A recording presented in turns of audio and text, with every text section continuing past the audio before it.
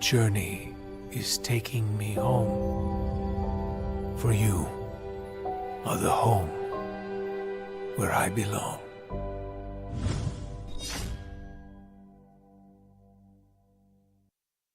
In this age of technology, martial arts has evolved too.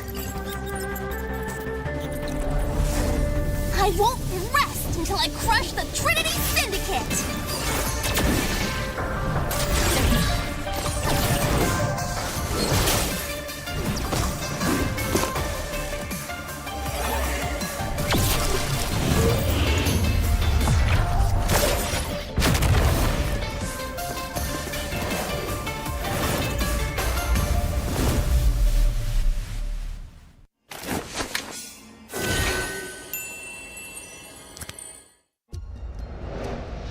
I am Optimus Prime. No one can outrun Bumblebee!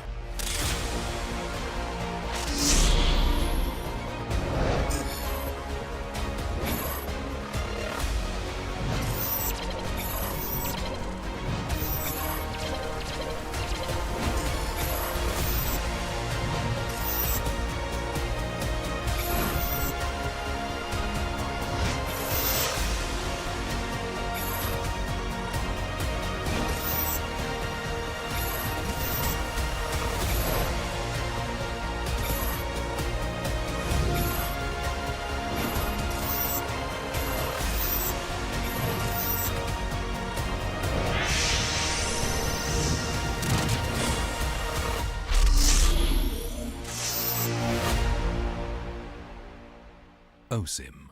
A crispier chicken McCrispy? So much crispier. Bite into an even crispier crunch with the improved Chicken McCrispy. Now, wouldn't that be nice?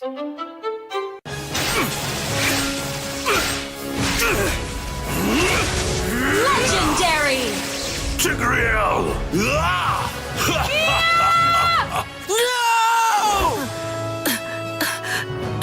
Tigreal, you are our only hope. We're not going to lose. Not today!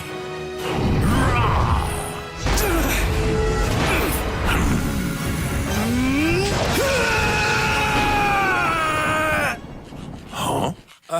What's going on with my hand? Ooh, why is it so itchy? Yee! Dandruff! Yo, your hand's for gaming, not for scratching. You call yourself a pro? You have dandruff! Tigreal? Tigreal, is that you? Yes, that's me! Do you want to win a match? Defeat Dandruff and Itch with Head and Shoulders! Move on to Head and Shoulders! Up to 100% protection! Dandruff and Itch! Wiped out.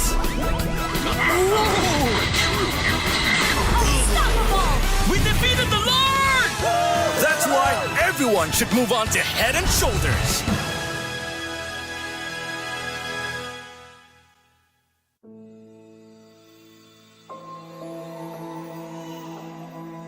It's all right, my little star.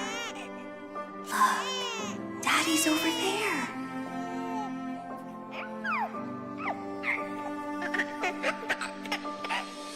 The calamity's approaching, and it will destroy everything. I'll hold it back and buy us more time. Nolan, protect our daughter.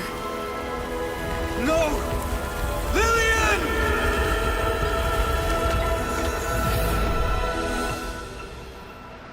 In 16 years, the calamity will return.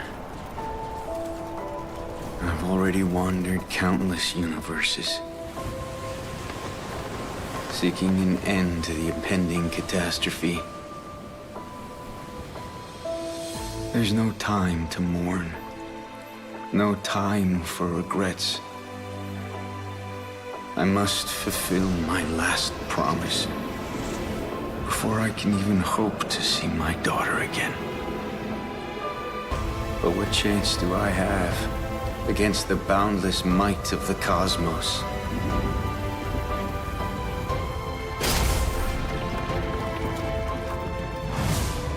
I'm sorry, my little star. I might not be able to return home anymore.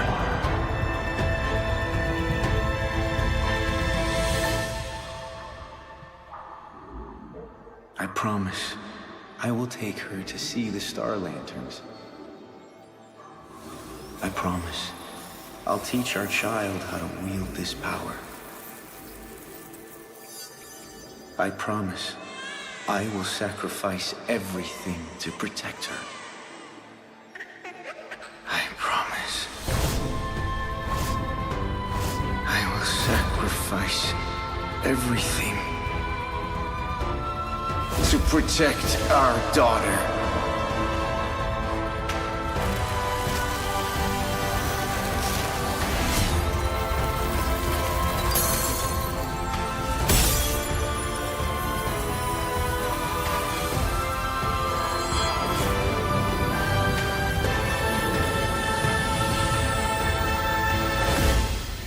In every fragment of my soul, the calamity's end shall be witnessed.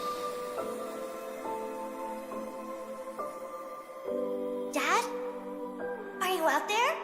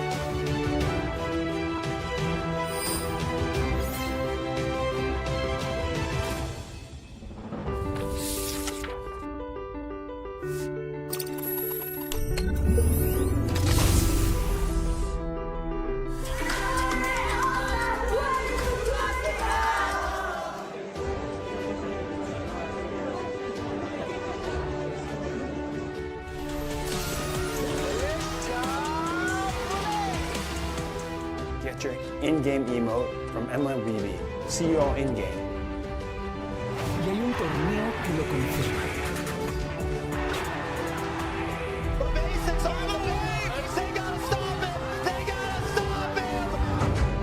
Blacklist kadrosu Incendios'ya karşı oynuyor olacak. Bu heyecanı şu anda yaşıyorlar. Blacklist ciddi ekiplerden.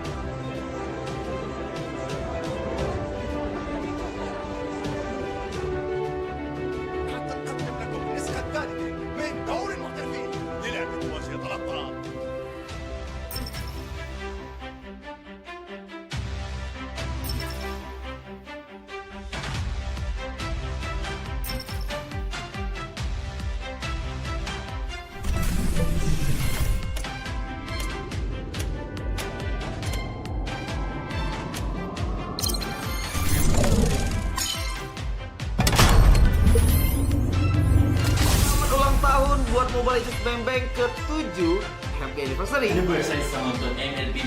Selamat ulang tahun yang ke-7 MLBB.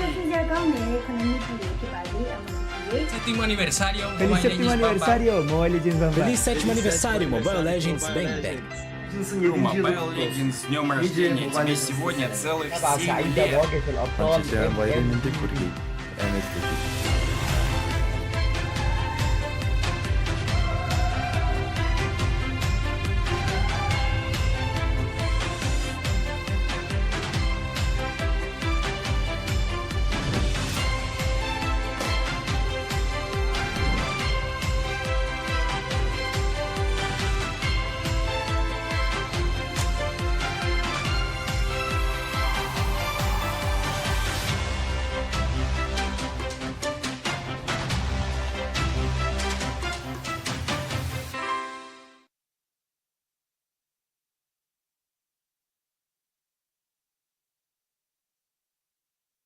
My name is Dewi. I'm currently the main roamer for Homebois SG. Hi, I'm Naufal, also known as Icon from Alchemy SG. I play as the jungler for the team.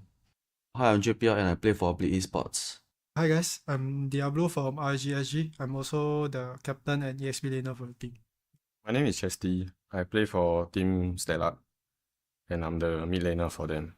I'm Powerful from Team Evil and I'm the jungler for the team. Hi, I'm Adam Yo, and I'm the captain and as well as EXP for Team Flash.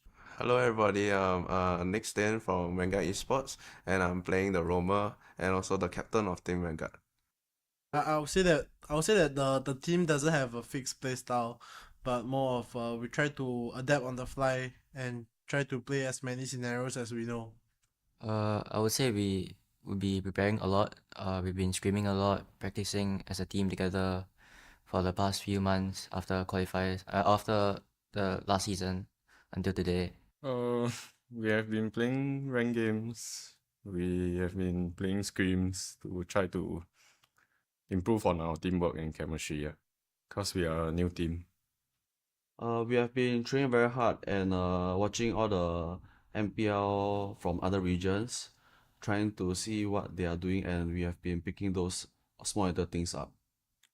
So this time round compared to previous season, for the last season, I think I started training too late. So for this season, what we have adjusted is like I have trained more with other MPL teams from other country, and we have started training earlier this season.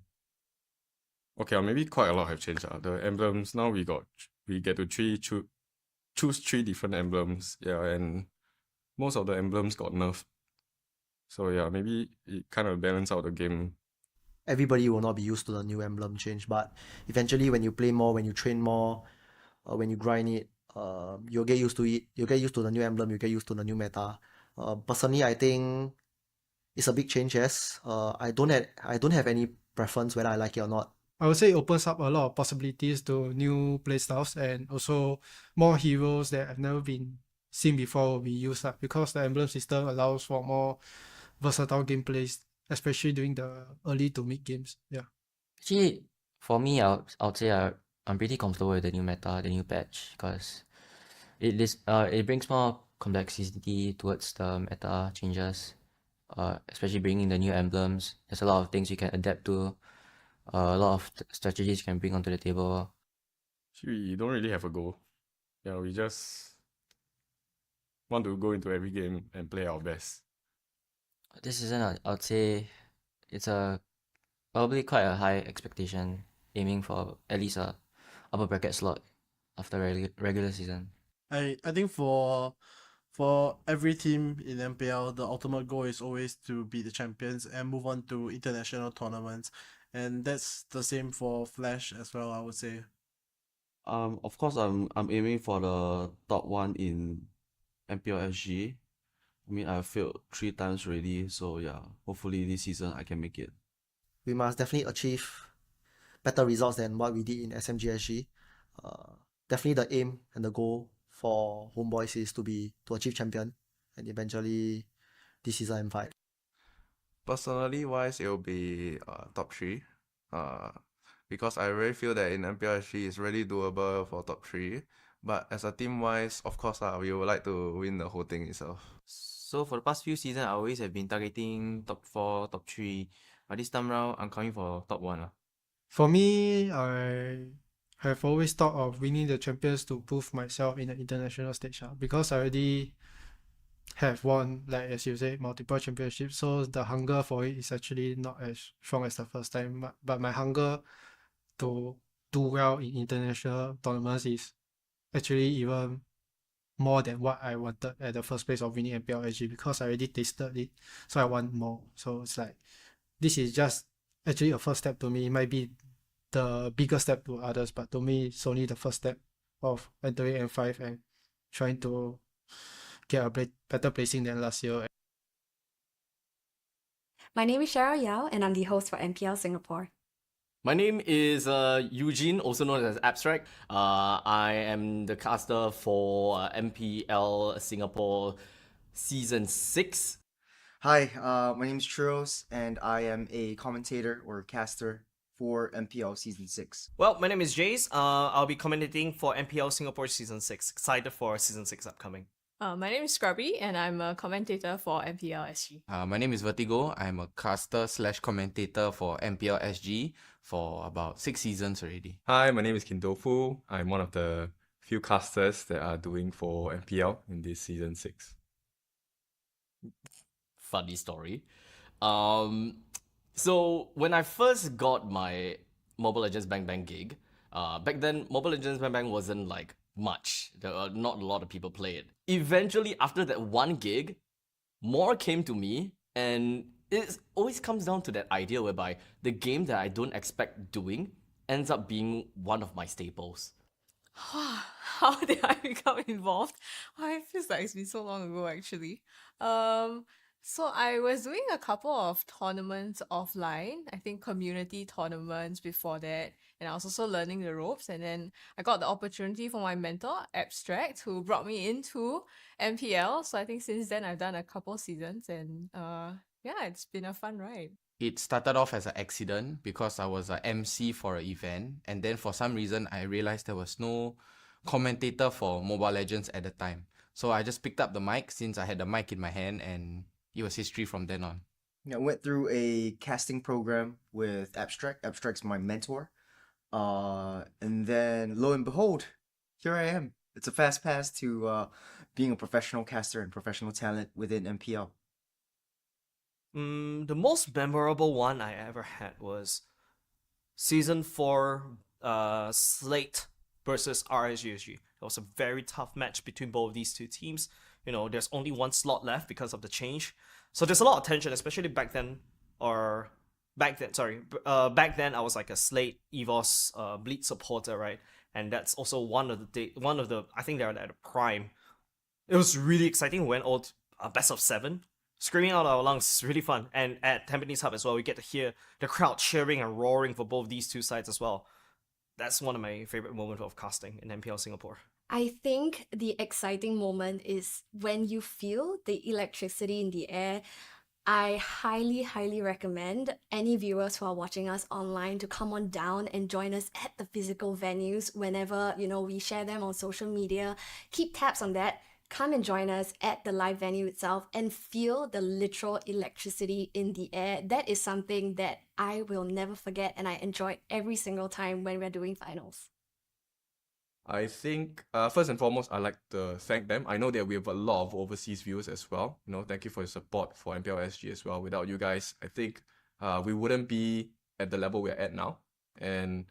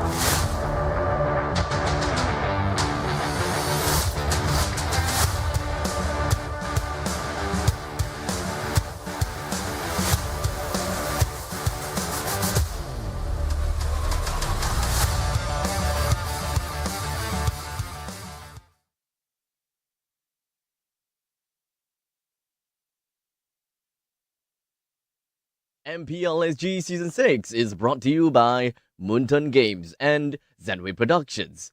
Presenting partner, McDonald's. The road to glory has never been tastier with McDonald's. Catch all of the MPL SG Season 6 action and complete the experience with a crispier crunch of the new and improved Chicken McCrispy with McDelivery.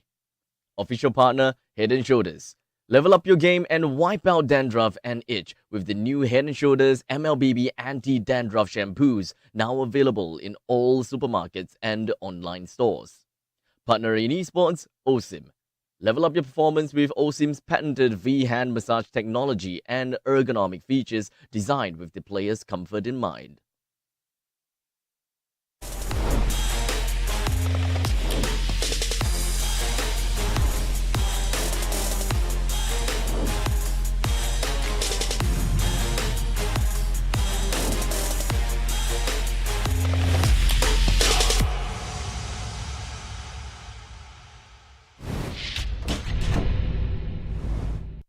A very good morning, fans and friends of MPL SG. Right now, we're in the midst of the playoff season now at day 2.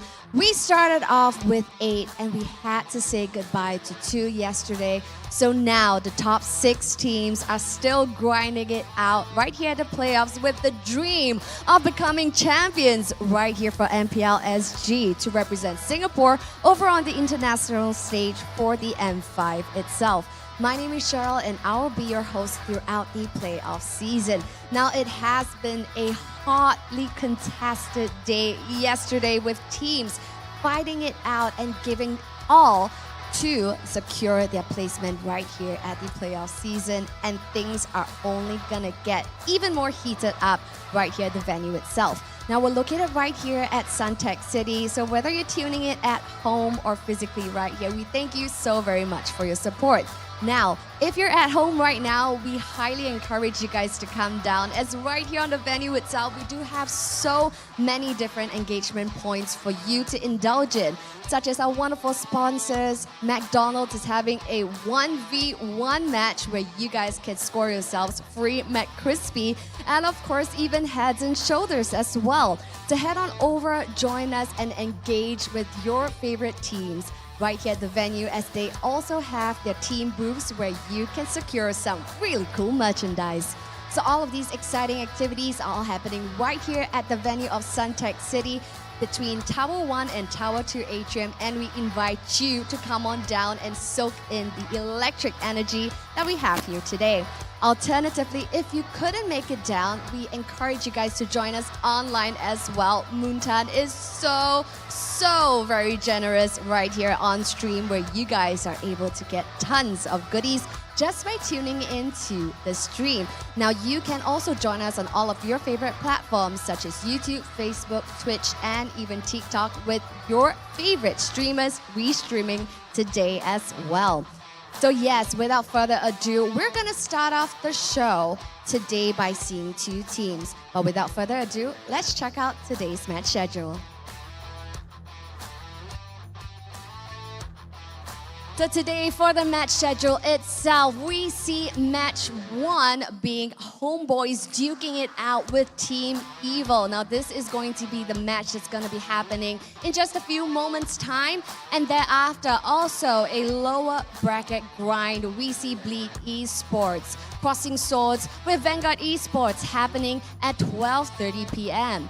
Now, for match 3, this is the upper bracket finals. Ladies and gents, this is a best of 5 where we see 2 titans in their own rights clashing at the Land of Dawn, and this is none other than Team Flash and our 3 times back-to-back defending champions, RSG SG, and this match that you definitely don't want to miss will be happening at 3 p.m. As for match 4 itself, we will see the likes of the winner of match 1 going up against the winner of match 2, closing off the show today at 6:30 p.m. Are you guys excited? Because I'm literally shaking right now. We don't know what's happening, but for sure, we will be seeing 2 teams go today once again, and we're one step closer to unveiling our champion right here for MPL SG. So I guess, without further ado, let's get started. For the first match itself, we will see Homebois SG going up against Evil. Now fam, this is a long-standing vendetta between these two teams because let's do a little throwback, alright? Even in the regular season itself, these two supporters from these two teams are already going at it. Even the players are playing, they're fighting in game, right? And of course, we have our supporters also going at each other in real life itself. So that's real chaotic energy, but we love chaotic energy right here at MPL SG. So this is an exciting match as well in terms of vendetta. Talking about Team Evil, you guys would know that they are hailed as the playoff princes, throwing surprise comebacks, especially during the playoff season.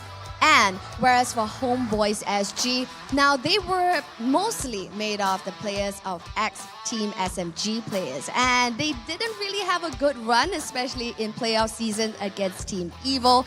So, will the curse continues?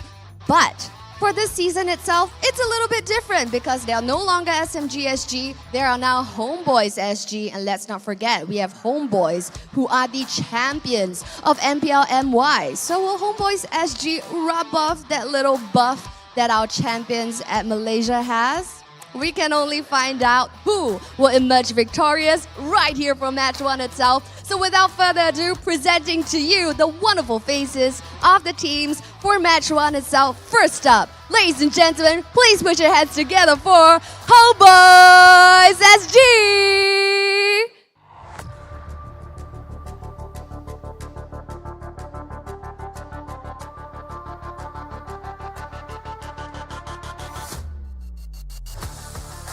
So yes, friends, right here today, Homebois SG is raring to bounce back after yesterday's game. It will require a flawless performance to have a shot at the crown and perhaps continue Daddy's Hood win streak.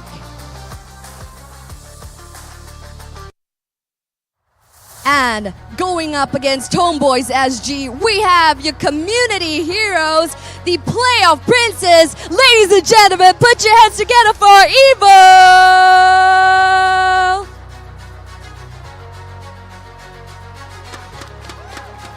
After a nail-biter series against Alchemy SG, will they be able to overcome an even harder hurdle? Let's put it to the test and welcome Team Evil.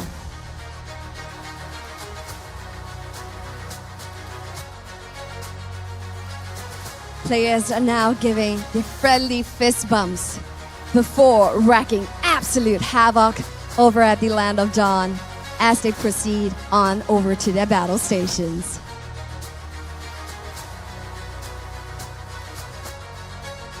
Now friends, this is going to be a true nail-biter of the match, even though it's bright and early right here at Suntec City at just 10 a.m. The roof of Suntec City is going to erupt right here with this chaotic energy that you definitely don't want to miss. Now, will the playoff curse of the wonderful Team Evil continue as they advance throughout playoffs, or Homebois SG will take on the Daddyhood buff and secure this win? I don't know which way it's gonna go, but I'm gonna hand my time over to the casters. Tell us more, friends. Good morning, ladies and gentlemen. Welcome down to MPL Singapore. This is day number 2 of our playoffs. My name is Jay. Joining me this time around on the desk is Vertigo and Churros. We'll be bringing you the hype and the energy of Homebois SG going up against Team Evil. How are you doing, boys? Well, I'm feeling ecstatic. I mean, especially yesterday. You had one sip of my coffee. That's what happened. Oh, that's the buff I'm giving you for now. I mean, McDonald's coffee is the best coffee there is, right? I mean, a little sip refillable. Of that, literally, no, not refillable, man. Well, back in my school, Singapore Polytechnic, shout out to you guys. What? Yeah, it's refillable. No way. Yeah, boy. Oh, I wish I wish my Polytechnic had a refillable. It's okay. You can go back to Singapore Polytechnic anytime you want. I wish, but enough of that. I mean, that's today right here we have the Homebois SG going up against Evil. I mean, what are your thoughts here, guys? I mean, I'm 50-50 on this. To me, all right, it's a very spicy match, right? We're talking about a pure Singaporean team, the only pure Singaporean team left. That's right. Currently in MPL Singapore, going up against Homebois SG, well, the sister team from Malaysia. Well, to be honest, I think that Evil, they had a very, very rough start. Even though they won the game against Alchemy, they were not very happy about their performance because of the fact that they trained very late. And to add on fuel to that fire, yesterday night, Homeboys ended the game at around like 8, 9 o'clock. They're definitely going to do the research first. Yeah, I think the most important thing about is the stamina. But before we go into more details about that one, you know, why don't I get Vertigo to just run through the roster of Homeboys Singapore? That's right, Homeboys Singapore. You have the 5 main boys here. You have Mitsuri on the goal lane, Pex on the middle lane, aka Nana God, right here with Virno Cure on the EXP. Super Jogs on the jungle, and Mr. Not Poultry, but Dairy on the roam. Yeah, he's definitely having a bit of a lactose intolerance right there. And I guess that's how he came up with that name. But before we go in, oh my goodness, I should have been giving you the Team Evil one, right? No, I'm good, man. I'm good. I'm both. I'm 50-50. Anyways, I'm going to throw it over to Trills to run us through Team Evil's lineup. Hey, I am Are you an Evo fan too? Yeah, I am a huge Evo fan. You're a massive lalang right here. I'm not. But okay, let's get back to the roster right here. Yep. Similar rosters all the way through. Coconut, Jaces, Twist, Powerful, and Carrot. They have had success in the long extended team fights, and Twist finding the right flanks and the right angles. They have the same recipe for success. And whether or not they can get Coconut up to speed and up to par in the late game is entirely up to them. Yeah, I think we joked about the fact that if Coconut has a plantation, you know, he can water his whole his farm. You know, you water this coconut tree so that it grows in a big, massive, strong coconut tree. He will bear the fruits. He will bear the fruits of victory, right? But speaking about victory, we'll be going into the keys of victory very, very soon. But something we have to highlight because, yeah, we talked about the momentum and the stamina. That's right. Both these two teams are taking a little bit of L's, even though they're in here in the playoffs bracket as of now, still ongoing. And the best part is the loser of this particular series, they would not be, you know, relegated out of MPL Singapore seat. You'll be able to see them next season. So, I mean, that's not exactly like a good thing. It's play to win, don't play to not lose. That's right. But you know what? I'm going to give it to Shiros on the keys of victory for Homebois SG. For Homebois SG, right here we have avoiding prolonged engagements against Evil. Like I said in the Evil roster lineup, Evil really likes this long, prolonged team fights. The longer you take in the Lord Pit, basically, Evil's gonna chow you down, melt you down, and then they'll overturn the situation with their magic of team fights. But Homeboys, they like to find pickoffs, so they have to be very, very careful about finding that right time and that right angle. Catch out Twist on route to team fights. So Twist really like to find the angles. Dairy really has to pull his own weight, open up the maps, and find intelligence on where Twist is at all times. Split pushing for turrets is always an option. It's objective. They struggled against RSG. They have to reset. It's a new game. They have to play towards the objectives. That's right. And Evil, to a certain extent, it struggles to kind of close the game, especially from yesterday against Alchemy SG. And I really like how, you know, these KTVs are really important. We talk about, you know, massive pokes coming off from Pex, hopefully on the Novaria. Beyond your cure, the most important job is to basically screen and make sure that you know where Twist is on the map. And speaking about knowing your enemies, why don't we go to the keys of victory for Evil? Yeah, I mean screening. I mean, you talk about screening, right? That's literally a basketball term. Basically, in MOBA term, what we call it is zoning. Yeah. In a way. Yes, exactly. But, you know, of course, the first keys to victory for Evil is going to be aware of Homeboys pick off on goal lane. And we all know, everyone knows that, you know, the weak point of Evil is Coconut. But can he pull his own weight? I like the fact that you said it yourself. I said it myself. Even you, I have to be Evil fanboy. I have to be truthful as well, I right? appreciate this kind of fan. Yeah, we can see the cracks or the chinks in the armor as well. And you see Coconut's true carry potential in the late game. So that's right.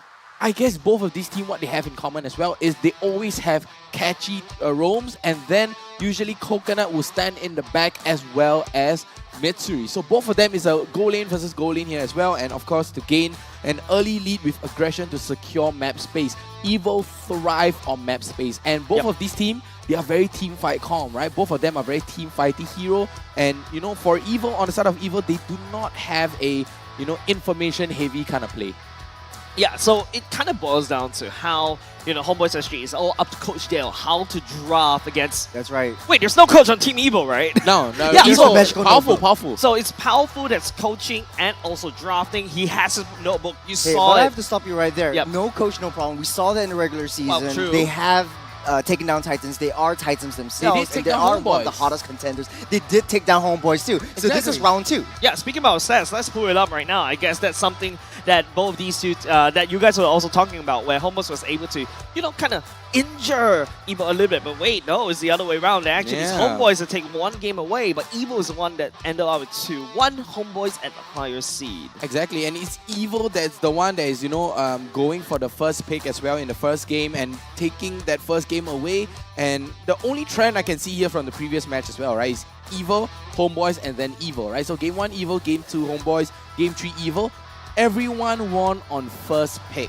So to get first pick here would be the priority for both teams, but it all depends on a 50-50 coin flip as well. There's a key difference over here. This in the regular season, Homeboys actually rostered in Enya in the gold lane. Mitsuri, Evo hasn't had a chance to face up against him in a competitive scene. So I don't know how that would change up. I don't know how the one-to-one They did, matchup but would be. that was ages ago. It was ages ago. Yeah. Yeah, I think season 2, was it? 2 or 3, around 2 or 3. Yeah, 2 to 3. Very long time ago. Long time ago, but then again, the most important thing, actually season 2. Oh, but the most important thing that we also have to take note is exactly what I was talking about earlier just now. Singaporean team, at the very least, for Team Evo, is the only defender of a pure Singaporean team going up against a sister team, a Malaysian sister team, Homebois SG. So there's a lot at stake, especially the Singaporean pride that Team Evo is holding up for themselves. So it's Singapore versus Malaysia? Hey, don't stir it, don't stir it. We don't want to go that direction. Don't stir it, let's never, no, wait, we back up a little bit. So it's the...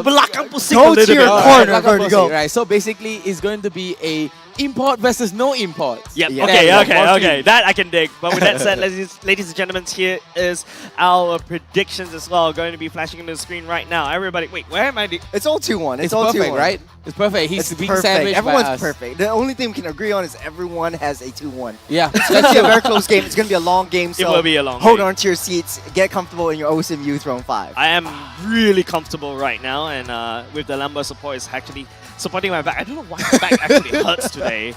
It's probably one of the signs of getting old. You've been carrying too much in your typical in your prop games. Yeah, but then again, I would like to also hear what you guys think on YouTube and Facebook in terms of your own predictions as well. Is it I'm the one that's right, or they are the ones that are right? Actually, it really makes sense. I'm the one that's right. Hey, Singaporean pride and then Malaysian right here. Hey, come on. Oh, Exposed. Oh my god, this expose is actually getting a little bit too far. But of course, shout out to all the Malaysian fans that's also tuning in from YouTube and Facebook as well. You guys also, Apa khabar, bang?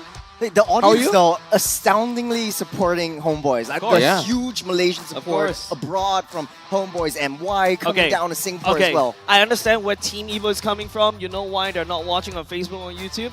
Because Why? they're right here in the venue, ladies and gentlemen. So that's exactly what you need to do. Come on down to Suntec. This is only the first game, the first series. You have plenty of time to head on down to Suntec Singapore as well. And don't forget, you can even watch it on the way down here from the checkpoint. From the checkpoint, no. Even from the checkpoint. Yeah, if you're from from the Johor, checkpoint. Yeah, if you're from Johor, I mean, from the checkpoint. There might be a little bit of lag because of the telco. Oh, yeah, it's a little that's laggy. besides the point. You just switch data roaming and be We'll done with switch the it. data roaming, and then we'll come back All's in. good, all's That's the good. beauty of the digital age. Yeah, boys, of course. We're basically almost less than a minute into the draft pick. I think it's also, we guys shared a lot of things that, both these two teams need to do, right? You don't want to face Team Evil head on. You need to use picks, especially to find the pokes. You need to use Dairy to find a pickup at the same time. At the same time, Powerful needs to have this very strong jungle presence in order to snowball, to put pressure off Coconut. But then again, that's where Homebois SG can, apply pressure to the goal lane. So there's a lot of things at stake right here, especially this is the lower brackets. Loser will end their journey right here in MPL Singapore. It's a lot of stakes. It's pretty much like a Hydra. You have to have many heads doing many things at one time. A lot of simultaneous things. Multitasking. Multitasking. At the end of the day, though, like the team that wins, this is a game of macro and patience. That's It's right. all about macro and patience. I think both of them are equally eco and micro. It all boils down to the macro. The decision making. With that said, ladies and gents, let's see the decisions as we go into the draft of first game. Right off the bat, I just want to start off that Rock is going to be very, very hotly contested for Homeboys. They know that Evo likes to play the long game. Rock can reset the Lord as much as they like or deny them from even starting the Lord in the first place. But going for the Baxia ban and instantly just banning out the Angela. Evo do not want anything to do with the Angela, but Homeboys, they recognize how strong this Baxia can be. Powerful, and the Baxia has almost been undefeatable. Almost 100% win rate in a sense. Yeah. Almost. Almost. Yeah, Very it's a high, very high chance. priority hero for Baxia just because of his passive. But we've seen, like, okay, you know, yesterday in the game against RSG, what really blew my mind was that the Esmeralda was picked up after Baxia was picked. So it's like you're picking a countered hero on that game. So banning Baxia would be a very, very good first ban going over to Homeboys. I think they might try to open up Nolan. They might try to open up a lot of these high mobility heroes. Play the map, play the rotations. I mean, banning out the Novaria is really good as well, right? I mean, we saw how Homeboys used the Novaria to their advantage in the previous matchup and, you know, during the regular season as well. But, you know, they just don't want to deal with the Novaria at all because they might want to go with the Nolan, like you said. But the Nolan has to be very utility as well. Both teams, Homeboys, Super Jogs, as well as powerful jungler to jungler, they both love to use the utility jungle. Look, Nolan instantly banned out. Yeah, Evo doesn't want to give it over to the hands of Homeboy. We know how Jogs is. He started his career off as an assassin player, so you don't want to give any form of assassins to him. You know that now Nolan can be built in the pure damage and the semi-tank kind of build. I mean, only if your EXP goes tanky. But then again, it's like a Lancelot, right? It Like is. you can Tank build a lance. tank, you can build a semi-damage, and or you can go on full-on damage, right? You just invest everything, go in, burst people down, and leave, and then you got this dash that's on super low cooldown that allows you to just, you know, create a lot of space. You have a Purify to get out of dodge as well. Man, it's everything in that one kit, and that's why it's definitely ban-worthy. Play of the day yesterday for me personally was that that one. Nolan just walking in. Yep. And just Hades, bro. Yeah, Hades. It's gonna scam me. But hey, this is about Homeboys and Evo. I'm really just thinking like Homeboys really wants to secure a support roam. I think they want Raph, to go with Edith. a Raph or a Florin might work well here, or you know, being very, very flexible with the Edith. But I don't think that Derry should go with support roams. I think he should just stick to his guns, go for something that has a lot of setups. They will start off the first pick though with the Valentina. A lot of flexibility right there. You define the draft for Evo just because of the IMU. I think the Valentina right here from the side of Homeboys is a dissuasion, you know, it's to basically dissuade the pick, especially on the Khalid, because the Valentina can always easily take the Raging Sandstorm away from Evo, and that's exactly what Twist likes to play. Oh, he now loves that the it. Terizla is already banned away, and I mean, what's the next best thing about apart from the Khalid, right? I mean, It's they can still go for the Khalid, right? I mean, their They main can. priority They is the still can. Ixia. They want Evo love to fight you right in your face, close quarter combat. Yeah, the thing is, like, they are trying to force the the Edith pick. priestess So of the Edith is going to get picked up. Alright. Then The Furniture or Hex is going to use the Valentina, take in the Primal Wrath. He's going to do a lot more damage with Edith's ulti. So I think everything is going according to Homeboy's plan as of right now instead of Evo. But Evo is just going for sticking to their guns, trying to go for a Clash comp kind of synergy. Yeah. This is still very standard, right? Very Coming out standard. from MPL Singapore, right? You got the Edith as being first pick so that you can flex it. The Franchon can also be flexed as well. Evo right now is not giving a lot of information over to Coach Dale, but Homeboys SG was their next two picks. Oh man, I think they should just pick up the marksman first and then just try to win the marksman lane. I think this is their best bet because Homeboys plays a very, very heavy pick-off kind of play style, and that is very on brand for someone like Homeboys. Really just target and punish anyone who is left alone. Evo, as long as they split themselves apart, they are gonna have a tougher time against in this game because you really need Twist to just do that job on the offside. Now, Homeboys, like I said, the Grok is gonna be highly contested. It's gonna be picked up right here, just because of the fact that the wall is going to deny the Lord Dance, and the Mortis, they want to secure the early game. Wow, but the Faramis pickup from Evil side though, that Faramis is just gonna, with the Nether Realm, we know how much Evil loves to fight, and Homeboys, they do have that pickup from Grok as well with the Wild Charge, but this time you do have the Faramis with the Nether Realm to kind of deny that the Wild Charge fight. Alright boys, just hear me out right now, right? Team Evo, they want to fight is fine, they'll be walking around their pack, you know, enjoying that secondary life you get from the Nether Realm. But then again, Homeboys, they brought in this Grok as the wild charge. It kind of like, it's exactly what you want, right? So how is Team Evo going to play out, especially when they pick a Faramis right into this Grok? They want to, I guess, waste resources coming out from the side of Homeboys as well, right? I mean, yes, you may have a Valentina, but they want to use that Grok ultimate right for themselves to deny pick, or rather waste that wild charge on them. You know, there's two ways to play a Valentina, or draft against a Valentina for that matter, is not to give her any ultis at all, or to give her too many ultis, too many options to choose from. Oh, that's true. Too many options and then better. you can replay however you want. Like, you can go in first with the Call Alter, you can pair it with the Fredrin's Call Alter? Nether Realm. Yeah. Yeah, But Nether Realm. okay, it's so basically you either give him one candy, that's right. or don't give him any candies. Don't give him any candy, or you give him too just much. too much candy. He gets diabetes. That's right. That's right. It's basically just, you know, hey, don't let this one Valentina define my draft. We just play to our own guts, and this is what the Clash comp is all about. For Team Evo, they could very well at this time pick up a double support mid. So you have the Faramis. You can either pick up the Rafaela, give you a little bit more movement speed, so you can get to the back line a little bit easier. You have a second life. You have heals on top of the Nether Realm.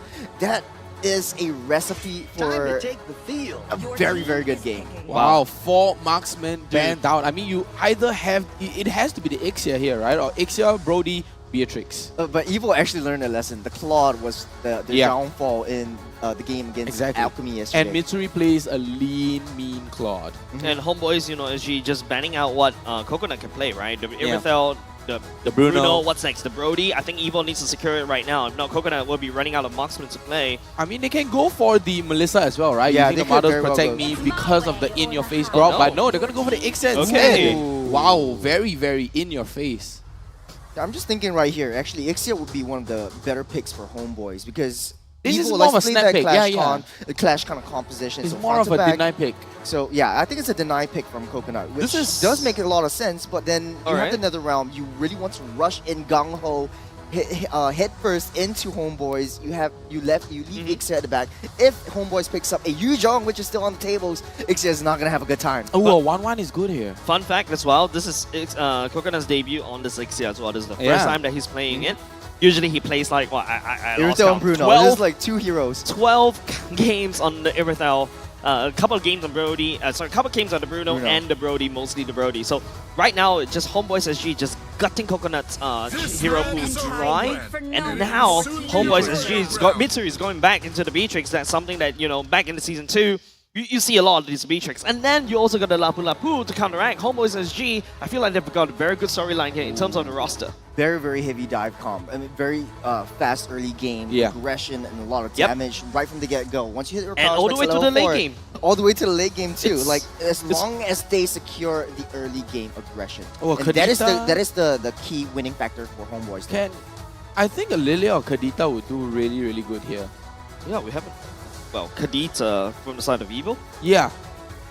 Then you have the Faramis as the support. Yeah. It is viable. You have the Faramis as a you support really need some instead. form of defense. Their Yuzhong was Oh, picked up. wow. Yeah, so it will be the Edith and the Roam. You have the Faramis with fast wave clear roaming together with the Edith. So very, very high. This is a kickoff from early bloodbath. game. Yeah. This is a full-on bloodbath here on the side of Homeboys as well as Evo. It's team fight against team fight against team fight. To be honest though, I don't understand how the Yuzhong has been left all the way to the last pick. I mean, they already know, right? I mean, Coach Dale, Mr. Big Brain, Mr. Worldwide, he knows the Yuzhong is going to be picked up. So he's like, you know what? I'm going to give you the Yuzhong.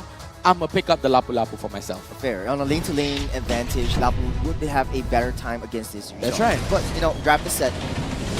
Draft is set here, ladies and gentlemen.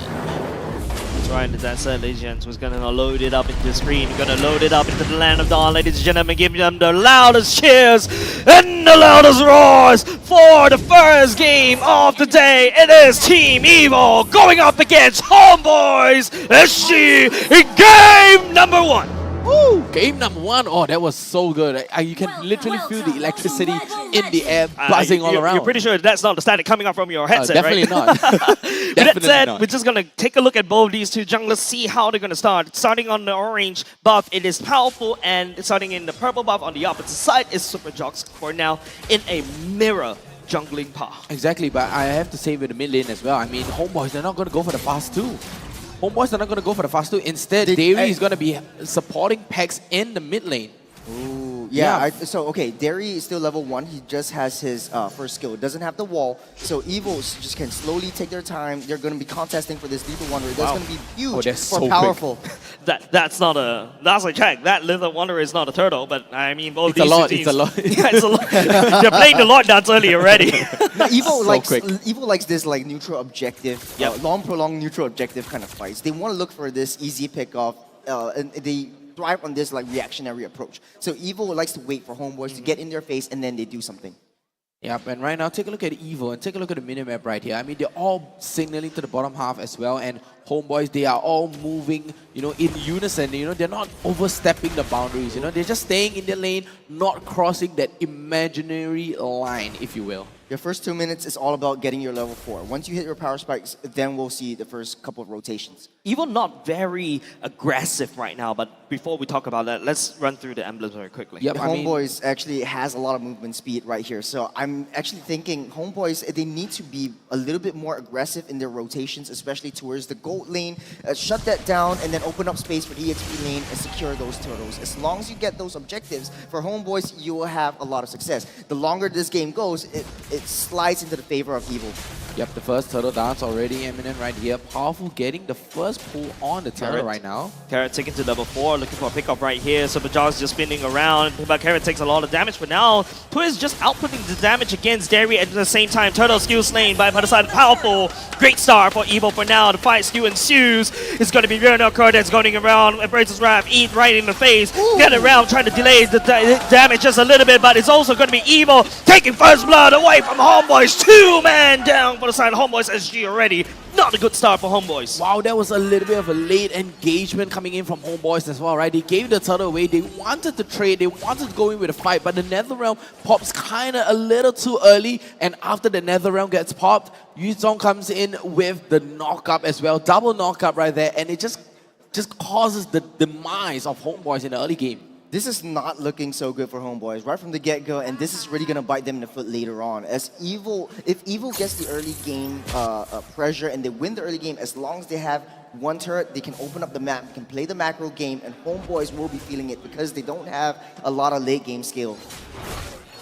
A lot of resources already spilled into the first turtle as well. And right now, Evil, they do have a nice, considerable lead. Pex takes a little bit of damage though. Earth Shadow knocks him up, but not much is going to be happening right here. I mean, they're just trying to gain information from themselves, right? Evil, we all know they are trying to get more information, like, you know, as I would compare to JPL, right? He's the information giver right there to the team. To be honest though, Homeboys with a lot more movement speed, they should be able to rotate into the jungles of Evil, but on the top side though, Gary protecting Mitsuru with his life. Yep, the bomb goes off, but there's going to be a turret dive coming up from Evil at the same time. Coconut outputting the full barrage right there. Mitsuru, not long for the world, will be taken down. Cult Altar, NetherRealm, committed by Jason just for the added survivability. Derry has already blown away the wild charge, but Evil is still going to knock onto the doors of Homebois SG in the top side turret. Wow, and just taking down Mitsuri right there is just so much value coming out from Evil as well. And because of that gank on the top lane, it grants them that map space. It grants them space to move around, gain themselves information, and map control as well. Even total priority as well. Yeah. This is the Evil that we all know and love. The aggression that we see from Evil. This is very on brand for them. Coconut though, getting stunned up. Oh, Coconut this time round will get a few slow slap. Vernal Cure flickers, sidestep, but not enough to finish the deal. The turtle shields coming in just nicely for him to walk away. What a clutch turtle shield coming out. What a luck. Right at the last moment. And you know, Evil, you know what they'll tell you? They'll tell you, oh, it's all planned. It's all part of the plan. They'll say, oh no, it's just lucky. There was a faster lane swap by very fast. So put Beatrix out of harm's way and then leave Lapu right on the top side. So Vernal Cure is going to take care of Ixia as of now. Taking a lot of itemizations, already first core items being built up by a lot of the key members of Evil. Look at the stark difference here. Molten Essence, you have the health necklace as well, Steel Leg Plates, and on the other side, the Super Jocks going for the Fury Hammer. Mitsuri at the same time. Look, no boots, ma. Yep. Look, ma, no boots. Look, ma, no boots. Fury Hammer and double Legion Sword already. So you get that early game damage, and as well you got that BOD coming up for yourself. Praises Wrath flickered away. No, just actually flickered away just into safety for now for the side of Pegs. Yeah, just Homeboy's taking these L's and they're trying to look for some value on the map right here. But then again, it's Evo that's dictating all the roster and the rotation right here. While top side, 2 members versus 2. Bottom side happening at the same time. Powerful just absorbing onto Mitsuri. That's Pegs going into Cold Altar at the same time already and bombs away. Wow. Doesn't tag onto anywhere. With the wall charge as well. Mitsuri falling down a little bit low. So much damage coming from Evo, zoning Homebois SG away from the turret defense down bot. Powerful, literally just soaking up all that damage, and the Appraiser's Rev coming in clutch and slamming Whammer Jammer right in the faces of Homeboys. The early game, 2 kills by Evo actually put Evo up on top. As a Martis, you really want to be on top. You really want to snowball, but Powerful 2 levels ahead of Super Jocks. This allowed them that space. You don't have to kill anyone though. You don't have to kill anyone. You just have to open up for the objectives. Man, Vanguard, Bravest Warrior just committed in front of 4 members. Doesn't want to commit to the fight at all. War Axe only just built right now. Homebois SG, they're not in a good position to fight. Yep, and there is a very, very big deficit as well. I mean, 3.4k here, and Homeboys, they have 2 options right now. Either they're going to be passive, get all the resources that they can, or even try to contest and try to turn the tide, if possible, in a 5v5 team fight.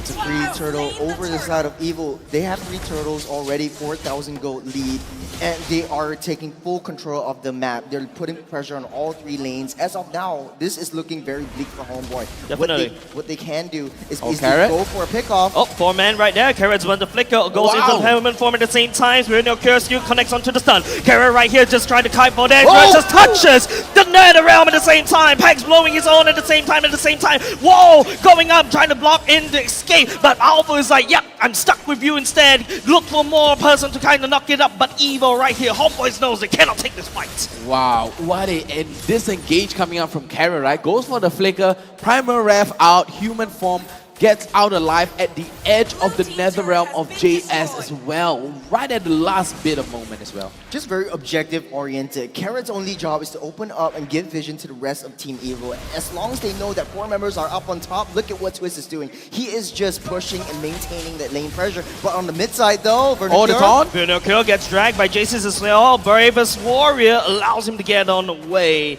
Man, Homeboys knows they're not able to find any value at all in these team fights. They're 5k behind. They need to try to find and scout some gold elsewhere. Yep, and right now, take a look at where Carrot is. Just giving information to the team, T-posing in the jungle of Homeboys right now. And Evo, they are 4.7k ahead. Homeboys right now, they need to take the resources that they have before it's going to be suffocated out of them. We are seeping into the late game though. Homeboy's only insurance is that Beatrix. As long as Mitsuri gets his farm, gets his core items, Powerful in the purple buff. Nice on right here will be Powerful just tagging onto Pegs, but he does have Nether Realm still available for now. Twist coming in for the spin. Super Jocks right here, has to just cannot find anything at all. There's no way for Homeboys to basically answer against Evo because they're all severely on the farm. Yep, there's a 4-level difference between Powerful and Dairy right there. That's a big, big deficit. Bravest Warrior already committed just to keep that middle turret surviving. I mean, that's their main priority, right? The moment the tier 1 turret for the mid lane is cracked, everything will be cracked open. It's the main crack in the shield. Okay. This is the first big test for Homeboys though. Lord Fight. Lord Fight's going to be very important. Not sure where the Super Jocks is. Far away, no way to take this Lord. Lord goes into Evil for now. They can't contest. If they go in, Evil is going to ditch the Lord and just fight them. It's just using the Lord as bait. The Lord is just an added bonus. When the Lord pushes in, Evil definitely will get that first tier down on all sides. At least the tier 2s down on all 3 sides as well. And right now, Homeboy, they're just trying to get what they can. And Evo, they are taking control of the map. They're freezing out the lanes. They're freezing out all the waves. And let's take a look at the items that are going to be coming on the screen right now. But Vanguard, that's also going to be the Earth Shadow right there. Vanguard goes into Sky for now. But Evo is just, making sure that Homebois SG is well screened for now. But Powerful dashes over. That's a wall being built by the side of the Dairy at the same time. No follow-up coming up from Evo. Alpha one-man army against the rest of the army of Homebois SG. Look at that gray health, guys. Look at the gray health coming out from Powerful. Look, it just instantly pops right back up because of the Sky Guardian helmet. The fact of the matter is, he is a tanky boy. He's taking 1v5. He's not taking a lot of damage. He's dishing out so much more. Evo is taking full control of this game. I don't know about you guys, but it really looks one-sided. Evo has so much damage, so much control, and with that, Ixia slowly but surely building up that core. Coming in. Oh, Derry! Knocking out Evo from sky high, but then again, Evo won't return the favor. Coconut letting the full barrage onto Homebois SG right here. No casualties for the side of Homebois SG, and that's just a consolation prize for Homebois SG. Wow, what a micro play coming out. I have to point out Not as good well. enough. They need more. They need a miracle. They need more, but Coconut with that micro play flickering out of that wall charge at the very last moment, and that was just so quick. And the moment he flickers out, full barrage at an instant. Their carrot is creating so much opportunities. Every time an onward is there is someone from Evo just following up, and that Coconut just standing in the back lines doing so much damage. Even though they don't get any kills, Homebois are forced to reset. That's a lot of time wasted. Yep, a lot of time wasted means that you cannot farm your jungle, means that Evo can take away the jungle, and then just set up shop right here, and that's exactly what Evo is doing. Even the damage coming out, here comes a full barrage coming up with Coconut at the same time. Getting well committed by Jace's. Bjornker tried to die for Coconut as well, but he's the one that gets stuck in no man's land. Flicker over, but Jace's asks, where are you going, stepbrother? And he will drag him down to death. What a pullback from JS as well to re-engage, and they know that microplay is going to be coming out from Vernocchio, and right now it's going to be a 5v4 into the mid lane. And like I told you, the moment that Duran is cracked open, that Stepbro is going to get pulled back over and over again. Vernocchio overextends his stay. Man, Vernocchio had that one plan in mind. His plan is good, but Homebois SG, they're not ready for this fight. Evo, 8k goal lead ahead, 0 dams, mind you, Churros. Evo likes to play this long extended team fights. Remember the keys to victory, and this second lore, the 12-minute enhanced lore, is going to be the biggest test for Homebois. Evo drawing Homebois out. They know that they do better in the jungle as long as Coconut is in the right position, but they're not having this long extended team fights because they're trying to keep Homebois at bay. They're trying to rush down this lord, trying to force in a team fight right now.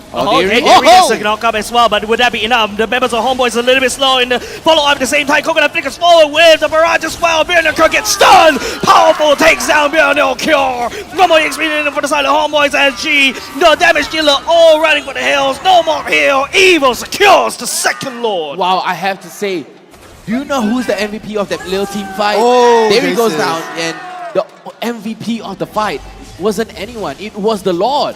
The Lord got a 3-man knockup on the side of Homebois, and the full barrage just goes to town. I'm serious. Take a look at the replay. The Lord was the 3-man knockup right there. You know, usually Evo, at this point of time, you'll try to clear out all your jungle, try to lure your enemy out of the base, but Evo is just skirmishing everything that Homebois have. 10k gold and counting. This Lord will be critical for Homebois. Mitsuri really needs to clear that waves and clear it fast. If 3 lanes are all destroyed, Evo are going to take control of the situation and just extend their lead even more. Your lead is already 10k. How more do you want to extend? 20k, 20K. Churros? Let's do it. Man, how Let's is do a 20K Evo? game. Okay, how is Evo able to execute this without a coach going up against Mr. International? Powerful is just reading into their minds. He's just playing his comfort hero. He's just doing Black powerful Dragon things, but hold on. Black Dragon form, hunting for Mitsuri as well, and creating space as well. Homebois SG, no way to basically step forward. They're looking for a pickup right here. They're unable. Okay, Wild Charge come into the swing time, but here comes the barrage. The damage that Homebois SG cannot actually hold. And Mitsuri coming in with the Nibber's passion at the same time, trying to wave clear. But Evo cracks up on top and bottom.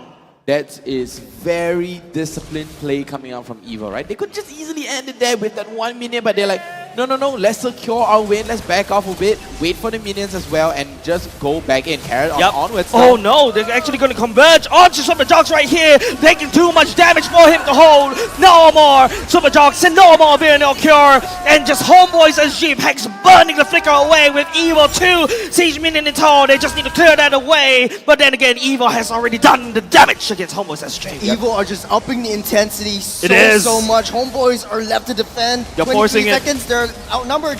They're massively forcing in the minions. The evil minions are streaming in, and the core is taking the punishment right here. Barrage committed by Evo and Coconut, and Homebois SG desperate to wave clear, desperate to make sure they don't give game number 1 over the side of Evo. The core, quarter HP right here. Evo just don't for the victory, go for the home run. They take game number 1. 13k gold, 0 death coming on the side of Evo as well, and you can see the passion coming up from Powerful as well. Perfect game coming up from Evo. Homebois SG did the I don't know, the superstition awards. They're just sitting ducks. They can't do anything at all. It was just so one-sided, Jays. How? This is just evil Bankai. It's just their superpower. They have like, we talked about Transformers yesterday. After yesterday's game, they're like, I like the fact that he's the one that came in with the Bankai reference, and he doesn't watch Japanese shows.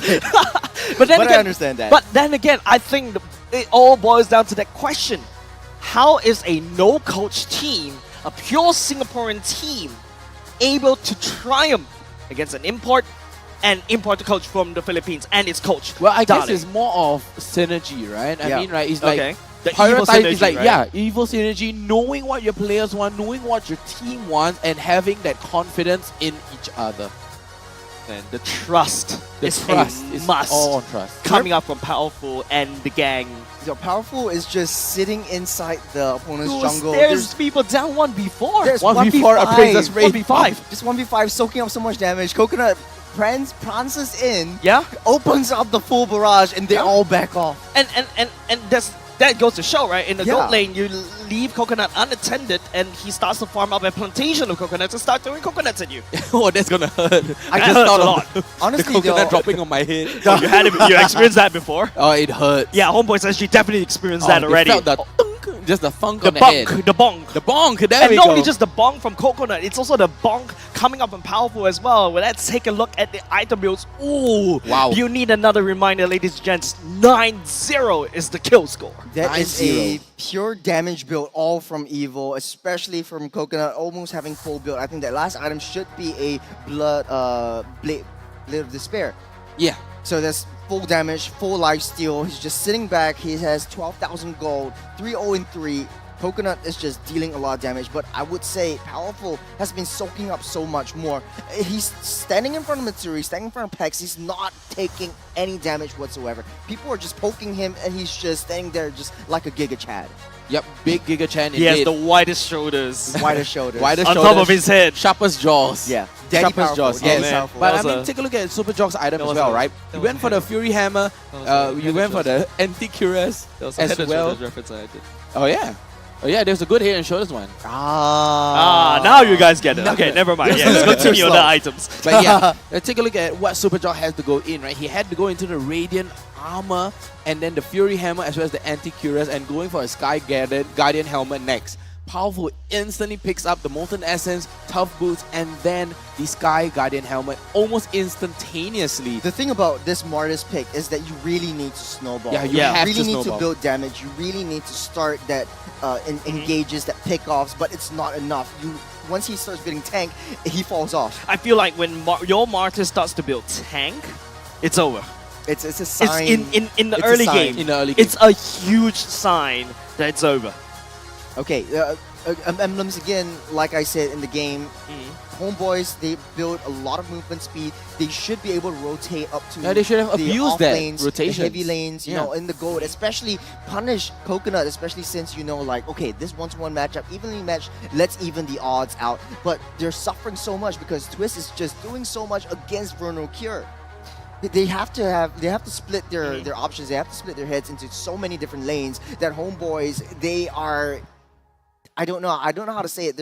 They're discombobulated. They don't know what to do. Discombobulated, yeah, there we go. I remember talking about how Homebois SG, if it's a dairy catch, if it's beer no cure catch, yeah, it makes it seems like, you know, they're just throwing the bodies out there, right? But then Yeah. again, if the rest of the whole team just doesn't follow up, yeah, and it makes the whole team look bad because this is a 5v5. This is not a 1v9, right? No.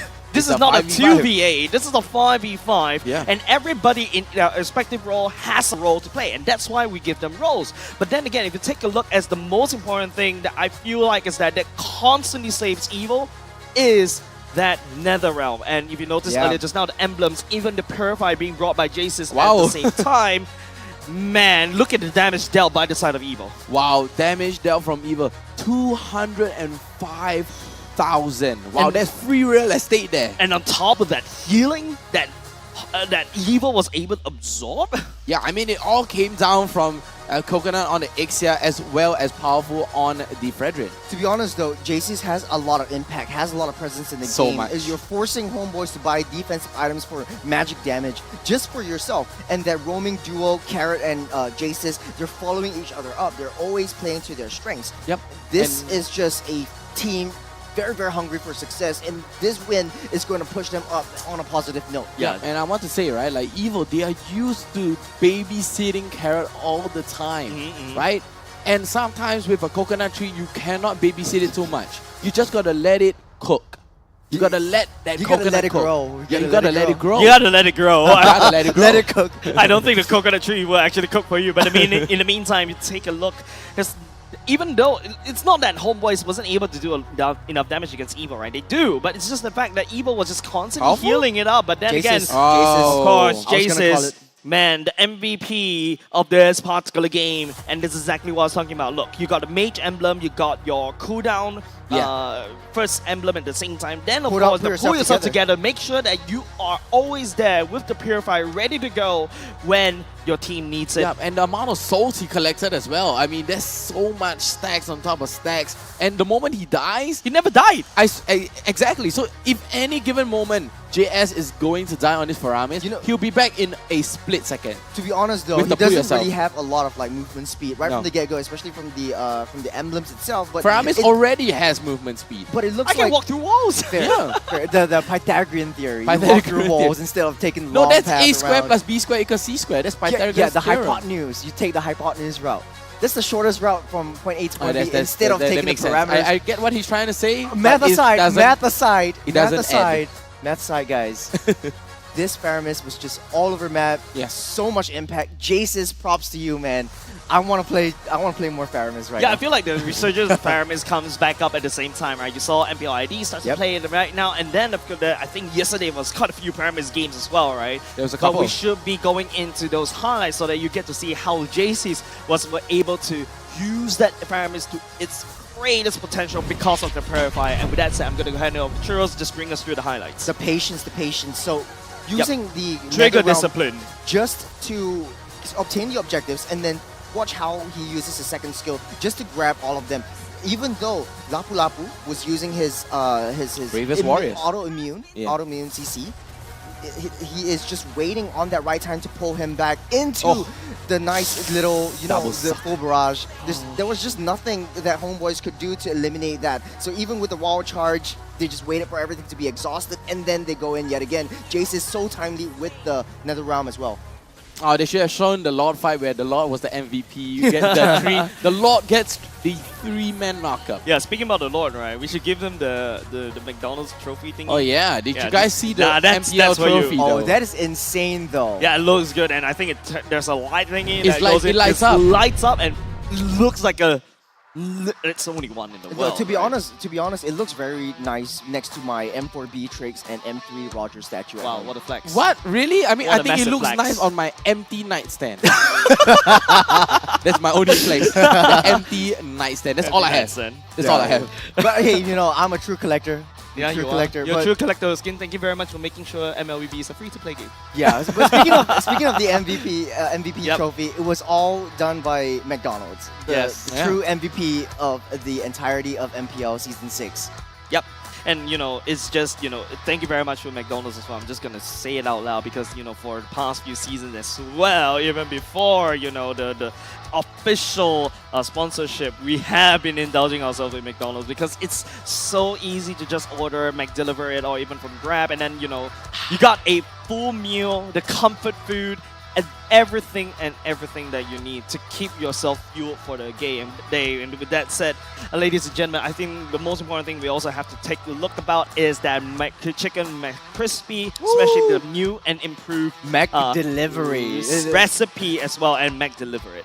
I'm trying to think of it as Abstract's voice, in Abstract's voice, you know, chicken McCrispy and Mac delivery. Delivery. Well, every time the thing shows up, the segment shows up. It's all. Okay. But anyways, I remember you guys were talking about me yesterday about my post, and then now you have to talk about Abstract. Well, that's cool. I like the fact that we're pulling in the casters even though they're not on the desk. But okay, Abstract, you're listening to it. You have to get this because I'm pretty sure you can't eat spicy at all. That's not all, right, Jace? Tell us more.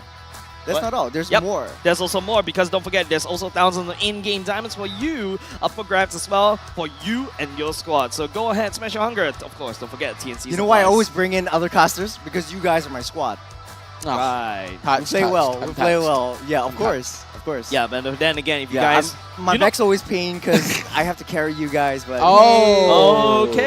Okay, but we shall see. But then again, if you notice, ladies and gents, earlier just now, Churros just flexing that he has all the skins and all the collectibles. You know where I get it from? Yeah, you know where I get it from? It is from the weekly Diamond Pass. Of course. That thing maximum helps savings. you so much. And don't forget, once you get the weekly Diamond Pass, you get a rebate of 455%. Now, I'm not Mathstrack, alright? I understand the Pythagoras theorem. I understand A squared equals B plus C, B squared plus C squared. Yeah. This is actually 4.5 more diamonds from that diamonds that you purchase off the store. Go on, do the math. Of course, yep. Yeah, I'm doing the math right now. So we now. claim 100 diamonds on the day of purchase, and then another 120 diamonds every single day. No, not every single day. For the whole 6 weeks. weeks. For the rest of the 6 weeks. The next 6 days. And the next 6 days. Yeah. So basically, it's called a weekly diamond pass, right? And then again, if once again, work gets a little bit too difficult, full-time job commitments and everything, don't worry, because we have Layla right there to help you because she is bringing us the saving box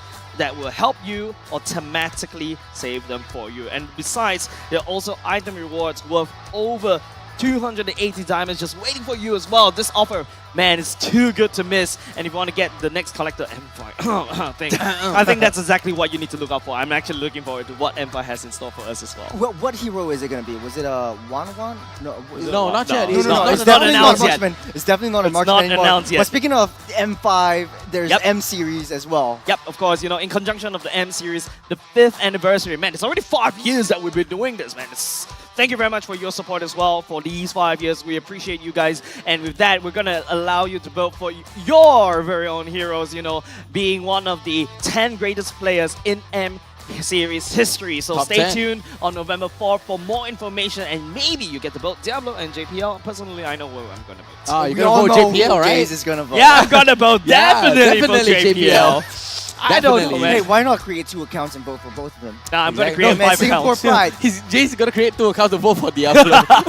Yeah, fair. I'm going to vote. Have you ever seen his dream team that he put on Instagram? Diablo. No, this is actual dream team. It's so good. Yeah. I don't know, man. I was doing that post, and I was like, people would definitely ask me, hey, where's Diablo, right? Because I put Twist right there. Because I know Diablo has a special drop. Yeah, that's right. Diablo has a special place in my heart and my post. You can't put him too many places at once. Yeah, I'm putting in 505 rolls. 505 rolls. Yeah, but and again, I like that pun, by the way. But with that said, we're only 1.5 minutes left into the second game. Homebois SG gotta have to fix a lot of drop because they're going up against a no coach. And you guys are already starting to say no coach, no problem. And Evo is just literally making a statement right here, taking down another Titan. And even after they relinquished the title of Titan Slayers. And I mean, right now, the previous matchup that they had, it was Evo that was the first pick that won that game in the regular season. But this time, in the current playoff, it's Homebois going for the first pick and losing out the game to Evo. And this time, Evo, they have the first pick yet again. And they could just easily play the mind games, or they could snap pick themselves a nice little pocket pick. Yep. To be honest though, I think it's down to the execution. Homebois, they knew what their objective was, but they were a little bit too greedy right from the get-go. They didn't play to their guts, they didn't play to their instincts, they didn't secure the early game, and it just snowballed out of control for the opponent's team. So Evo took advantage of their downfall and just played towards that. They have no late game. Yes. They really need to play to the early game, and pickoffs is the key to victory for them. I feel that in game number 1, there's not a lot of pickoff opportunity. There are, but they don't really execute it to the T. Because we've seen in time and time again from the regular season stats has shown that as long as you are able to pick off Team Evo, especially that's why I was talking about Novaria, which is going to be very crucial in the hands of Homebois SG to kind of whittle them down slowly. If you land a shot onto Coconut, well done. You almost won 80% of the team fight that Team Evo wants to do, because Team Evo will play a little bit safer and then they don't want to engage. Speaking of which, let's go to the Battle of the Brains first. This is game number 2. This is draft going up. Once again, another huge reminder, no coach versus coach. Yep, and they're going to go for the box here yet again. Homeboys do not want this box here, nowhere near them, and Evo this time banning away the Terizla. You know, I mean, it was Homeboys that banned away the Terizla in the previous game. Homeboys yet going with the Novaria ban yet again. I mean, both these teams just want to open up support heroes. So the Angela, the Matilda, they want to do a trade at the very least. I mean, Homeboys, they're forced to ban a Matilda right now, right? Evo could easily go for that first pick Matilda and then leave Homeboys, you know, whatever they want Homeboys to take. And this time, no, but Evo gonna go big brain. Yeah, they're going to go big brain and ban away the Matilda and probably leave the Edith open for themselves, right? They want the Edith. I think that's why Evo decides to go ahead and ban away the Matilda. It's comfortable. It's comfort for Carrot. It can also be flexed into Twist. It's exactly what Evo wants to do. Now, we're taking a look at Homebois SG right now. What's the last man? Homeboys, I think pretty much an Angela. You don't want to give it over. Or, that's true. Yeah, or even a Valentina or a Faramis. I think the mage is what Homeboys should be looking out for. That's the threat. There we go, Angela. Was taken off. Evil, they might very well pick up the Valentina for themselves. JC's plays a lean main Valentina. And Edith. It has to be Edith. I'm the priest of So that's what they prio first. Yeah, okay. They have to. If Vertigo becomes the prophet to basically predict all of the drafts, I'm actually here for my life. I'm actually here for my life. What are you talking about? He's Evo's coach. But take a look at this. Homeboys though, what a ban. What a pickup, right? You pick up the Valentina as well as the Akai. So it's kind of a pick, counter pick, and then a deny pick as well, right? You do not want that heavy spin going into your enemy. You do not want a Beyblade fight, no matter what. So that Valentina will be picked up and denied using that Akai as well. Probably that Akai would be going into the jungle role, into Super Jox's hands. And right now, Evo, what can they do against this Akai? I think this Akai as well is trying to deny them from picking up the Faramis, because if Evo picks up the Faramis, Akai can just heavy spin them out of the nether realm, so it gives them a lot of opportunities for pickoffs. I think this is pretty much a very heavy pickoff centric position as of now. Evo looking for taking down the early game and ramping up the tempo even more. Homeboys on the other hand, they're not going Fredrin, it really looks like they are going to go for a block this time around. Oh no more block Kaja, wow, big catch, and this time Homeboys, they want to go for the pickoff and then a disengager as well coming out from the Akai. Yeah, it's a very huge gamble for Evo, picking up the Martis. Like, it falls off very hard unless you have the early game secured. You live in your opponent's jungle, you have built a little bit more sustenance, especially when you're taking down the neutral objectives, and then give Coconut enough space to farm up. That's the recipe for success that Evo has for the entirety of the regular season. It worked out pretty well. It worked out extremely well for the first game. You don't really need to babysit Coconut as much. So a lot more rotations coming in from Evo this time around. They are lacking the EXP lane and the marksman. I think Homeboys will be banning out Twist's heroes. A nice ban. I mean, banning away that DJ Khaled, right? I mean, another one ban. Another one bites the dust on the side of Homeboys as well. The Khalid gets taken out of the equation, and we have seen how this Khalid has been utilized coming out from Twist as well. Raging Sandstorm over and over again, always jumping into your backlines. Homeboys do not want that at all. They don't want anyone jumping into the backlines.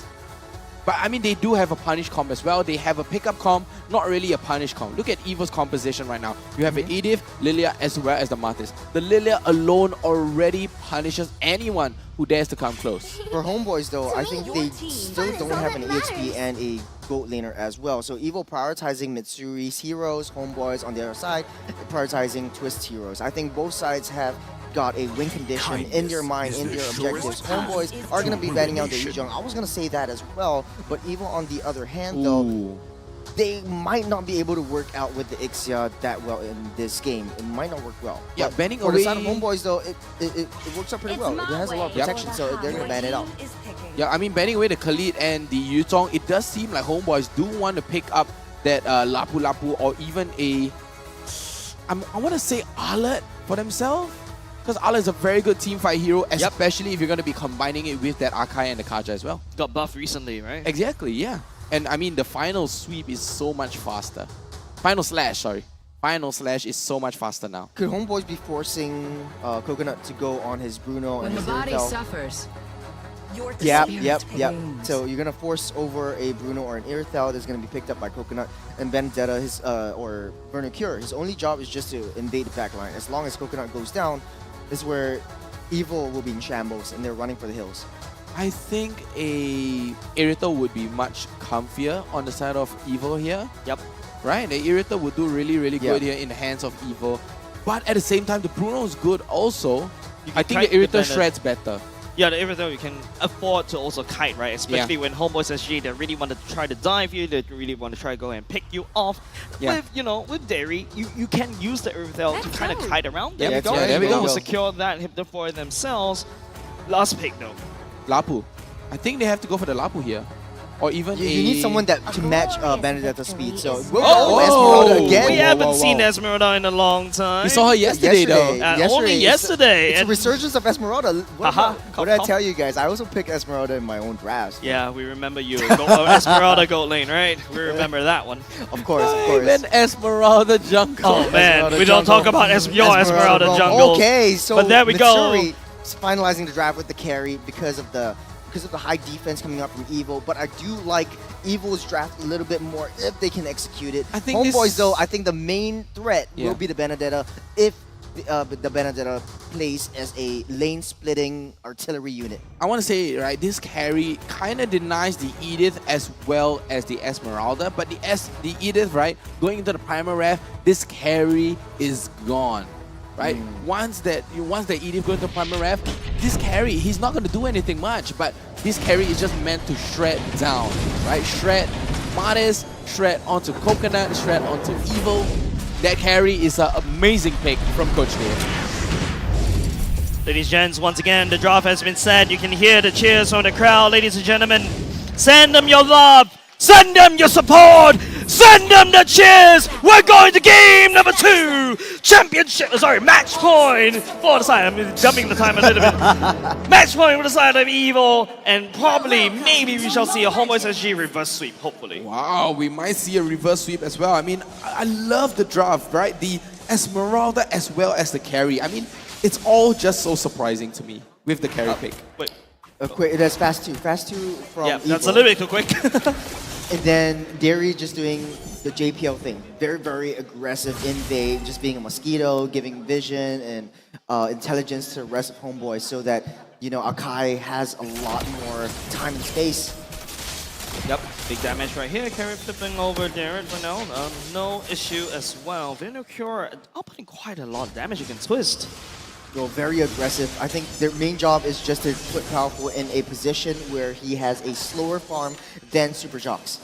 I have to say, the only stark difference that I can see right now on the side of Evil and Homeboys is that they don't contest for the Lethal Wanderer. They never contest for the Lethal Wanderer. I mean, in the previous game, right? Yeah, for Evil. No, they did. They Yeah. have the Lethal Wanderer was like a mini turtle for them. Yes, exactly. But in this game, they did not contest for the Lethal Wanderer. They can't. They can because of the top side battle, and the Lethal Wanderer was on the bottom side, allowing Super Jocks to secure that for themselves. So looking at the emblems, Esmeralda has the common emblem, so the mana is not an issue, especially The hybrid laning regen. phase. But we still see common emblems, you still build up the Enchanted Talisman just because of the cooldown reduction. Yep. And you have the cooldown regen as well. Yep. Cooldown reductions, I think, is the most important thing for Yeah. the Esmeralda. You just want to be able to spam the skills, and then, okay, hold on. Wow. SG, just cutting that wave very And let quickly. instant fall. Putting a lot of pressure. Now your mage down. The Homeboys SG mid laner does have level 4 as well. It's just the Battle of Roamers down bot, but the There Evil we go. is the one that hits level 4 for the side of the Roamer. But that is the beauty of playing a very aggressive draft, especially when you have Benedetta in your possession as well. Evil, on the other hand, they really need this early game, but it's not looking good for them. Whoa! Wait! Jesus, no! Look at that burst. He's actually trying to just tag onto that wall, trying to prep the flicker, but then again, Pex coming with the Terrify, and now Powerful. Oh, no. This time round, okay, at the very least, still able to secure his own purple buff right here. Super Jocks right here outputting a lot of damage against Carrot for now. I have to say, yeah, I mean, take a look at comparing Super Jogs to Powerful right now. Powerful is a little bit on the back foot, but the Divine Justice here trying to catch on to Coconut, and he goes down. Nowhere for Coconut to go, but down to the ground as well. Pex, and also, Derry was the one that ensures that Earth Shatter knocks up too, but Mitsuri focus. Oh, Carrot! Thickens forward, goes into human form. He's the true marksman instead. Outputting the damage onto Derry as well, but not enough damage to secure that kill. Wow, that was close. So close. That was really close coming out from Carrot as well, but that is a very, very big deficit as well coming out from Evil. Homeboy finally recognized this. They know the cracks in the armor is going to be Coconut. Yeah, it's starting to shine. The gap is getting bigger and bigger here. No cure, dashing away. Powerful coming in to decimate. Wow. Evil right here picking up the first kill for now. Powerful looking for more at the same time. Super Jocks is still one. Heavy Boy, but Derry is slowly making his way. Pex just need to wave clear this very quickly, and Powerful takes this opportunity to get on the way. Both teams really ramping up the tempo this time. Divine Justice. Divine Justice committed heavy spin as well. Pex picks up the kill for himself. The jungler Powerful, not Powerful anymore. Twist has to run for the hills. Pex used the decimate on him, not enough to secure to get kill on Twist. I have to say, coming out from Pex, that was a very, very big brain play. Super big brain. Using the IMU, taking the decimate away to deny Powerful. Just eliminating Powerful out of the equation and just grants him that extra movement speed. Evil just looking for trades though, so it doesn't really matter if they go down on the top side. As long as they have a heavy lane in the XP lane, then the gold lane will have an easier time. Now Homeboy's forced to react, Gary going down to bottom lane, so it's a 3v4 situation up in the turtle fight. Right now, Evil, they're a little bit on the back foot right here, but they managed. Oh, Powerful though. Electro final blow, finding onto Powerful right here. JC is just landing down the damage. Derry taking a lot of damage. The Turtle is the one, still secure, but it's on the Homebois SG. Super Jocks goes into Beyblade mode, pushing Carrot away. They take the main prize, which is the Turtle. Exactly, and that's the whole point of the Akai, right? The damage! Pex! What is this? Decimate and walk on the way like a Giga Chad. And Derry doesn't have the Divine Judgment as well. Very no kill coming in. Jason's back moves all the way back to safety, but not very safe. Has to burn the flicker. Exactly, has to burn the flicker away as well by looking to his Falling Star Moon though. Falling Star Moon coming in, making sure everybody from the side of Homebois SG right underneath the turret. Turret is already taken care, but it's on the Homebois SG. Pex is the one securing the mid lane cracked open. Exactly, and right now, Evil, they're discombobulated, right? Homeboys, they keep getting this pick-off, they keep getting these neutral objectives over and over again, and Homeboys finally focusing on the macro right here. Yeah, let's take a look at the items right now. Woo! Okay, Hospital's already built up. Yeah, Coconut really slowly quick. but surely building up the Berserker's Fury as well. So after this two core items has been built for this Irithel, it's gonna be that power spike, and then Irithel can rotate over and get some kills as with the rest of the team. But the same recipe for success stays the same. Evil just needs to wait and create space for Coconut. As long as they have the fights away from Coconut, that creates a lot more time. But Homeboy's really ramping up the tempo, creating a lot of opportunity within the jungle, and taking down the first tier turret is huge for them at this point. They have to maintain this aggression. Man, you can feel Homebois SG on top of the aggression. They are not happy of that result in game number one. I feel like not even just the players, right? I mean, Coach Dale will be like, that game number one, man, that doesn't count. You gotta buck up. Bucking up, that's also Coconut getting caught. Mitsuri letting down damage, but Conan will get shredded. Super Jocks, Pin and Carrot, no more peel coming up from the Evil for now. The damage down by Mitsuri is right there. Super Jocks trying to for the kill. Carrot goes into the human form, but then again, no more follow-up coming up from Evil. Homeboys takes two, price of one, but the fight still ongoing though. Super Jocks looking for a pick-up right there, but no more damage coming out. Homebois SG just needs to reset. Homeboy's looking for more trades. Look at the top side. That's a first tier turret on the top. Just denied. Verno Cure doing the Lord's work, just split pushing to infinity and beyond. That's doing the Lord's work indeed. I'm thinking immediately when you say the Lord's work, I'm thinking about that right there work. At the McDonald's booth right there. But then Turtle already secured by Homebois SG. This is a different Homeboys, and this is the Homebois SG that the fans are looking out for. Exactly, amazing micro play coming out from Derry as well, catching out Coconut off guard, with his pants down yet again. Oh man. Wow, Dairy going in. That was a good play though. Twist burns the flicker, burns the ultimate just to get on away. Homeboys SG, they're finding like a corner animal and the corner beast they will be.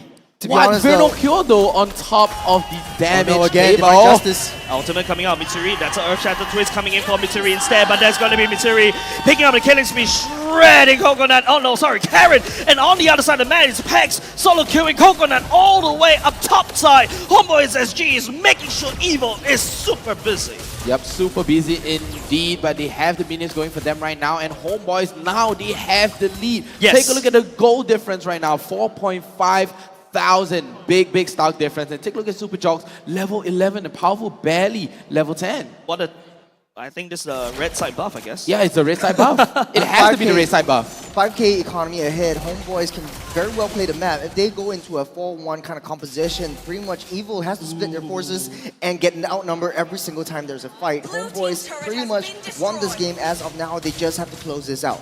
Exactly, and Homeboys, they have to play the disciplined game, right? They have to be disciplined. They cannot overstay their welcome. They can't get punished right here. But Dairy has the element of surprise. He has the Divine Justice. Pure cutting the wave, making sure Coconut doesn't go to the front line right here. Homeboys up in the damage. Dairy catches Jace's, and no purple shoes on the side of Jace's as well. So Bajaw's going in Beyblade mode, but Mr. Man, he's just shredding everybody that Homeboys SG was able to catch. Did you see Dairy? He's just sitting there patiently waiting for the right moment for anyone to overstep the line. Literally just waiting there. The fight happened, the fight started. Literal 10 seconds of T-posing in the bush. He's just waiting and waiting for the right moment. Trigger discipline coming out from Dairy as well. Take a look at the players go right now. Mitsuri, Birnokyo, and Pex. Wow. Super Jocks, top 4.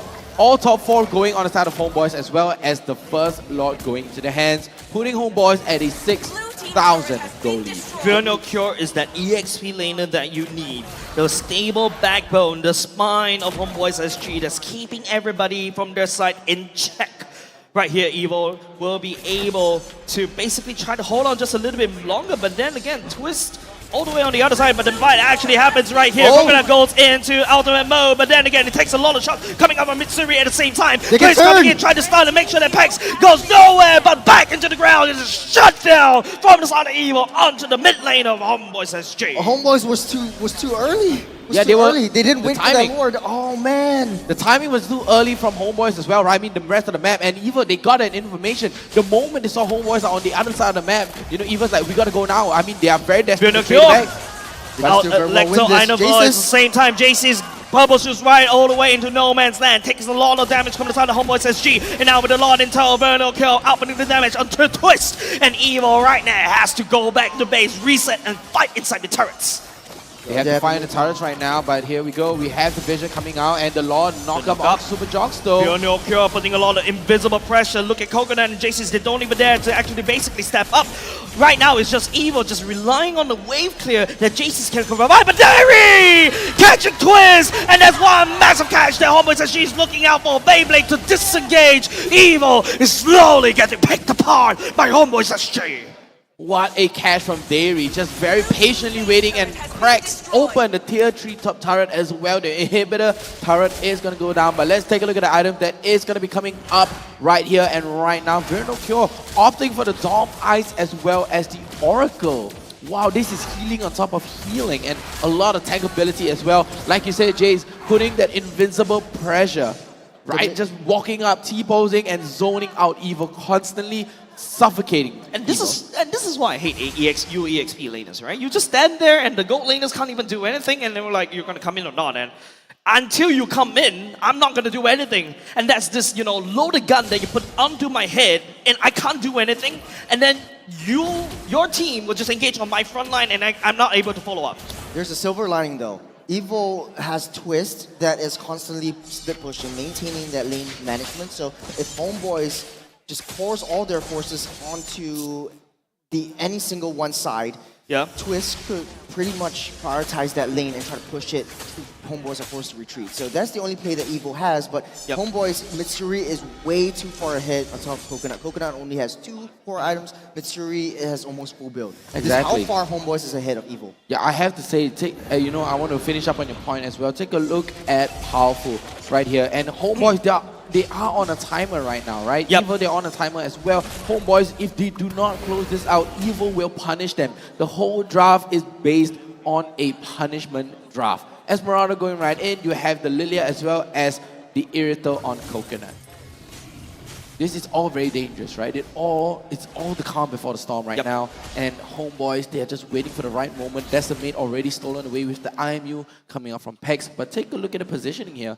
Twist all the way on the other side of the map, and right now it's gonna go dark for Homeboys. They have no information, there's no one to open the map for them. Bruno, Cure, and Pex just in the mid lane, they're just waiting out. They're just trying to wait, where's Dairy? They're like, hey, I need information, where's Dairy right now? But all they see the conceal coming up from Dairy though. Looking for a pickup right here. He will be able to pick up Carrot instead. Gets dreaded down by Pex. That's one member from the side of Evil already gone. Evil looking to try to force it though. Coconut, the next person, Patrick Boy! 5 no cure! Secures the damage dealer for the side of Evil, and they have to run for the hills. Homebois SG. That Lord bait is complete, and the Lord is for them to take.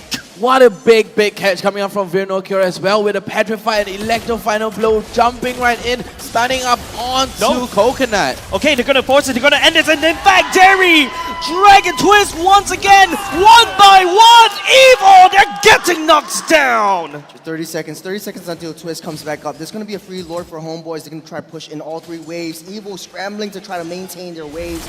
All 3 lanes are pushing in. Evil has to be on the defense. They can still turn this though. If Homeboys comes in a little bit too close and they overturn it, they have to watch out for Dairy though. Every time there's a Divine Justice, there is 1 kill. Yep, they have to wait right here. I mean, they did it right. Evil did it correctly, right? Carrot just eating up the Divine Justice and not anyone else. But Coconut just gets caught over and over again by this Divine Justice. If I count correctly, 2 times Divine Justice to Coconut face. What can he do as Irithel here? Nothing. Yeah, right now, Homebois SG, they're writing a very long essay, right? The longer you write that essay, the more grammatical errors, the more spelling mistakes you're gonna make. Homebois SG need to find a full stop right here and there. It may start with its conceal. Pegs jumping around the wall. Powerful just outputting some damage right here. Mitsuri dealt with the mid lane turret already, and then it's gonna be a Petrify onto Twist. Heavy spin, carry no way for him to run, but gets shut down by Mitsuri. And Homebois SG, they're finally going in. Mitsuri flickers forward. A triple kill from the side of Mitsuri, and Fear No Cure leading the charge onto Evil's core, and they take game number 2, equalizing this series. We have a game 3 on our hands, ladies and gentlemen. The first game with a 11k goal lead. So Evil, first game, 14k, and this time Homeboys with a 11k goal lead, denying Evil of any resources at all and just holding them by the throat. Literally, like this. They're literally holding them by the throat. First game I'm of blinking. the day. Guys, I'm blinking right now. I'm blinking. Please help send help. Help me.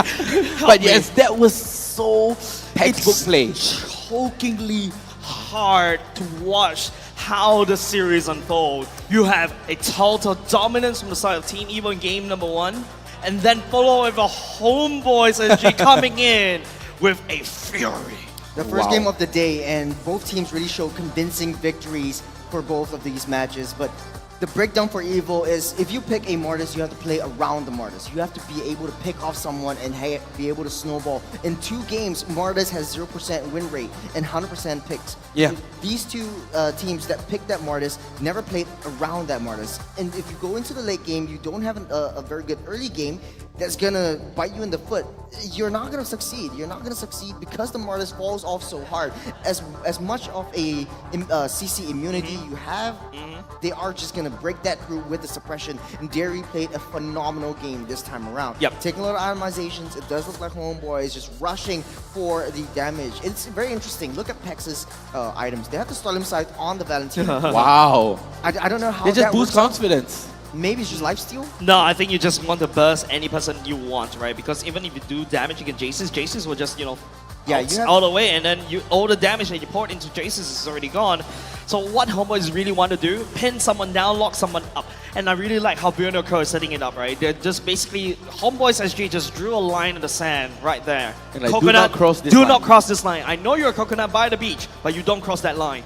This is a coconut crab, right? Dairy is a coconut crab. He will crack you open, he will pull you in and drain the life out of you, right? And this is Dairy's MO. This is Homeboy's MO. They're here to disengage, engage, and go for that pickoff. So it's not a front to back, it's front to front.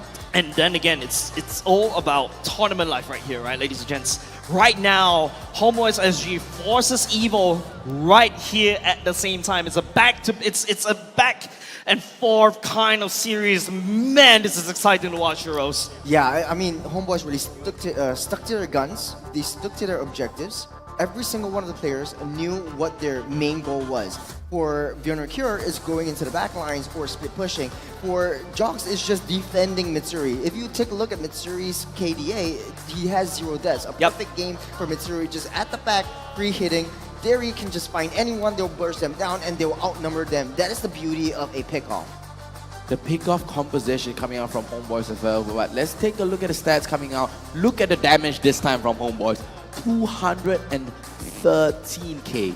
So previously it was 205k, and this time it's 213k. Homeboy just dishing out the damage over and over again. And look at the damage taken as well, 400k, just shy of 1 million. For the damage to tower, actually, like for Team Evo, they had a silver lining. If you play around a Irithel has one of the fastest tiers in the game.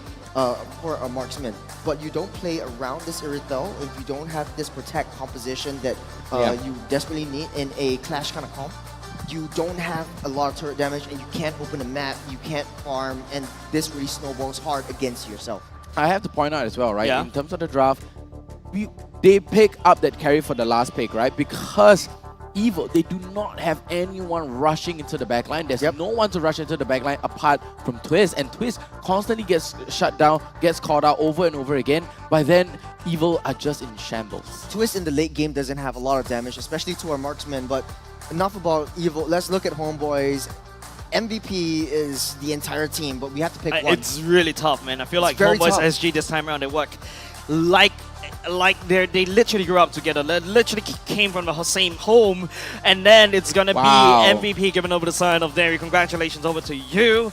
He's the one that sets the tempo, and that's exactly the tempo that Homeboys SG needs in order to fight for survival right now. Yeah, I mean, movement speed on top of movement speed on top of movement speed here. It's like Dairy is three pairs of shoes.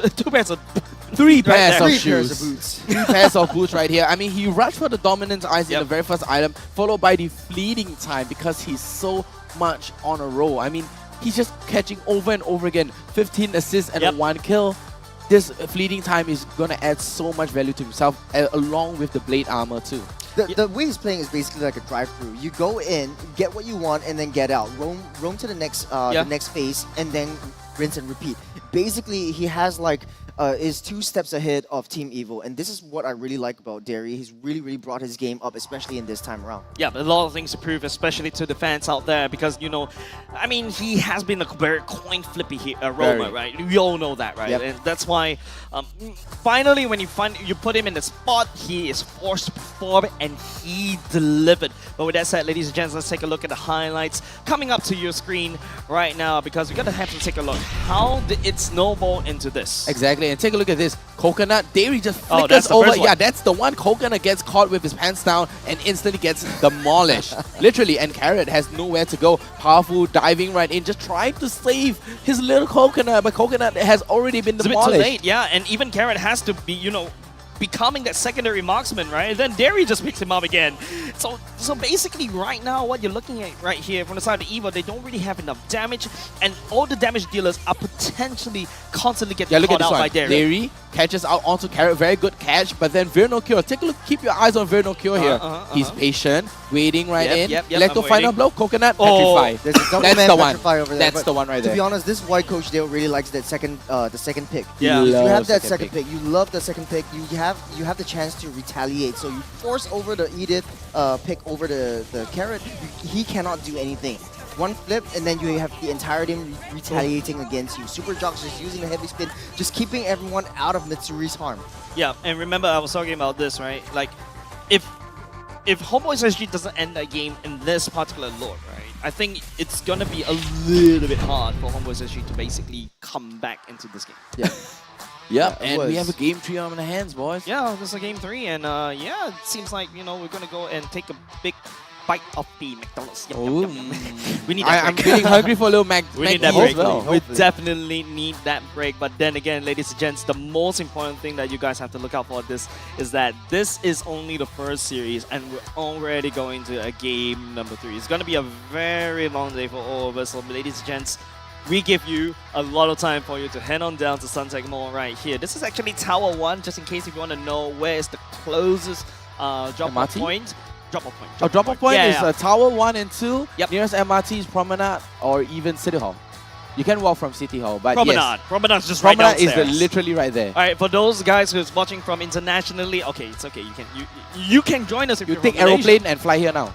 You're still in joking, time. I'm You joking. may still be in time. But speaking of which, it is also a time before you go into a short break. We're just gonna go into a bit of a shout out.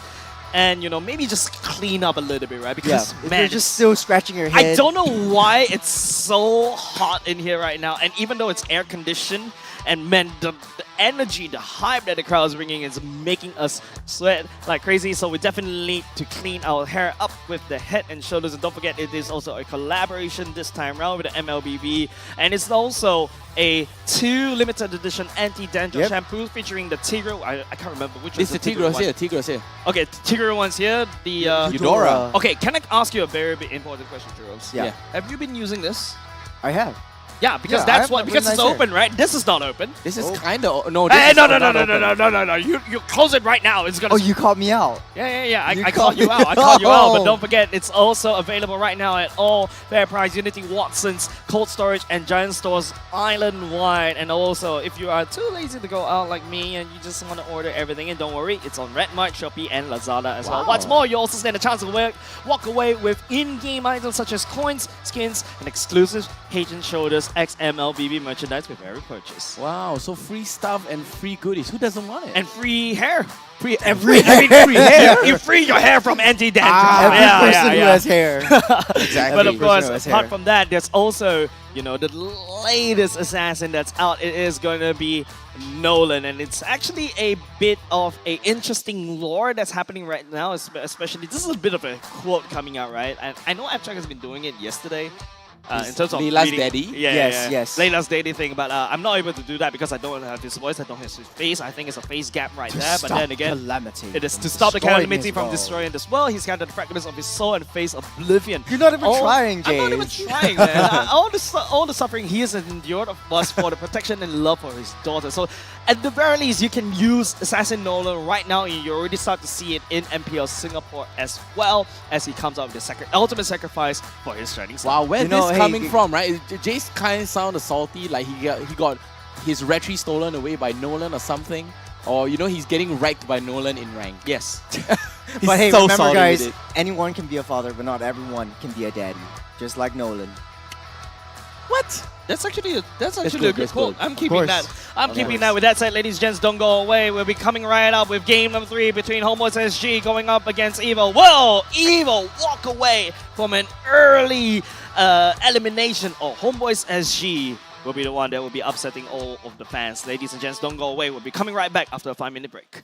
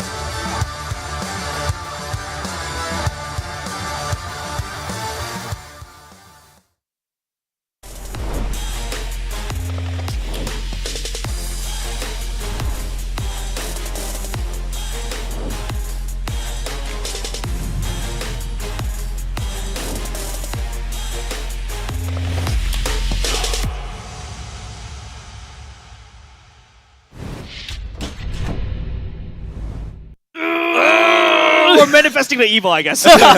Game number 3. Well, you guys are manifesting evil. I'm trying to exercise the evil. But ladies and gents, we are back on the desk once again. This is game number 3. Evil and Homebois SG both being shoved all the way to each other's corner. The score right now is 1-1 on a best of 3, and we shall see how history will unfold in this particular series. My name is Jay. Joining me right here on the desk is, of course, still Vertigo and Churros. We'll be bringing you game number 3 in just a short moment, and I'm not too sure what's going on over the other side of both each other's aisle. I'm hoping that they're gonna have to take a look at our strategy book right now. Yeah, strategies aside, the support from the fans That's are starting right. to show. You know, it's 11 That's o'clock right. in Suntec City Mall, and this People are crowd starting to flock in already. is electrifying. Yes. Man, I think these two teams are That's the why he's teams that getting the has, like, static. maybe getting you're all the getting static right here. Yeah. There's a lot of things that they really need to reset. That's right. Is there anything that went wrong in Team Evil's drafts? Do they need to change anything? What else do they need to work out for? Is the bands really coming to show? Is it really being exemplified by Homeboys? And Homeboys, will they repeat the same pick-off strategies? The rotations are getting warmed up. Will they repeat the execution? Because it went very well for game number 2. Yep. But on that being said, 2 of these games, very convincing wins by both sides. So this game 3, anyone's game, to be honest. I don't like it when it's anyone's game. I think it's red side, it's red side favor for this game just today. But both of them are red. No, I mean red side as in second blue pick. or red. Second pick. Yeah, so Second if you get that last pick, it gives you so much versatility and breathing room as well. But this time they're gonna go with the same usual band, and Coach Dale recognized the Boxia. He doesn't want anything to do with the Boxia because of the flexibility that's gonna be coming out of the Boxia as well. Same bands coming out yet again. Yeah, Homeboys just wants to play the rotation game. They want to take it their momentum. They want to take it their speed. And Evil, on the other hand, just sitting on the same bands. So Edith is going to be off the tables for either side in this game number 3. But for Evil, though, the last band is going to be very, very pivotal. Benedetta gave a lot of trouble for Team Evil in the previous round, as well as the Akai, as well as the Valentina. So first pick over to Homeboys. This time around, Matilda could be open. Matilda must be banned away. Yeah, they have to ban the Matilda, or they pick it up for themselves, or give the Matilda away and pick up that Terizla. I mean, the Terizla has been banned in the previous game. And as well, 2 games banned on the Terizla, right? So right now, Evil, they're going to be banning away the Matilda, and Homeboys, they could easily pick up this Terizla for themselves. At the very least, for both these two teams, back to status quo in a sense. It's going to be Valentina first pick once again. Homeboys SG just going to prioritize on Pex. Valentina, they're going to rely on him, on his flexibility in terms of using each other's ultimate. I think the fact that Evil really played into that Valentina draft is like not giving her any ultimates whatsoever to take is not working out so well. Valentina could very well pick up that Marta's Decimate in the previous game too. So this time around, Evil, just stick to your guns, play what they feel comfortable with, and this time around, Terizla is wide open. Snap that up, because it works very well in Twist's favor. You can set up for the magic of team fights that Evil is so known for. So you have the Fredrin going on. I think they're sitting on the Terizla. They should be picking up the Terizla this time around. Or, Yep, there you Terizla. go. There we go. I can hear his breathing. Darth Vader. Oh, well, that was quick. That's an Ankai secured by the side of Homeboys SG. That's very good for Homeboys because you play in the objectives. Heavy spin pushes them out of the way. The only thing is, can Evil capitalize on the early game? If Akai doesn't have a good early game, he's going to suffer into the late game. Because as much as you are trying to tank through everything, wow, you can hear the crowd actually cheering. likes the Kaja. Yeah, they I love the Kaja Kaja. too. Exactly. And right now, Evil, what do they have the answer to this Kaja, right? They're going to go with the Faramis instead. And what could possibly be the answer to this Kaja? Do Evil have the answer, or do they just want to fight head on with someone very tanky or even better? There's a trend. I'm going to counter pick off with pick off. There's a trend. Like, Evil is picking up their first game kind of composition. Homeboys picking up their game 2 composition. Both of them won based on what they achieved to do and how they rotated around the entirety of that map. But the only change is Evil this time around doesn't have the Edith. They need some form of setup capabilities. It doesn't need to be in the form of a single target setup. It could be in the form of a crowd control. So you pick up a Kai, maybe a Kufra might work well. You don't necessarily need to aim against this Akai. You I need think to go to the back I lines. think a Diggy would be very, very nice here.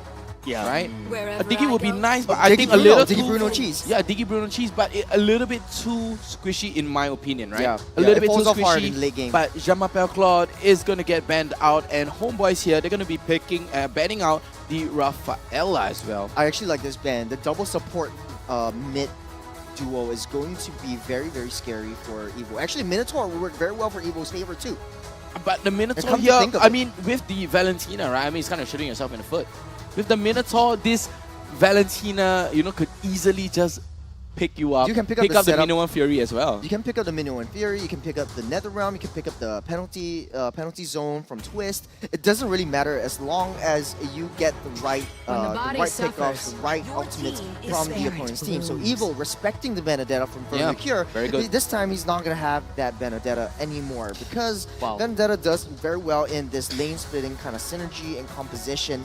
So Homeboys, all they need to do is hunker down and get Mitsuri up to speed, up to farm. I mean, they don't want anyone to close the gap, right? That's their problem right here. And even I think they recognize the gap closers like, you know, Claude, Benedetta, Valentina, and Nolan. All these are gap closers. They want to protect the president at all costs because of this Here Kaja. we go again. Because of this Kaja, right? This Kaja will be hunting down your president. Yeah. 100%. And Homeboys right now, they could go for another support ban, but they're going to go with the Ixia ban instead. And, you know, you have so many options right here. You could go for the Bruno, you could go for the Brody, but you have last pick. You can go for your marksman on the last pick as well. I mean, that's what Homeboys did in game number 2. Really need range in this point of time. Like for facing up against Homeboys, if I'm Evil, I'll pick up a marksman with a lot of range because you have a lot of heroes that are really in your face. You don't want to throw every single one of the 5 players into the face of Homeboys. Maybe, no, I'm not sure. Nah, Okay, Bruno. don't do the Bruno. Don't Hey, do this is Bruno. competitive, man. This is competitive. I like the fact that Virgil and I just immediately lock eyes with each other.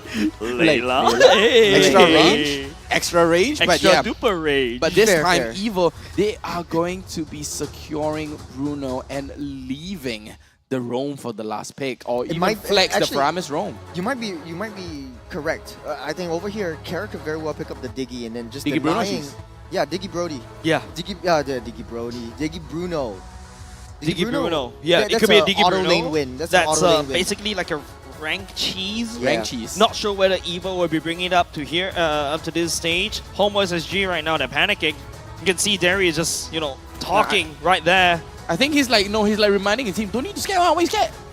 You know, I feel that's They have to lock down something in. They have to go in. It's going to be Uranus going into the XP lane. Carry coming in from the side of Homeboys SG going into the marksman role right now. This could be a Terisla roam as well, right? Terisla They can roam, always or do even that. Paramis roam. mid and Terisla roam.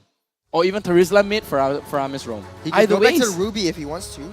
You could just get a stun lockdown. Your only main goal But there's is too to much just protect CCs the already front for line. Evil, right? Evil, they want to fight you in your face. They want to close the gap, right? This carry is going to be so thick. Uranus will be there to soak up the damage, right? Uranus soaking damage, Akai soaking up damage, and as well as the disengage, Kaja with the catch.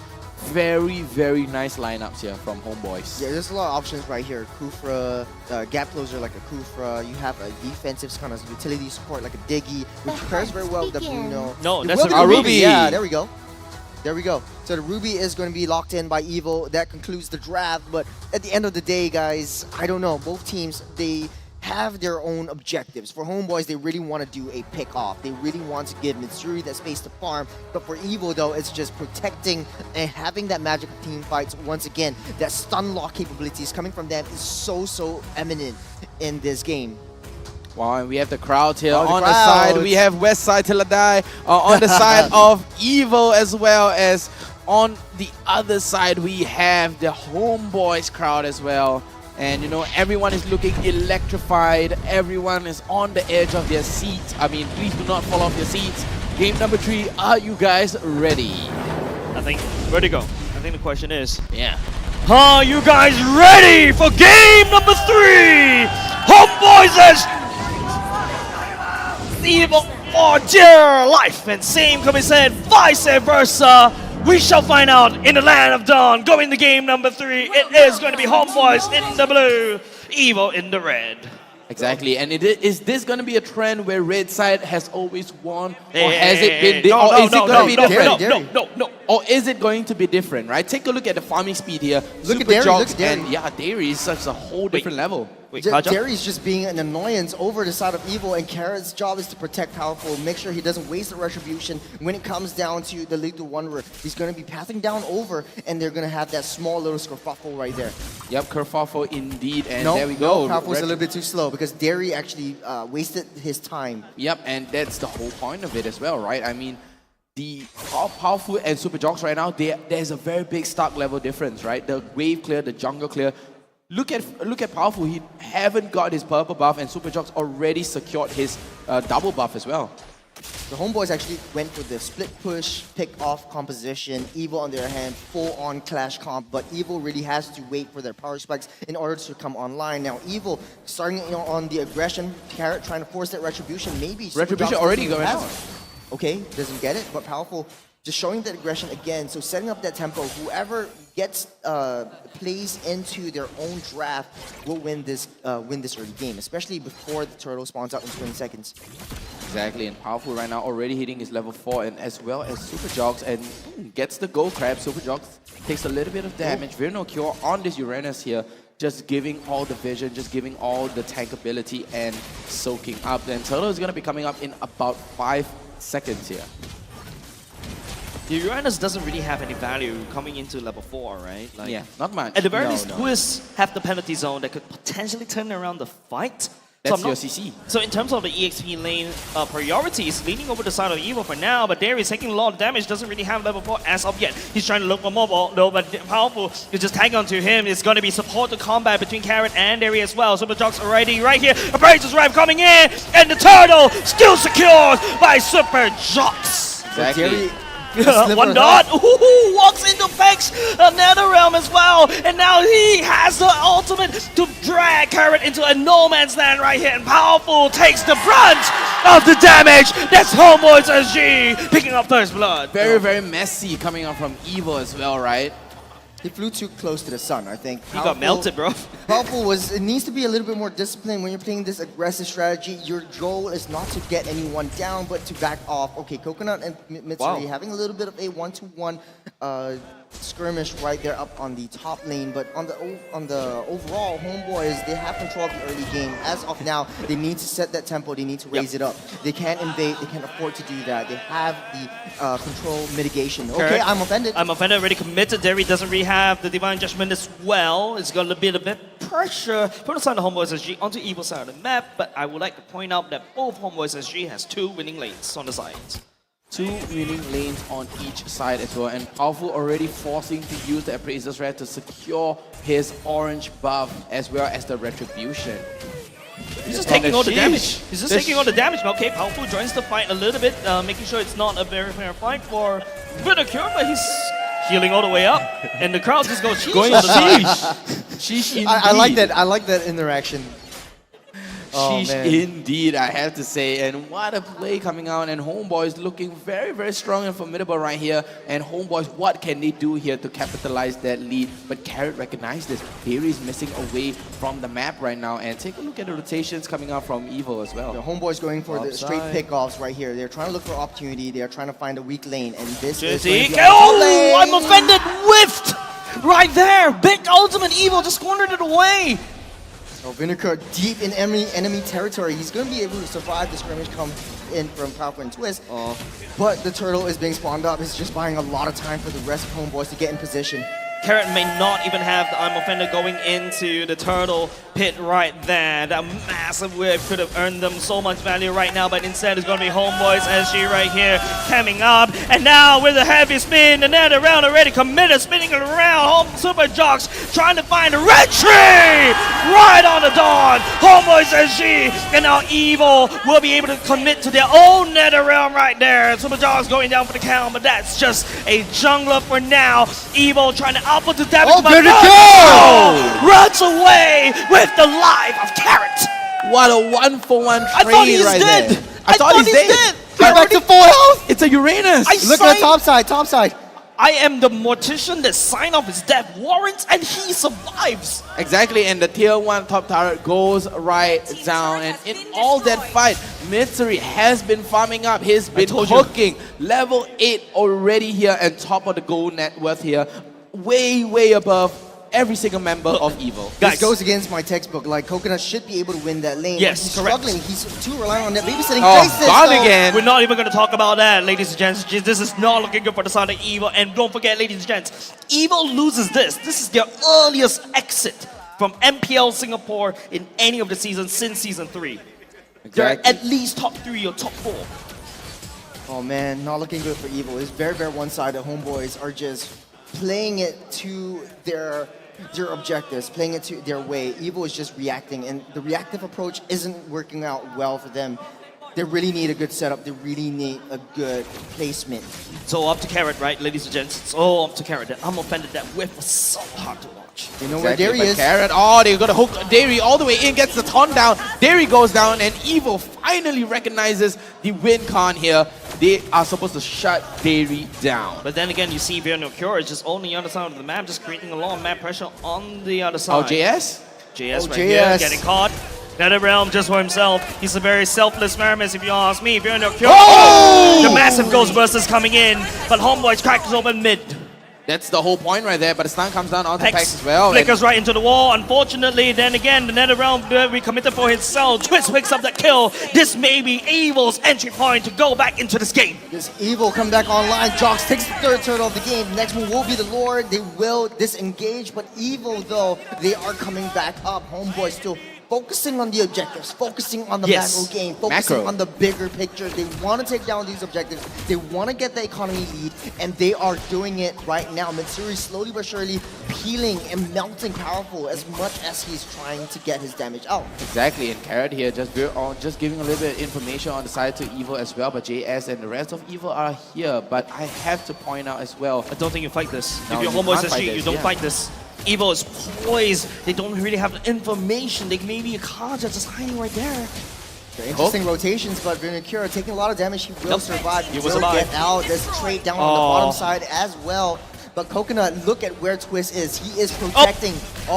That's going to be the Flicker ultimate as well. Oh my gosh! Just shredding through the kill boss. A powerful, not powerful at all. The turret strike will be able to just counteract against Mitsuri. Oh, just the turret arrow coming in clutch as well. But Homeboys have already secured 3 turtles into their pocket as well. But Pex forced to use their penalty zone to get that cooldown on that IMU, and he wants the NetherRealm. He doesn't want that penalty zone at all. You can tell that Evil is desperate. They're expanding 4 members just to protect Coconut and just to babysit him so that he gets that damage. But it's a little bit too slow. You want to leave someone on the offside. It should be Twist because he has that fast wave clear. Powerful doesn't have that wave clear that the Terizla has. And right now, Carrot just trying to open up the map for the side of Evil as well. But take a look at what Derry is doing, denying all information to Evil, not giving them a single clue where he is. Derry is being a sneaky boy. It's like that milk that you left in your fridge. And then you lost it. You lost it. You lost it. It expired. It became cheese. And when you finally found him, he hooks everybody, and your main damage dealer, and you're dead. That's your stomach, right? He destroys your stomach with It spoiled literally milk. destroys your, your important parts of your body. Exactly. Or important parts of the team. Sorry, I got a little bit distracted by that analogy right there. But right now, both these 2 teams looking at the Lord right for now. Exactly, and the Sheesh comes out as well from Pinocchio. We all love the Sheesh coming up from the Homeboys crowd. Mitsuri takes a lot of damage though from the Lord. Okay, that's a hook coming up at the same time. Mitsuri actually focusing on the Lord instead. Lord getting reset, the pegs coming out, a lot of damage coming up to Ghostbusters, and it's exactly what Evil wants. Right here, no more ultimate coming up on Twist! Coming out, the Vanity Zone, catching on the pegs for now! Just dissuading Homeboys from their main objective, which is the Lord. Remember when we talked about the keys to victory? Evil likes long extended team fights. Now Homeboys are the ones able to take the long extended team fights. Because and of they Uranus. love this. Because of this Uranus, because of the fact that they can heal everything back up. Evil is just going back and forth, back and forth. They're trying to pull that Lord. They like this, but how they're going to play this is taking down Mitsuri. It's so hard to get into that backline. Mitsuri's always out of in position at the at the back front. So much information denied by the side of Evil, but then again, Homeboy's coming in. That's a taunt coming out. Derry a little bit down low. Twist catches him with the penalty zone. No way for him to run, but Mitsuri just shredding. Twist shredding. Carrot shredding the members for the side of Evil, but then again, Evil walks away with the Lord with 2 members down for the side of Homebois SG. Fear and Occur going out, up in the damage onto Coconut right here. This is a massive Uranus that Bruno cannot handle. Exactly. How are you going to win a Uranus as a Bruno? You can't do much. You're not even spiking at all. And the sheesh comes out from the Homeboys crowd as well. 3 members for the price of 1 measly level 1 Lord. This Uranus is starting to look like a huge threat for Evil, just buying so much space and time for Mitsuri to deal that much damage. He's just healing everything back up. And in the macro game, he's always not with his team. He's always pushing, maintaining that lane priority. So Evil has to back off. They will go on to Derry. I think Derry right here, he has to be a little bit careful. Mitsuri coming in for the play at the same time. Super Jaws looking for a flag. Will not be able to commit for that because Homebois SG cannot afford any fight. There's another Lord pushing down bot. That's a lot of damage coming out from Mitsuri. Powerful is just starting to hurt. Powerful is like, oh, this hurts. 2 Sky Guardian helmet is never enough. And don't forget, Carry's passive, the moment you complete that 4 stacks, it is a true damage. Yeah, so there's no way to counter it. Oh, Super Jocks the sneaky at the backside. Conceal coming out, Lord marching down. Homeboys is actually a little bit busy right here. The heavy spin, making sure Evil just scatter like the wind. So the Homeboys SG goes for the Lord takedown. But then again, Evil walks away with Evil has the to back turret. off. But Look then where again, Uranus is. where are you going? That's the German cut right there. He's taking He 2 didn't waves. He didn't install his. He doesn't have the minimap. Exactly, he doesn't have the minimap. He doesn't know which way is his base. Exactly, Homeboy's not going on to the retaliation. Coconut forced to use that flicker. Fear no kill, just holding all the minion in Evil's base. He's healing everything back off. Guys, this is mind-boggling. The mere presence of Virnio Cure forces the flicker out of Coconut. That was the biggest cut I've ever seen. Holding all the minions and forcing Super the minions, minions. right? Yeah, and this time, Homeboys, they have the minions going for them towards Evil right now with that 1 small turn. Yeah, at this point, Evil is just delaying the inevitable. If Homeboys continue It's like a bit this, too early. Evil gets drawn out. Okay, Derry, that's a flicker coming in. We'll be able to drag Powerful right here. Virno Curse slowing it down. Carrot coming in. I'm offended to try to equalize everything. NetherRealm coming in by both sides. The damage coming out. Coconut. No! Right there. The penalty zone lands on the Mitsuri. And Coconut kicking down packs. Flicker already committed.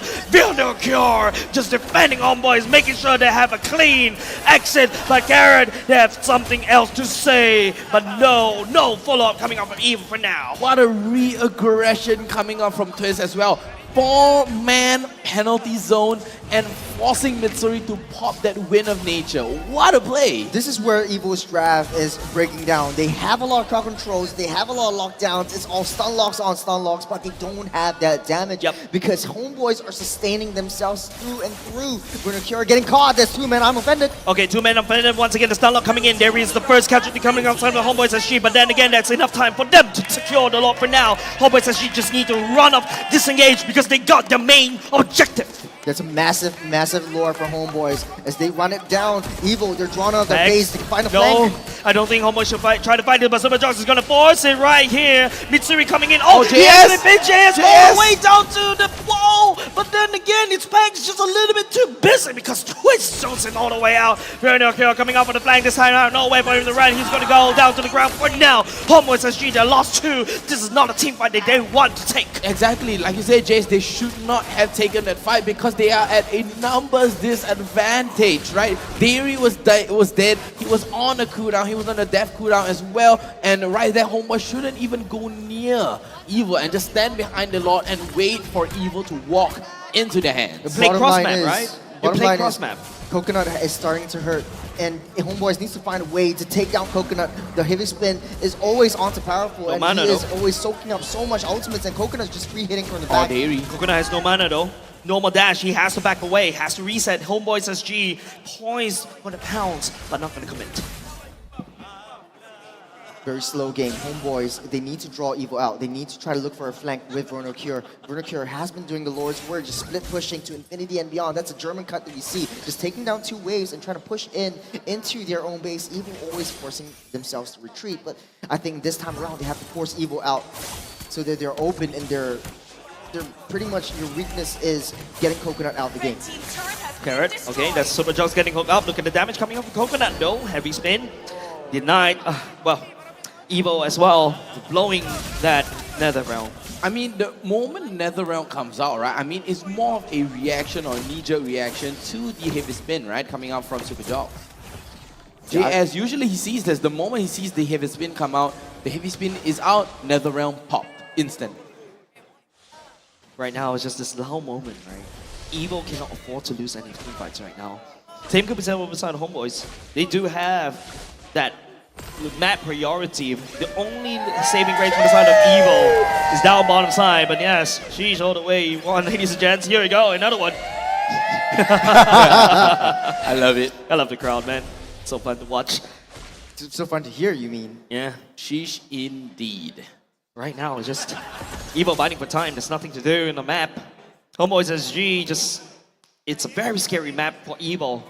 One misstep is all you need for Homeboys to pick up one person. I think Evil is forcing this Lord. Like, they want to play towards that Lord. They want to go for these team fights, and they know they can take a front to back kind of clash.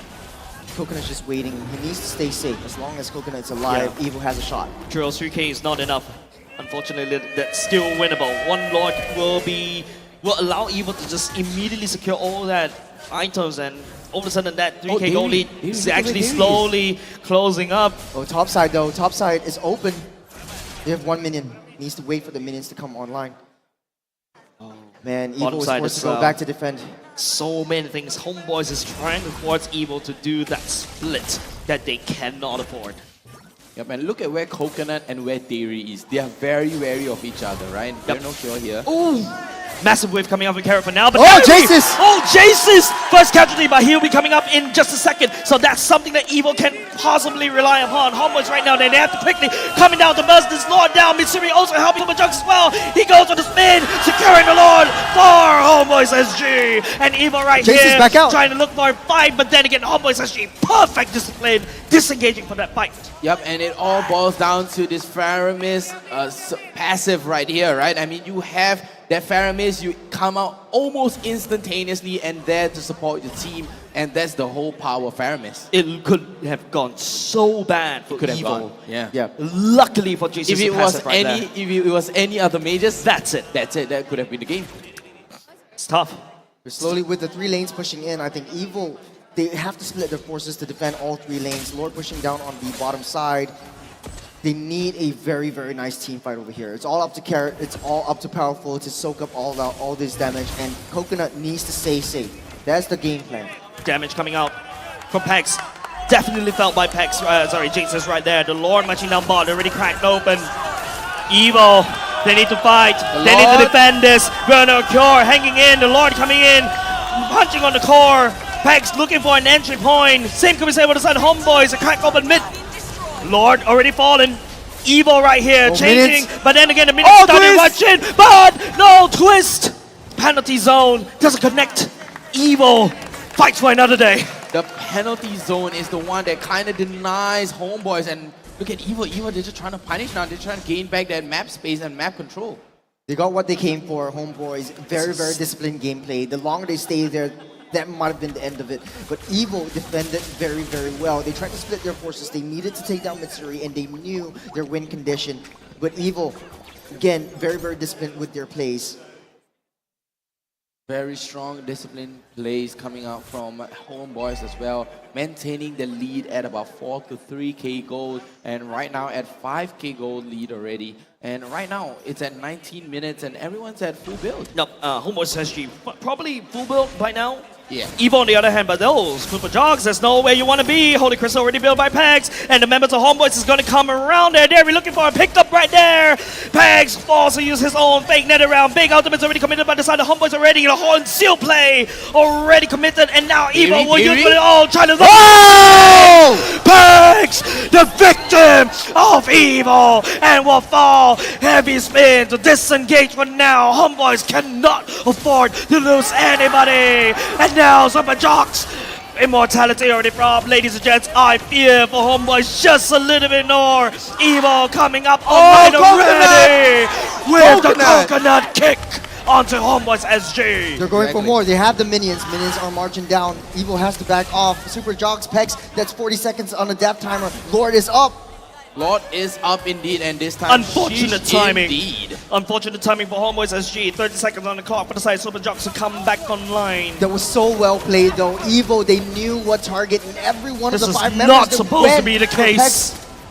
This is not supposed to happen right here, and Homeboys, Dairy, and Verno Cure alongside Mitsuri. They're just trying to give damage. I don't think Homeboys should try to fight this. They do have the structures to kind of play around it, unless Mitsuri will be able to try to make the skill of his life. But then again, it's going to be the Lord chunking down just a little bit more. Powerful does have the retribution to try to secure this right here. But Pegs coming in. It's going to be a fight for a Lord Steel, but no! Evo still takes down the Lord for themselves. That's right. Take the Lord and clear the wave on the side of Evo right now. And take a look at the goal lead here from 5k up. Until now, right now, is 3-6-9 equal sequel right now. Evo just turns the tide almost instantly. Let's take a look at items one last time. The script has flipped. And now Evo, they have what it takes. Full build. Dom Eyes has been, not Dominance Eyes, but the Necklace of Endurance, NOT, has been built by Jaces just to deny the sustainability coming in from Verno Cure. That provides a little bit more damage from Evo. If they run it down one more time, that's it for Homeboys. Structures already falling like flies from the side of Homeboys SG. They're They're running for time. They just need to buy some time. Super Jogs already burning the heavy spin just to disengage. But ladies and gentlemen, don't forget what the English like to say. It's not over until the fat lady sings. Exactly, and the Fat Lady is going to be singing soon right here with the mid-turret crack open right now, and Evo turning the tide almost instantly right now. The mid-turret though, with the Lord marching in onto the bottom lane, gets the charge up as well, and Evo. Charge all the way up, powerful, and Karen looking for a pickup right here, but then Super Jogs continue getting knocked up!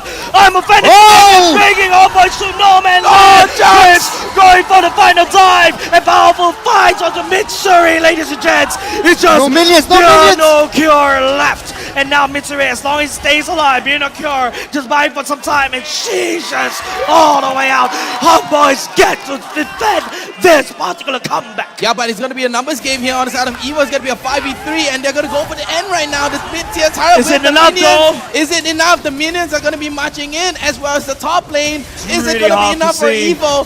Homeboys, they can defend this though. They do have Wave clear. Wave clear and hold the turret. Very. No, he gets dragged being a kill, but Mitsuri finally goes down! Finds the kill! And now Evo with the minions will be sending Homeboys out of MPL Singapore. What a game from Team Evo.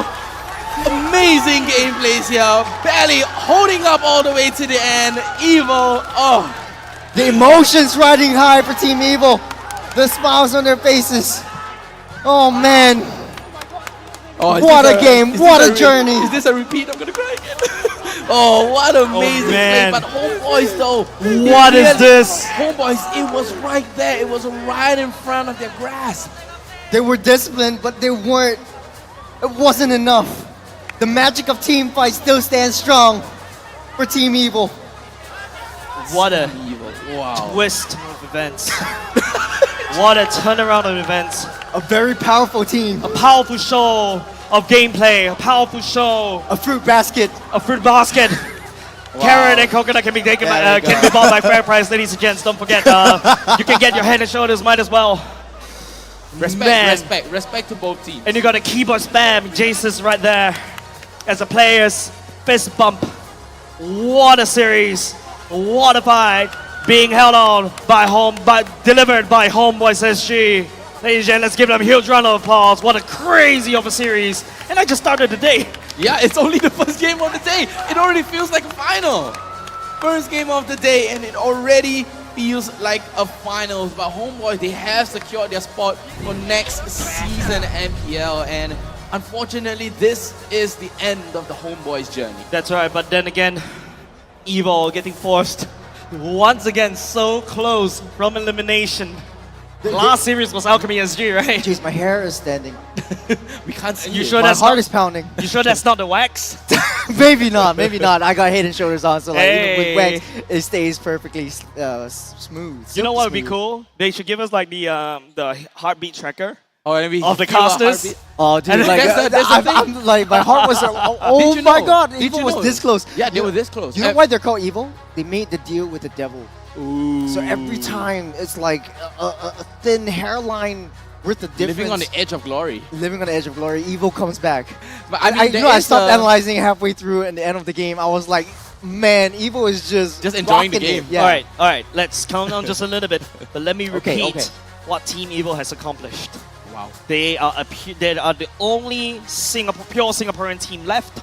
No imports, No coach. no coach, and they send Homeboys out of MPL Singapore in this season 6. Man, Wow. that is an accomplishment by Evil. Once again, they never failed to disappoint. Over here on the itemization screen, I just want to point out Team Evil's builds. We seldom see the Necklace of Durance, but because of the impact the Burner Cure has brought into the game, Jasus is forced to buy that out. Coconut as well with the the Demon Hunter Sword just to chow down on a little bit of HP. But if he has a little bit more money, he would have sold the boots, and I think Sea Halberd would be the item of choice. Twist, though, has bought the Queen's Wings, so this gives him a little bit more sustainability every time he throws down the Hammer of Thor with the penalty zone. And it's crowd controls after crowd controls after crowd controls. Homeboys, they were forced to retreat. And at the end of the game, Super Jocks, he made a grave mistake, going a little bit too far out to delay time, to buy time for the rest of his team, and pop the heavy spin defensively. Yeah. That would have been so crucial. I think for it that started. I defense. think it started a little bit earlier, Churros. I feel like A little bit too early, right? No, I Realistic? think it started earlier. There's this one key point. Yeah. When Super Jocks died, giving the first Lord over the side of Team Evil. Yep. That was the final spiral of Homebois SG down to the ground. Yeah, that's their unfortunately. downfall. Like, Jocks made a grave error, just being a little bit too soon, a little bit too greedy, caught out by all the 5 members. He couldn't defend himself against No, it all was of a- that. He didn't even have his heavy spin just to defend as a defensive No, mechanism I think to get out. Churros, I think it's a team effort that Evil was able to Yeah. catch onto Jocks, right? It was like a death ball. If It you is a see, death all ball. 5 members were just That's right. on top of each other. That's right. And then immediately, right? Immediately, man, this is a really interesting series. I'm actually trying to grasp for air. Yeah, It's an amazing I feel you. I feel you guys. Like, I am at a loss for words. This was just so close. Yeah, the items doesn't really actually tell the story of the emotions that the people in Sundeck City was feeling. Oh, so good. My goodness me. Such an amazing game. I mean, game It's 3. not over, and Yeah. that's what I said just The now. fat It's- lady sang. The fat lady did sing. It's not over until the core goes down. Yeah. Anything and everything can happen in the Land of Dawn. Wow, amazing games from both sides, and I do think we do have the overhead stats. There we go, hit-to-hit stats right here from both sides, and take a look at the Vernal Cure's damage. 233k on this Uranus. He's been soaking damage. He's been dishing damage. Oh, sorry, damage taken is going to be 233, but Coconut with the highest 126k right here. But honestly, damage dealt both sides, to me, it's almost fair. Damage taken almost equal as well. But you have the addition of the Uranus, you have the heal and the damage taken. Definitely more siding towards Homeboys, but the damage to turret is way more as compared to Homeboys. You know, the fact that it's a 23-minute game and Coconut was touched only 1 time in the entirety of this game. I like the fact that you use the word touched.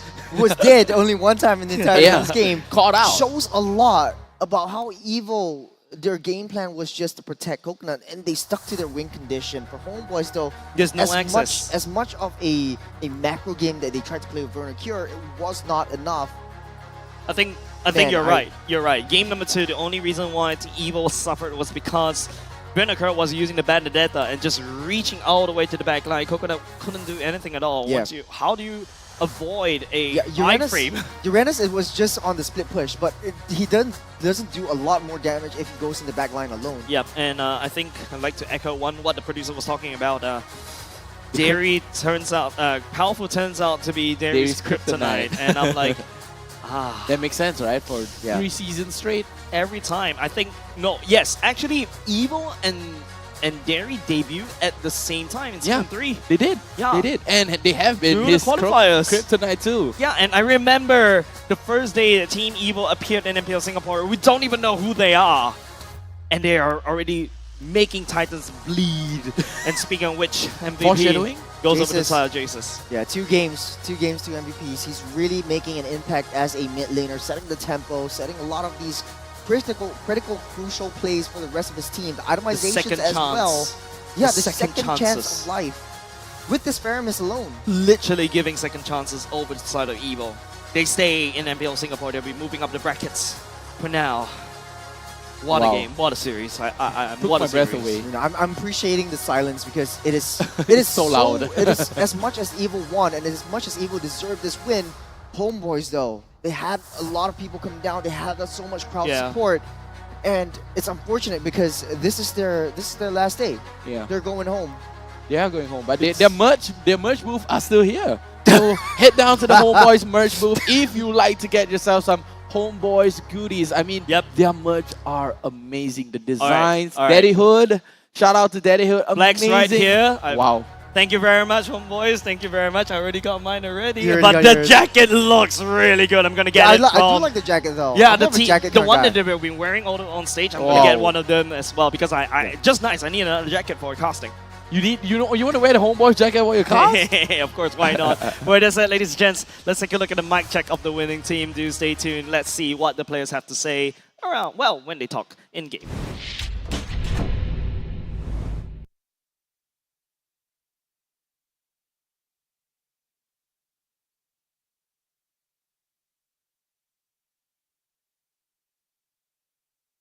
Careful. That's the most. I think that they was the loudest. No. That was the There's an loudest error. one. And actually, I think they're communicating by telepathy. Yeah, telepathy. There But we we'll go. be taking a look at the actual mic check coming out soon, ladies and gents. Please hold on. I show you. You got it. Out there. I don't want idea. Nice. Nice. Careful. Yeah. Thank you. Hey, discipline. It's fine. It's okay.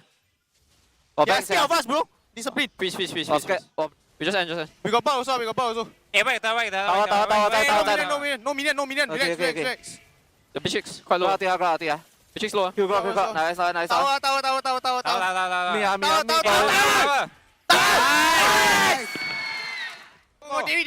Better double dash. Wow. Hey, back. Yeah, go back. Yeah, go back. Nice. Continue. Go. Push. 上看下。I got it. Go. Nice. Go. I go. Carry. End game. Let's go. Mid top. Okay. This is kill it. Let's go. Nice. I hang two. Tôi hang two. Tao. Nice. So good. Everyone is like, yes! Kara's like, I hang. It's so good. It's like, it's totally different thing. And you know, powerful. You can see how the shot calling is there, right? Yeah. He's like, wait, discipline. Wait first. Yeah, and I think, right, the playstyle of Evil has always been around, like, you know, this trust, right? Yes. It's trust. They've been Distrust. They've been in MPL Singapore for 4 seasons now. This is fourth season. And already. without a coach, pure community, started from nothing. Now we're here. And they're here. And they are one of the titans. With that said, ladies and gents, another thing I would like to point out as well is that I don't know why it's called a face cam, especially for powerful. It's a hair cam. It's a hair cam. Brought to you by Head and Shoulders. With that said, ladies and gents, we'll be going in, throwing it back to our beautiful host right there to interview one of the players. With that said, over to you, Cheryl. Thank you so much, guys. Once again, a nail-biting match. But for match one, for game one itself, it seemed like the entire land of Dawn was cleaned up by Head and Shoulders. Super clean match, 0 deaths. But of course, it still led to a best of 3. I don't know what happened. Tell us more. What was going through your head, especially you guys are going up against Mr. International Dale as a coach here for Homeboys. I'm definitely happy that we are able to beat Homeboys because like they have 3 imports, their coach and 2 of their players, and we are the only team that have no import and the only team that is surviving without any import. So we'll definitely show that Singapore have some standard. Wow, Singapore represent! Everything don't have but have skill lah, can say like that. Now, but that of course is a testament to what you guys do. And as mentioned, you know, Coach Dale is known for whipping out all sorts of different strategies, and he has been around the region playing with different players as well. So coming into a match with such a skilled coach, what was your preparations that you did for this game? I would say that our first game really have to try to win because I believe in the second game, Coach Dale will definitely come out with some changes. Like you can see what he did during the game 2. He totally outdrafted me with the Valentina pick, then he went for the Arkai. Because he know that we want the Feramis again, so he put the Arkai against the Feramis. Then we don't have to pick up the Feramis, which causes us to get outdrafted. Right, and the thing is, you guys keep picking the Feramis into the Valentina knowingly. Why would you do that? We train a lot for that also lah. So we are prepared for most of the draft, I guess. Okay, and if as in I'm a little bit worried now because if that's what you've been practicing and there's one more match, is this all the cards that you have laid out on the table? No, we still got a few more picks that still in our book lah. We haven't show out yet. Maybe we will show you later. Oh, very excited for that. And of course, just sliding in some ads. Like they have the booth there if you want to buy the notebook. Unfortunately, not with the notes. You guys can do so as well. But okay, I'm not going to hold up much of your time because you got to prepare for match 4 that's going to come up. And that will be either Bleed or Vanguard Esports. Who will you be anticipating to see later on today? I think I'll be ready for both teams lah. So I'll just study the match later, then see them later. Right. So you know, people are saying that you are Dairy's kryptonite. Do you agree with that statement? I don't know because this is the 3rd season I beat him on a playoff lah. But he's definitely a strong player still. Like, as you can see, his Kaja is one of the heroes that most of the team are scared of. Fantastic, and it has definitely shown. You guys are the playoff princes. All the best. Wishing you guys all the best. Whoever you're going up next seems like a tough one still. So I'm just gonna let you guys go and prepare for the next match. Thank you so much, Powerful, and I hope to interview you again for match 4. Okay, thank you. Thank you. Alrighty, friends. So the next match is going to happen at 1 p.m. and just today for match 1 itself, bright and early in the morning, 10 a.m. right here at the wonderful Suntec City. Our roof right here of the atrium has been blown apart by wonderful crowds and your cheers. Now, if you're thinking of how to spend your Saturday, we would love to welcome you to head on down right now and join us at Suntec City. We have tons of different activities that you can indulge in. And of course, also join us at each of the team's booth where you guys are able to snack some really cool merchandise and even vote for your favorite players. Now, the next match that's going to come up at 1 p.m. real soon, we're going to be seeing Bleed Esports going up against Vanguard Esports. Now, if you guys are thinking that, hey, this match, there isn't really much going on, then let me tell you, Vanguard Esports has a lot to prove because they have been talking so much smack over at the regular season. Now, particularly Nick Stain, because Nick Stain apparently is the mentee of our all-time favorite JPL over from Bleed Esports, who is the mentor, who will show that they have what it takes to be known as the best roamer in Singapore, I guess. Later on for match 2, let's stick around and find out. We'll see you at 1 p.m.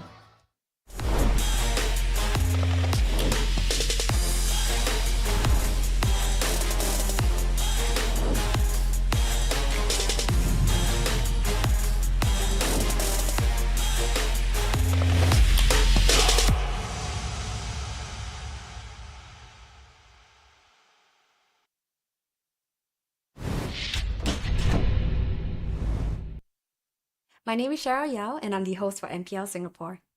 My name is Eugene, also known as Abstract. I am the caster for MPL Singapore Season 6.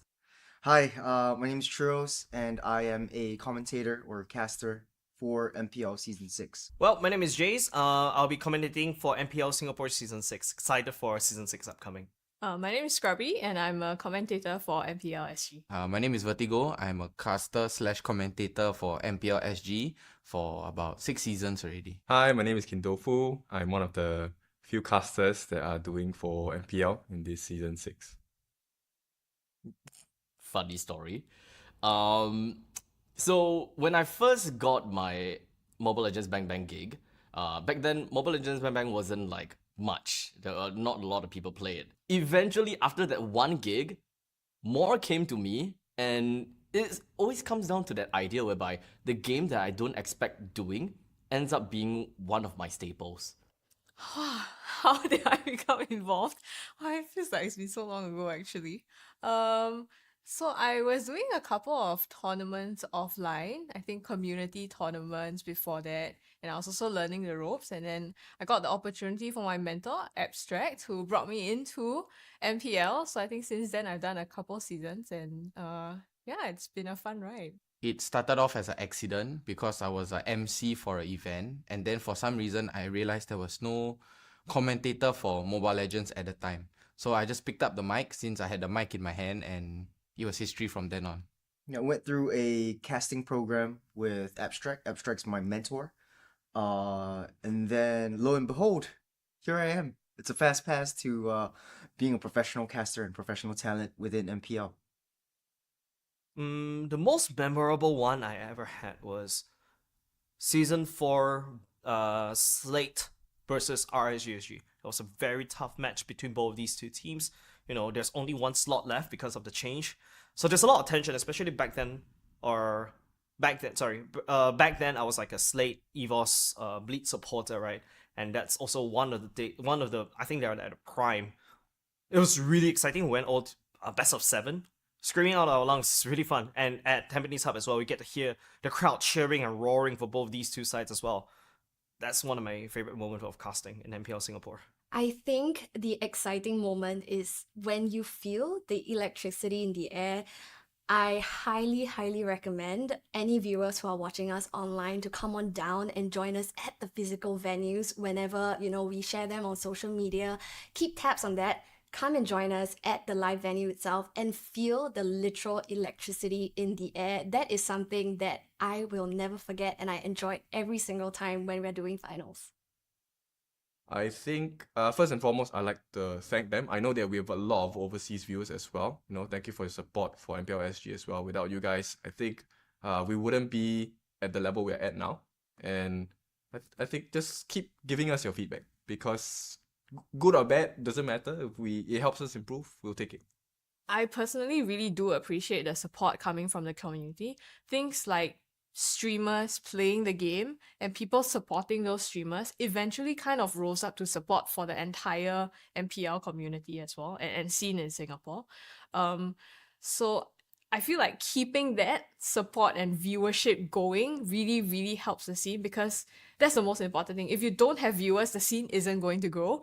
if you don't have bodies at Suntec or at OTH, at our Tampines hub, it's just not gonna work because no one's gonna watch the game. So keeping that support going, I think, would be really important to me, and I'm super grateful that we have these people in Singapore right now, and it continues to grow. Honestly, first up, Singapore is very, very small. And if you have the slightest, interest in Mobile Legends Bang Bang, I highly encourage you guys, to follow our social pages, come on down and support us live. It's really, really appreciated, that presence there, whether you're online, physically with us, it's greatly appreciated, especially Singapore is so small. And of course, for our players as well, they would be deeply encouraged by, your roaring screams, especially on the live venue itself. And with Singapore being so small, we need to show other regions that Singapore might be small, but guys, we are mighty, and we need you, all of our Singaporean viewers, to be there to support Singapore all as one. Being part of an ecosystem, that has been very enjoyable. Because honestly, if I were to go to the playoffs and I'm just going in, I cast, I'm done, I go home. Honestly, that's kind of boring. So whenever the audience members or the community members comes over and we just chat each other up, I think that's a very refreshing feeling, and the experience is different every season. MPL Singapore itself wouldn't be possible without you guys. Every one of you are very important to us. And, like what we mentioned, come down every week if you guys can. I know you guys can be quite busy. Or during the playoffs, we are around and about. Just ask away and, have a chat with us. We're more than happy to chat with you guys. So I feel like you guys are really important for us.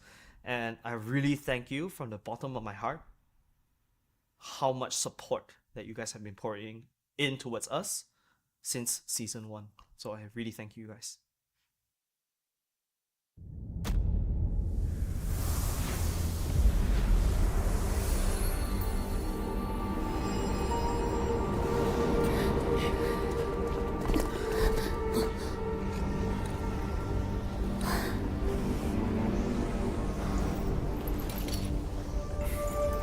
Don't do it! The gateway will devour everything! Sleep tight, my star. Daddy's watching from afar. Close your eyes, mommy's little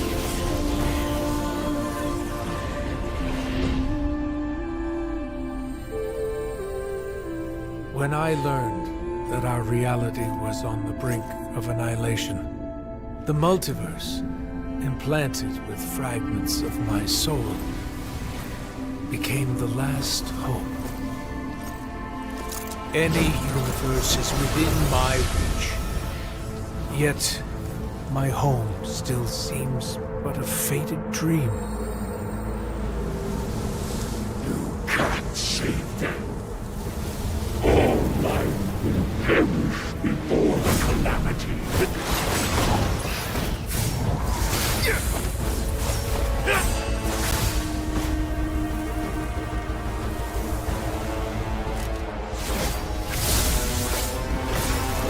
Dad! Is that you? All these years.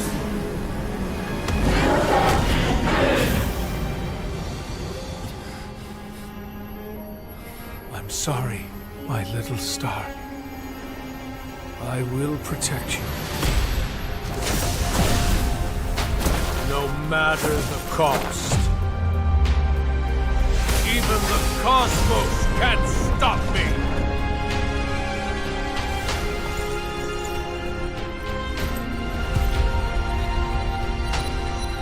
Layla. My baby girl.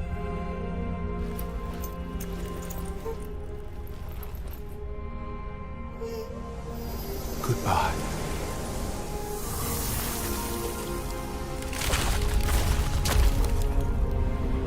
The calamity ends with me.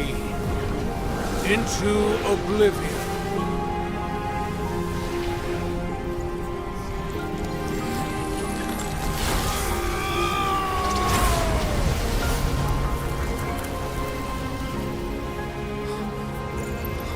Finally, you are safe, my little star.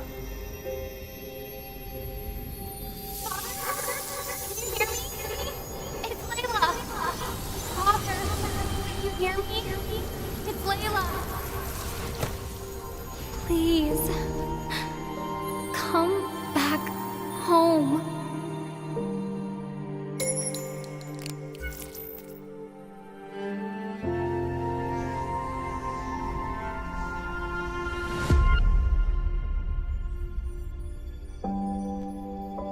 My journey is taking me home. For you are the home where I belong.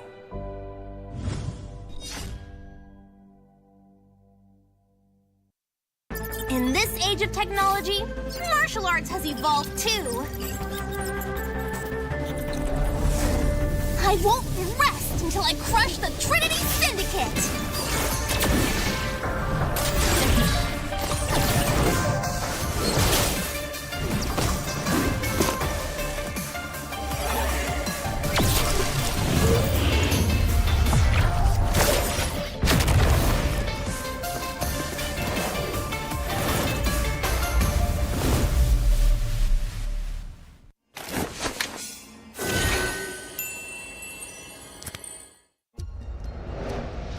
I am Optimus Prime. No one can outrun Bumblebee!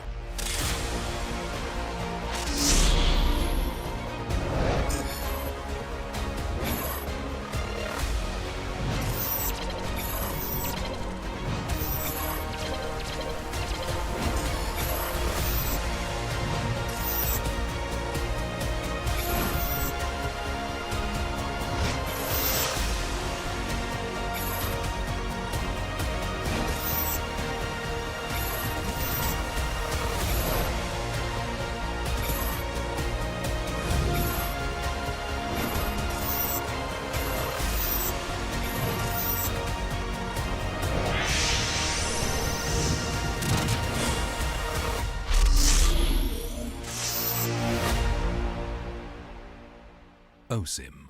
A crispier chicken McCrispy? So much crispier. Bite into an even crispier crunch with the improved Chicken McCrispy. Now, wouldn't that be nice?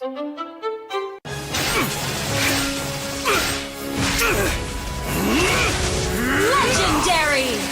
Tigreal!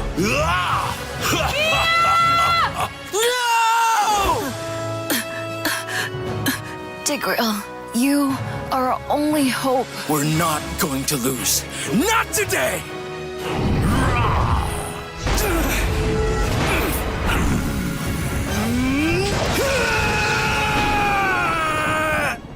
Huh? What's going on with my hand? Ooh, why is it so itchy? Yee! Dandruff! Yo, your hand's for gaming, not for scratching. You call yourself a pro? You have dandruff! Tigreal? Tigreal, is that you? Yes, that's me! Do you want to win a match? Defeat Dandruff and Itch with Head and Shoulders! Move on to Head and Shoulders! Up to 100% protection! Dandruff and Itch! Wiped out.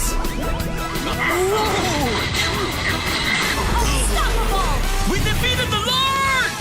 That's why everyone should move on to Head and Shoulders!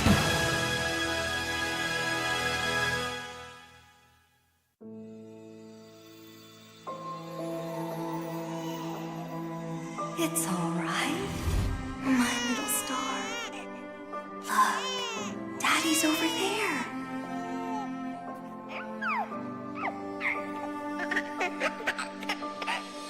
The calamity's approaching, and it will destroy everything. I'll hold it back and buy us more time. Nolan, protect our daughter. No! Lillian!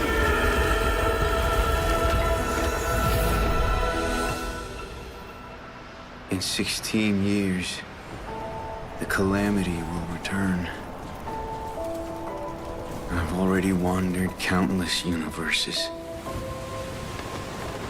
seeking an end to the impending catastrophe. There's no time to mourn, no time for regrets. I must fulfill my last promise before I can even hope to see my daughter again. But what chance do I have against the boundless might of the cosmos?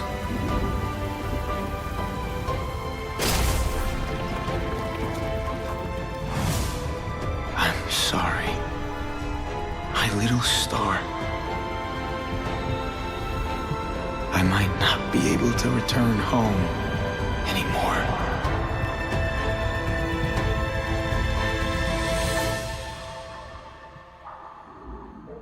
I promise I will take her to see the star lanterns. I promise I'll teach our child how to wield this power. I promise I will sacrifice everything to protect her. I promise I will sacrifice everything to protect our daughter.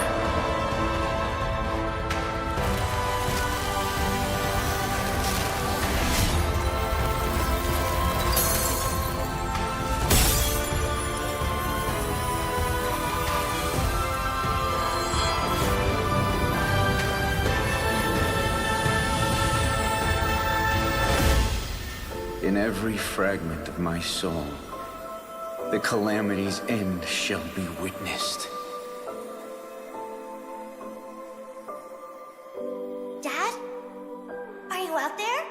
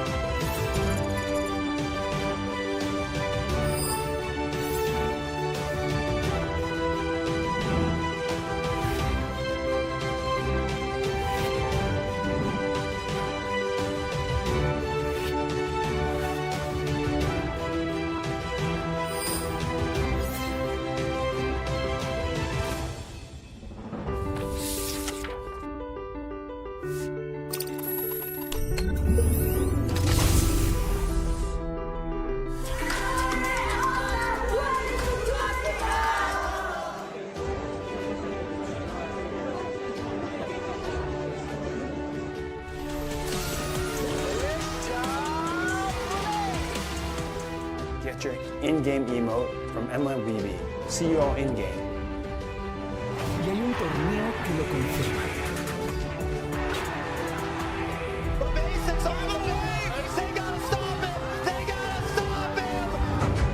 Blacklist kadrosu Incendios'ya karşı oynuyor olacak. Bu heyecanı şu anda yaşıyorlar. Blacklist ciddi ekiplerden.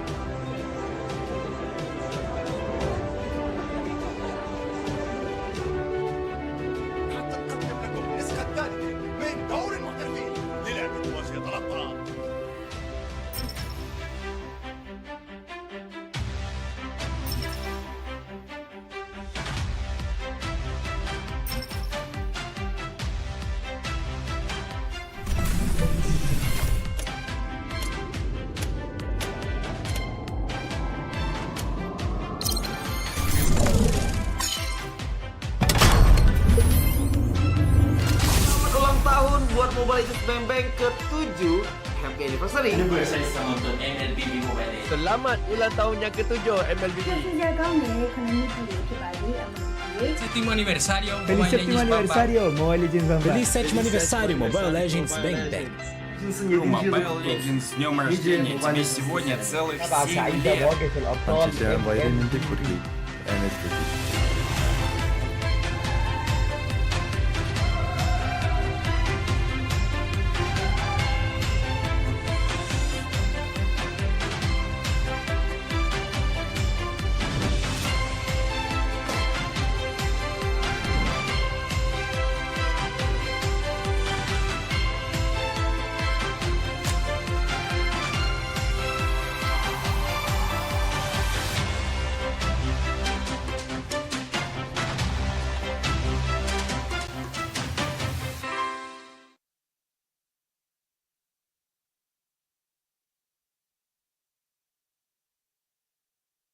My name is Dewi. I'm currently the main roamer for Homebois SG. Hi, I'm Naufal, also known as Icon from Alchemy SG. I play as the jungler for the team.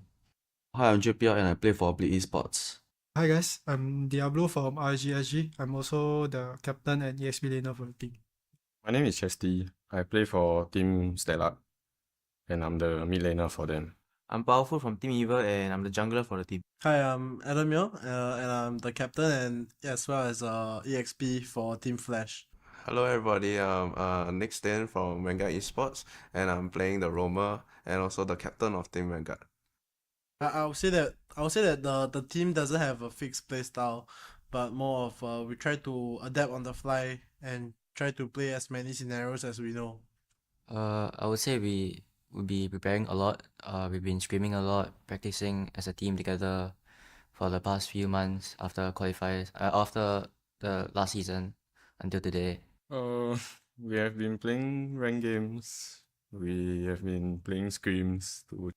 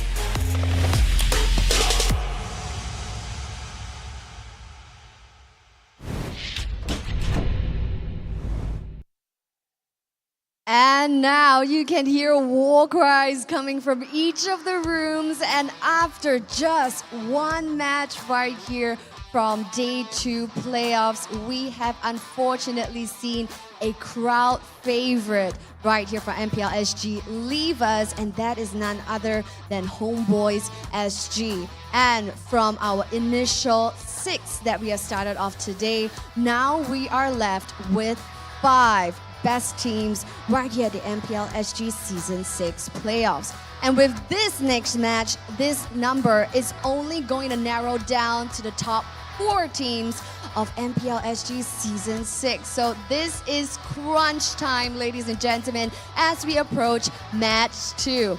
Now we see 2 wonderful teams who are going up against each other, and they are none other than Bleed Esports going up against Vanguard Esports.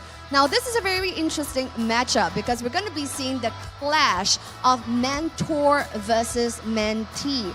Yes, JPL is the mentor of Nick Stain. So, will the mentor show why he's the mentor, or will the mentee supersede him? We can only find out right here at this match. So, we sincerely hope that you are excited as I am right here for match 2 itself.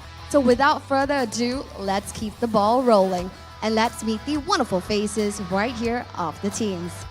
First up, friends, presenting to you our Titans in their own right. Please put your hands together for Bleed Esports!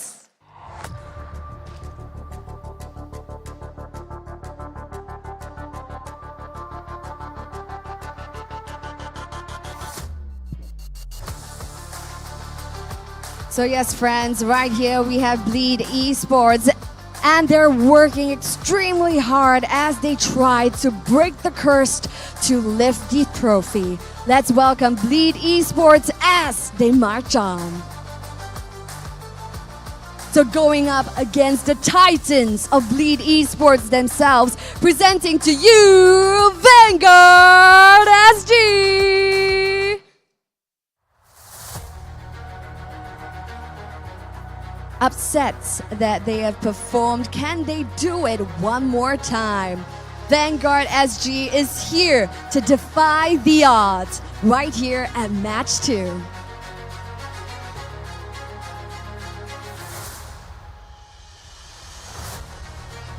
So right now, the teams are moving on with their fist bumps, saying their friendly hellos before they're heading over to the land of dawn to wreak absolute havoc.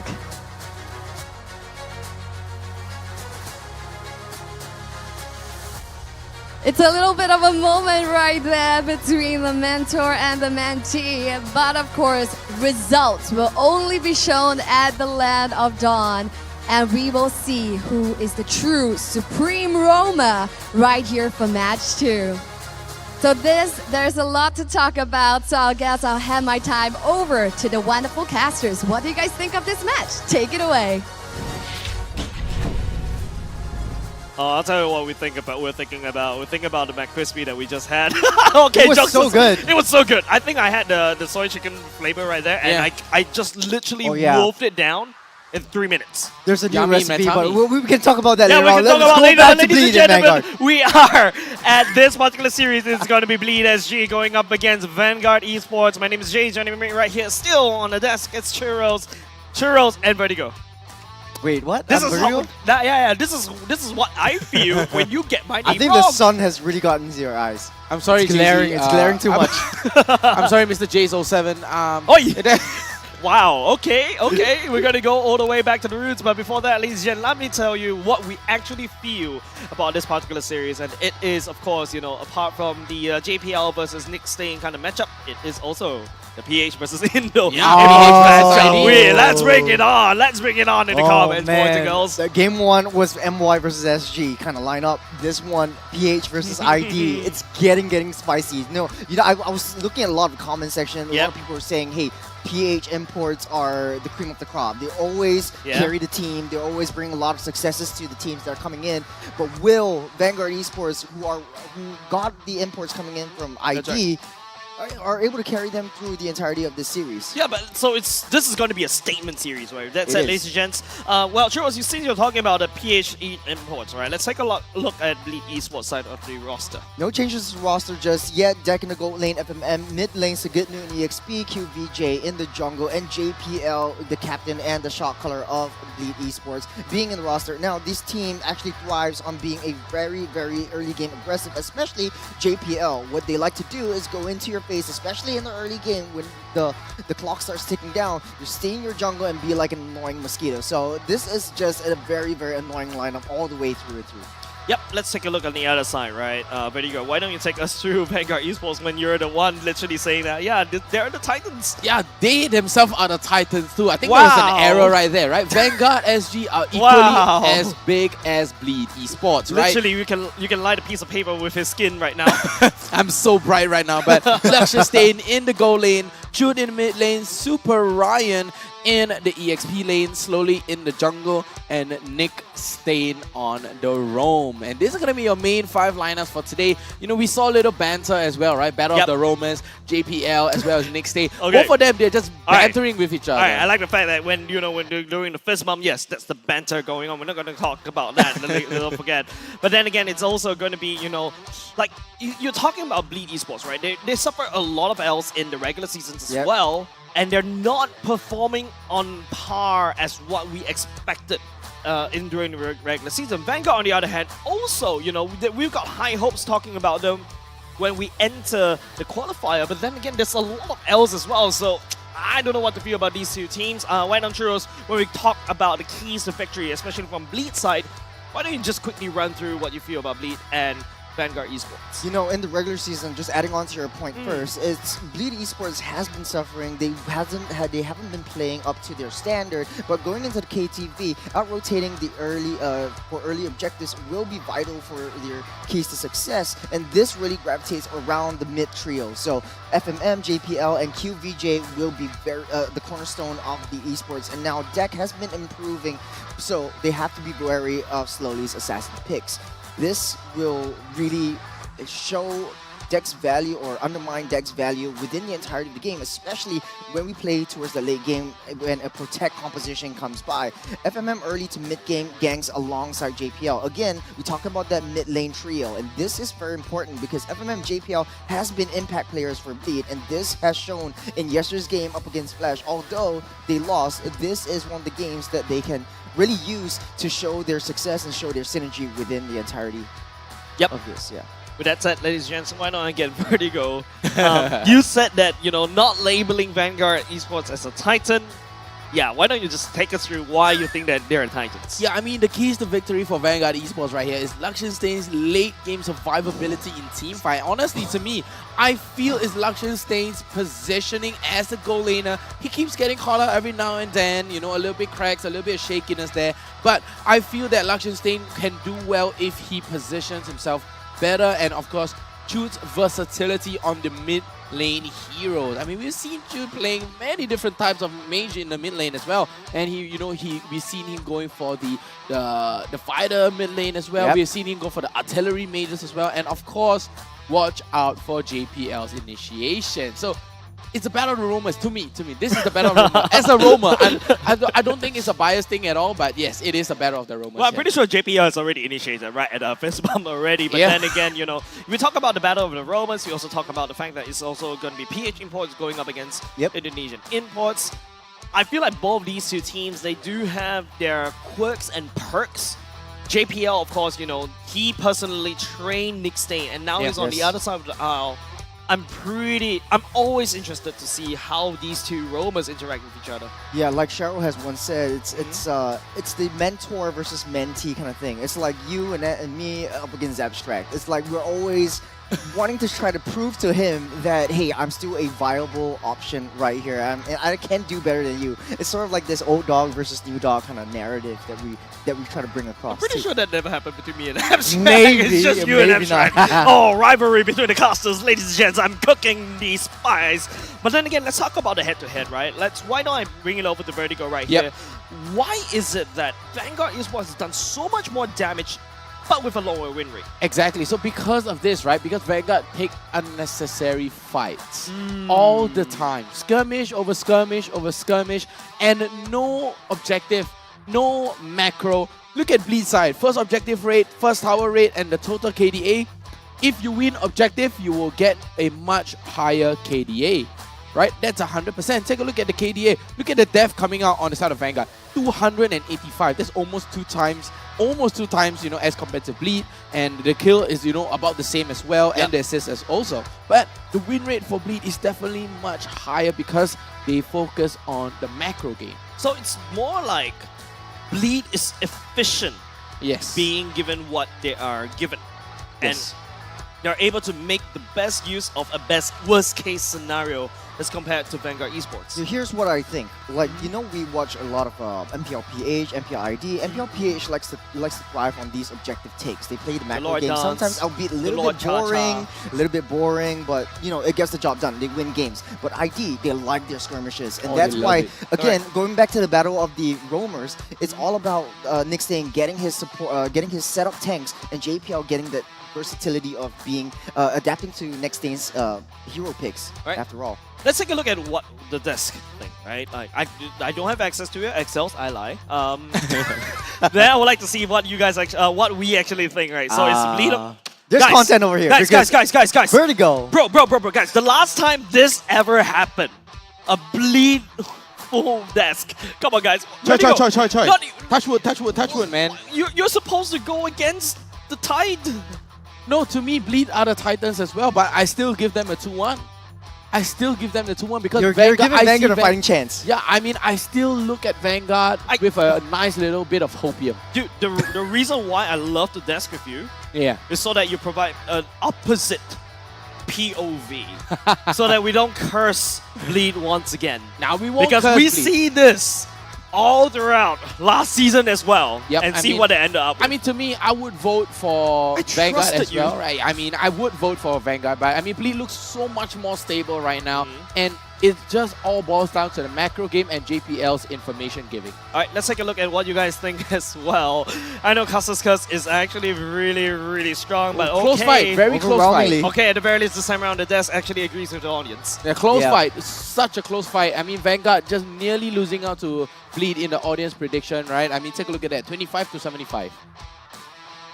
Cool. Yes. But that's logic coming out from Vertigo. Like you said, like from the statistics, it's all about the objective takes. It's all about playing the macro game. Bleed has that, especially with under the leadership of JPL, setting the ganks and protecting deck, especially protecting deck. Now, we talked about like in the regular season, Bleed hasn't been performing as well. No, deck has improved after the 2 weeks. His positioning was on point yesterday, but it was just an unfortunate turn of events up against Flash, one of the top Titans team.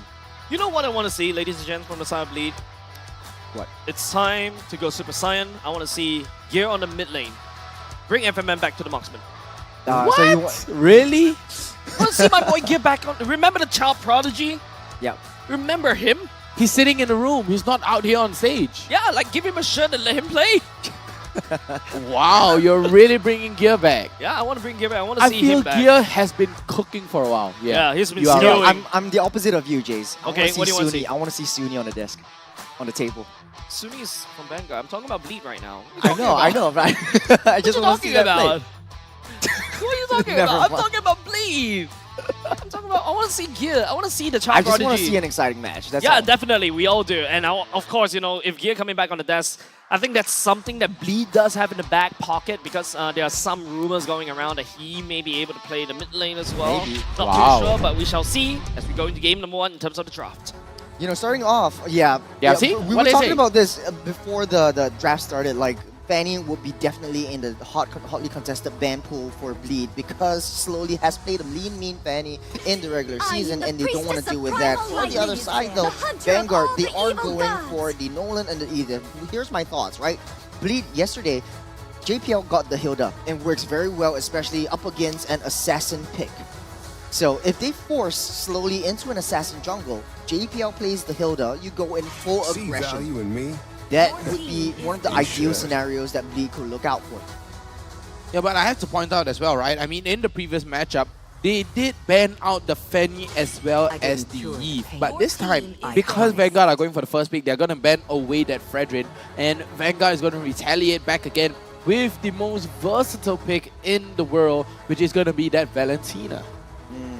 Actually, this makes a lot of sense for Vanguard because I think Vanguard are trying to get some information what Bleed is trying to do. Now, Bleed is focusing fire on like, hey, let's ban out all of Slowly's heroes. The Fredrin is taken out, the Fanny as well. Maybe they might ban out the Marty's even, just try to force him into an assassin jungle. And this is where JPL can utilize that mosquito ability that he has, just being around, being a nuisance, being an annoyance around Slowly, and force him to choke out on the early game farms. Wow. They will ban out the Yuzhong instead, a better Filipino kind of flavor they're bringing in. Okay, that's very interesting, right? Usually you ban the Angela, there's also the Rafaela that's also wide open. The Mathilda is also hugely wide open.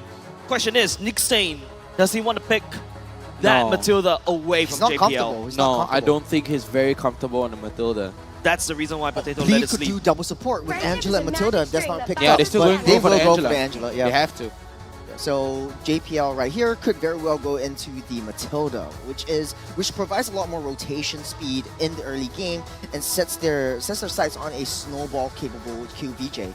And allows deck to play even more aggressive than usual. That allows him to basically, you know, drag deck back into safety, right? Yep. So because that's one of the themes that we've been talking about in Bleed, right? Like the deck's positioning can be sometimes questionable. With the Mathilda, it allows him to make even more mistakes, and it allows that, you know, safety net for Bleed to play around with. Wow, but the Joy and Irithel, I mean, Angela Joy, Angela Irithel is just irritating to me.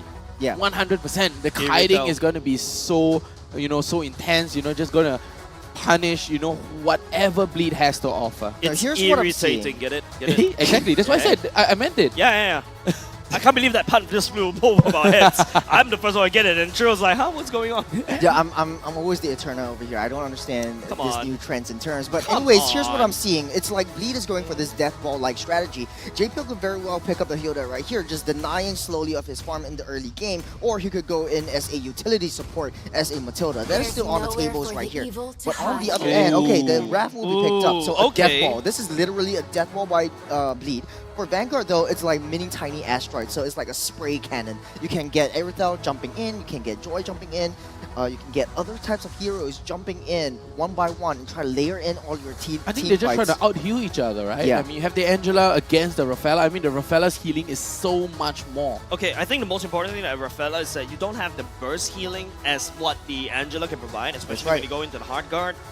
But the slow immunity is definitely going to help against the Angela. And the extra movement speed. And the extra movement speed through. I think they just want to keep up with the mobility, right? I mean, Joy is so quick already. Irithel with the Angela is even quicker. And right now, Bleed, they want to fight as 5. So you have that Faramis, you have the Baxia. Yeah. With that Angela, you're just going to be a big boost. But then again, if you take a look at Bleed's side of the drop, the only way they can actually play around this is to engage with Baxia. Now, they ban out the Kaja right here. For Bleed, it's looking like a 1-1 game for deck. So they might want to eliminate any form of threat to kite. From 1-1 is the only one that can kite a very fast-moving Irithel, right? The thing is, if you give 1-1 a lot of time and space, you're able to swap in all the weakness points. You can build the critical Holy Trinity. So the Haas Claws, the Windtalker, and the Berserker's Fury. You deal a lot of damage as a Great Dragon 1-1. Spear instead of Windtalker. Maybe a Great Dragon Spear instead of Windtalker as well for that 1-1. Get a lot more movement speed, especially when you hit the Cosmo tank. Well, from a marksman main yourself. Wait, you said crit build for 1-1? Yeah, crit build for 1-1, yeah. It's possible. It's possible. The Windtalker gives you better clear. Better clearance on wave. Yep. Interesting, because I usually bring in the attack speed trinity, except for the Golden Star. You can still build the Corrosion side, the Demon Hunter Sword, but then you build in the Haas Claws and the Berserker's Fury as well. And on the side of Vanguard, though, they are taking out all of these burst marksmen. So the Bruno is taken out, the Brody's taken out. I think Bleed could snatch up the 1-1 right here. You have a little bit more dash updates from that patch itself. Coupled in with the Rafaela, it's very difficult to catch this 1-1. But here's the tricky part, right? If Bleed were to bring in the 1-1 right here, don't forget there's always a potential phobias that could be used to, you know, kind of constantly trigger and allow his cooldown to go down. Yes, he's unable to land on the damage that the 1-1 can output, but it's annoying as a 1-1 to deal with the phobias. And it's usually annoying, especially when, you're not to use in the gold lane. So they're delaying the marksman pick or the gold lane pick. That's The right. Dairoth will be picked That's up quite here. smart. This Dairoth. 0% win rate though. Dairoth makes sense over here because they don't know what Vanguard is picking up, and Dairoth on a one-to-one lane matchup wins every single EXP laner, especially the Esmeralda, the Uranus. So they're eliminating that from the bat. Vanguard, on the other hand, they have options to pick up some crowd control heroes like the Terizla. It's still wide open, and he could very well pick up the Terizla as well. Yeah, I'm surprised that Bleed actually ignored the Terizla, went for the Dairoth pick instead. Yeah, I mean, the Terizla is a really good pick right here. I mean, you kind of deny, but they're going to go for the Minotaur yet again. So it's going to be Angela mid right now and a Arlet. The Arlo. There we go. The Arlet here with the Minotaur here. You have a nice cream of the crop here with the Minnow and Fury as well. Yeah, you guys, you know, whenever you say Arlo, you know what I imagine? Merlot? You said it at the same time. A French Arlo skin with the mime and a baguette. Hey, Moonton, that's an idea right there. Yeah, skin idea. Let's go, ladies and gents. And shout out to Husky as well. He came up with that idea. And Jace will be the one who voiced the mime. No, actually, wait. How do you voice a mime? That's why you're the voice. But yes, honestly though, for the last pick though. Yep. Honestly though, I do like the layering of crowd control coming up from Nick Stain and the Arlut. So that's going to be played by Super Ryan. Oh man. Did they go for the Beatrix here? Beatrix is always safe. It's always a safe bet. Yep. It will be the Ixia. Okay, we saw the Ixia coming out from the side of Coconut. The amount of range is definitely going to be very helpful for the side of Bleed. But then again, the same question I asked from the side of Bleed, how are you going to engage with this kind of roster? The Baxia, yes, but then again, you're going to be sacrificed. What if the Baxia gets busted down? There goes your Retribution, right? Do they want to shred? Engage with a Dairoth? They want them to walk to them, Dairoth right? They want flank. Bleed wants Vanguard to walk into their hands and punish them for it, and at the same time, team heal with the Rafaela for extra sustainability in the team fight, just to, you know, keep them in the mix, just keep them in the running a little bit, and of course to let them stay in the fight as long as possible, as well as winning the skirmish. Ladies and gentlemen, once again, it is time to watch the Mentor versus Mentee matchup. It is time to watch the PH Imports versus Indonesian matchup. As we go into the Land of Dawn, game number 1 is afoot. Bleed Esports going up against Vanguard Esports. Wow, indeed. And we have a game pause coming out. That's exactly epic for the game pause, ladies and gents. I wanted to say though, as much of a defensive draft that Bleed has, the Ixia is very susceptible to the Joy. Once he pops that Rhythm of Joy, once he gets to the backline, Ixia is gone. And if Slowly is able to find Ixia or Deck very effectively throughout a lot of these team fights, then Bleed is basically getting caught with their pants down. Yeah, okay, I think the most important thing that we have to look out for is that the Ixia's cone, I'm going to apply a little bit of trigonometry right here, right? That cone is a little bit tighter this time around. It's a lot easier to sidestep, but it's longer. It's much longer. So, I mean, you want to take fights in tight spaces, basically, right? If you were the Ixia, the jungle would be amazing for you to go for the team fight. But here's how it's going to play out. You have the Faramis and the Baxia and the Rafaela. That's a death ball right there. So Deck, all he needs to do is just position himself right at the back, let Baxia soak in all of these damages, then Ixia opens up the full barrage. And that's how the game plan is for Bleed. But in the early game though, JPL being the nuisance that he is, even on a Rafaela, forcing down the Retribution on the orange buff. Nick Stain sees this, he's trying to push JPL away, but FMM Sagitnu got there fast too. They are going in for backup. Now again, this is the mid trio that Bleed is looking for. Oh, the Ryan. That's a heal coming out from JPL. Should coming in as a nice knockout from the side of Nick Stain. Super Ryan burns a flicker right on the bat very early on. Normal final slash coming out, ultimate, and one more coming with a flicker at the turtle pit for now. So that's something that Bleed can successfully take back. Yep, and right now with the gold lane matchup, you have Deck up against Luxian Stain. So, a Ixia against an Irithel. Jace, tell me, which one will win in lane? Just purely in lane. Ixia can outpoke the Irithel easily, but then again, Irithel, if you play timing right, but speaking of timing right, KLBJ doesn't have level 4, he's already slowly at level 4, he pops the ultimate, he's happy, he's enjoying first blood, given on the side of Vanguard Esports. Wow, slowly popping the Rhythm of Joy already, and so much ultimate has been used slowly. popping their Rhythm of Joy as well as Bleed. Did not even level 4. The Tortoise Poissons wasn't there. I think it's a rotation issue. If QVJ went for the gold crab up on the top lane, he would have got that level 4 after he got the lizard on the top lane, and then he can overturn that situation or small skirmish onto Slowly. But he slowly got the level 4 faster than him, so the electrifying beats actually took him down first. Now, turtle fight ensuing, Nickstain pulled the turtle over to the Vanguard side. Slowly charging up the passive stacks. Does have the ultimate in tow.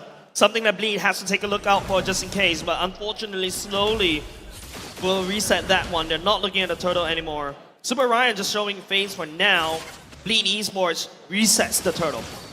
Turtle has been resetted right now, but take a look at Bleed's positioning. They are controlling the map so much here. And JPL on slowly runs a little bit low. Nice knockout coming out of Nickstain, but he doesn't really have level 4 right here. JPL does have it soon. The ultimate coming on Sagitnu. Doesn't connect. The execute not confirmed, but the turtle confirmed by Bleed. Yep, and like I said, Bleed, Vanguard, they did get the first blood. You get the first blood, go, yeah, sure. But Bleed, they are so focused on the macro right now. Nickstain's not level 4 yet. How is this happening? He's so far behind.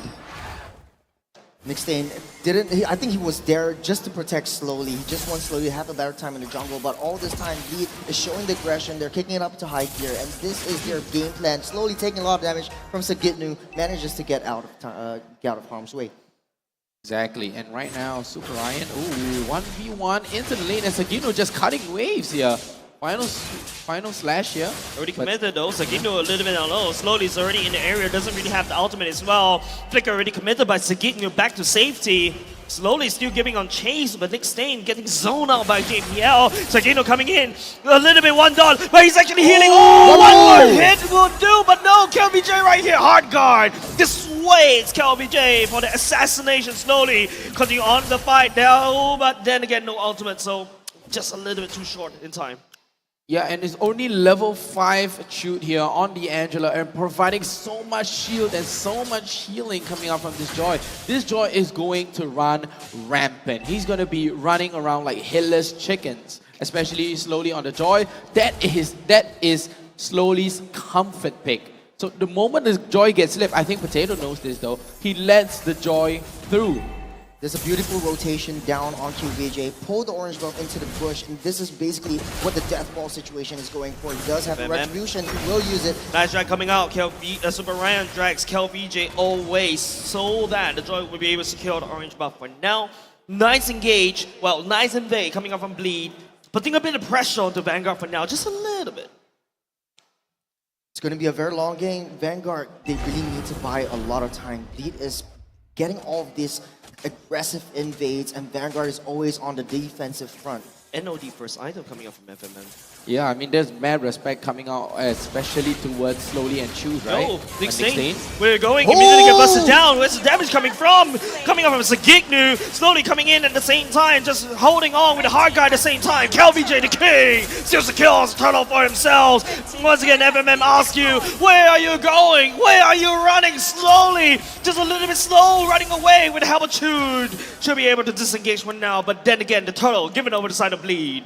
Your Boxer with the double support is so scary. Taking a look at itemizations, it does look like Bleed is a little bit up ahead. The Necklace of Endurance is the first item being bought by FMM just to dissuade them from the sustained capabilities from that Angela. Oh, Ixia though. Ixia in a bit of trouble right here. Finally, that's one kill given the side of Vanguard for now. Bleed, you know, Ixia overextending just a little bit, but then again, it's exactly what Vanguard needs. Exactly, and I have to point out as well, that is a very dirty combo coming out from FMM and JPL, right? The Faramis goes for the pull, and the JPL comes in with the ultimate and the two-man disgusting stun to secure, because of the charge up time and the animation time coming out from JPL's ultimate. It takes some time, but the pull is just going to secure it. Take a look at Nickstain. Holy Baptism coming out. Nickstain are charging up, but nice! Flash coming out with Super Ryan, making sure Bleed unable to do anything. Maniac! The damage coming out from Luxenstein, the Maniac delivered over Vanguard, making a savage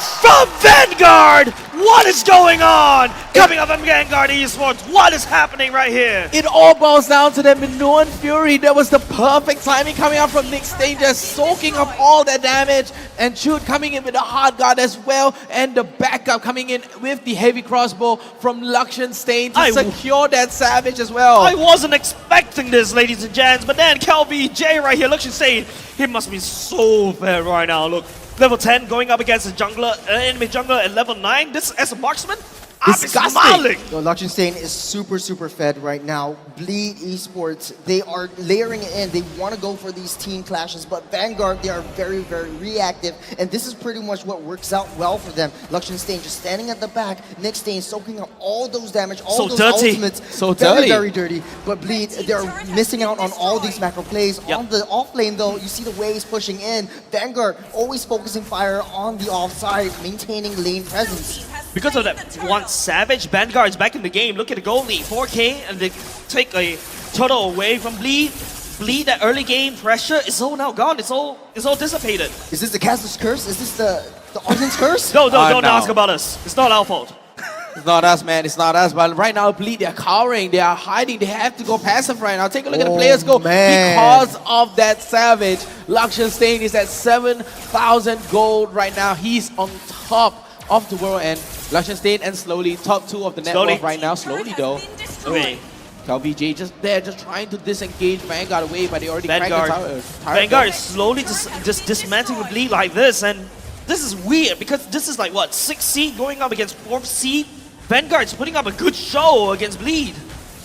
They did their homework. That's all I can say. Lakshan Stain, he's so fed. He's got so much damage. They're looking in for more towers. Bleed, on the other hand, the towers on Vanguard are untouched. This is unlike Bleed. Hold on a second. Holy Baptism coming up, not enough damage coming up from Bleed at the same time. Here comes the barrage, but then the knockup coming up from the side of Nick Stain. But this time round, it is going to be Bleed that picks up 2 kills away from Vanguard Esports. And that was the punishment right there, right? We know when Fury comes in, but NetherRealm comes in clutch from FMM. FMM, no! That's not exactly where you want to be. Now slowly pops an ultimate. Where the hell are Chute? And Vanguard, this is the Whopper combo. They're looking for more. JPL, the next victim. Holy Baptism doesn't connect. Chute, credit them for their kill. Lakshan Stain wants some of the action. But then again, the damage has been done. Bleed losing a little bit too much. Vanguard just upping the momentum up. They have the lead. They need to extend it. Bleed, they're being forced out of their base, out of the comfort of their own base. The only silver lining is that Faramis has decent wave clear. So wait for the crash and wait for Vanguard to get in your face, especially when you have such a close range kind of composition coming in from Vanguard. Bleed on the defensive front. And hard guard already coming on to Lakshan Stain. They won the second tier turret. That ultimate is just trained for that second tier turret. KLVJ knows if he rolls in, that's it. That's one Lord given over the side of Vanguard for free. But that's one big ultimate committed by Chute for now. Heavy crossbow. JPL takes a bit of the damage. So for Ryan, right there, just lingering around, providing some vision. Bleed cannot find a way to engage. I mean, two ultimates down already, right? You do not have the hard guard. You do not have the heavy crossbow as of right now, but Bleed, they have all 5 ultimates up and they can just easily take this fight. But the Minoan Fury is ready, and Bleed, they have their answer. They have that NetherRealm coming up, but all 5 ultimates are up. Heavy crossbow as well as the hard guard are off the cooldown as well. Lord goes slow, Minoan Fury. Slowly, that's a nice knockup coming out. The NetherRealm committed by the side of Bleed as well. Not enough damage, but then again, Lakshan Stain, the Stain Brothers is making the damage, but Deck turns it around. It's the battle of the marksman instead, another maniac in this game. What is this game going on?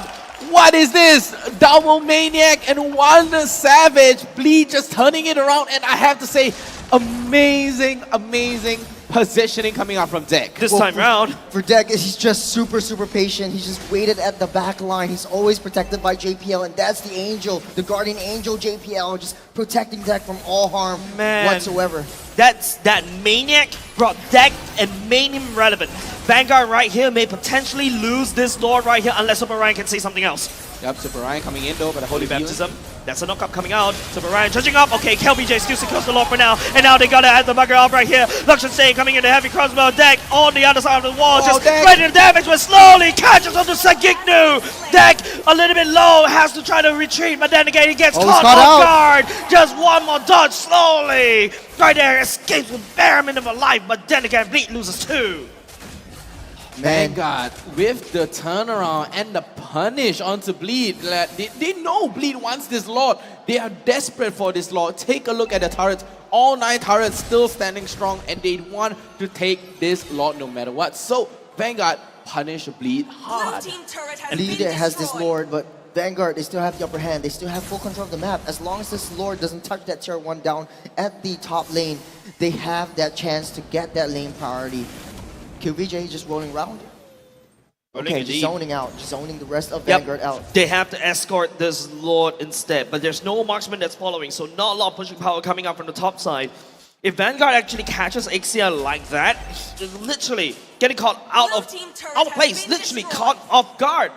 By Vanguard. Look at Nick, look at Nick. Nick, nice maneuver, knocking up 2. Flickers all the way at the same time. Luxon Stain, Nick Stain still continues on the knockout. JPL needs to guide, Bleed away. Deck joins the fight right here. KLBJ will be able to stun onto, and here comes the barrage. Exactly what Bleed needs. And Vanguard will lose Super Ryan for this fight. What a big punish coming out from Bleed as well. I mean, the Netherrealm just literally saves the Lord them. is dealt with, but Joel slowly, oh look at him, he's able to fight Sagignu! JPL desperately trying to heal, but nice move coming out from FMM, but slowly is not persuaded to retreat. He's going on, he's going full metal to the metal, and then again, Vanguard finally shut it up, but looks to stay so far ahead. The heal, the slow, the shield, coming out from the side of Vanguard. FMM, the only one left to try to wave clear this one. They can turn, they can turn. They can turn this though, but the Lord, I mean, you have the turret running low as well, but bottom you lane. Can't end this though. Can they end this? They can't end this though. They have one Sagignu's coming out. Sagignu's coming out. The bottom lane is in shambles. Yeah, the bottom lane is in shambles. You gotta have to try to fix the wave, ladies and gents. They have to fix up the wave. They have to sync up the wave as of right now. I mean, take a look at Vanguard and Bleed. It's a literal bloodbath, right? Yeah. Vanguard, they want to take this fight. Bleed, they are forced to take the fight. I mean, Bleed, their composition right now, they just need to wait for Vanguard to walk into the hands and not take any fight at all. But Vanguard, though, they have a very, very disgusting combo. It's stun logs after stun logs, Minoan Fury into the final slash. That is what Vanguard needs, but they need to find the right opportunity. That was no follow-up for Vanguard, and they need to make this count. That small window opportunity from Bleed, that Maniac, now gone. Vanguard was able to shove Bleed back to their base, the crack open mid. Now the Lord is spawned, and Vanguard's already set up camp around the Lord pit. It's just a waiting game for Vanguard. They want to pull Bleed out. They want to find the right flank. Sagignu, one pickup would be good, but then again, late game Dara, what can you do? I mean, right now, Vanguard, they do have the advantage, right? I mean, slowly just picking up their Winter Truncheon already. And Vanguard, they have a 4.5k gold advantage right now. And the waves are pushing into Bleed. And right now, Vanguard, they're just waiting. Then they're just trying to get any information that they can and try to open up the map and hold their position and try to contest for it. Vanguard's really winning the macro game. Wow, look at the damage.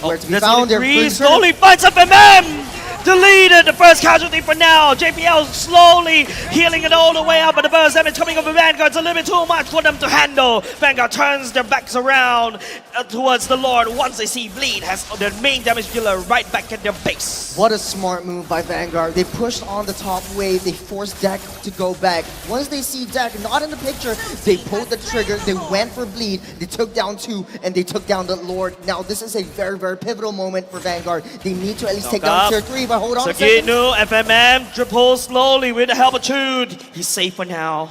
I have to say, right, I mean, Nick Stain with the catch as well, but Bleed coming in with the misposition from Deck, getting caught out by slowly and instantly gets melted off the face of the earth. And Vanguard right now, what they have to do, they have to sync up the waves, and they do have the wave crashing in against Bleed right now. So Vanguard, they can go for the game end as well. The top tier turret is under pressure as well as the bottom tier turret. They do have the mid-wave turret crashing in with the Luminous Lord as well. And take a look at Vanguard, they could easily end it. 6.5k though. Charging it up. 21. Looking at JPL, ready to proc the ultimate. Then again, Liechtenstein opening damage. Oh! Nice! Super Ryan drag, but FMM coming in. Liechtenstein, nice flicker coming up the deck as well, but it's going to be off or not. Vanguard just right now just trying to focus down on the core, but the damage coming out. Bleed to try to desperately defend. Bleed defending with their lives right there, and they're able to do it. Wow, Bleed defending with all their life, literally decked with the amazing positioning, and now KLVJ trying to go for the punish though. Holy Baptism coming out, slowly coming in with the out hard guard just in the nick of time.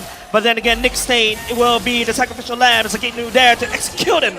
Immortality being proc, but Bleed needs to go back out and clean house. Oh, they need to go for a house cleaning right now. Spring cleaning here on the side of Bleed base, but what a base defense coming out from Bleed. A very good effort for Vanguard, but they missed out Deck. Deck was just standing way ahead, or way far away from the base, and he found the right position. He used the flicker, he popped the flicker to reposition his full barrage. He got a lot of damage down, but what a setup from Super Ryan with the flicker and with the final slash.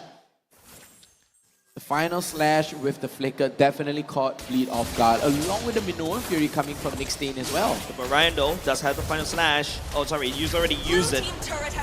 It could almost go very wrong for Bleed if they decide to fight underneath that turret. Yeah. Vanguard, they're just pulling everyone out, taking a lot of itomizations. It does look like most of the members of Vanguard with that 4k gold lead are at JPL? full build. Almost full build. Let's take a look at Slowly right now. Starting Scythe with the Demon Shoes as well as the Holy Crystal, Blood Wings, Divine Glaive, and a concentrated energy on the side of Slowly here. And he's probably going to keep that boots all the way onto that Lord. After the Lord, he might very well switch into an Immortality, get a second life, go into the base, try to get Deck out. If he fails, he got a second chance.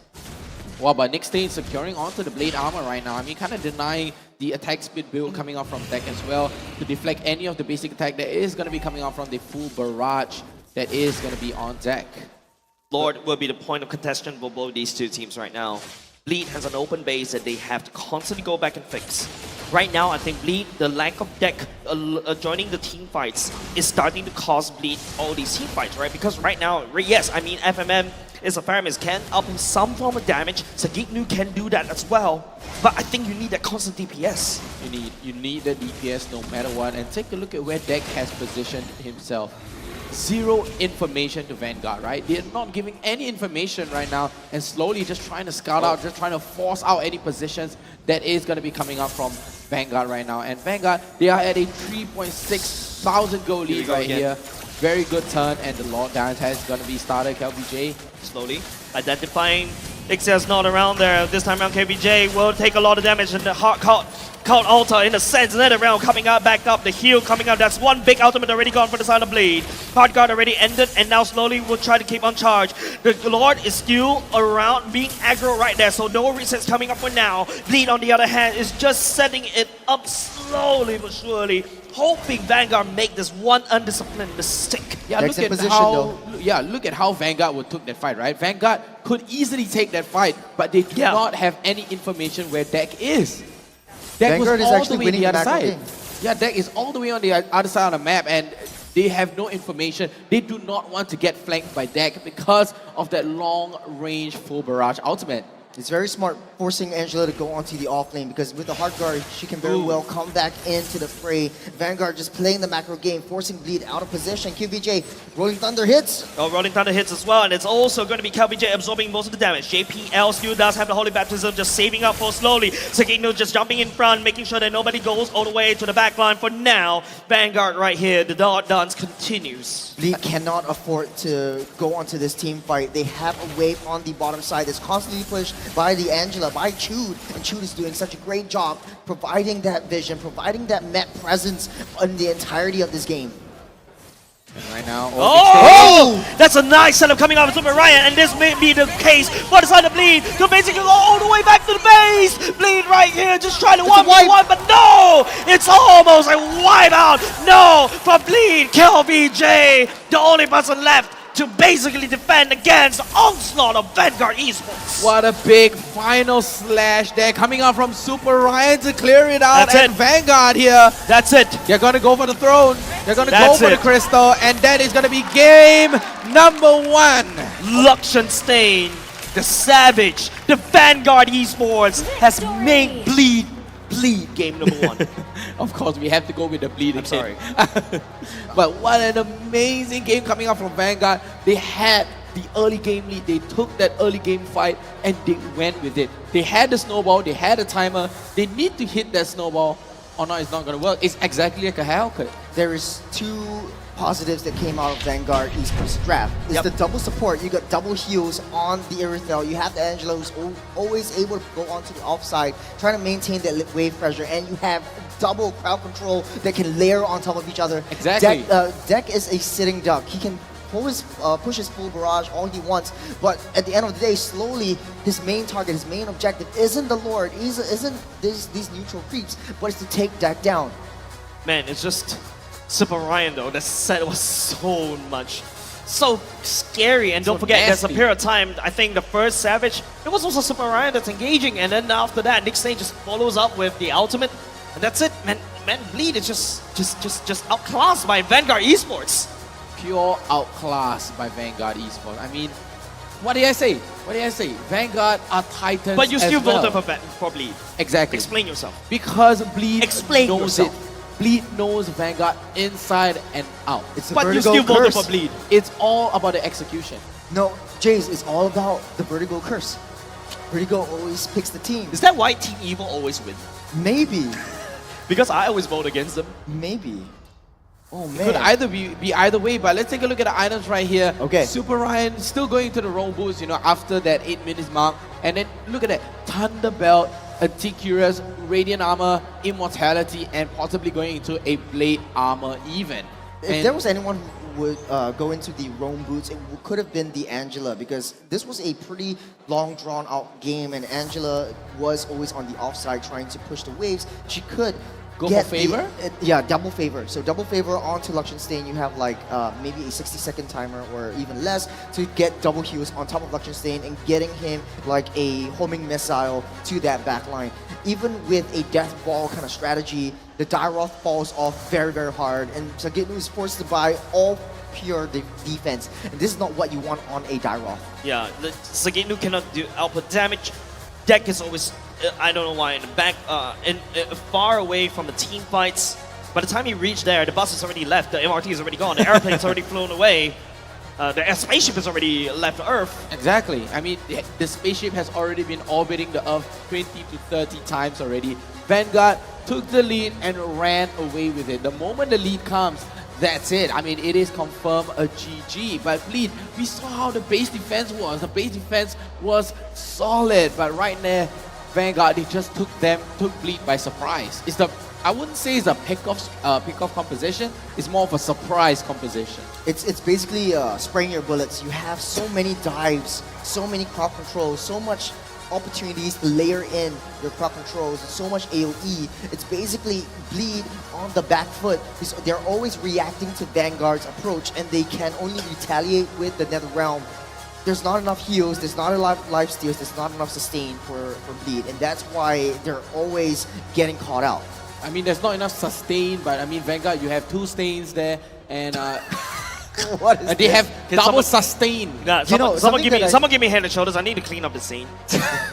Something that I noticed as well is that you have double crowd control capabilities from the Arlot, from the Minotaur, but Bleed, they took 4 flickers instead of a Purify. Now, with a Faramis, you really need to purify yourself from crowd controls in order to pop that Nether Realm, but he's always getting caught out, he's always timing it wrong because he's stunned up. I think the most important difference between the roster between these 2 teams is that you got burst heal, right? For the side of Vanguard, you got that Chu that just immediately heals everybody up. For the side of Bleed, right? You do have like this Nether Realm to kind of work with, but sometimes it's like your double-edged sword. because once the shields already popped, you basically stun there for a while, and then after that you got JPL to kind of just heal slowly. But that's not exactly what bleed needs, because Vanguard is just bursting bleed down one after another. Yeah, so Angela heal, Minotaur heal. There's so much heals coming already. And look at the total heals right there. Total Vanguard. heals insane. 300k. One Raph cannot face up against an Angela. You just compared. Okay, before we go into the MVP, look at the damage dealt. 300k damage dealt, being healed by 300k. Yeah. 30K, Heal, right 30K. there, approximate. That's right. Oh man, that's a Vanguard. lot of damage taken. A lot. What a Okay, first MVP game. though, who do you think the MVP is? I think it's gonna be Luxian. Shoot. Slowly. Slowly. It has to be. The Look at that. snowball. 777 GPM with 77 kill participation and 7 kills to his name as well. And of course, 6 items. Okay, not too sure about the Hunter Strike right there, but Starling Scythe, it's one of the items that it makes sense. Okay. It does make sense. I actually just noticed this. Thanks for pointing that out. The Hunter Strike, you have 5 hits. You have the Rhythm of Joy. You have the Electrifying Beats. You have 5 easy hits. You get 5 easy hits. You get additional movement speed on top of the Angela. It's basically uncatchable. I think they already have enough movement speed. Yeah. You get even more with the Hunter Strike. I mean, that's too much. I mean, it's literally It's never too too much, much, man. But it's never too much. But you're building like you're basically a mage assassin, right? You Yeah, don't need mage assassin. penetration. But it's You not don't about need the penetration. damage. It's about the unique passive. But you already got the additional Starling movement speed. Scythe as well. Yeah, you have the Starling Scythe, man. That's Yeah, for I the feel- heal effect. So the life steal you get from the Starling Scythe, you get additional. Oh, no, attack I know damage what's the from last every item. skill. The last item is a concentrated energy. Oh yes, but I think he sold it at the end energy. because he wanted to get there fast. He wanted to get to the base fast. So Maybe. the con energy, maybe. But why not a Windtalker? Oh yeah, that's so Windtalker good. would have been better. Yeah, Windtalker would You have got been so good. flat movement. But hey, speed. he's the pro and not us. That's why. Yeah, so That's- maybe that's one of the true. questions that Cheryl could actually ask slowly if they actually make it all the way into, well, match point, of course. But then again, I think it is a 1-0 for Vanguard going up against Bleed Esports. It's a 1-0 for the Mentee versus Mentor matchup. It's also 1-0 for the Indonesian going up against the PH matchup. And don't forget, the Indonesian imports are from MDL going up against a PH MPL. Yep, this is the big fight here. Nick Stain, look at that catch coming in This with is the savage. stun again. And right there, taking them down. And a Maniac comes out and take a look at that. They want this. They're hungry for it. Yeah, The man. blood. Oh, deck. If I break this down, it's basically just layering all of your car controls. Super Ryan, he got the final stash, they Okay, got Nick- the 4 kills, and then they went back. This one again, Deck had this a is the Deck. very, very perfect This is the position Deck all the Maniac. way at the back. Yeah, this one that was Deck having a Maniac, was standing all the way at the back. He was untouchable, he was being healed up by his passive, by JPL. He could run it down, but they backed off. They were a little bit too disciplined, a little bit too passive. They could have just cycled them through, slowly doing Laura's work, going to the back lines. Yep, and look at that. Kelvy J trying to catch down onto Luxian Stain though, but there's not much CC lockdown. Slowly goes down. Luxian Stain gets a little bit of a damage there, and Deck, ooh, Alright. the hard guard comes in clutch. Okay, on hindsight, interestingly, coming up from especially this roster, right? You have a Joy from the side of Slowly already. It's actually locked in like the second pick for the side of Vanguard Esports, right? Yeah. But then again, Bleed Esports only picked up the Rafaela before the second phase ban. So which means that it's after that. And immediately they banned the Kaja.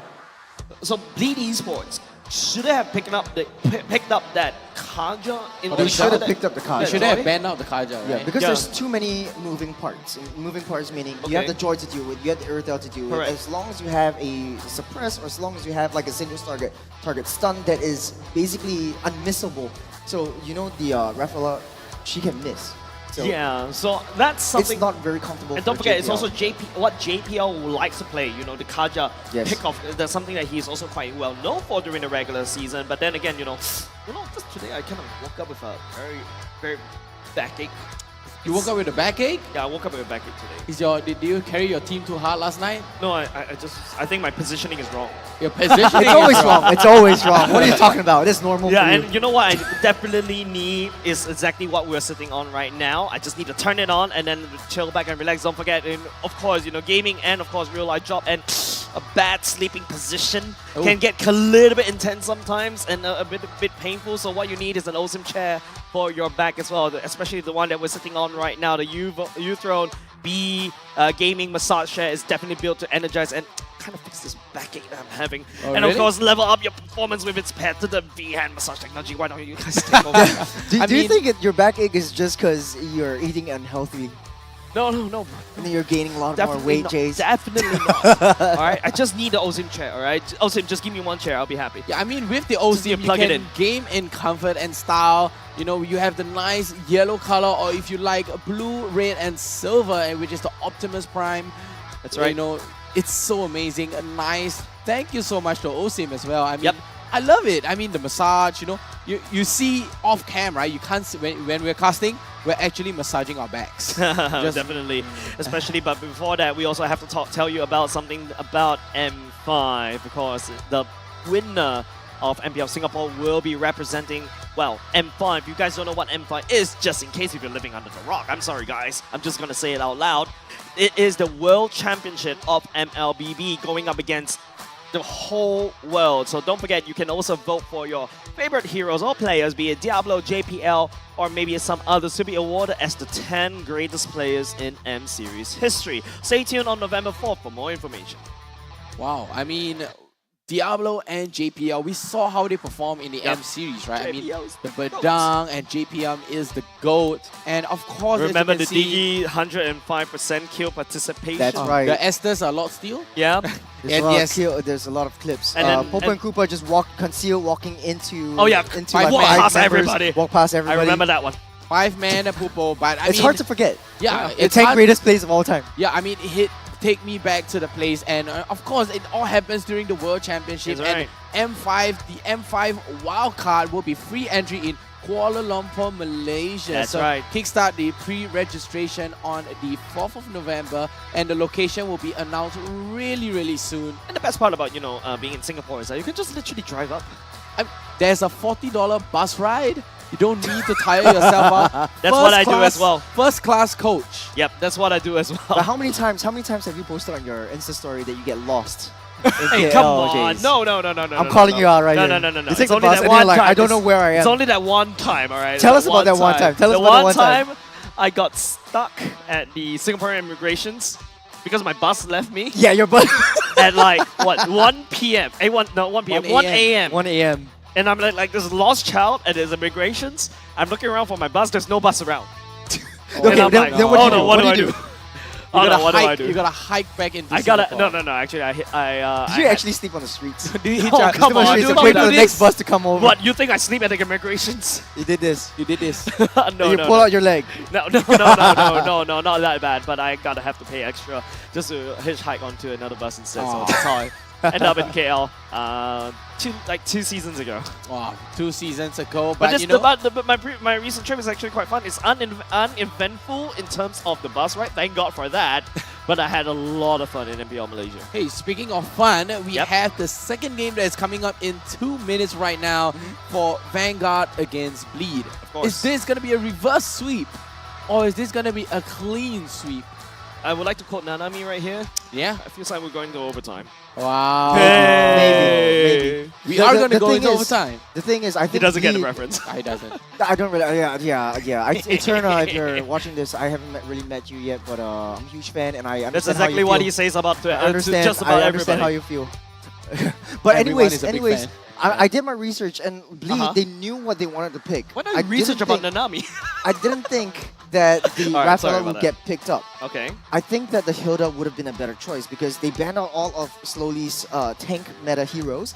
They know they're going to force Slowly into an assassin pick. Why not pick up the Hilda instead of the Rafaela? It's too mobile. It's too mobile, right? I mean, you have the Hilda. Yes, you can chase down the Joy. And play. But with the Angela, though, you're just sacrificing your life.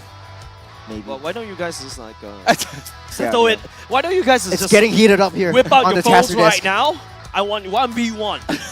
No, it's too much. Oh, you know where we can do 1v1? Exactly. At the McDonald's booth. Exactly. I like the fact that you noticed that segue for the first time around. He actually realized. Actually, I asked Vertigo. Hey, I'm the better Rome.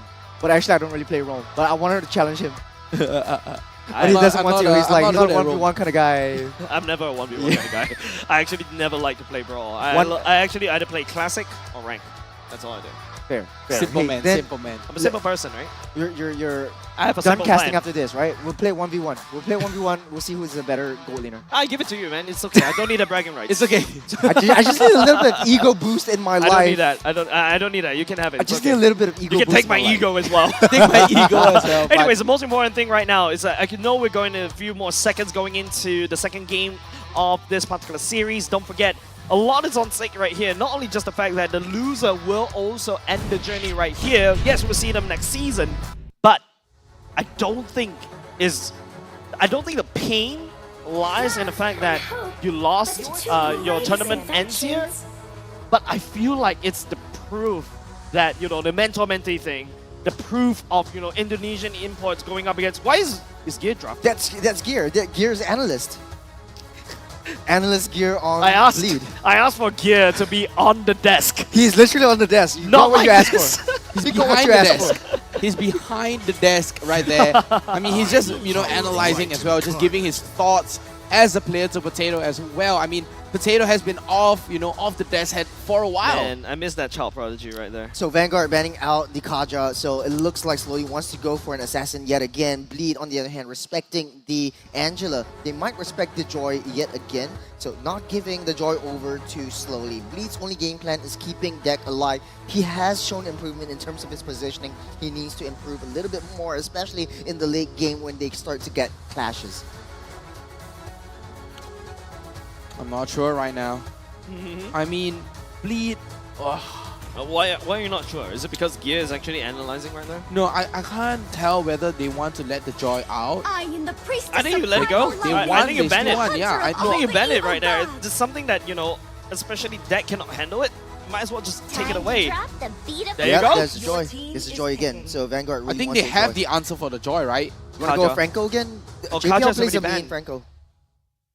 Kaja is already banned right there, so that's one of the key counters already gone, especially when you first pick the Joy. Unless you want to force a Franco over to JPL. So JPL, if he picks up the Franco, then Vanguard can very well go into the double support meta again. Or you can very well go into the Matilda. The Angela is also wide open. That's something that allows Vanguard to just, you know, just run it down, right? And Angela's banned out. Oh, Angela's banned out. Okay, Angela's sorry. banned out. So it's Rafa, Sorry, I'm living. it's Matilda again. I'm not living in the moment. No worries, man, no worries. But this time they're gonna go for the Irritable pick here, as well as the... Ooh, they're still going into the Paramis. Death Ball again. Bleed wants to go for the full Death Ball strategy. Like run it down, gun it down, front to back. Very, very classic Bleed. For Vanguard though, I think if they want to secure the early game, it's all about protection. They can go for a double support. Yep, that's the Rafa going in. I don't think... Okay, so with a Rafa in the roam position, they shouldn't go for a Minotaur yet again because you don't have sufficient wave here. No. From the Rafa, no. Yeah, definitely don't do that. If not, right? Yeah, I mean, you do have enough magic damage in the Joy, but then again, why go for that? Don't be greedy. Greed is not good. Greed Yeah, is but never Rafa good. gives a lot of rotation speed. So then again, the Bruno is getting picked up, so the Guardian Angel would be protecting Bruno. So Luscious Stain playing the Bruno. The main objective is to take down objectives. Very, very simple. Very, very clear for Vanguard Esports. For Bleed, on the other hand, they need to find a hero to sort of like take down this Joy. It has been so difficult to handle that, and the answer is in that Martis in the early game. See, they still want to go, stick to their guns, go for the early game aggressive invades into the jungle. I think Vanguard right here, I mean, they can ban out the Yuzong, right? I mean, Bleed do want the Yuzong for themselves, but they did ban out the Yuzong in the previous game as well, you know, in the first phase of the ban. But in the second phase, they already banned the Kaja and the Bruno, but that slipped through, and the Lilia is going to get banned out by Vanguard. I think Bleed is just really afraid. Bleed is really afraid of the early game rotations. They want Vanguard to play a defensive role within their jungle in the early game. So they're not picking up the Franco right now. They are going to be banning that out. So Joy has free roam, free real estate, especially in the later stages of the game once he gets up to scale. But Bleed, on the other hand, they still have the opportunity to pick up a Cho, which would be viable since Vanguard is going for a teamfight kind of composition. Wow, massive. Oh, there's a lot of deny picks. Yeah, very quickly. It feels like both these two teams, especially Riston and Potato, they're both reading each other very quickly. I will choose. There's a very fast ban coming on in second phase, but then again, it's going to be Arlot secured by Sagiknu this time round for the side of Bleed.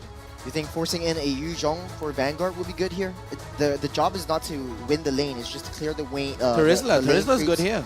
Terizla's not banned away. I think Terizla. Yeah, Terizla's good because of the Nether Realm. Yeah, so they're Terizla forced is to really good. stay together.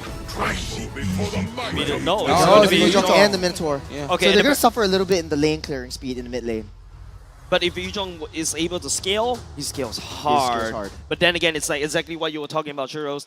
Mid lane, Rafaela coming out for the side of Vanguard Esports. The double support though, I did like the Angela Minotaur, but this time around, without the Heart Guard, you cannot send Rafaela onto the offside. So that job is going to be the Yu Zhong's job. So Super Ryan will be on the offside, then Rafaela and Minotaur will be sticking next to Luxion Stain, like a stain on your pants. Like a stain, like a coffee stain on a white shirt. Like wine stain on a white shirt, yeah. Yeah, white stain on a white shirt as well. I think a grok. I'm very sure Head and Shoulders can help you clean that up. Yeah, it's not a detergent, it's a hair shampoo. I think grok is I use it for everything. Anyways, it's gonna be Ruby. JPL Ruby coming up from the side of Bleed. Feels like there's a lot of hard CCs, a lot of forced movement coming up from Bleed in terms of the CC, but Vanguard, they're ready to knock everybody sky high with the Yu Zhong and the Minotaur. Yeah, I mean, JPL, what he's thinking is probably like, if slowly comes into the fray, I need to protect deck, I'm just going to be spinning him out of control. Yeah, he wants to disrupt slowly. Yeah, he wants to go for the stun lock and disrupt slowly as much as possible, especially with FMM on the Faramis, right? But I have to say the Rafaela is going to be a big liability, especially if you're going to be playing in the mid lane, you're going to be suffering out on damage. Yes, you have the heals, but the moment you get caught out as the Rafaela, there's nothing you can do. Once again, the roster has been locked. It's match point for Vanguard Esports. Bleed loses this one, they're out of the tournament, but we'll be able to see them next season. But with that said, ladies and gentlemen, if you are cheering for Bleed right here, this is the moment. This is your moment to send love, show support. Bleed desperately needs that to be able to come back in a 2-1 fashion. Now, what I am looking forward to see is QVJ taking on his buffs and then going into starting the aggression into the jungles of Vanguard. If he does that, I think Vanguard, what they could do is just wait for them to engage and then go for a defensive mechanism, try to counter re-engage onto them. If QVJ doesn't scale with a Mortis, again, like I said, he's going to fall off very, very hard. Yeah, I want to point out as well, right, Churros? I mean, take a look at FMM and Deck right here. Finally picking up the Purify, They right? learned their lesson. Yeah, they learned their lesson, especially with Nick Stain on this Minotaur, right? They do not want anything to do with this Minoan Fury coming in because they know that's the most pivotal, thing that Vanguard can do. The mid lane clear is starting to hurt Vanguard just a little bit. That allows Bleed to be a little bit more active around the map. Especially in the mid lane. It's all about the mid lane trio for Bleed. As long as they open up the map in the mid lane, as long as they know where Rafa and Minnow is at all times, they do have a better shot in trying to protect Deck. Deck is someone who needs a little bit more babysitting. Wow. JPL right there, stunning slowly, unable to allow him to go into his ultimate. But let's take a look at the emblems. Yep. Taking a look at the emblems right here, you do have the Rupture Season Hunter as well as the Killing Spree coming out for KLVJ. But on the other side, slowly, you have the Impurage Season Hunter and the Rupture. Wow. Interesting. No Wilderness Blessing anymore. It's the Chewed with the Tenacity. So Chewed wants to stay alive in the battle, try to protect and try to sustain Luxion Stain. I think they're just ramping up for that late game. It's not about the early game anymore. But Bleed, on the other hand, they have faster wave clear with the Ferraris, with the Ruby. They are stacking up for that first turtle of the game. Slowly at level 4 already. Going to level 5, pops the ultimate already early on. Just to secure, Vanguard has no intention to go for the turtle. Bleed right here already setting up cap. I think they don't need to. They can look for trades elsewhere. They don't want to risk it. They're playing very, very passively. For Vanguard, though, their job is to hit their power spikes and try to look for late game pickoffs. Exactly that. And Bleed right now, they do have the nice commanding lead with the first turtle. And I think slowly, he wants to prioritize his farm right now, right? He wants to prioritize his lane. He's trying to go for the wave clear. I mean, he's trying to compensate for Bleed's insane wave clear. That's why they do not want to contest the turtle. Oh, this is actually quite smart from Bleed. Like, JPL FMM, they're not rotating down towards that gold lane. They're just mirroring wherever Nick and Chute is. Okay, I'm offended. I'm offended coming out. Holy Baptism coming up on Chute. Nick Stain knocking Sagignu sky high. Final Slash coming in, making sure Vanguard doesn't really go back. FMM popping the altar at the same time. Sorry, Nether Realm still a little bit too used to that one. And nice! Super Orion petrifying, making sure 3 members from the side of Bleed will get stunned. No follow-up coming up with Vanguard. Not good enough. The trade not there. Slowly the casualty from the side of Vanguard.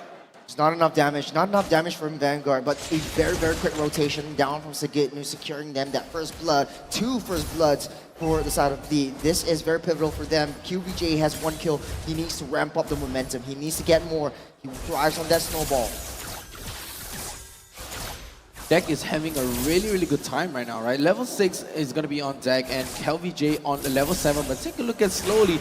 Barely just reaching level 7 right now, but and they're going to be invading here. KelVJ spots it out, but the retribution from Slowly goes down yet again, and Bleed, their goal lead are starting to snowball more and more again. I mean, take a look at Bleed's goal lead right now. It's almost at 1,000 gold right now. You can tell how much Slowly is cautious just because of the absence of Angela in Vanguard. With Angela, they are a little bit more aggressive. They can afford to go gung-ho into the faces of Bleed, and they don't really care because the sustain and the extra movement speed will keep them up alive. But Vanguard right now, they're very defensive, very reactive to the aggression coming in from Bleed.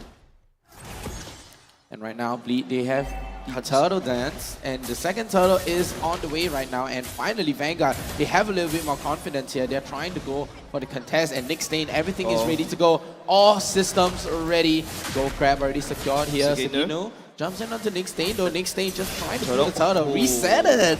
Not only just that, the Final Slash actually missed. Luxian Stain actually shoved the lane down bot. Deck force all the way back. Vanguard, 5 men on deck around the turtle pit as well. Nick Stain looking for an entry. Turtle reset again. No reset. No reset. No resets. Slowly does have the ultimate. KelVJ! Retribution finger landing it, allowing Bleed to earn the second turtle into their pockets. Very, very defensive, but look at where Luxian Stain is. Wow. He knows his objective. He knows what his goal is. He ditches the turtle, goes for the top lane turret. I'm offended dragging Chute all the way back. The movement speed allows him to disengage for now.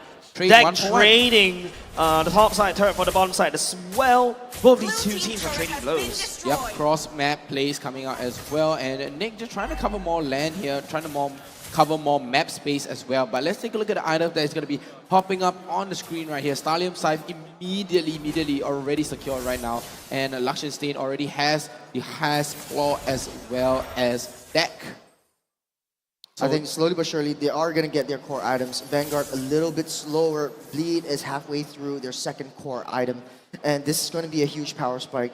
The name of the game for Vanguard is play patiently, try to wait for Bleed to make a mistake. But Bleed is very, very cautious this time around. As much as Vanguard is trying to go for these off-lane objectives, Bleed, they are reading Vanguard like an open book. And because they lack wave clear in the mid lane, Vanguard is always one step behind Bleed. Especially when Bleed is, PH import dominant, right? So there's a lot of macro play in terms of the map rotations. Vanguard, on the other hand, yes, it's Indonesian MDL imports, right? So they kind of match the Singaporean playstyle where we just want to fight, right?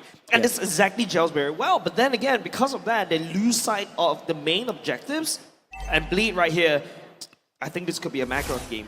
Yep, this could be a macro game, but take a look at Slowly here, able to chunk down and take that second tier turret for himself. Oh, this is dealing a lot of damage. Solo as well. Sagitnu, nowhere to run. Slowly standing at the edge of the turret. Not enough to kill Sagitnu, but enough to push him away.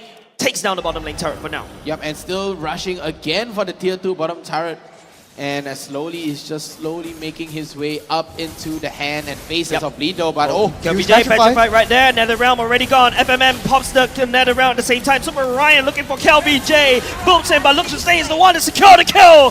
Sagitnu coming in. Doesn't really have the Final Slash, just holding out and finally using it. Catching through, deck in tow. Nick Stain slowing down the sacrificial lamb. Sagitnu turns around, picking up Nick Stain. Conventions land to Luxian, but then Slowly comes in for the re-engage. Sagitnu 2 will fall this time round. Yep, 2 for 2 trade right here. Vanguard and Bleed is a literal bloodbath coming out.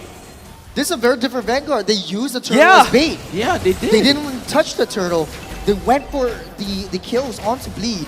And Luxian staying at the back foot, just slowly Literally slowly. Literally slowly free hitting. They waited down for that Lord, so they are going to have Lord priority at this time because of the manpower difference from Bleed. Bleed has... This is very, very tough hill for Bleed to swallow, right? Like, they've got an early game lead just a little bit, and now it's all squandered away. Vanguard flipped the goal lead into their favor, and now we're looking at the fight right here. Next thing, a little bit low, immediately get busted down. The decimation will be there. The fight the slash catch into Chu. The Chu burns the flicker just to get out of the dodge for now. Bleed picks up Nick's team for now. Well, Luxian continually doing so much damage. Bleed, they have to layer it in, their crowd controls. Now, without that Minotaur, Vanguard, they really need to thread carefully onto this Lord. They need to quickly burst this down. If not, it will be over because Nick's name will be coming in around 20 seconds. Slowly, it's just right there. You want to cosplay Hades? Yeah, just waiting it out. They're just trying to go for the retribution battle and just trying to gain information, right? They're trying to bait out Vanguard Esports, and here we have Nick Stain already coming out and slowly as well. And oh, that's a reset. That's a reset. What? Bleed could very well clear this Lord out. No, they want to reset. I mean, they want to bait Vanguard out as much as possible. But Minotaur's already out. Bleed has the manpower difference. They could very well go for Vanguard. They want to bait out Luxian Stain because they have zero information because JPL is not opening up the bottom half of the map. Well, JPL can't open up anything. He's a little bit too squishy for Bleed to basically comfortably open up the map. That's why they have to go for the reset. But Bleed has the upper hand though. Ooh, bottom wave, Yeah. pushing down strong. They should go for this one fast. QVJ still up on top. He can very well create that snowball and turn it into an avalanche. It's swinging into Bleed's favor, but hold on a second. Shoot gets dragged by FMM. The damage coming off deck is there. And then again, it's going to be Super Ryan putting the trigger. Catching onto 2-3 members of Edgify. Netted round just in the nick of time. Coming up from Bleed. Just save there, but FMM will not be long for the world. It's also going to be a massive damage coming out from Bleed. KLVJ turning it around slowly, trying to look for deck at the same time. KLVJ chasing down. And the decimation, ladies and gentlemen, that's a triple! Wow, the true damage coming out from the decimation and the team wipe coming out from Bleed Esports and instantly turning the tide around. And bottom lane. Bottom lane was already crashing in as well. Is that a tier 3? Tier 3 bottom lane is gone. Yeah, bottom lane is gone. Only the tier 3 is left standing, and Deck here able to crack down onto the tier 2 middle turret as well, and Bleed just trying to gain as much value as they can from this team wipe as well as this low one. It's a macro Jackson versus a micro Jackson, right? Macro Bleed right there, just using the fact that there's a massive way down bot. They force the fight so that Vanguard doesn't get away. Vanguard, somehow, they just handshake their fight. And now they not only lose the Lord, they also lose bottom lane turret. They lose bottom lane, they lose mid lane, and this time top lane is looking very shaky on the side of Vanguard right now, and leaving Bleed only and just only with their tier 3 turrets. There we go, and Bleed here with 6 turret into their pockets, and Vanguard 2. Yep. I think for Vanguard though, for Chute and Nick Stain to play, they have to be able to protect Luxian Stain, slowly, desperately trying to maintain that lane dominance down on that bottom side. Bleed tries to take him down, but because of his CC immunity, it makes him a lot harder. Yeah, but right now though, there's a Lord pushed up in the mid lane. Top side as well, there's another stack of wave of minions already dealt with. By the side, Vanguard. Oh, Nick Stain. Nick Stain gets dragged, but should be safe. Flickers back to safety for now. No Minu and Furry. Nice defense coming off of Vanguard.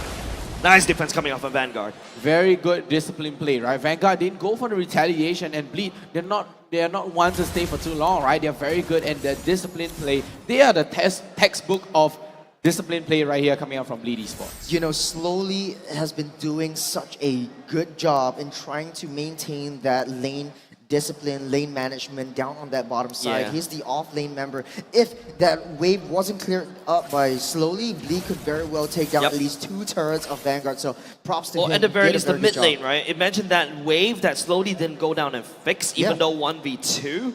That mid lane would have already been cracked open. Yeah, so it gives Vanguard a lot of time because it split Bleed up. And what you need to do is try to split him up. But hold on a second right here. Ultimate already committed, petrified as well. Sagitnu absorbing most of the damage coming up from Vanguard. Final slash will be able to catch Super Ryan. Super Ryan goes into the air. Slowly right here, trying to dash.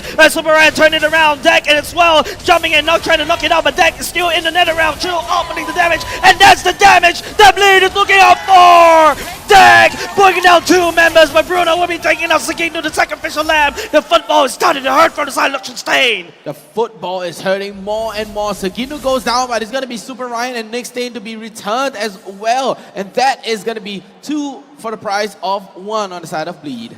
Nick Stain was a little bit too slow on the ultimate. The Minoan Fury was already ready. It's already up. But he doesn't want to engage. I didn't know. I think there was a miscommunication where Super Ryan re-engaged into the face of Bleed, and it cost him his life. It cost him the life of 2 of his other members as well. Another wave down bot from the side Vanguard. It's Micro Jackson, Macro Jackson once again. Bleed wrestles the gold lead back into their hands. 5k gold lead in their favor. The Lord spawn, but in the favor of Bleed because they're already there on site. And right now, Vanguard, they just need information, right? They need to know where Bleed are. They need to know whether there's any flanks that's going to be coming in, especially coming in from Sagitnu as well as Deck. And they're going to use this lot to bait out Vanguard and try to bait out the Manure Fury coming out from Nick Stain as well. But Vanguard, what can they do here? I mean, so it all boils down to Super Ryan to making that big play with a big Dragon Form. Or even Nick, Flicker Ultimate, Flicker Minoan Fury. That's right. Sagitnu, that's a final slash whiffed. Nick Stain looking for the target. Reset. Super Ryan coming in the Dragon, slowly looking for the backline. KVJ going in, but slowly secures the Lord for themselves. And that's a knock-up right now for the side of Bleed. They're looking to punish, making sure Vanguard, making it cost them as much as possible for taking down the Lord that it belongs to them. There we go. Yeah, there we go. The running death ball here. 3 members down on the side of Vanguard, and Bleed just demolishing Vanguard and punishing them for even walking up. But what is the damage? Absolutely disgusting coming up slowly. Deletes Deck. Now there will be less pushing power from the side of Bleed. In order to deal with this, slowly trying to look for more FMM. It has to go through the walls. Slowly has so much damage right now. And look at the top side though, with that one Lord take. That's a super minion wave pushing up down on that top side. So opening up the map for Vanguard to make their approach. Bleed had the upper hand on the entirety of that game, but with one Lord fight, with one Lord steal, Vanguard, they are coming back up on top. Another turret goes down to the countdown bot. Right now, Vanguard, that pickup on the top of Deck. No more pushing power to clear that Lord quickly and efficiently. Vanguard just reaping all the standing gold for themselves. There's another turret takedown on the mid side. So Tier 3 is all standing up. Bot side as well. Slowly, that's a Holy Baptism. Will dodge, will miss. Super Ryan creating space. Bottom lane already cracked open for the side of Bleed. Vanguard, they turn the bad situation around. The longer the game goes, Vanguard has the upper hand. The double support meta is coming strong. The double heals onto the main members, onto Yuzhong, onto Liechtenstein is going to bite Bleed in the foot. What a play coming out from Vanguard. And they don't push the issue as well. And instantly just turning the tide around. Sheesh indeed. This is a game where you literally spam that sheesh button. Yeah, you have to spam the sheesh. I mean, take a look at the turrets right here. Both almost equal here, but Vanguard do have 1 turret advantage in the terms of bottom lane turret, inhibitor turret. And you do have the Mega Minions coming right up. Bleed is playing very, very cautiously. They don't want Deck to come out of their base because you always need to send someone back. This is pretty much a deja vu from the first game. You always have Deck to go back on the back foot, but then with that knowledge, that information, Vanguard could very well overturn the situation, start their own death ball with the double support, and start their own crowd control onto the rest of the members of Bleed who have the outnumber advantage. And right now, Vanguard, they do have the minion waves pushing up into the mid lane as well, and both still have their tier 3 middle turret standing. Yeah, but Vanguard though, there's one super minion against one weak minion down bot, right? So that's going to be bad for the side of Bleed. The longer that Bleed decides to dance around this, they have to go down there and fix that lane. But who do you send for the side of Bleed to fix that lane? Deck? Yeah. They did Deck. They used Deck to push the lane. No, I don't think Deck is a good idea. Yeah, I mean, they have to learn from that, right? Bleed wants to go for slow. Oh, look at all the information here. Dude, that's a slow. So much information giving over to Vanguard as well. But right now they're trying to move and signal and trying to clear the map. So do they have any information? Yes, they do. Nick Wave is spotted. Nick Stain has been spotted out right now. The lockdown has been started and Bleed. They're just trying to bait out Vanguard. But take a look at the top lane though. Slowly. This is not the time where Bleed wants to bait the Lord. It's either you go for the Lord or you go back to play base defense. But then again, you see immediately, because of slowly hard shoving up top, they pull Bleed all the way down top as well to react. Then again, there's another wave coming up, marching against Bleed right here. Bleed needs to make a decision right here, right now. That cannot be just a base defender. He needs to be the main damage dealer and slowly popping the ultimate. Nick Stain, Super Ryan on the chase. Holy Baptism, baptize him. He's no more. FMM now with another round coming in at the same time. They're coming in, joining the team fight just in the nick of time. But would that be enough though? Super Ryan gets burnt down. KLVJ turning it around with the decimate. What? But take a look at Slowly just trying to go for the flank again. Yet over and over again, he's going to get the dash. No, you don't want to go there. You don't want to go there with the Drunken. Item swap. Item swap, nice. Slowly. Whoa! Tax onto FMM. Flashing the Echo Emblem. Deck opening the damage onto Chud. Slowly with the item swap and diving back in to catch out onto FMM yet again. This guy is cracked. How is this going to be? How is this happening for the side of Bleed and Vanguard right now, right? You got two members on the side. Vanguard's already gone. Bleed only losing one. Now he's going to be respawned. But there's no objective. There's nothing for Bleed to take. Same could be said over the side of Vanguard. Exactly. This guy is so cracked, right? I mean, Churros, what was that? There was just fast hands. Fast hands. In action. Slowly hands. Slowly was just baiting that out. Fast hands. Yeah, it doesn't really matter if you take down the Faramis because he's just going to spawn right back up. But it buys a lot of time for Luxion Stain to come back online. There was a misplay from Luxion Stain. He really needs to watch his position. But JPL always having the right, always in the right wing. Take a look at his KDA. That's 0-0 and 16. Nick Stain trying to pull the trigger right here. He has the immortality. He has the second life. He has the second confidence. Then again, there's another wave coming up top on the side of Vanguard. Bleed needs to go back to defend. They cannot afford to dance this around. KLVJ Sagignu. This duo, PH Imports, are the one that have to make it work to allow KLVJ the King to steal away the Lord. That's the only way for Bleed to basically make this coming back from this one. And the knock-up from Nick Stain. Super Ryan goes into the air. Luxion Stain getting bursting down. Sagignu at the same time. FMM not long for this wall, a little bit low. Super Ryan will be able to deal with it. Luxion Stain credited for the kill. JPL goes down. One by one for the side of Bleed. They're slowly bleeding out. And Super Ryan just making sure KLVJ nowhere to run. That's it! Savage from the side of Vanguard. Oh! What a savage coming out from Luxion Stain there yet again. Double savage. Okay, Luxion Stain, you give me 4 numbers right now. I'm buying the lottery. 4 savage. Wow, double savage here today from Vanguard, and that's it. There's no defense. There's no defense left. There's nothing left from the side of Bleed. And Vanguard will take down Bleed Esports. A major upset. Bleed Esports the first time in MPL out in the lower bracket quarterfinals. Wow, what an amazing play, and the whole chat just discharged. Everybody on the side of Vanguard is ecstatic, and Super Ryan as well as Chud and Slowly is just chill. They're very chill, although they are the biggest playmaker there, but Bleed, unfortunate. Nick Stain right there, definitely enjoying this moment. A lot of emotions. Finally triumph against his mentor. Against JPL. Emotions running high. Take a look at both of them. Nick Stain, by the way, ladies and gents, I'd like to highlight Nick Stain always has been a sub player since I think season 2 or season 3, and we're at already season 6. Look at Chud. 1.5 year. 1.5 year is Nick Stain under the shadow of JPL. Finally in season 6, he outshines his mentor. Outshine, outshone, and outplayed, coming out from Vanguard as well. Amazing gameplays, and of course they have to go and shake each other's hands and give a big hug as well to the mentor, to JPL, and a little bit of cute banter as well. And both of them just nice and happy with the handshakes as well. JPL, the legend himself. finally met his foe. A lot of emotions running high. Of course. Don't forget, Nick Stain was from Bleed as well in last season. They kicked him out, and now he kicked them out. Exactly. But I mean, they're still in MPL SG, right? Yeah, For but the next season. in terms of tournament life, man, it's a tough game. Very Bleed put up a very good fight as well, especially in the first game. massive upsets happening right here. This is the reason why it's a little bit cloudy right here.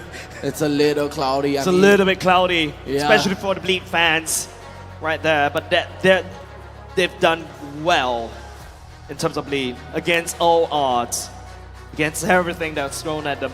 Unfortunately, ladies and gents, Bleed's tournament life ends here.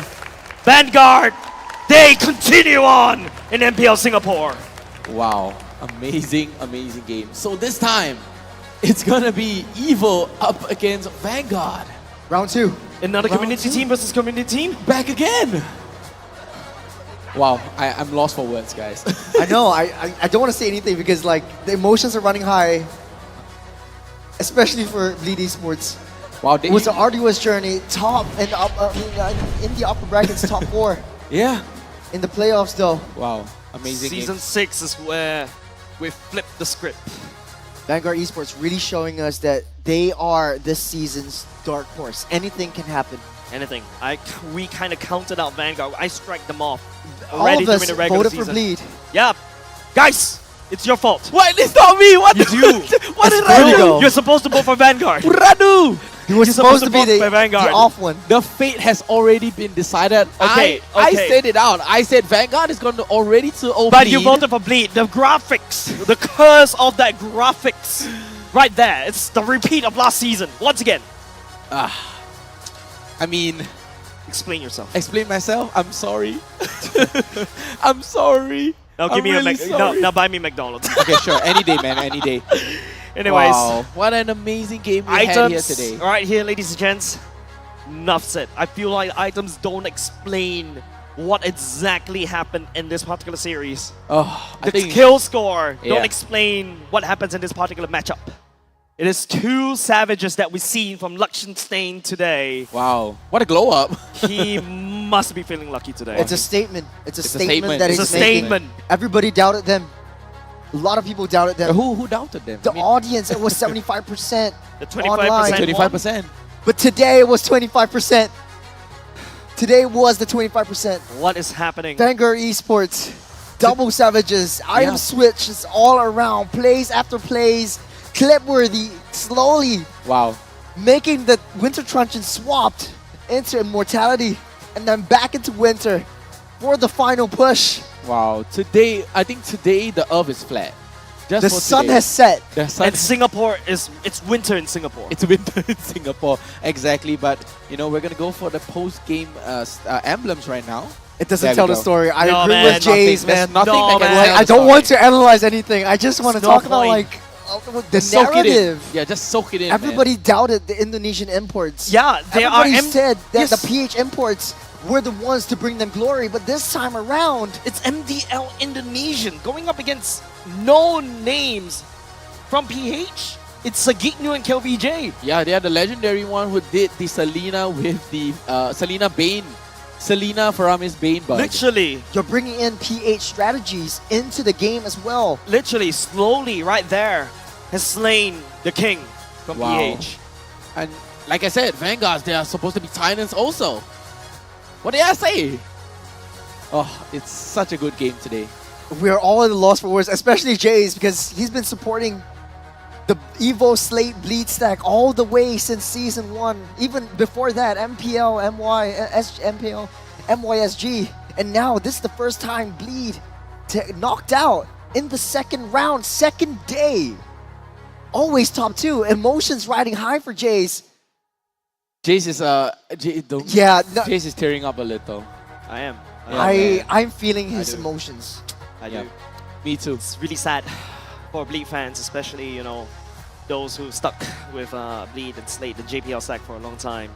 I think the most important thing is the kill participation right here. But look at all of this. The Ridge guy, they gave all out. Everyone gave everything they got. They did. Everybody here all 10 names right there on your screen right now. They gave everything out. They played their minds out. I'm going to quote nicely right there. They played their minds out, both sides. Oh, sorry, they trained here. their minds out. Yeah, they trained their minds out, both Vanguard and Bleed. And this time, they out-micro Bleed. Yeah. They out-micro. The micro Jackson won. Honestly, I disagree with you. It was the macro game that outshined in this particular series. In the two games, it was Slowly, who was always on the offside, who was always shoving. Deck had to respond. Bleed had to respond to Slowly. And this one man alone, he created so much impact, so much space, created so much presence for Vanguard to be on the map. Luxenstein was just riding on this man's success. Slowly is my MVP for this series. It has to be Slowly, right? It has to be Slowly. It has Slowly to was be. shoving everything, and then after that, the production team be like, "Hey, surprise!" We're going to be counting down into the MVP, ladies and gents. Go into the next page. MVP goes over to definitely Slowly once again. Yep. The playmaker of the game. The wave maker of the game. The King Slayer himself. He has slain the Filipino Jungle King right there and then in another land. That's a very nice storyline. Wow. It's just literally lost for words here, right? Like, Vanguard 2-0 lead. This tells a lot. This tells a Evo lot. struggled with Vanguard. Yeah. Yesterday. They did. And later on, I mean, this game, Vanguard really showed that, hey, we learn our mistakes. Let's not make the same thing. They are ready for Evo. This is a statement for Evo and Powerful and the team. They definitely have to be worried about this rising dark horse. We thought it was Alchemy SG, but no, it's another one. It's Vanguard Esports. Another one that came in through the MPL qualifiers as well. It goes against all that we researched, all that we've analyzed. All the stats. Usually, this is the time where I throw away my notebook, but I need my tablet. You can throw this. You can throw this. Throw this. That's your tier list. It's alright, man. I have my tier list in here. In the regular season, it really doesn't tell a lot of stories, but this time around, with the addition of Riston, I mean, this guy is the invisible MVP. I agree. He really trapped it out of his mind. All of a sudden, Vanguard Esports have the plan. All right. They Before Riston, they have no plan. The Suntech plan. He has taken over the legend Potato. It was drafted with gear as well. Against all odds. Against all odds. Against Riston, all odds. one man alone. Mad respect over Vanguard Esports right now. Unfortunately, Bleed Esports, their journey ends here. But we will be able to see them next season. With that said, ladies and gents, let's cue the mic check and see how the emotions are sky high for the side of Vanguard Esports. Go. Nice. Back off. Nice. Back off. Let's go. Good. Guys. Mati!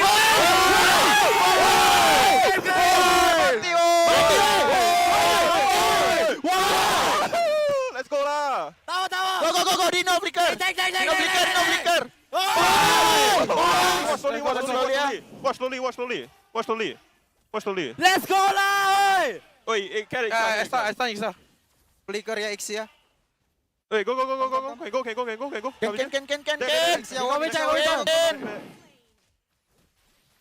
Nice! Wait! Cannon ya. Hey, KBJ. FNM! Hey, go. Wait, don't kalah Ixia. Paksia ya guys. Let me pull the Lord. Hey, guys. Come. Hey, Nice. Hey, no family salty. I go to Ixia. Nice. Ixia. Oh! Nice. Lose. Nice. Toss. Sani tu bang. Nice. Hey, Umi. Hiu ini loh. Guys. Kalem. Nice. Robi. I heal. Kill demo. Super kill demo. Nice. Mati Nice. I can heal. Nice.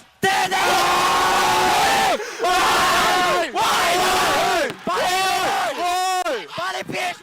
Can. I like. Can. Tower.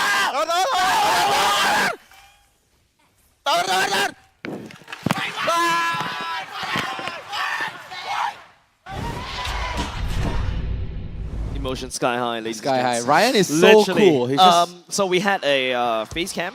We Yeah. had hair cam. hair cam. Now and we have the chair belly cam. cam. No, belly cam. The belly. You saw the tag. The belly tag. You saw the tag. Man, as sad as I am for Bleed, I can't help but feel I'm actually very tearing. happy for. No, I'm actually tearing. for Vanguard. I know. That's what I'm seeing. Don't worry.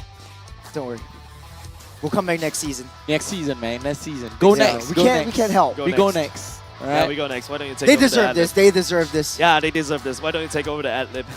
So guys, we do have, unfortunately, we have sad news here. The not joking, the Abyssal Wing draw event is back again and available now. So you can enjoy Selena Lady Vengers at 29% off in the exchange shop and log into the game and get 50% off for your first draw every day. One-time draw. Yeah, did you know that you can also win Selena Lady Vengeance at 29% It is what it is. of our exchange, and you can get the rest of the squad as well, the Abyssal Wings, the villains, as against to the heroes. Like- So we have the Leomore, Selena, Moskov, as well as the Alpha, which was played yesterday by RSG. That's right. Speaking of RSG, it's coming up in the next game. Yeah, what a sad day today. Yeah, I guess we'll be throwing over to not trying to be a party pooper right there, but of course, congratulations over the side of Vanguard Esports. Definitely, they've earned it. They definitely earned this. With that said, ladies and gents, I'm gonna throw it back to Cheryl Yao. What do you have for us?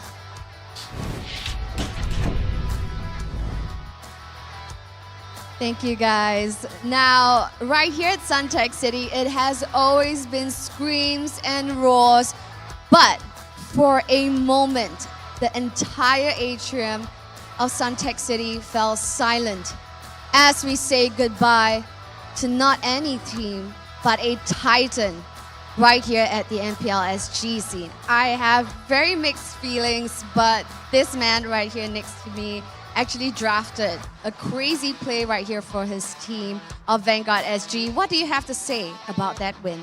I'm still lost for words. I think we didn't expect anything to happen today. Yeah. We were expecting putting out a close fight, but we didn't expect to win them 2-0. Right, and honestly, the odds were against you, and not gonna lie, I am also rooting for Bleed. So what do you have to say, to people like me that doubted Vanguard Esports?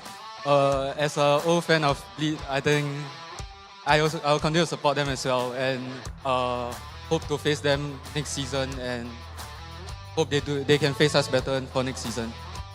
Right, so later on, for match 4 itself, you will be seeing Evil. Is this an expected opponent? No, we expected Homeboy. We expected to face Homeboys actually. Okay, so I guess it goes for both ways.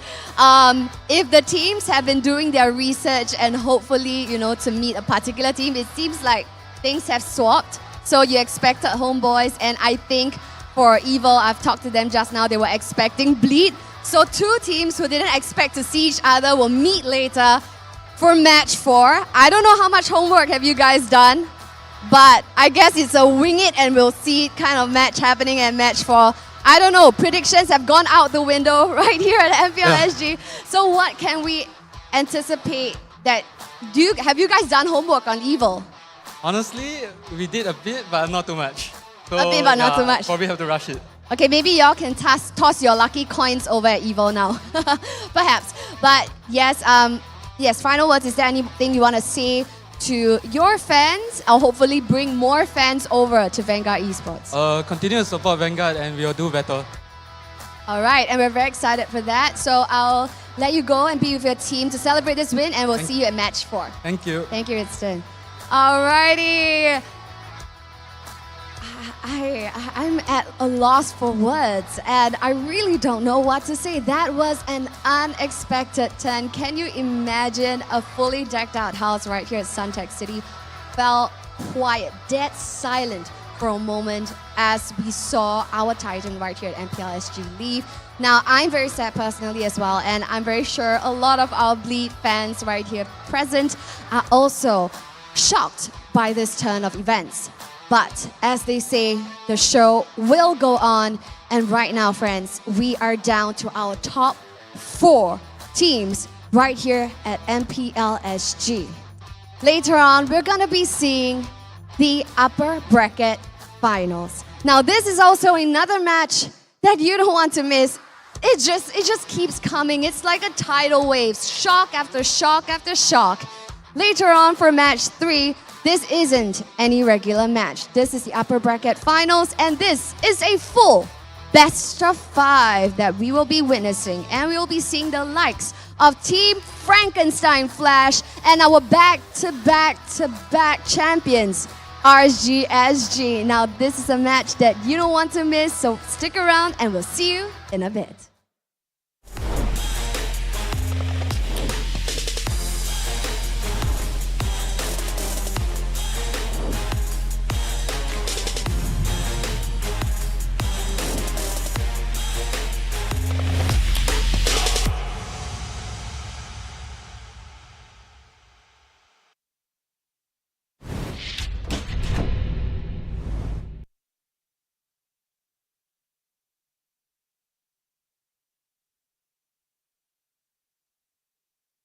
My name is Devi. I'm currently the main roamer for Homebois SG. Hi, I'm Naufal, also known as Icon from Alchemy SG. I play as the jungler for the team. Hi, I'm JPL and I play for Bleed Esports. Hi guys, I'm Diablo from RSG SG. I'm also the captain and EXP laner for the team. My name is Chesty. I play for Team Stellar, and I'm the mid laner for them.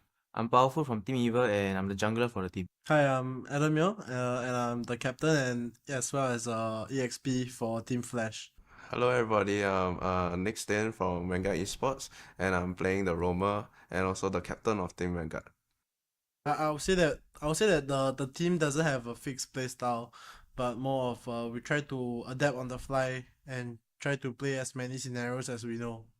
I would say we would be preparing a lot. We've been screaming a lot, practicing as a team together for the past few months after qualifiers, after the last season until today.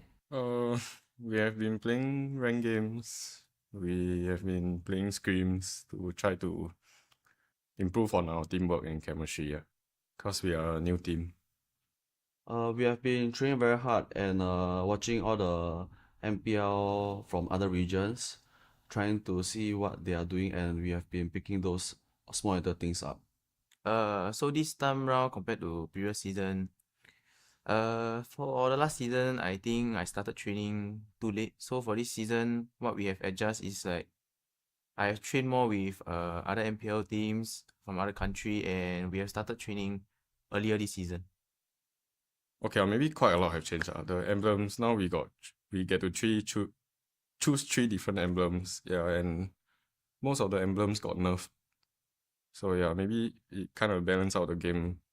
Everybody will not be used to the new emblem change, but eventually when you play more, when you train more, when you grind it, you'll get used to it. You'll get used to the new emblem. You get used to the new meta.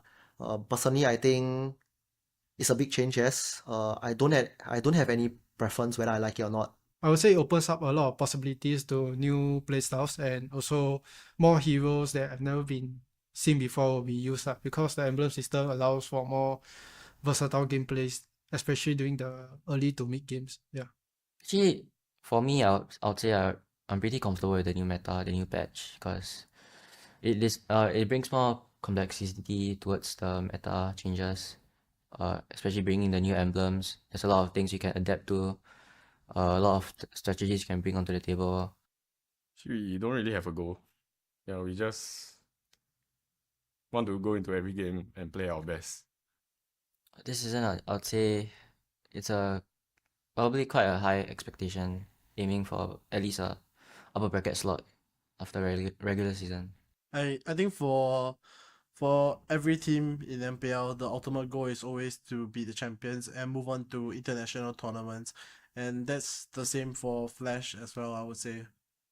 Of course, I'm aiming for the top 1 in MPL SG, I mean, I've failed 3 times already, so yeah, hopefully this season I can make it. We must definitely achieve better results than what we did in SMG SG. Definitely the aim and the goal for Homeboys is to achieve champion and eventually this season M5. Personally wise, it'll be top 3. Because I really feel that in MPL SG it's really doable for top 3. But as a team wise, of course, we would like to win the whole thing itself. So for the past few seasons, I always have been targeting top 4, top 3. But this time round, I'm coming for top 1. For me, I have always thought of winning the champions to prove myself in the international stage because I already have won, like as you say, multiple championships. So the hunger for it is actually not as strong as the first time. But my hunger to do well in international tournaments is actually even more than what I wanted at the first place of winning MPL SG because I already tasted it.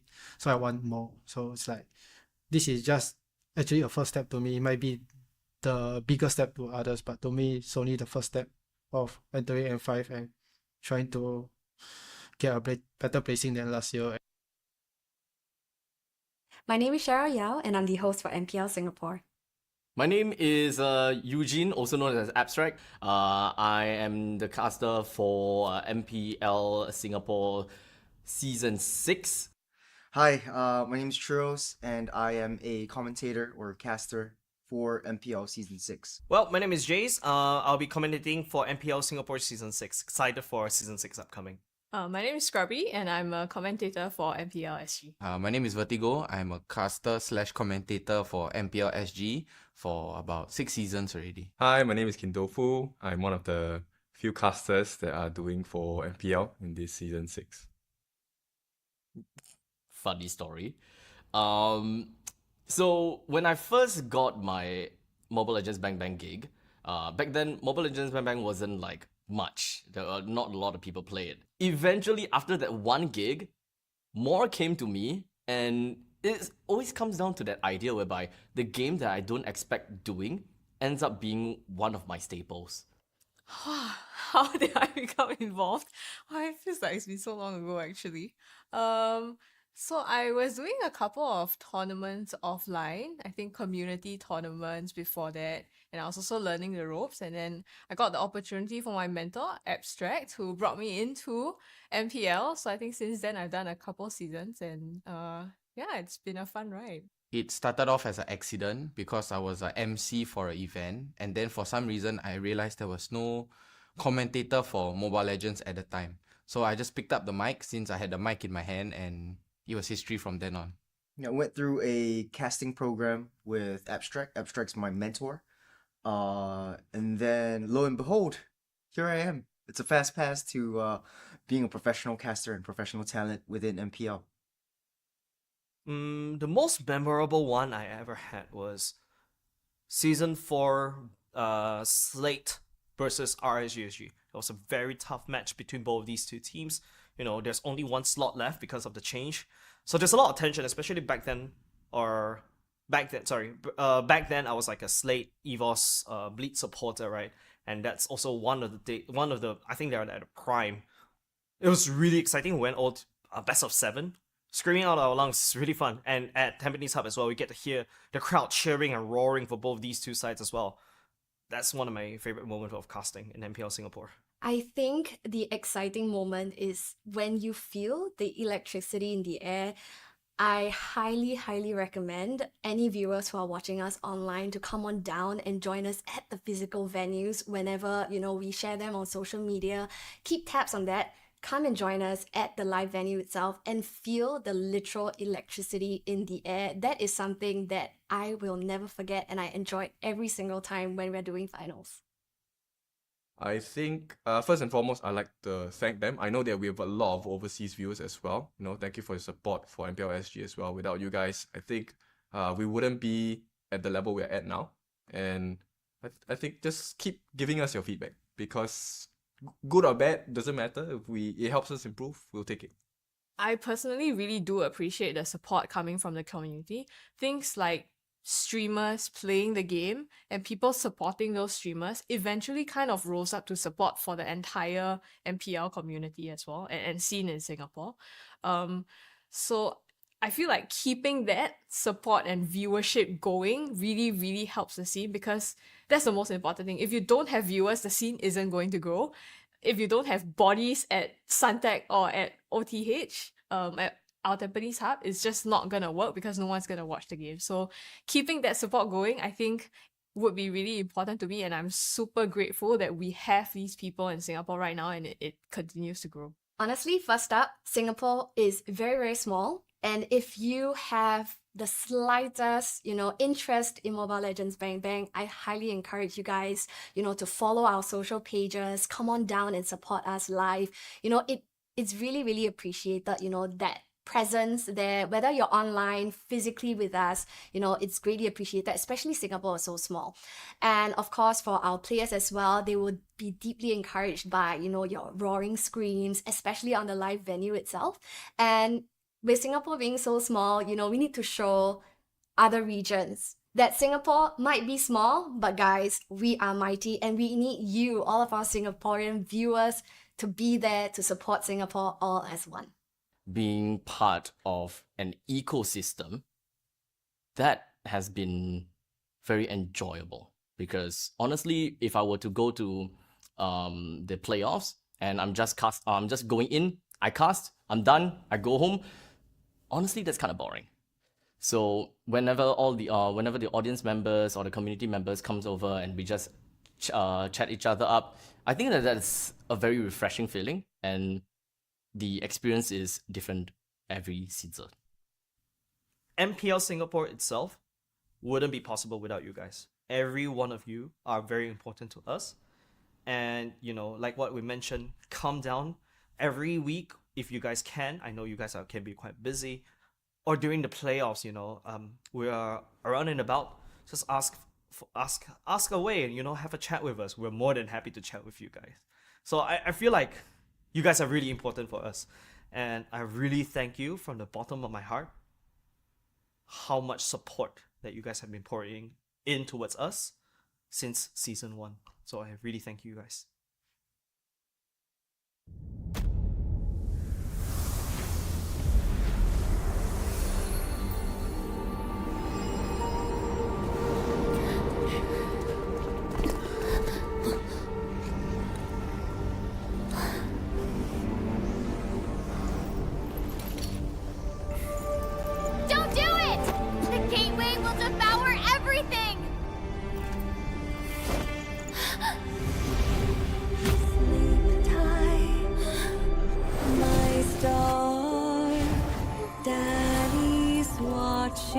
From afar, close your eyes, mommy's little star.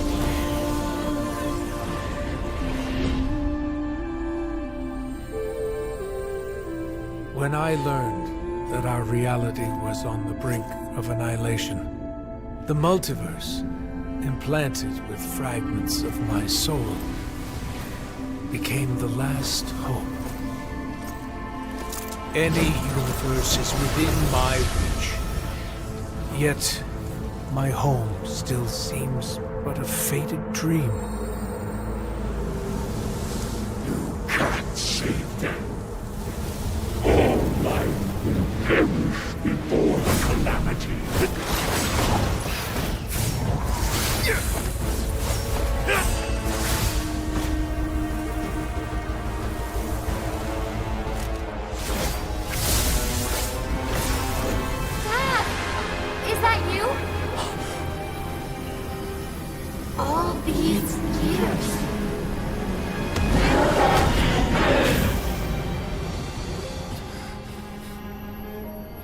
I'm sorry, my little star.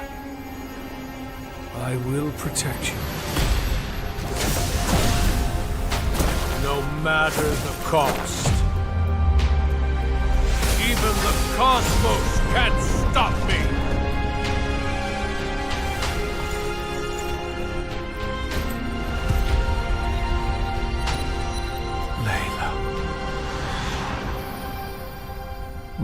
baby girl.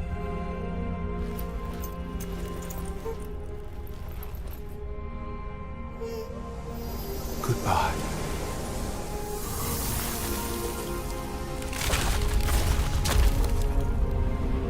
The calamity ends with me.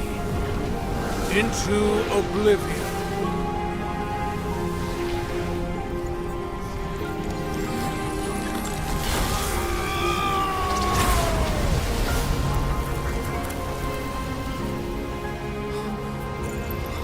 Finally, you are safe, my little star.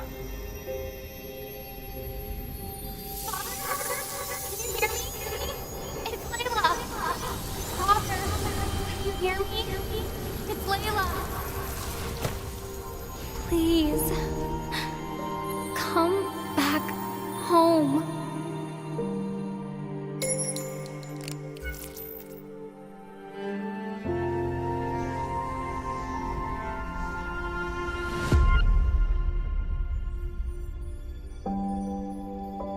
My journey is taking me home. For you are the home where I belong.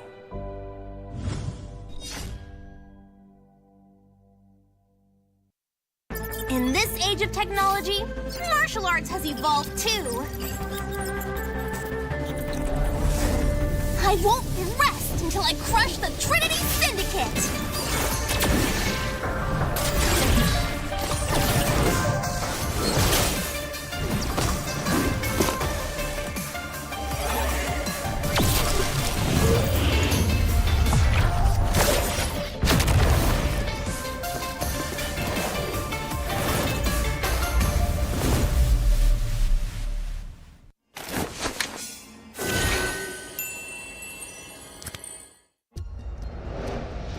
I am Optimus Prime. No one can outrun Bumblebee!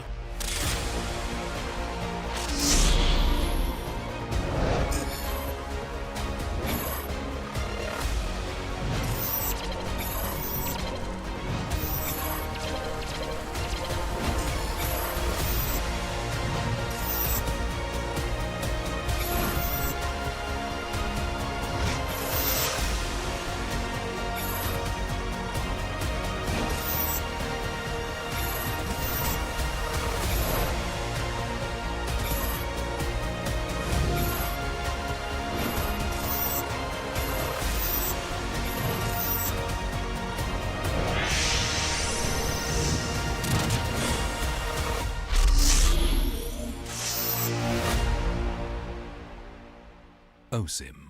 A crispier chicken McCrispy? So much crispier. Mmm. Bite into an even crispier crunch with the improved Chicken McCrispy. Now, wouldn't that be nice?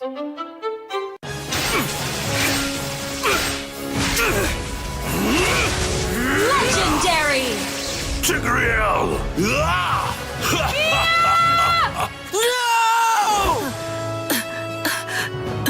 Tigreal, you are our only hope. We're not going to lose. Not today!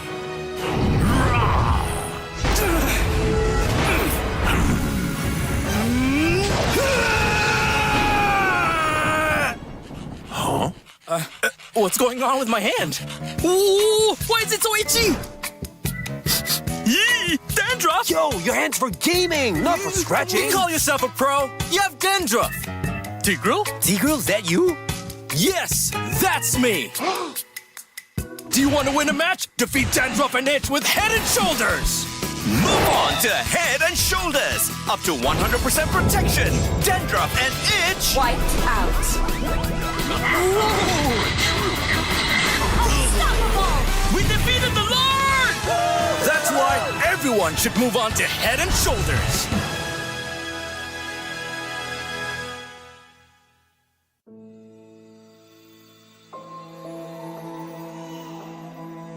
It's all right, my little star. Look, Daddy's over there.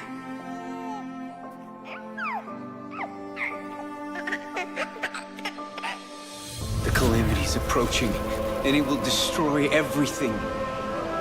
I'll hold it back and buy us more time. Nolan, protect our daughter. No! Lillian!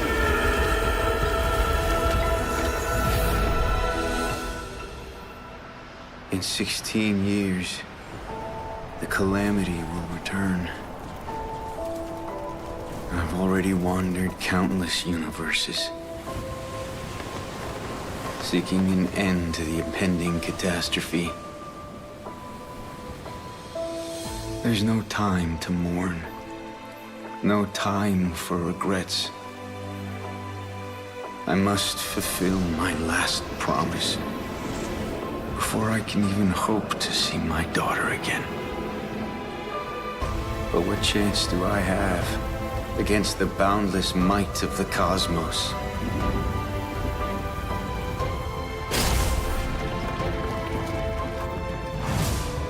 I'm sorry, my little star. I might not be able to return home anymore.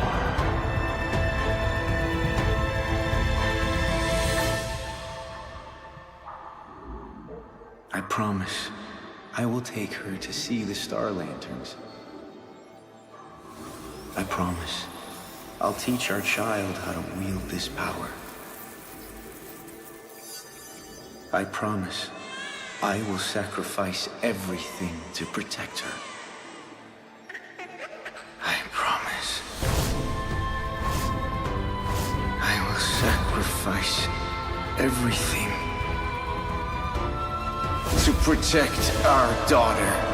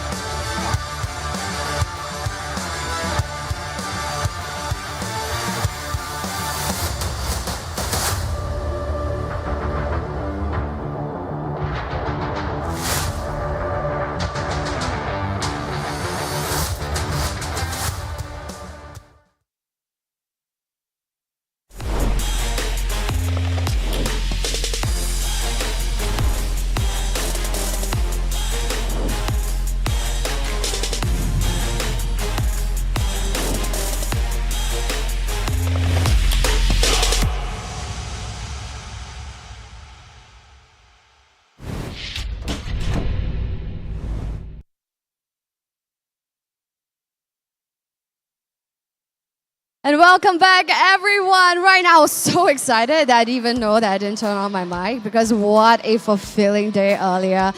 We have seen a ton of surprise upsets, really went against all predictions.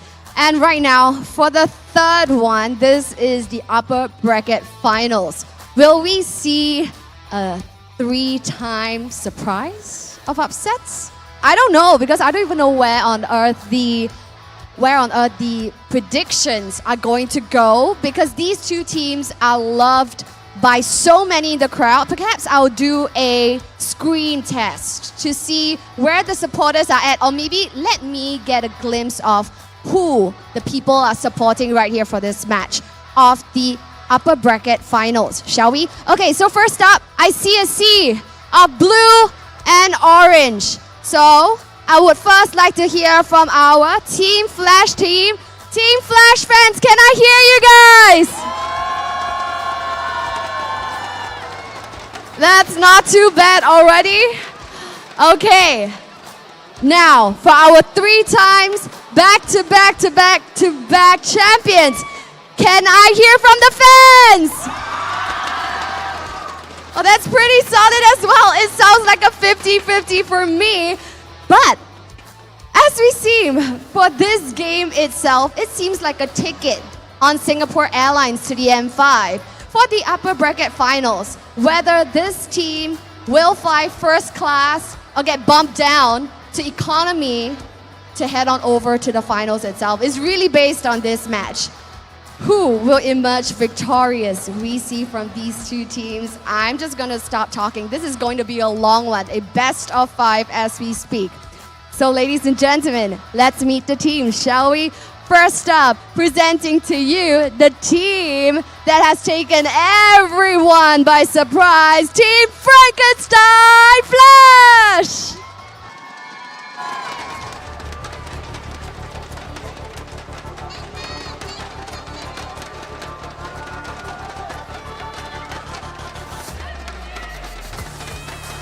So yes, right here, the unsung heroes that has definitely taken the Singapore crowd by storm, Team Flash.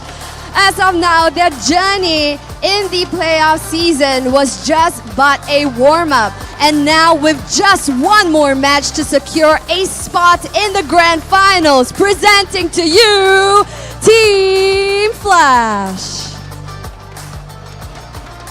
Now, going up against Team Flash, ladies and gentlemen, put your hands together for our 3 times champion, RSG SG!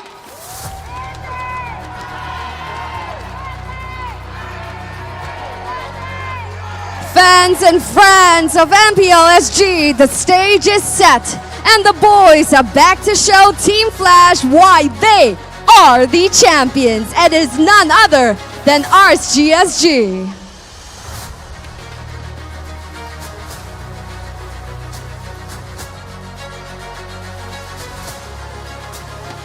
Fist bumps going all around.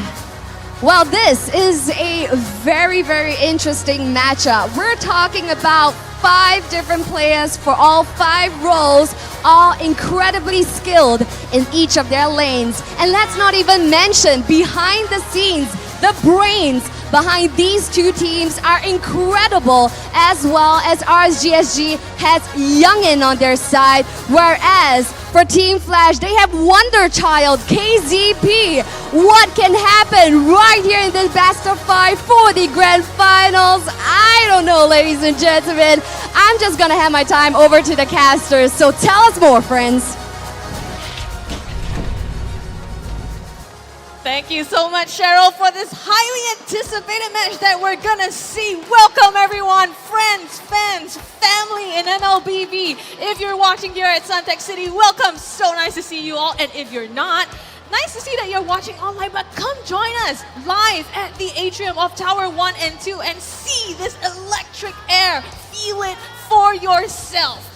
Welcome.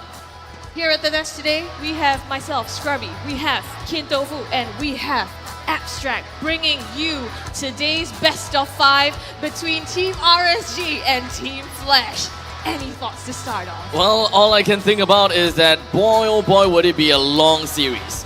I mean, let's be honest here. We're looking at Flash versus RSG, number 1 and number 2, if I remember correctly, of the regular seasons. So honestly, this could go either way. So yeah, it might be long. No, not mine. It will be long. We're gonna see who's in the team first. So let's bring us to the team lineup of these two teams. Team Flash. Alright, Team Flash, we have Vanix in the gold lane, Jay in the mid, Adamir in the EXP, Hades in the jungle, and Lawsy in the roam. Now, they're looking for a victory here because the last time they played in the playoffs, it was in the grand finals as well. And Team Flash, they suffered a defeat 4-1. So this is something that they need to prove this season, that they can make it to the grand finals and they can beat RSG to claim that championship. It's a revenge match that we're looking at, right? They're wanting to claim the trophy, snatch it away from these back-to-back champions, RSG SG. Now, for the side of RSG SG, we can definitely see Oki, Sayla, Diablo, Bray, and Lucin Cutie. Now, Sayla have just joined into the roster, and yet it doesn't seem as though like they have lost Bougie or they have lost Roy or anything. He incorporated himself into the lineup just so effectively, and we know for a matter of fact is because this guy, he's great at what he do. Definitely, I mean, it's like they're one whole unit regardless of who they've changed, right? And Youngin himself, I think, has been with Sayla for very long, so I think that definitely contributes to the chemistry that they have and the synergy. But today is where it all starts to show, right? It's down to Team Flash and RSG Kid. Yeah, for sure. So, I mean, we will take a look at the stats later on, but I think both teams have performed really well in the regular season. So this is really, for me, a very high emotion match because both teams do have the potential to take it. It's really up to who has the better mental state. Yeah, exactly. And not to mention as well, this is a best of 5. So it's going to be really, really important to have that stamina to continue as well. Let's look at Team Flash and their keys to victory. Now, for the side of Team Flash, we can definitely understand that Oki is one of the most important players in the opposite side. So they're gonna have to find a lead for Vanix, and all hail Lord Vanix, gank Oki as early as possible. And we also know that he plays a lot of Bruno, and having a Bruno on your side, going up against an Oki who naturally usually plays an Irithel and whatnot, you would want that lead. So keep up with the lead, keep on to the snowball, that way they will be able to keep Oki in check. In the meantime, Jay's unpredictable hero in lanes and in games are something that we should be looking out for. And they should keep up to that MO if they want to make something a little bit different or try to catch RSG SG completely by surprise. And of course, we're gonna have to look out for Diablo, the star player from the side of RSG SG, right? Do you want to ban out your Badang, Khalees and whatnot? Or do you just want to keep him in mind whenever you just go around in the macro? That's where you're gonna have to focus on the draft or the game. Which one is more important for you? Is he part of your game plan as to when you want to tackle him? Yeah, I really like this switcheroo actually. So we actually witnessed the Phobias coming out from Diablo as well, which was a beast in the game itself. So we might have to watch out for that in this game as well. Yeah, but over to the side of RSG, definitely things for them to watch out for as well. Yep, so we have already seen the performance of Bray, and I mean, if you're an RSG fan, Bray is this consistent monster of the team. He has never missed a retry more than once in a series, and so they need to help support Bray in securing those objectives. And of course, one of the things that RSG has shown in this regular season is sometimes they do overextend in team fights. So they need to make sure they avoid this overextension, and that way they can really clean up the team fights and take the neutral objectives, get the base, get the crystal, whatsoever.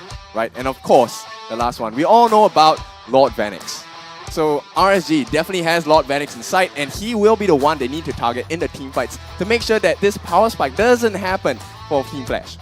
Yeah, you know, right, that Flash depends so much on Vanix to scale, and he really will be a beast in the late game, so someone to definitely watch out for. Now, given these keys to victory now, we have to talk about some thoughts, right, between these two teams, some history, some statistics that we'll go into in a moment as well. But what are your thoughts now looking at these keys to victory that we've pitted against these two teams? To be honest, when it comes down to the drafting stage, I think that we have a lot to look out for in the grand scheme of things, right?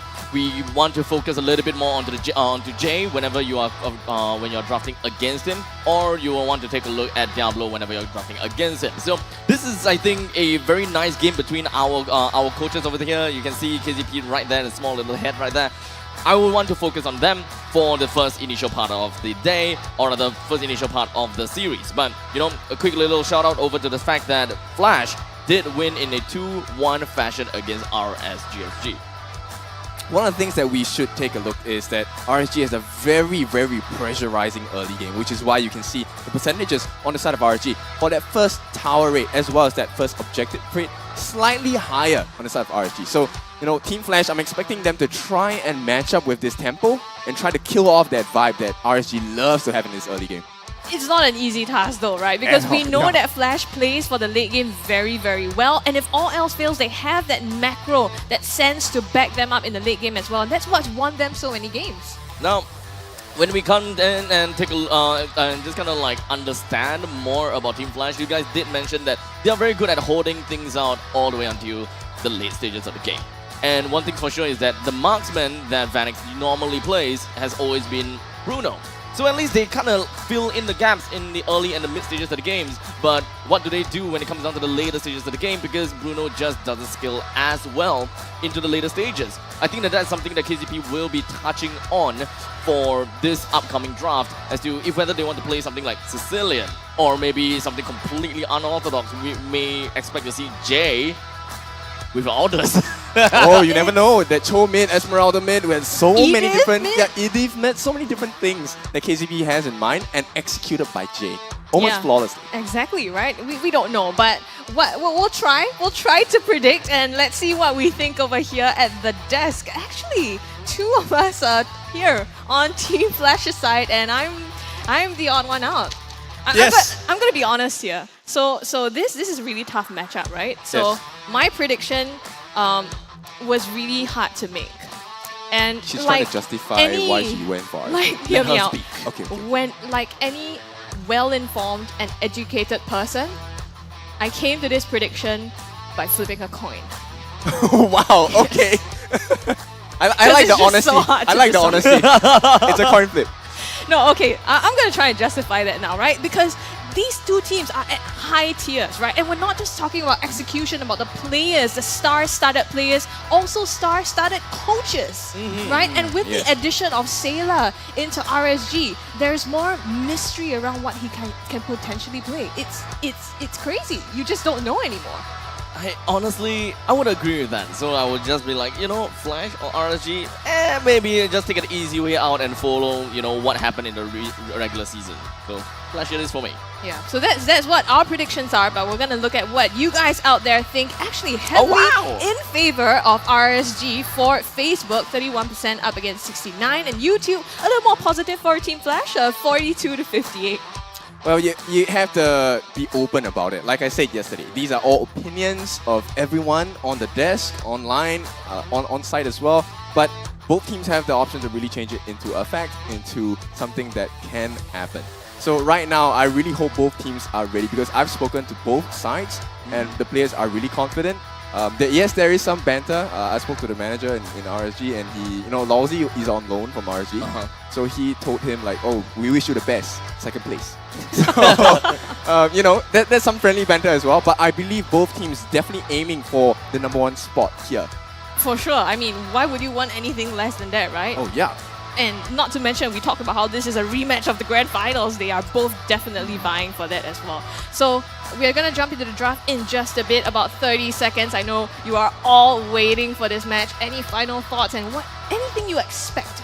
Anything to expect. Honestly, this game, I'm going in completely blind. I know that I am going to be surprised. I know that something is going to be completely weirded out. I'm going to be weirded out and such. Because today, there's a theme behind today. And that is the day of upsets, I gotta have to say. We have massive audience coming in from Homebois. Yes, Evil definitely have got a big fan base as well. But let's be honest here, Homebois, they are the crowd. And unfortunately, they have to meet an unfortunate situation here. And so did Lee.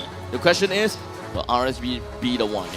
Well, it's not that bad, right? Because this is the upper bracket final. So even if they lose this, they're gonna drop to the lower bracket and they have a second chance at coming back. So we're gonna go into the draft right away. This is game number 1, Flash and RSG. Top of the bans here are going to be the Khalid target ban onto Diablo as well as Angela. Yeah, we already mentioned this before. You know, they need to give some sort of control over Diablo. They need to make sure that they can stifle his growth in the game itself. We already seen how well Diablo can do even in a tough situation, in a tough laning phase. So definitely it's one of the considerations that Team Flash has in mind. And Khalid, one of the very scary re-engaged heroes available in the draft itself. Definitely not something that Flash likes to contest against. Much scarier when you place him into the hands of someone like Diablo as well.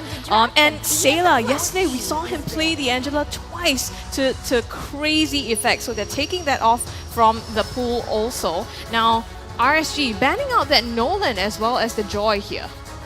Now, with all of these heroes being banned out, I think that the main thing that we haven't seen just yet, obviously, is going to be Edith. Of course, we don't see Bruno being banned out because it's not really particularly that ban-worthy, but it's more of the battery that goes around with Bruno. Do we have Reminiscent that wants to look for something a little bit different? Do we want to look at Youngin that, you know, wants to tackle about who is going to be the one that assists this Bruno the most? But now, we have Reminiscent that actually have went out with a Badang ban, which is something that I would say is very surprising since RSG have not really shown so much Badang games throughout the entirety of Season 6. Yep, and you know what? One thing I think Flash needs to take into consideration, very heavy consideration, is the fact that Sayla now is in the mid lane as well, and we've already seen the Angela coming out. So yes, they have banned the Angela, but Sayla is not just a one-trick pony with his repertoire of heroes as well. There are so many options he has, and you know at this point, RSG they don't want to have to deal with a long fight. They're gonna ban out that Lilia.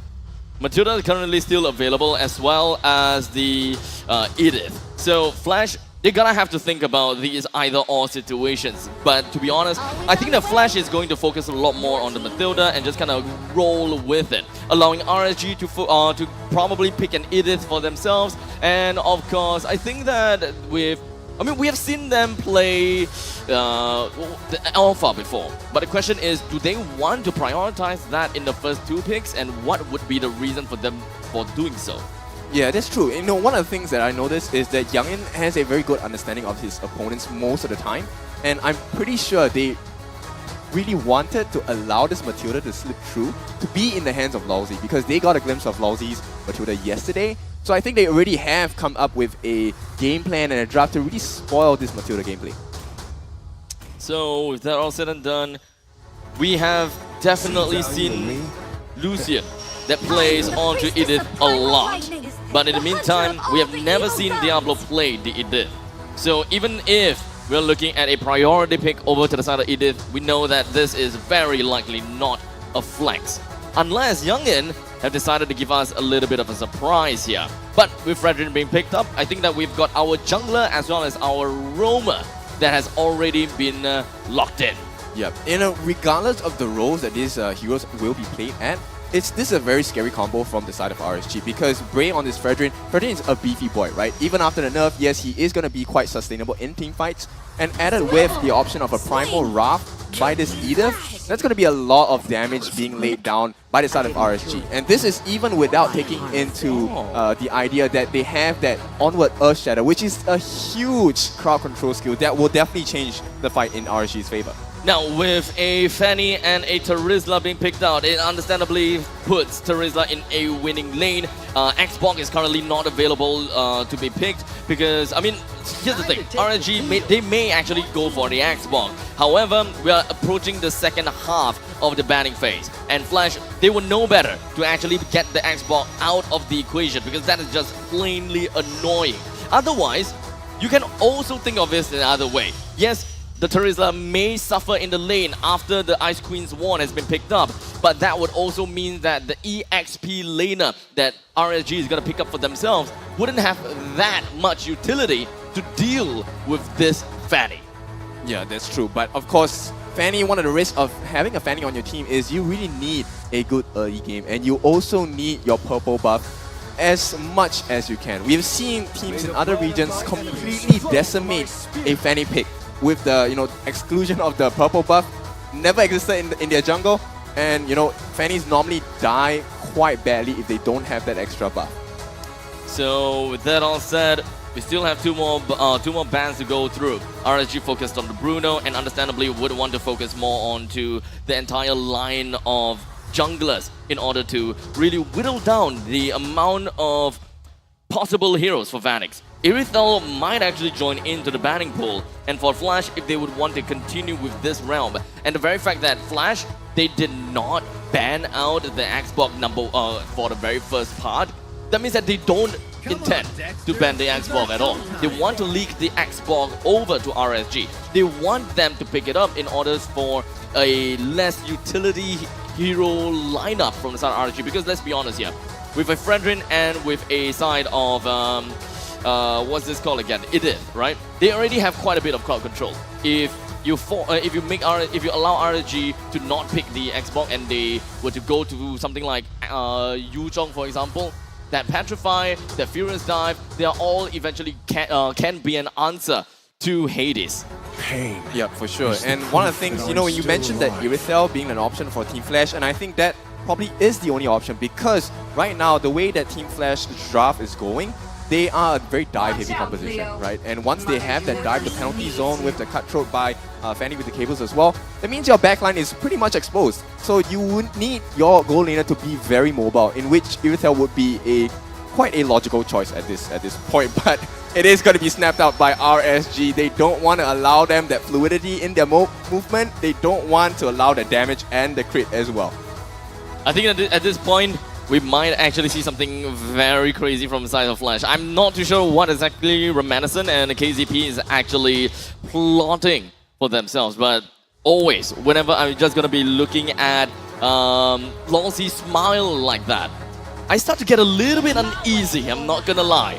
What are they having right now? That is going to be an Ixia. Now, then Ixia is a great pick coming from the side of Team Flash, considering the fact that RSG right now at this point of time, they have no way to access the backline. And we have seen this from Team Flash time and time again. Whenever they have a Mathilda, the chances of them picking up an Ixia is very high, because even when Ixia is in the using the ultimate, you can still relocate yourself thanks to the Guiding Wind. Yes, that's a very sick combo, and this is something that Team Flash has already shown us yesterday.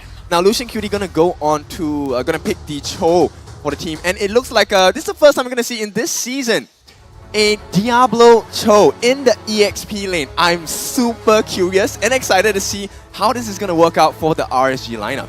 Oh, okay. Now, I have never seen this before. You want backline entry? You have a backline entry now. You have a Cho, and no special Cho. This is a Diablo Cho. First of the season, special delivery by RSG. Abstract, you have hesitations. Why? Throughout the seasons of 1 through 6, Diablo is not a player who I would believe would play a Cho, even though I would say I don't doubt his mechanics, but we have never seen a Cho of Diablo. If we want to think about backlines, we can think about Paquito. When we think about backline, it could be Yuzhong. Well, we're gonna see in this game, right? He's picked it, and we're actually going to do it. So drafts locked and loaded, ladies and gentlemen. Give it up for your two teams, RSG and Team Flash, going into game number 1 of this upper bracket finals. Yep, they will be going into their respective buffs now, and it looks like we might see a focus on the EXP lane by RSG. Once again, we know why this works, right? When you have an EXP laner who's trailing behind, he is forced to clear the waves, meaning he will not be able to join in the neutral objectives as well. And RSG, famous for this very early game aggression, you can definitely expect that first rotation coming in very soon.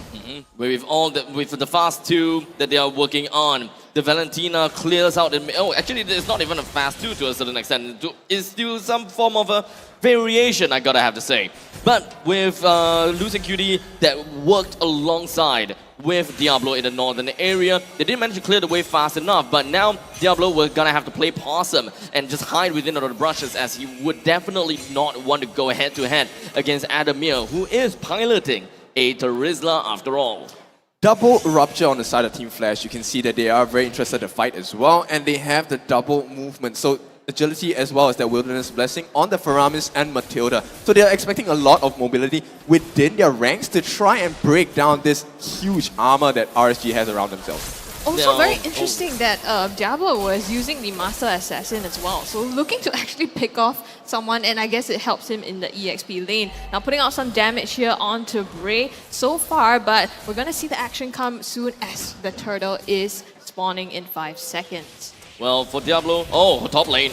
Adamir having to flicker out there from the aggression. Coming a little bit on Bray here, they want to clear this EXP top and get themselves some space and control in order to contest this. Lawsy not yet level 4, so he does not have that Circling Eagle to be able to help and contest this. Lucian Cutie, throw back here. Some zoning going on, flicker out, backs away. Bray needs to secure this one himself. Appraiser's Wrath will do the trick, so the first turtle goes the way of RSG. Now, it's understandable that RSG have manages to catch that pretty darn easily. But, you know, one thing that surprises me is that Hades hasn't been overly aggressive. He has been farming around, of course, level 5, and is not particularly looking out for those neutral objectives. Now, if he is able and capable of getting all of these early game kills, I think that would be absolutely amazing, right? Just get yourself down to the southern side, just deal with the Irithel as much as possible. Because with a chill pick in the top side, yes, you may already lose to a Terizla, but at least you might not be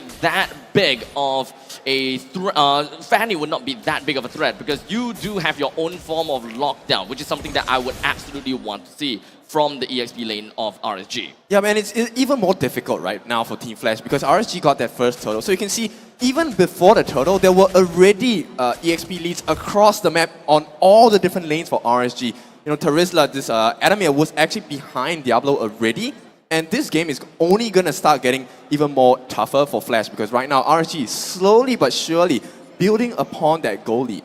Now, with I'm just kind of like trying to break down on RSG's lineup as much as I can, and the main thing that I'm looking out for is that I feel as though the Cho pick coming from RSG is not necessarily just used to utilize for the entire team. It's a nice little bonus to have that kind of lockdown, but it's more. Hold on a second. Oh, the engage here, throw up onto Adamir. He falls as the first blood.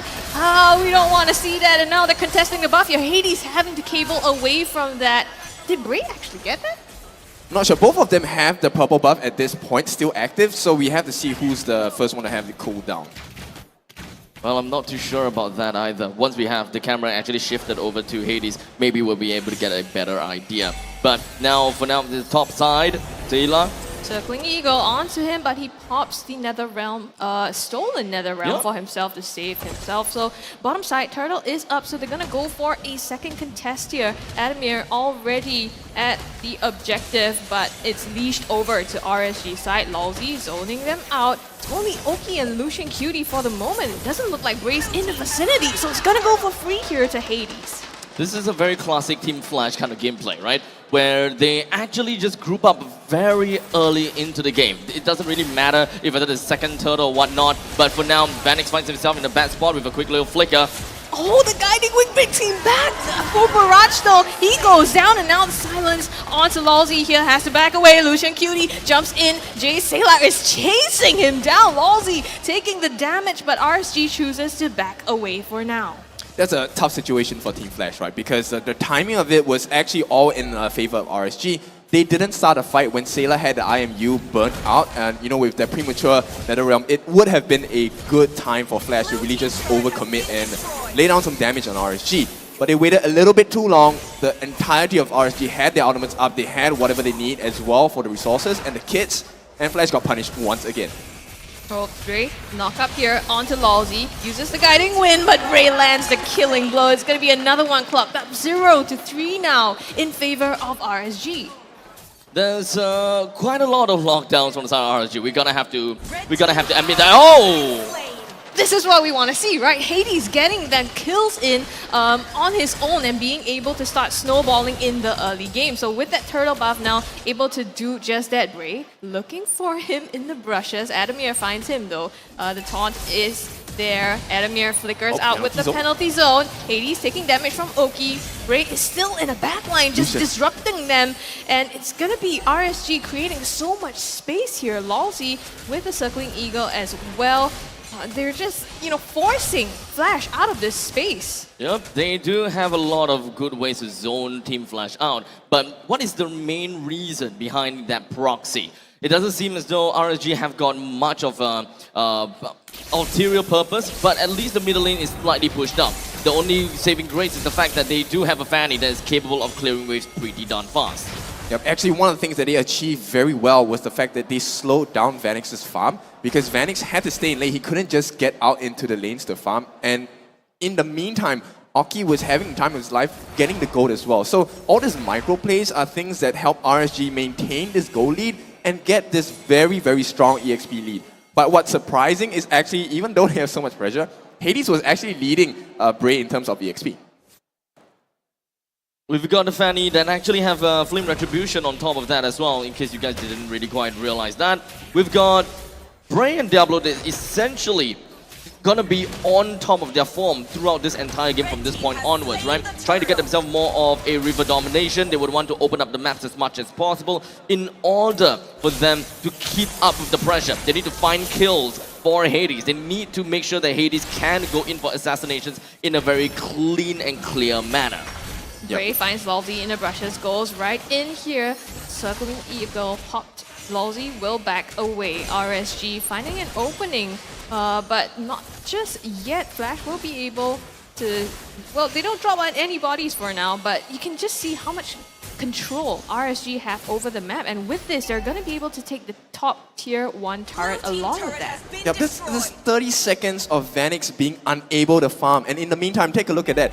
Gold buff onto Oki. He has taken a couple of waves as well. They have taken a turret. So once again, they extend this lead. 2,600 gold ahead, and another catch. Oh, the knockup onto Adamir here, and again he falls. It's gonna be his, I think, second death now, and it's not looking good for him. Yep. Oh, hold on. Diablo with the flicker, the kick, it's gonna come through. The Nether Realm being popped here. Vanix is the casualty, and RSG clocks another one to their name. Is really extending the lead that they have.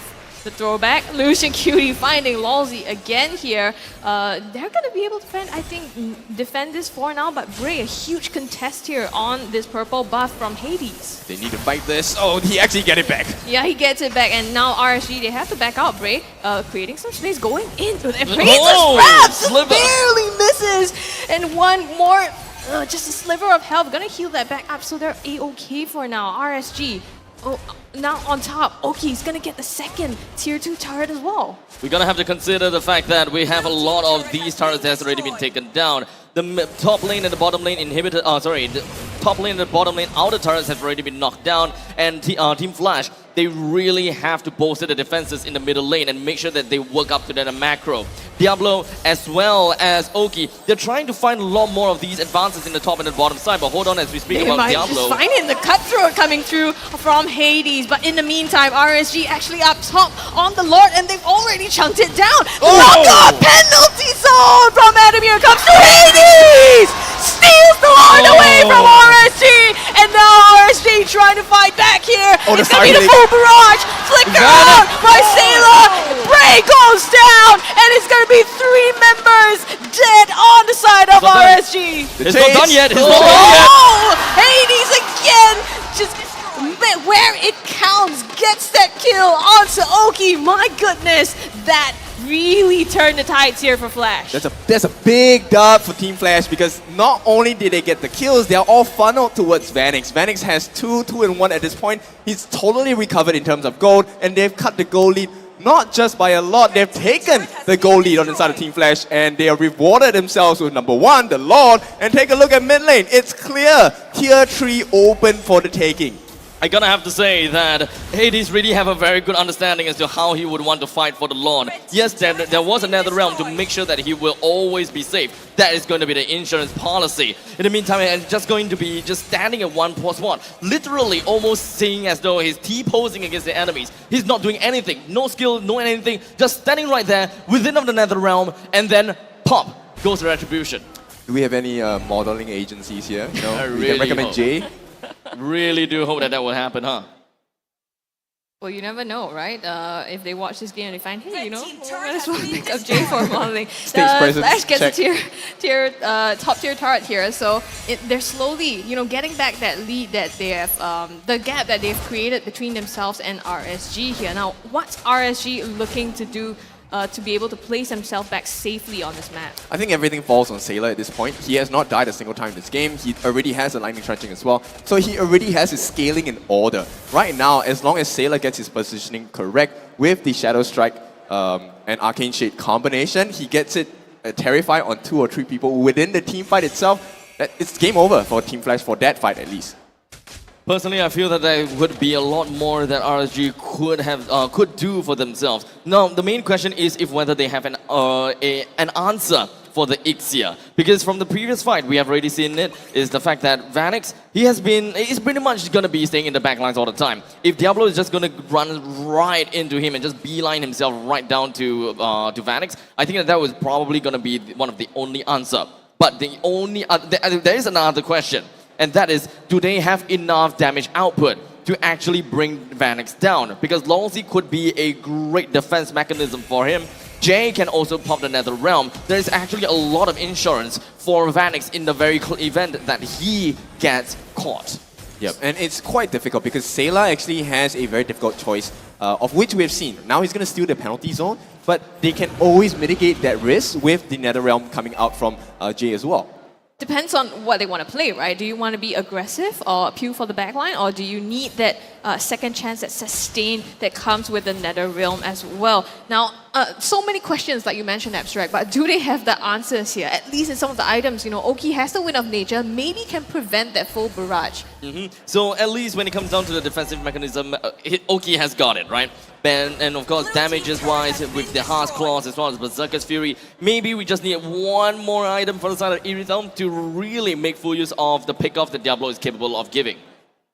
The thing is though, yes, even though he can prevent that full barrage, then you have Hades, who can come in as the cleanup crew as well. So he always has to kind of fear for his life a little there. Bot lane is kind of being pushed in though. They are setting up for the Lord. I think RSG has that advantage in terms of the minions. Yeah, I'm pretty sure that Team Flash will be able to respect that. They do have a very good idea how they would want to macro around the game, but hey, let's not forget, we have Bray. Okay, at least he did manage to bring the Lord down. I was hoping to see kind of like a Grand Theft Auto once again over the Lord's pit.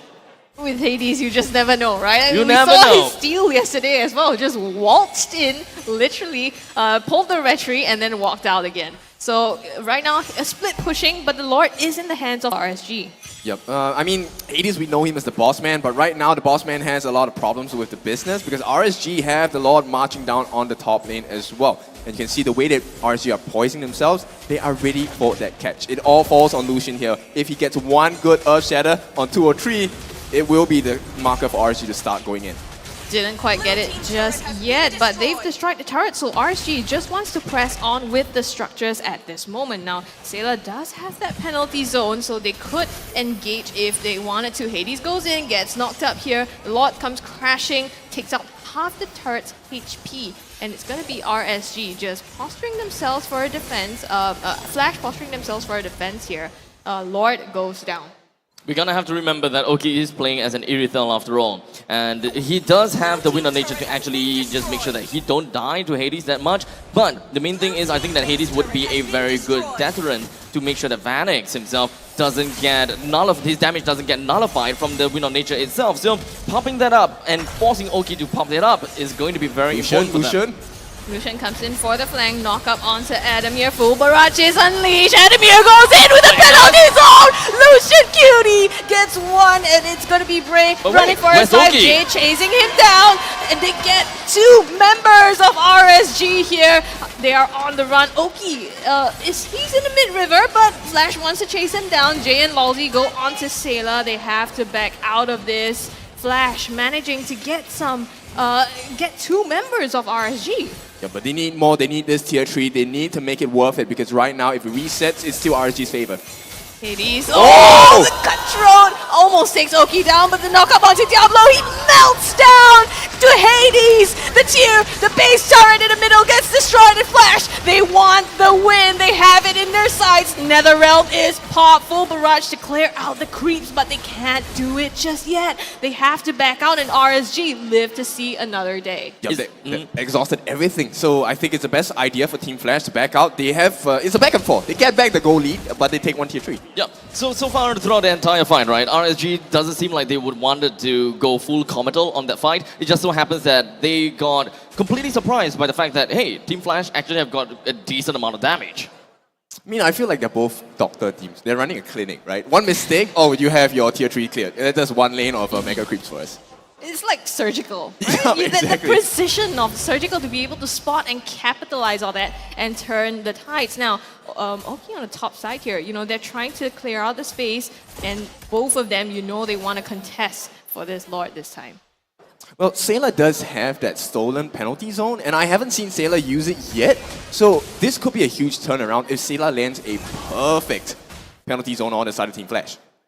Last time you said that Lucian Cutie didn't land anything, so don't jinx it yet. I do really want to know how and whom is he going to be landing that on. I mean, that would probably be his entry onto the Ixia. Maybe they will have 2-person just running it down onto Ixia, and that would be a way that RG settles the problem about damage. Because Vanix, literally, Team Flash will put all of their... hold a second! Penalty zone goes in the backline, break gets the retry on the Lord, and now Adamir goes down. It's gonna be a Flash having to back away from this. Oki chasing down Hades. Will he get away? Yes, but Diablo catches Lalzi here, using the Cyclone Eye to chase him down. Oki wants blood, he smells it, but the guiding wind gets him out for now. Huge win there for RSG. The Lord in their hands, together with 2 members. Yep, they might even get more because they actually got the Lord as well. I think Hades has been arriving a little too late, but that's all thanks to the RSG wave management, right?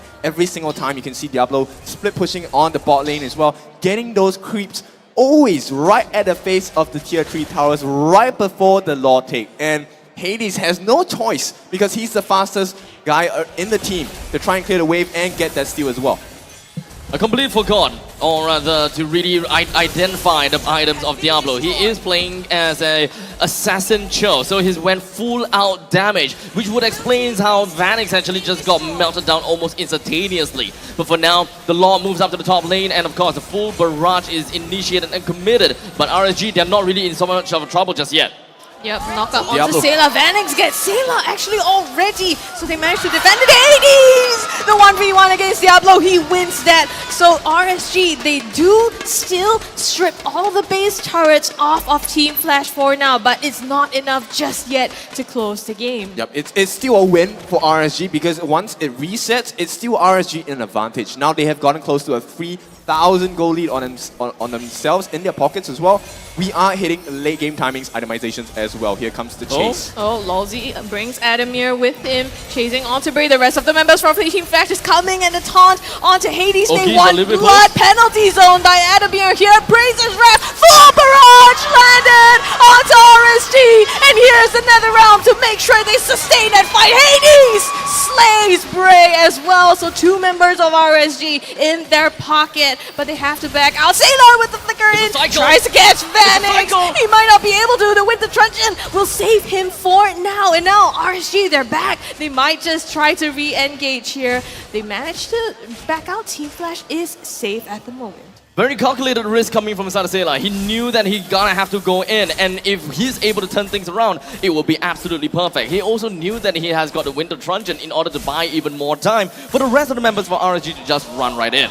Kick onto Diablo, 1v1, pops the immortality, Hades goes down, and Diablo gets 1 kill. This is great and very untimely for Team Flash because the Lord is coming up in 15 seconds as well. Yep, that was a beautiful catch, and he burned out his immortality as well. So there's not a lot of survivability on Hades for the next few seconds.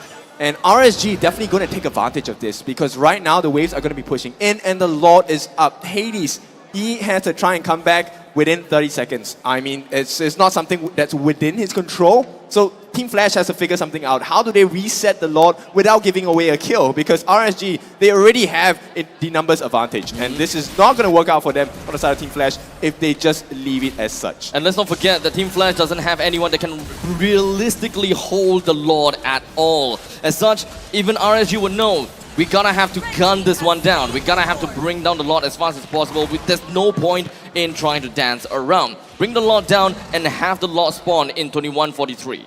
Yep. RSG also hitting very much their final form here. Sailor with the Holy Crystal and Bray with the Guardian Helmet. They are at the peak of their powers at this point. So RSG, they are feeling confident and I'm sure they're ready to take a fight with Flash. I mean, with the Lord coming down soon, they're definitely ready, right? This is the push that they want to make all the way to the base. Question is whether Flash can defend against this. I mean, Flash has to try and figure out something like a pickoff on anyone actually. A numbers advantage will help them, but it's not going to guarantee they'll win in the team fight. We've got Hades that is already going to be back up. At least that he might be able to go for a couple of assassination attempts, but that's going to be a bit scary because down in the bottom lane, take a look at that. And that's what he tried to do. He tried to go for Sailor, but Diablo catches him there and Hades goes down. They are at a numbers disadvantage. The defenders, Adamir gets taunted, tries to stop the Lord here, but is it enough? Lucian QD in the backline, the kick from Diablo. They ended RSG, taking game number 1 from Team Flash. This is the RSG clinic here. They just made it so difficult for Team Flash to hit their power spikes. You can see Vanix was left alone. The chase by Lucian QD with the Edith on the onwards and the Earth Shatter. There was nothing that Team Flash could do to protect the damage dealers of their team. Oh my goodness, that was game number 1 and it was already as intense as that, right? And you can see the smiles on the team of RSG's faces. It's a huge momentum boost as well to be able to get this first game and hopefully keep it rolling. It was a shout of relief from Bray actually, because I think this first game kind of dictates the mood of the series, and RSG is definitely feeling very confident from this point on. And the Cho. Diablo Cho. Well, you were a hater, but look what happened. I'm not a hater, just I'm a pessimist about it. But hey, it did work out very darn well as we take a look at the post-game stats. Nothing too exactly out of the ordinary, I gotta have to say. But one thing's for sure is that RSG's Diablo, even though he may have went for a concussive blast, that doesn't necessarily mean that, hey, I'm gonna go tank all the way. He did manage to pick up a Hunter Strike, Blade of the Heptases, BOD, as well as Malefic Roar. That really helped him to bring Hades down in a flash. In fact, Vanix as well. Yeah, and if you take a look at the itemization by RSG, it's really all about buying time, right? Buying time so that Oki can run rings around the Rosies, run rings around the entirety of Team Flash, and that's exactly what they did. Because right now, what RSG did was just to disable Vanix. Vanix couldn't land a perfect start into the fight because Star Helix is a one-directional skill. If you land it, it'll be great, but you have to catch 5 different members. They have to stand in a line, and that's not going to happen with the RSG lineup. To be honest, when it comes down to the neutral objective, Team Flash, they did manage to take 1 Lawn and 1 Turtle, but unfortunately not quite enough. The Grand Theft Lord from the side of Hades, we're starting to see this as a very common phenomenon. And as long as Hades have got very high agility mobile heroes, even if they could not hold on to the Lord, even though they may not have the priority over the Lord, there could be a lot of chances that Hades can still snag that away. But it's quite a shy pity, I gotta have to say, that they lost to RSG in this fashion because they definitely had a chance, and it seemed as though that they saw a light at the end of the tunnel. Yeah, I'm really surprised at the damage that Diablo does with the concussive blast as well.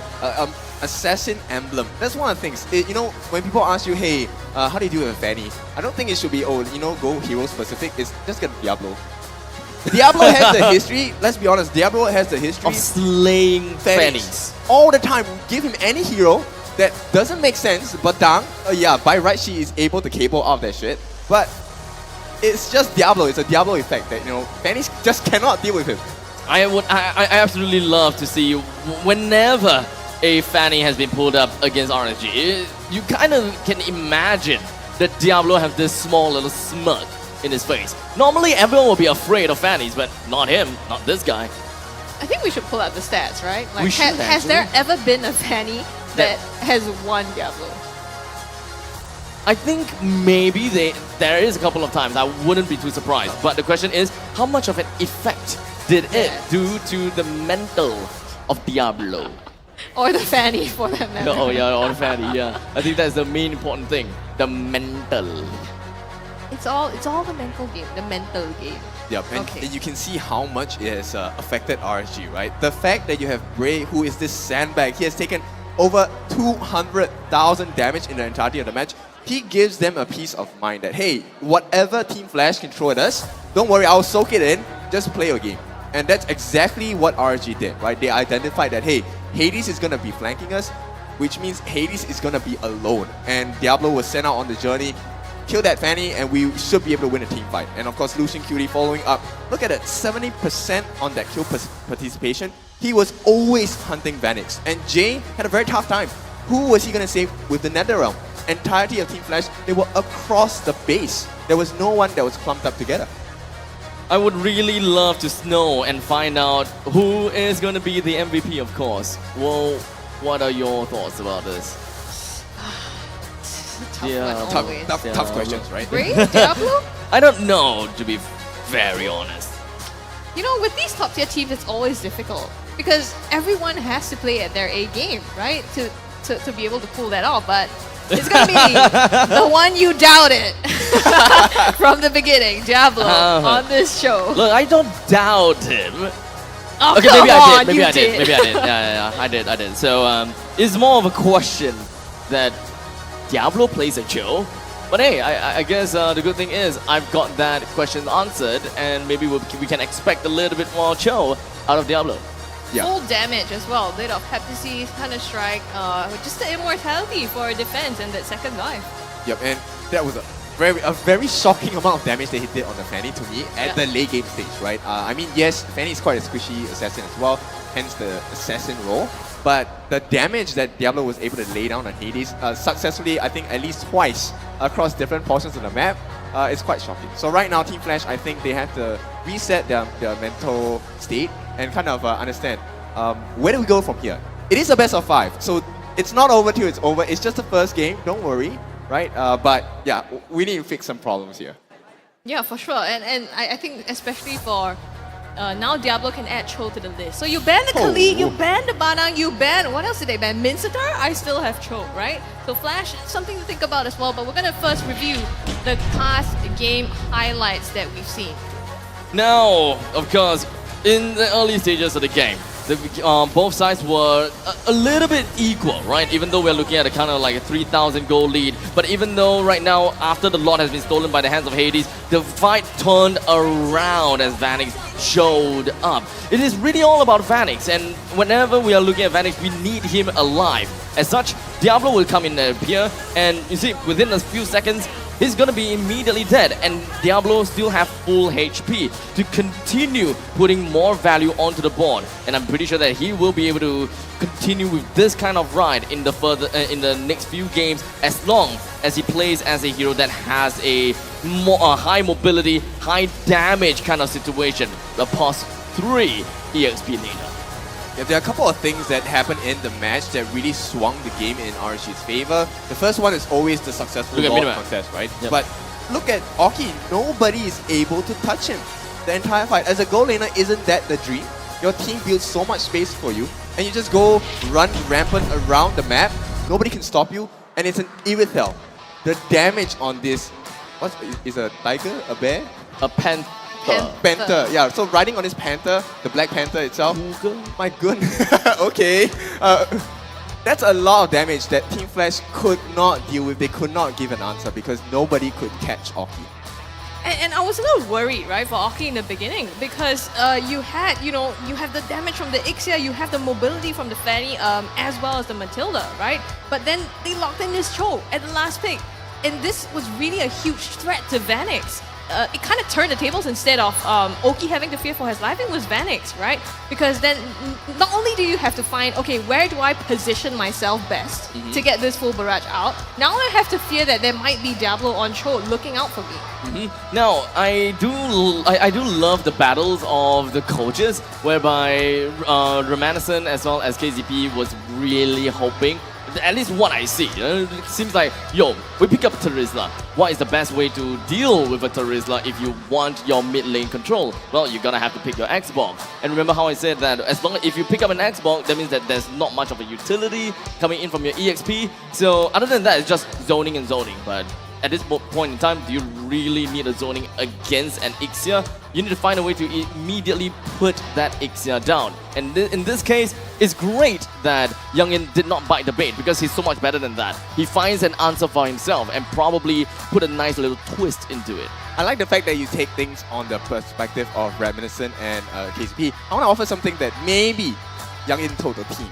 If you notice, every single penalty zone was a success from this Terizla from Adamir, right? But they never caught out Oki within it. And you can see the positioning of RSG. It was always very nicely for a penalty zone from Adamir. But Oki was just always at the 8. So I think Youngin could have possibly told the RSG team, you can get it together, just make sure Oki doesn't get caught in the penalty zone and you can turn it around. Yep. In the end of the day, the damage dealer is the one that needs to stay alive. Yep. It's that simple. Yeah, exactly. He did exactly that, right? And also kudos to his team for being able to peel, right? That's super, super important because if you are an Irithel having to basically try to survive a penalty zone, and he was without a Purify as well, so that would be extremely difficult for him. It's interesting that you brought up the Youngin and KZP as well as Reminiscent. I think they themselves have said that this is a little bit of a battle between the coaches. And I quote, right? KZP said they want to show everyone that they can play everything. And he also said to Diablo that he wants to meet in this game tomorrow. So they did exactly that. So it's really fun. And these are top tier teams playing together. And if you want to see more top tier teams, look at the M Series 5th anniversary because all these are top players. And in conjunction with the 5th anniversary for M Series, you can vote for your favorite heroes and players, Diablo, JPL, to be awarded as the 10 greatest players in M Series history. Now, so just stay tuned because more information is coming your way on November 4th. I mean, if you enjoyed watching Diablo play the show, you have a lot of reasons to actually just push that button, which is to vote. But of course, that will come in on November 4th. So make sure you guys follow our social media pages, be it on TikTok, Instagram, or Facebook. If TikTok is MPL Singapore, and of course Facebook, Instagram is mpl.sg.official. We will post a lot more updates over there so that you will know exactly what you are getting yourself into. And of course, we may be able to post some, giveaways, prizes, those kind of stuff. In fact, today I think we just gave away 30,000 diamonds just for as a lucky giveaway. Okay, 30,000 is a lot. You can buy a lot of stuff. 3 person, 10,000 each. 3 people. Okay, yeah, I thought it was 10,000 like each. one person taking. But we have 70,000 more to go. So you gotta get your hands on the diamonds, right? How else are you going to get all those skins, flashy stuff, and emotes that you can show off in game? Yeah, but it's not just about winning, right? It's winning with style. It's making sure that you're able to flex on them and show them like, hey, I'm the better whatever role you're playing. Like, I play mid, so like I'm the better mid laner, and here's my beautiful skin to complement my skills as well. Yeah, exactly. So now we're going to have the draft pick up in about a minute here. It's going to be game number 2 between two of these titans. Any thoughts on how Flash or Flash especially should be looking at this? I think right now, because we're not in the grand finals game, I think Flash doesn't want to reveal a couple of the strategies as well, which is why they went back to what worked previously yesterday with the Ixia and Matilda combo, right? But right now, I think they might need to show a little bit of their cards on the table if they really want to make it into the winner bracket, the grand finals, and sit on top of the throne and wait for the challenger to come. Because let's be honest, we know the history of playoffs. The team that goes from an upper bracket, dropping all the way to lower, playing 12 matches potentially in one day, that's a heck of a killer. It's tiring. I mean, RSG has went through it a couple of times, I gotta have to say.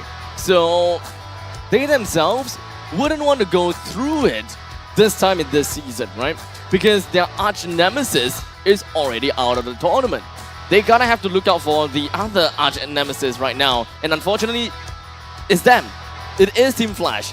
Team Flash is one of the teams that really have a lot of potential and would literally put a lot of beads of sweat onto RSG. So they gotta have to go all in, they gotta go all out. if there's any ace with inside of their sleeves, they gotta have to show it soon. Yep, this is a sneak peek of what potentially could be the grand finals game. And of course, right off the bat, Team Flash, they will keep the formula the same. They don't want to deal with this Khalid. They don't want to deal with this Angela. They know that re-engage and the hard guard potential for the healing and the additional damage, buying so much time for Oki as well as the goal laner, is going to be detrimental to the lineup. We've already seen Sailor take this Angela into his own hands and feed an Oki Irritel, and it was pretty hard to stop if it was even possible in the first place.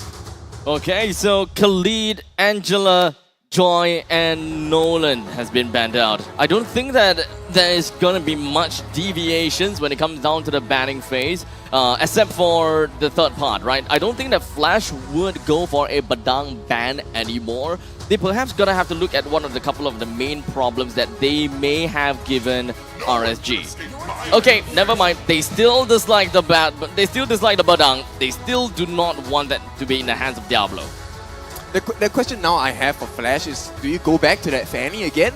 Or, you know, give it a second try? Because yes, it's a best of 5 series. You do have multiple chances to get an execution correct. I think that it might be a little bit too early for the previous lineup for them to pick up a Fanny that early. RSG this time have decided, let's take out all these backline divers away. I do not want to deal with a Fanny. I do not want to deal with a Joy, perhaps. And of course, let's not forget, even a Nolan. If you're looking for a pattern when it comes down to all these bans, they all have backline access. So I think that if Flash would want to do anything about RSG's ban, they're gonna have to get a jungler that have backline access, such as a Lancelot, for example. Yep, I agree with you. The first hero that I think of when you say backline access is definitely going to be a Lancelot. The puncture with the Thorn Rose, a lot of iframes as well. He can essentially pull out the miracle play in any team fight as long as he has the health. Although I gotta have to say, it will still be relatively early if they want to pick anything, if they want to pick the Lancelot. But it would all be depending on how the early stages is gonna be. Team Flash, they did leak out the Mathilda. As such, they have given RSG the Mathilda to pick out, as well as the Irithel. I think that's okay, but it's a pretty dangerous draft that Team Flash has allowed for RSG.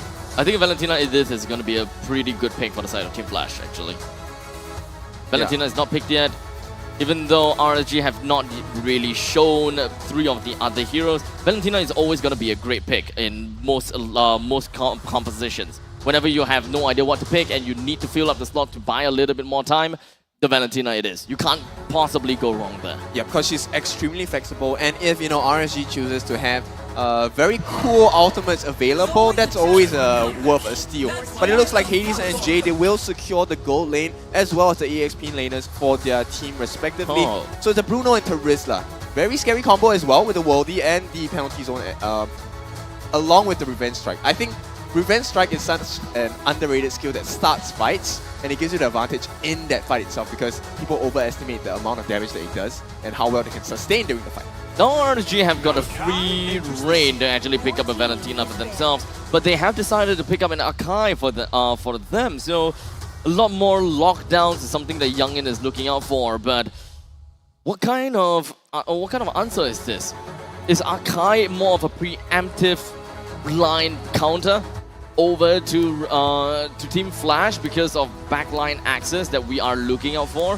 Because Team Flash, let's be honest, they have yet to pick up their mage. They have yet to pick out their who's that again? Jungler, no. Rome, yes.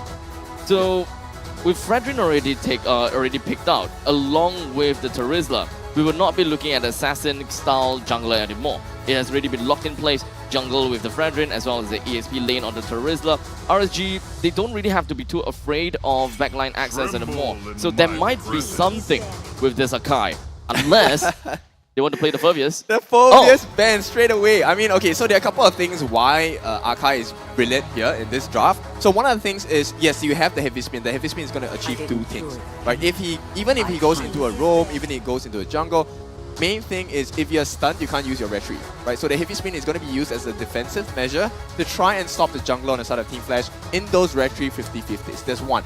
The second one is always to use that heavy spin as a potential disengage because you can't really chase into a heavy spin even if you try.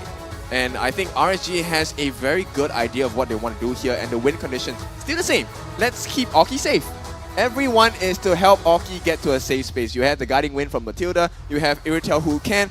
Of course, you will want the heavy crossbow to be used offensively, right? But nonetheless, if the situation calls for it, there is still so much mobility that's offered to Iritel that Oki should be safe and sound this entire game. Oh, okay. Mincetar thrown into the banning pool. It is actually quite unsettling to see Jewel H actually smiling over that ban. RSG may have something in the grasp of their hands, and they might have something a little bit interesting for us. We know that when it comes down to the gold lane, Irithel against a Bruno, it is pretty much a neck-and-neck competition. EXP lane is still like kind of like a blind pick going in for Team Flash, but they know, you know what, we pick up a Terizla, it's a very staple pick. You don't really lose out in lanes that much. Even though there were very recent nerfs, Terizla is still a very solid pick. The question is if whether RSG want to work something like that.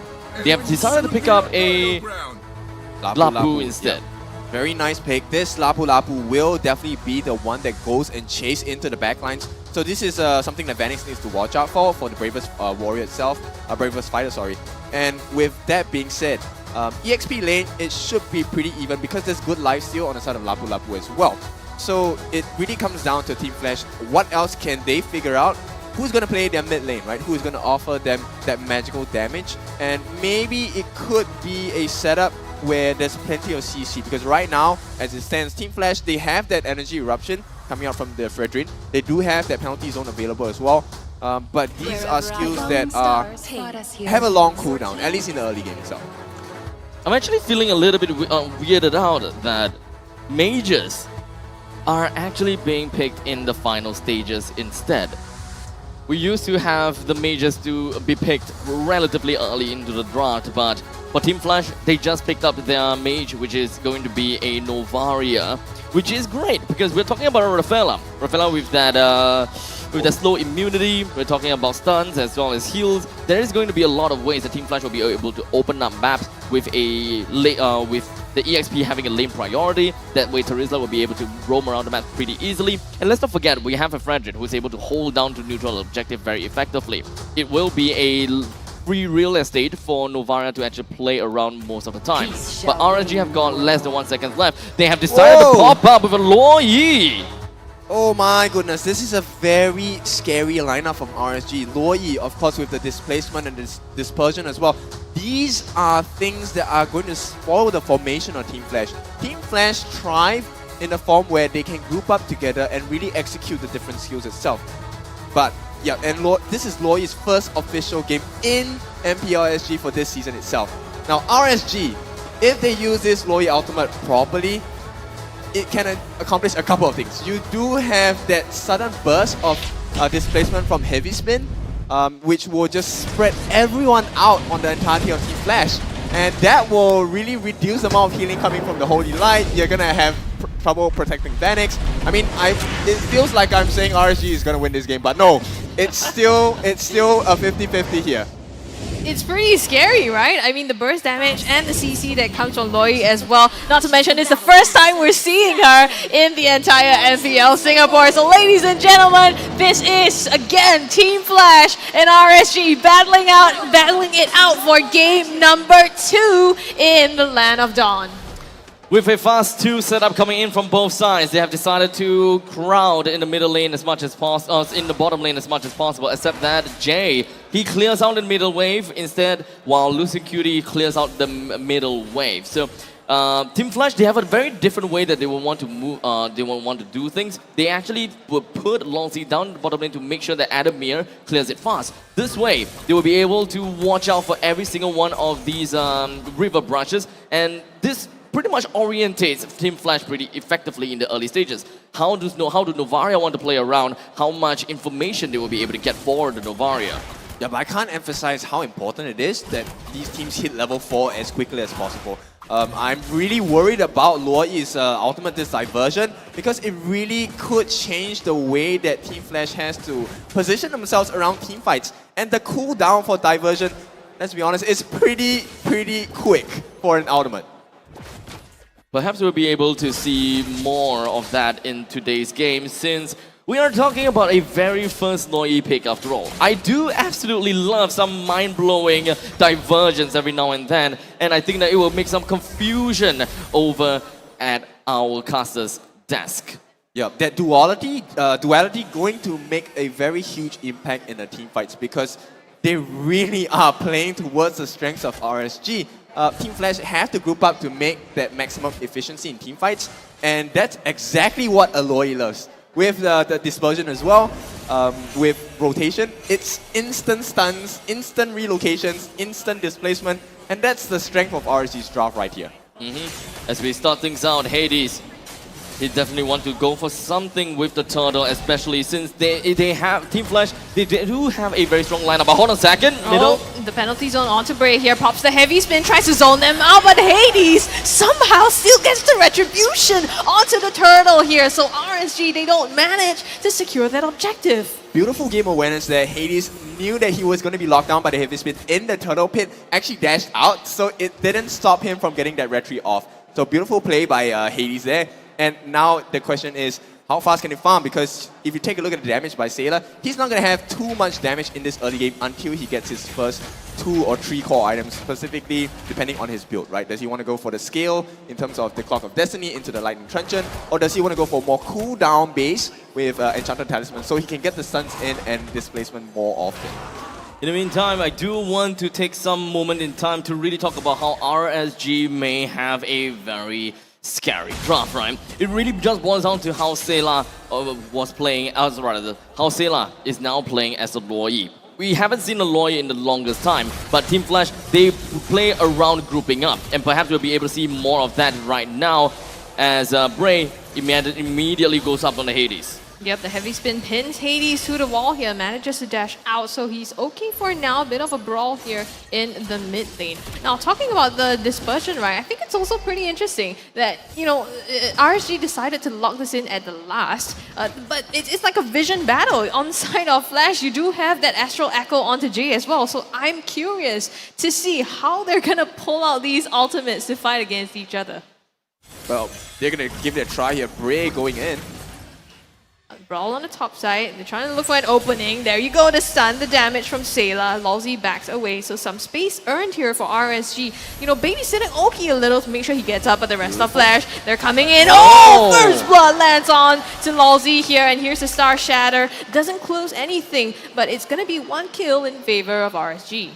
Yep, and this is gonna amplify Sailor's farm, which is a scary condition for Team Flash actually. There's so much things going on for this game. RSG, they have different ways that they want to bring some dominance to the map. But in the meantime, the fight for the turtle commences. Yep, circling Eagle Pop, penalty zone as well. Lucian Cutie flickers out. They forgo the turtle. Bray uses retreat to secure Hades all the way in the back line.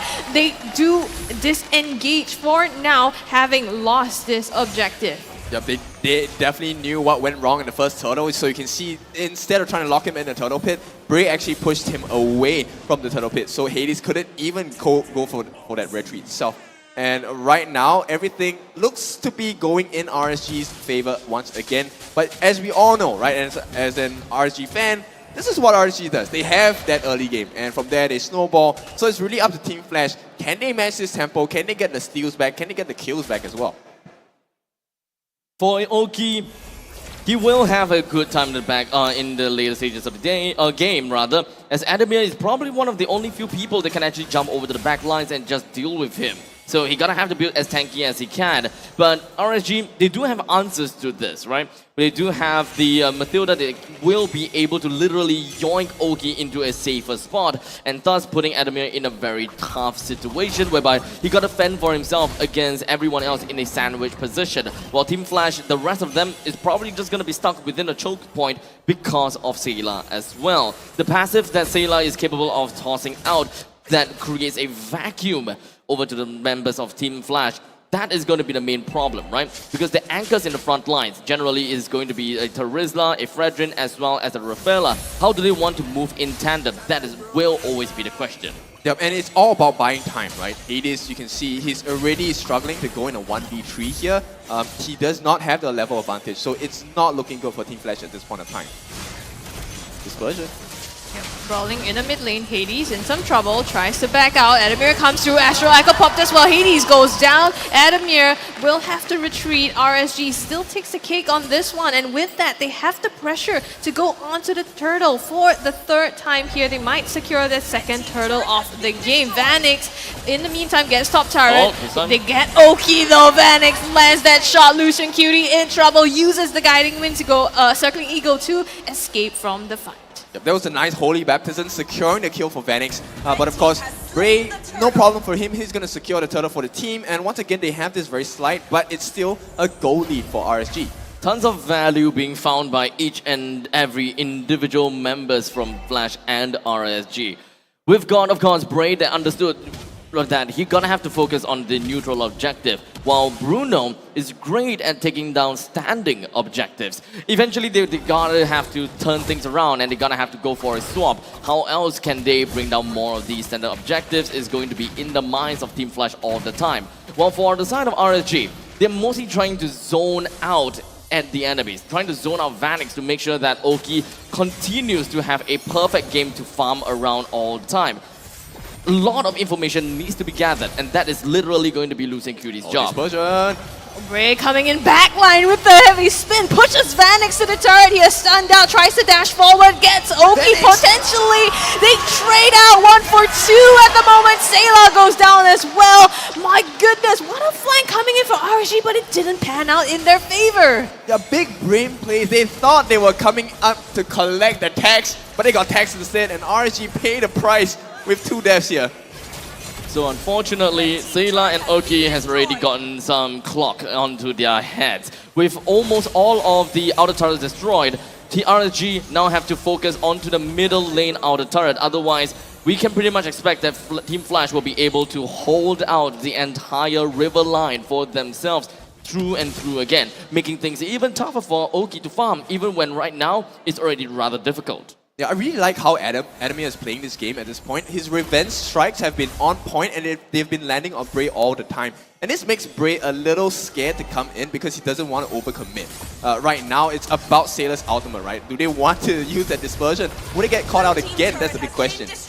No, it doesn't seem like Team Flash will want to commit into this. RSG did manage to finally take a single turret off of the hands of Team Flash, but that is not going to equalize any kind of scoreline nor economy factor. It will slowly contribute to a fight later on as to how they would want to put on more of this heavy lane in the southern side. It is it's kind of like a situation whereby the tower will eventually go down, but they would want to have a little bit more of that edge whereby they can put Vanix in a more uncomfortable spot trying to push it past the river line. For sure, right? Eventually you're going to take all the structures, but right now the benefit of having the structures down is the ganks like this one onto Vanix as well as Malzy. Oki backs away.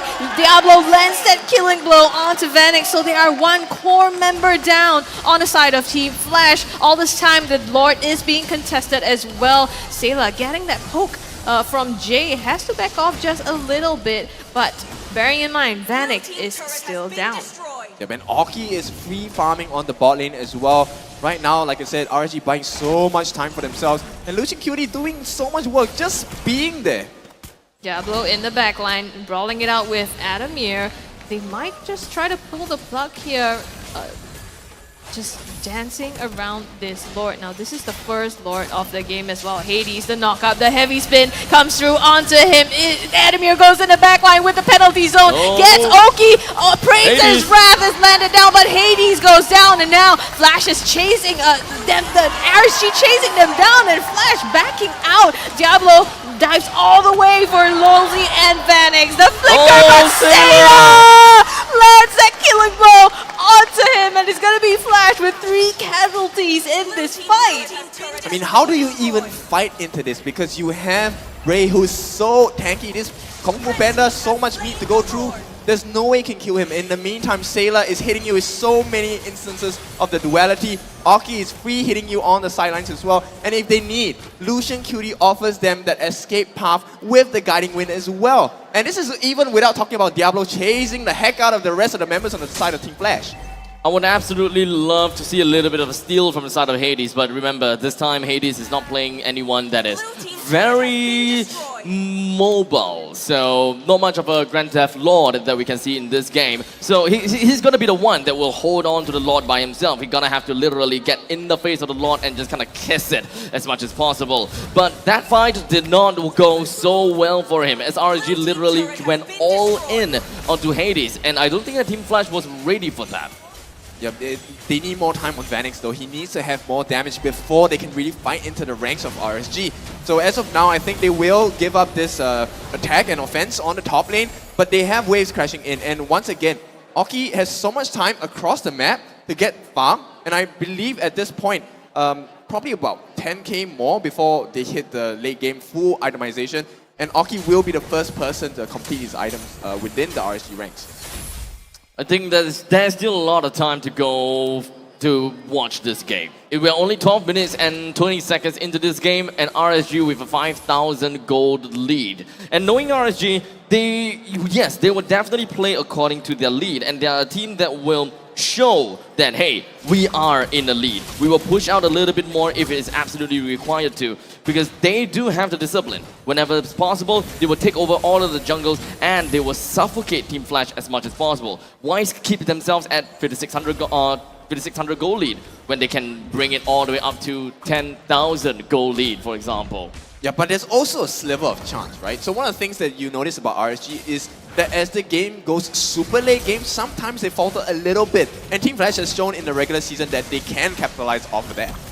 Stuns come through onto Hades here, the damage as well. Astral Echo is popped. They're fighting a big in the jungle, taking the buffs away, like you said, away from Team Flash so that they don't have the resources to come back and farm as much as they want. Team Flash has to slowly crawl back some space for themselves. But you know that RSG is just camping, waiting for them to do that. I mean, we're laughing about this on backstage, right? There's a lot of thievery in the games itself. We have seen Lord steals, we've seen buff steals. So, you know, you have to realize that, yes, low crime doesn't mean no crime, and I'm still waiting for Hades to come through with a sneaky retry steal if that situation ever presents itself. But I think it's difficult for him, right? Especially on this Frederick now. And you have Bray with a heavy spin. You have, you know, Diablo diving in your backline as well, and not to mention Sailor with the burst damage, right? So a lot of factors. But that being said, Jay could potentially also pull off a steal here. It might not be from Hades. I think earlier on in the game, he stole a couple of resources like the Little Wanderer from them as well. So he might just do the same thing on the Lord. Well, looking to shatter their hearts with the Star Shatter here on this Novaria. So we know Jay can do it. The question is, will he be allowed to?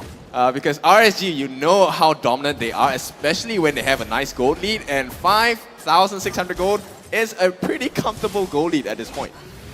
Now, for the side of RSG, they want information. And they know, as a matter of fact, that if RSG's members don't appear, don't show themselves that often, Team Flash gonna have to be worried. They're gonna have to split themselves up a little bit, as now Team Flash is bringing the lot down to a critical amount of health. But the dispersion comes through. They might try to come from the backline. Lolzy finds Sailor though, and it's Vanix, it's Hades that goes down in the meantime. They're trying to fight, sandwich them in between here, but Flash spots that out. They only lose Hades in the fight so far. RSG are just better at this stage. You know, the mind of Youngin and the execution of all of the different RSG players. I don't see how Team Flash can come back yet, but I hope they can figure something out too. I would say that it will be relatively tough, especially since Team Flash, they don't have an answer at all to how they can end this. They're going for round 2. They did it again, and this time it worked. Vanix goes down, Lolzy goes down, and now RSG, they're chasing down, trying to look for Adam in the bush. Penalty zone just to delay his demise here. One more shot at it, and Sailor takes the final killing blow. Bray also secures the Lord together with that. I mean, try it once, doesn't work, do it again. Sailor with that dispersion. And that's the strength of Aloy, right? And you can see how painful the duality is. At this point, if we take a look at Sailor's items later on, you'll see that he is pretty much stacked up. This lady has muscles like a mountain. It's a very strange image you're painting there. Yeah, no, because she's not supposed to look like that, right? She's supposed to be like soft, but then when she slaps you, bro, it feels like she's hitting you with a concrete truck. I think at the point in time, you just feel like you got slapped into another dimension. Bray, they isolate Hades here, pinned to the wall. There's nothing he can do. And it's going to be one down on the side of Flash here. The Lord comes through on the top side. They're going to crash through the base turret. So 2 left standing on the side of Team Flash. RSG, might they be able to take another? They do have the creeps coming in. The stuns from the duality, getting Adamir, chipping him off a bit of his HP there, and they're slowly also taking that turret. So 1 more almost in their back here. Following the creeps to the bomb site, they get the base turret on the bottom. Flash has to put up 1 big defense. I gotta say, RSG, they are very greedy. They really wanted to take down every single one of these inhibitor turrets that Team Flash has. And I gotta say, it's warranted, right? Team Flash has been cycled through and through by the hands of RSG, and RSG really knew what they wanted to do. They don't want to go for all-out battles. They do not want to go for all-out team fight, right? They just want to lock one person down, bring this one person down, and discourage the enemies from even getting close, or rather give them any ideas that, hey, we can fight this fair and square. Yeah, I mean, if you're on Team Flash, you must be scratching your head at this point, right? How do you figure out what to do? Because there's so many angles that RSG can approach you from. And it's not as though there is a weak point on the side of RSG. There's really no point of entry for Team Flash. Who do you go on? Because everyone will come and, just jump on you at the same time. There is still quite some time left until the next Lord will appear. And RSG, knowing them, they would want to cycle Team Flash once again. Team Flash, though, they are more of a poke kind of composition. They have a lot of pokes, let's be honest, with the star shadows and such, but we'll take a moment in time and just really look at itemizations. Now, Kin, is there anything that we're missing out here? Necklace of Durance and the glowing wand on this Loyi is going to cause a lot of problems for them. And if you take a look at the tank ability, they have Twilight Armor built onto Bray. Wait, they're going to catch Hades Not again. Duality gets Hades knocked up. Damage is enough. He gets put down. RSG flicker in by Diablo onto the backline in the penalty zone from Adamir. Tries to prevent the onslaught, but is it enough? Adamir pays for his life. And RSG, they have the entry into the base now. They're trying to march in, but don't have the creeps just yet. 2 waves coming down, top and bottom. A little patience as they wait for the little guys to come in, and it's gonna be the damage onto Lolzy. 1 more knocked up. RSG on the base, taking game number 2 for themselves. What a day today. It really is a day of upsets, at least for me and Abstract today. And it feels like, for this game, it really feels like the lady power is showing through. 3 ladies, you have the Lore, you have the Iritel, you have the... I forgot who's the last lady. And we also have you. We also have you who have predicted that, this is the scoreline that RNG is going to achieve within this series itself. So far, everything working in your favor. Yes. Looks like we have to rethink our thought process of how this series is supposed to go. Well, I guess we still have some time, Yes, for sure. We still have some time. Team Flash, they still have 1 more game to go, or rather a couple more if they win consecutively. We've got time. It is a best of 5 after all. It's not that punishing, but this is also not the time for RSG to actually breathe and or rather get a sigh of relief, because it's not over. It's not. I mean, in a best of 5, you just don't know what can come your way. Right now, though, we're going to look at some of the statistics from the previous match before we move on. Yep. So more importantly, I think, is that Hades got caught out quite a couple of times. You can see he wanted to go for the anti-Cuirass, right? He's building that Dreadnought armor. This is to be able to deal with Bray as well as Diablo. But in the meantime, Oki was having free farm all the way, and it was simply because of Sayla. Sayla did so many distractions against Team Flash that Team Flash were really just caught with their pants down. How do you formulate against that, right? Oh, I have Bray in front of me doing the heavy spin, locking me under the wall, and suddenly you have Sayla on the backlines, pincering in with Diablo as well. Vanix there was nowhere safe. You couldn't run to the back. There was no back. There was just death. And there's Matilda, right? Lucian Cutie with the Matilda. You could also have the Circling Eagle. So many points of entry, not to mention with the Sea Halberd as well as the Necklace of Durance, you put down the healing that Lawsy can put out as well. So it decreases that sustainability that Team Flash has in the fights. Now, there's one thing that is relatively odd in my eyes, and that is Diablo. Looking at the Lapu Lapu, the core items for Lapu Lapu has always been Bloodlust Axe, because you are, as a Lapu, you are so good at sustaining. But this guy defied all odds, decides to go for Blade of Haptases, as well as a, well, Malefic Roar. Now, I don't particularly have a very good answer for why is he doing it, but we can probably only assume that, yes, he's got Festival of Blood, and that's the only thing that he's running by. Well, that's not the only thing. If you notice how Diablo was playing the entire game, he was waiting for the chaos and confusion that RSG was laying down on Flash before he jumped in. And every single moment, if you notice, you watch the replays, when Diablo jumps in, Vanix dies. It's a death sentence when Diablo arrives, and you know, that's why they call him the handsome devil, right? He is so handsome, he comes in with the clean moves, gets it done, and Flash just could not respond. I love how RSG is playing right into some of these identities that really worked out for them. And the very fact that we called it right, yay! The fact that Diablo should be a Pause 3 EXP laner. Albeit it's a little bit of a dated and old-fashioned one, but hey, it still definitely works in this meta. Take a look at them, having 2 wins against Team Flash. Now, speaking about Team Flash, I think that maybe we should, I really hope that they go back to the identity that we were looking out for the side of Team Flash, namely, Lawsy needs his catch heroes. I just want Lawsy with his catch heroes. I have to concur with you. I agree. I think, you know, Team Flash, they are still trying things out with the old formula, right? Things that have worked before. But RSG is showing us very different kind of compositions that can be explored. And I think this is all credit to Youngin as well, right? This coach definitely has made a big difference. He was kind of a sudden addition, right, to RSG. And take a look at RSG now. It's a very different team altogether. I mean, it goes both ways, right?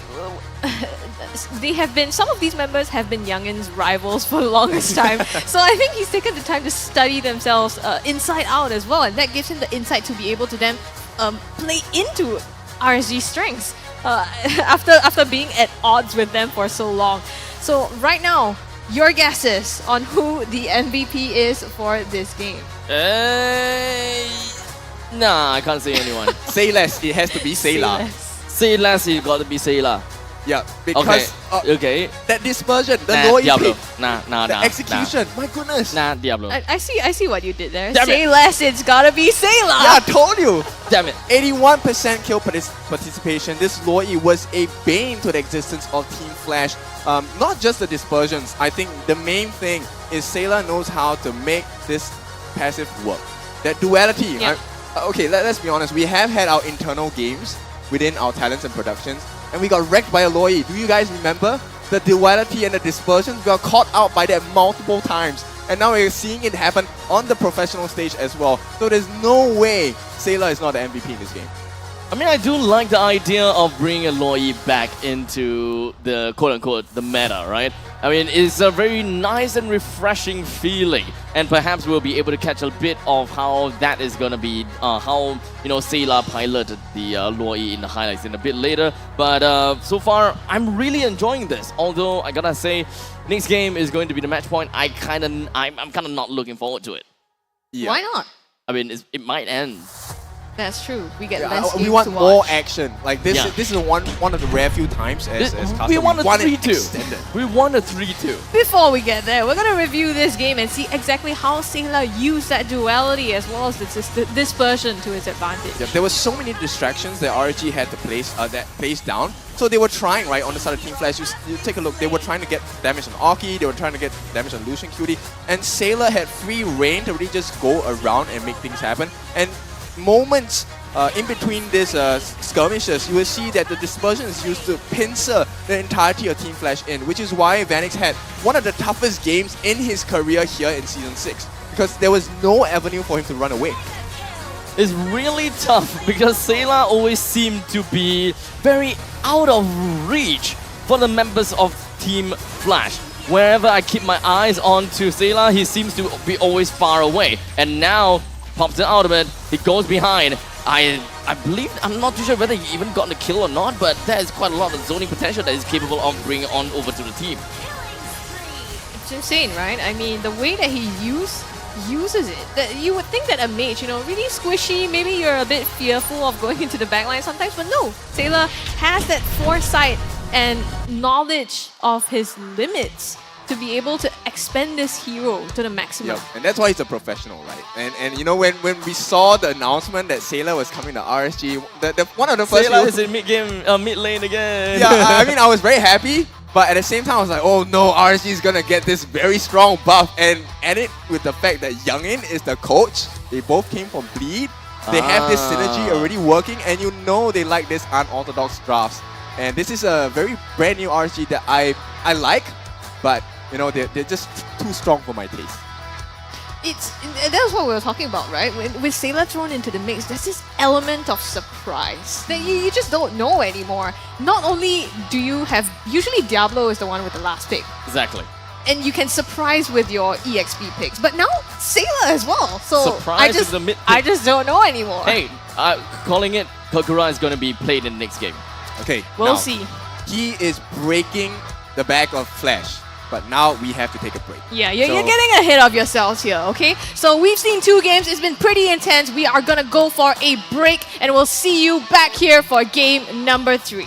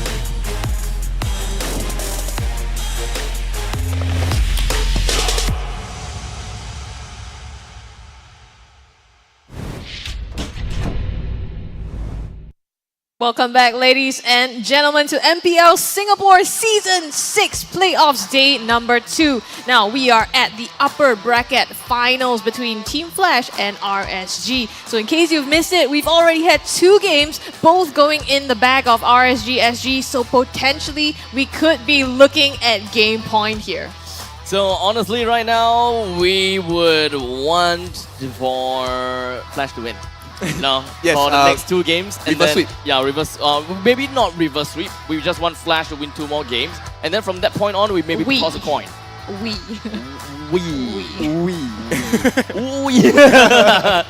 But by the end of this best of 5, we need to learn a little bit more about what is keeping RSG intact, because let's be honest here, during the entirety of the regular seasons, they seem a little bit, shaky. Yep. But right now, coming into the playoffs, I'm not too sure whether this is a Sailor buff, but they are looking really damn strong. I think this is a synergistic buff, right? Because regular season, there were a couple of changes in the roster. They had additions of Bougie, then there were changes in terms of like who was playing which role and stuff like that. So I think they were just fixing the chinks in the armor right here. And now they finally have hit their final form, right? So the Super Saiyan mode, and it's pretty clear at this point RSG is taking the lead with a very comfortable, it's not even just a 2, it's a very comfortable 2-0 lead. They have smashed Flash pretty badly in game 1 and 2. Yeah, I think it's right now really on Team Flash, right? What are they going to do to change this up? We're going to have the drafts come up in just a second here. This is their opportunity to claw back some games and some points in this best of 5. Yep, I think, this is a quote that I recently got to know. So I think Team Flash, now they are at the top of the mountain, they finally know that the wind blows the strongest at the top of the mountain. So it's really hard. They're struggling to stay at this position. Yes, they've been top of the regular season, but now they need to fight even harder to make sure they can survive in the top of the table for the playoffs. It's very different, right? Because between regular season and the playoffs, there's a 2-week break, don't forget. So in this 2 weeks, a lot can happen as well to the team. So you see the final form of RSG emerging, but where is the final form of Team Flash? Now, onto the picks and bans here. RSG gonna stick to their guns with the Joy and the Fanny. Same for Team Flash, rolling the Khalid as well as Angela bans once again. Yep, I think no issue with that, because right now, I don't think any of the current drafts by RSG are worth banning. You don't ban out Loi, just because you had a bad game against her. But this is a lot of problems for Team Flash, because this has shown the diversity and how flexible RSG is with different heroes in the available roster for MLBB. And now Flash, they have seemed a little more one-dimensional, but that's because RSG has been very flamboyant with the way they're playing and how they're playing these heroes in the Land of Dawn so far. They're also choosing to take out the Lancelot, so it seems like maybe they're pointing to something different here. They're taking more heroes away from Hades and the potential to dive, so maybe forcing him back into something like a Fredrin where he can't contest the objective so much as well. Yeah, because Team Flash, they have struggled in game 1 and 2 to even touch the backlines. Oki was always untouchable, and I think this is pure frustration. And this is a great play by Youngin, right? Hey, you know what? The best way to touch your backlines is actually Lancelot. So, but now you don't have it. You can't use this guy to touch us. I mean, for now, there could still be quite a lot of possibilities that Team Flash could get for themselves. Nolan actually managed to leak out of the banning pool and landed into the palms of RSG. Not sure if I'm a fan of that, because Nolan is extremely painful with his expansion and his gauge, as well as that ultimate, the fracture. We have seen the amount of burst a Nolan can do. And one of the scary things about Nolan is not just about his damage, it's about how he has... It's the vacuum. The access card, right? He has access to everywhere. He can dash behind the front lines, he gets access to your back lines. Instantaneously, he gets the fracture, he gets out. It's not even about, hey, let me enter your house. He goes to their house, steals everything, instantly gets out. And I think Team Flash need to address this problem right away. So I'm really liking the fact that they picked this Matilda with the Airtel as well. We've seen how RSG abuse this power synergy between these two heroes, right? Matilda with the Guiding Wind and Circling Eagle not only help to address that damage, but also to have that escape option for the Irritel or for anyone else in the team for the side of Team Flash. So for the side of Team Flash, they still have decided to go for a Matilda onto their side by having Lawsy play that. So no more of that catch-based potential from Lawsy, which is rather unfortunate for me. You never know though. This is Team Flash. They have Jay Oh, they have in the Jay, mid lane, yeah. so we can't quite be sure this Matilda won't go into his hands 100%. Look, you're not wrong at all. Yeah. Well, I did say that Matilda, back then, that Matilda can actually play Mage pretty effectively with the Wisp the damage. But it has been tuned, I wouldn't say nerfed, I would say tuned, but perhaps it could still be a very good pick regardless for the side of Flash for mid lane. But, you know, flexibility, that is what we want to see from the side of Flash. Well, previously it was 60 to 70 damage per Wisp, right? This new patch, they nerfed it down to 40 per Wisp, but it's still quite painful, right? And you can tell RSG, they are still bothered by it, which is why they picked up this Faramis with the Nether Realm as a defensive measure. And more importantly is they have this Kaja, one of the signature picks of Lucian QD. So now he's going back on his comfort roam, and we were questioning about, hey, we need someone with catch in the team. RSG has answered our prayers. They have a catch now with the Divine Judgment. Okay, so with that all said, what are we lacking coming in from both sides, right? RSG, they have the catch, they have sustain, they have the backline dive as well. So it's probably a bit more on the durability on one of the heroes. Understandably, that means that this is kind of sad, isn't it? Because that means that Diablo can't exactly go full out damage anymore, because it kind of seems as though you would need Diablo to fill in that durability gap in order to really make full use of whatever your team is capable of dishing out. But Team Flash, they're not particularly interested in banning any EXP laners at all. They have banned out all of the marksmen, while RSG themselves have banned out a Terizla and a Hayabusa respectively. The big respect here, because they know that this Fredrin is still a flex pick. He could go into the EXP lane as well. So they want to just make sure they have some security and some insurance that Hades doesn't go for a sudden assassin, because let's talk about it. The heroes are quite squishy. Nolan is a squishy assassin, right? And he has that opportunity to be bursted down if Flash play their cards right. Which is the opportunity for Lawsy to go back into some sort of a catch hero, right? Especially if he tries to dive the backline. So they might actually pull off that flex pick on Matilda and then give Lawsy something that can help the peel and catch. Oh, okay, with an S-Block pick from the side of Flash. I think that it makes sense for RSG to actually go back to picking the Lapu Lapu that they have gotten for Diablo in the previous game. While when it comes down to the marksman, I think Brody could still be a relatively good idea here with a little bit of that durability off of this marksman, because we've got Team Flash, right? They have got a Matilda that can eventually dive over to the back lines, and they wouldn't want to pick up an Ixia since there is backline access. Plus, pitting an Ixia against a Irithel may actually be pretty annoying.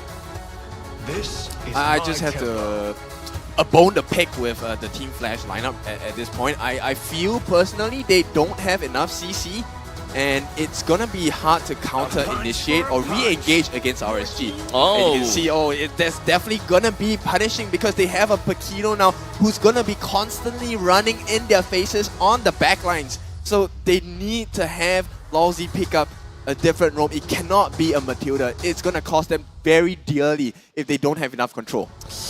Oh, is that really going to be the case? I mean, since we're looking at a Fredrin over to the jungle, Xbox in the EXP, we're looking at matchups, right? Xbox versus a Paquito. I would say that Paquito does have a very strong lane advantage against an Xbox. You can just go in, jab, and punches and get yourself out of there, and the Xbox can't really do anything. You know, the funny thing is, I would love to see an Xbox jungle instead, and then actually put the Fredrin over into the EXP.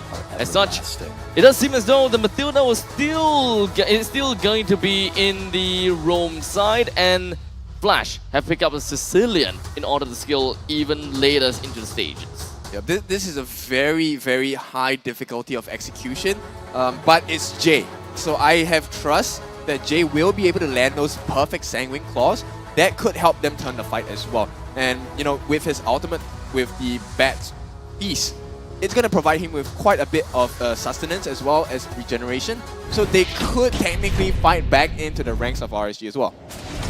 Well, remains to be seen how exactly they're going to play this out. It is high risk, high return, maybe, on the side of Team Flash. But on RSG, it looks like they have a lot of questions answered. So, with the drafts locked and loaded here, we are going into game number 3. This is, and maybe match point if RSG pulls this off. So ladies and gentlemen, RSG and Team Flash, game number 3. Yeah, potential match point, game point here, game set. That's what RSG are looking for, and you can see, look at that aggression. Once again, it's the EXP lane suffering from this aggression, and this is going to trickle down once again into EXP across the map, gold across the map, because Adamir is going to be stuck clearing the waves.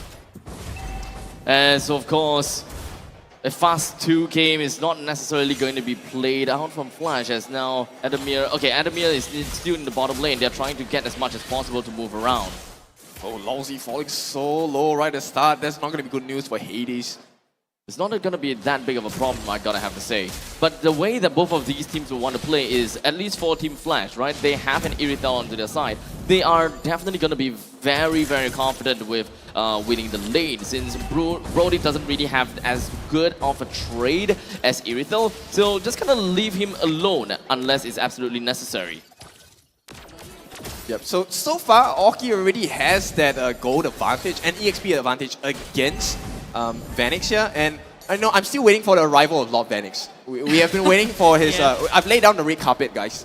So, okay, one thing that we're gonna have to focus on as well is going to be the emblems, right? Because apparently Diablo has also went for lethal ignition. He wants to outright bully this Adamir in this lane. So I think that the RSG may be up to something here because they have 3 men down at the bottom. They're trying to bully him, like you said. Adamir immediately goes down. 3 members of RSG just crashing down onto him with nowhere to go. So you're right. I mean, actually, no, you said Diablo, you know, he can't go into the damage, and he's like, what do you say? No, I'm gonna go Paquito, and I'm gonna go burst all the way and bully Adamir out of his lane. Yeah, I was really wanting to see them go for a Labu, right? Since it's pretty much kind of like a hybrid. You can sustain, you can deal damage at the same time. It suits as a position 3. But Diablo and friends in RSG, they're just like, you know what, screw that.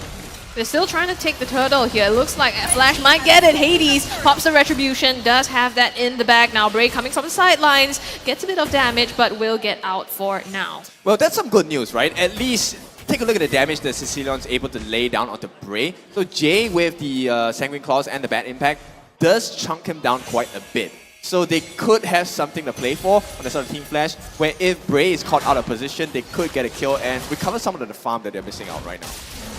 Funny how Lucian... Oh, wait, hold on a second. Lucian actually managed to No! Ring of Order. He is going to set the tempo. He wants order in the map, and he's going to get it.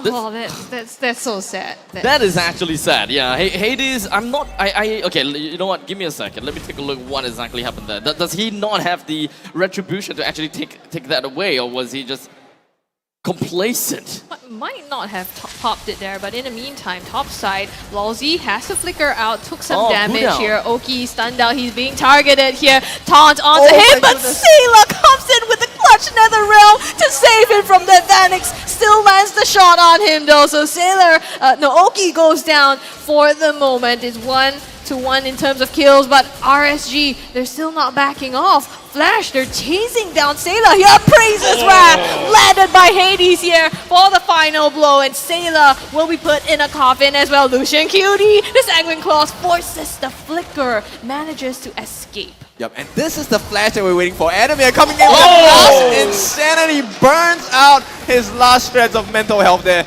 and gets the kill for himself.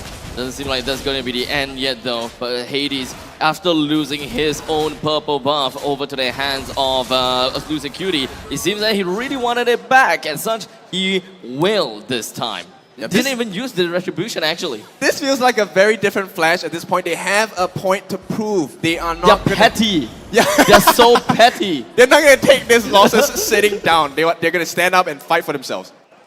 2 games, I'm coming back. Took my purple buff, I'm coming right back at you. Yep, and Jay has been so impressive. He has been landing the perfect bad impacts. He now has the Clock of Destiny on hand. All he needs is probably that Lightning Truncheon. He's going to deal a ton of damage. I think that will only come after maybe 10 minutes into the game. They need a lot more time. Team Flash's lineup is actually a pretty greedy lineup if you ask me. But for now, the turtle actually goes over to the hands of Team Flash, while RSG didn't really quite contest for it to a certain extent. It was all down to a 50-50. It's only greed if you can't pull it off, right?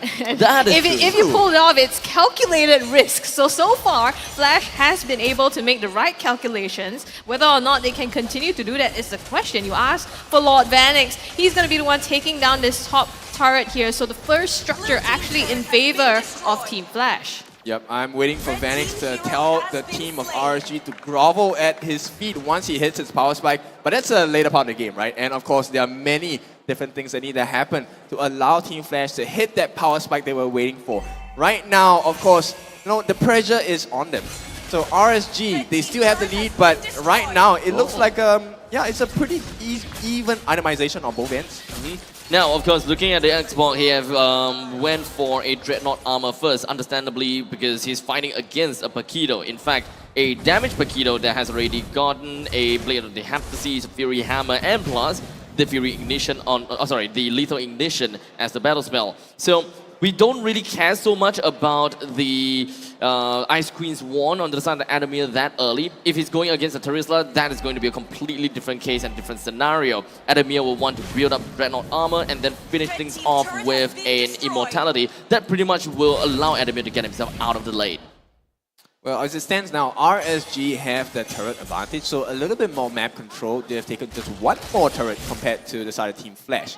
But you have seen it. There is going to be a lane swap, so Lord Vanix now, hang on. Circling Eagle popped by Lalzi, knocks him up. Lalzi actually is the one to go down here. Diablo surviving with the slither of health. Hades will be able to close that up for him. Sailor drags him with the Shadow Stampede, doesn't get him under the turret, but Diablo, man, you know that's a comfort pick when you see something like that. The Divine Judgment onto Hades, pulls him in. Damage poured out. Is it enough to close him out? Bray on the chase. Sailor lands that. Turtle. And it's going to be the turtle now. That's their next objective. Both of them looking for that Bray in some trouble. He lands the retreat before he dies to the hands of Vanix. And now Oki is on the run. Vanix trying to lay out the damage here. Adamir, that last bit of health. Will it be enough? Lalzi with the circling eagle coming back in, decides to retreat. The knockup onto Diablo will be enough to disengage this. So many different things happening at the same time, but I still think RSG came out with the win.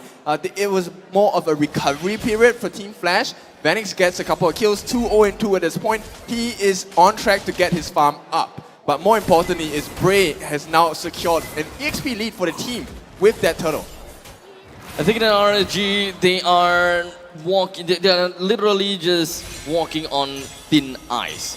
As Team Flash, they do have a lineup that is a lot more calculated for the later stages of the game. Jay was slowly and starting to scale towards the later stages. And RSG, they gotta have to respect that. All the Sanguine Claws and the bad impact, they all are very, very impactful.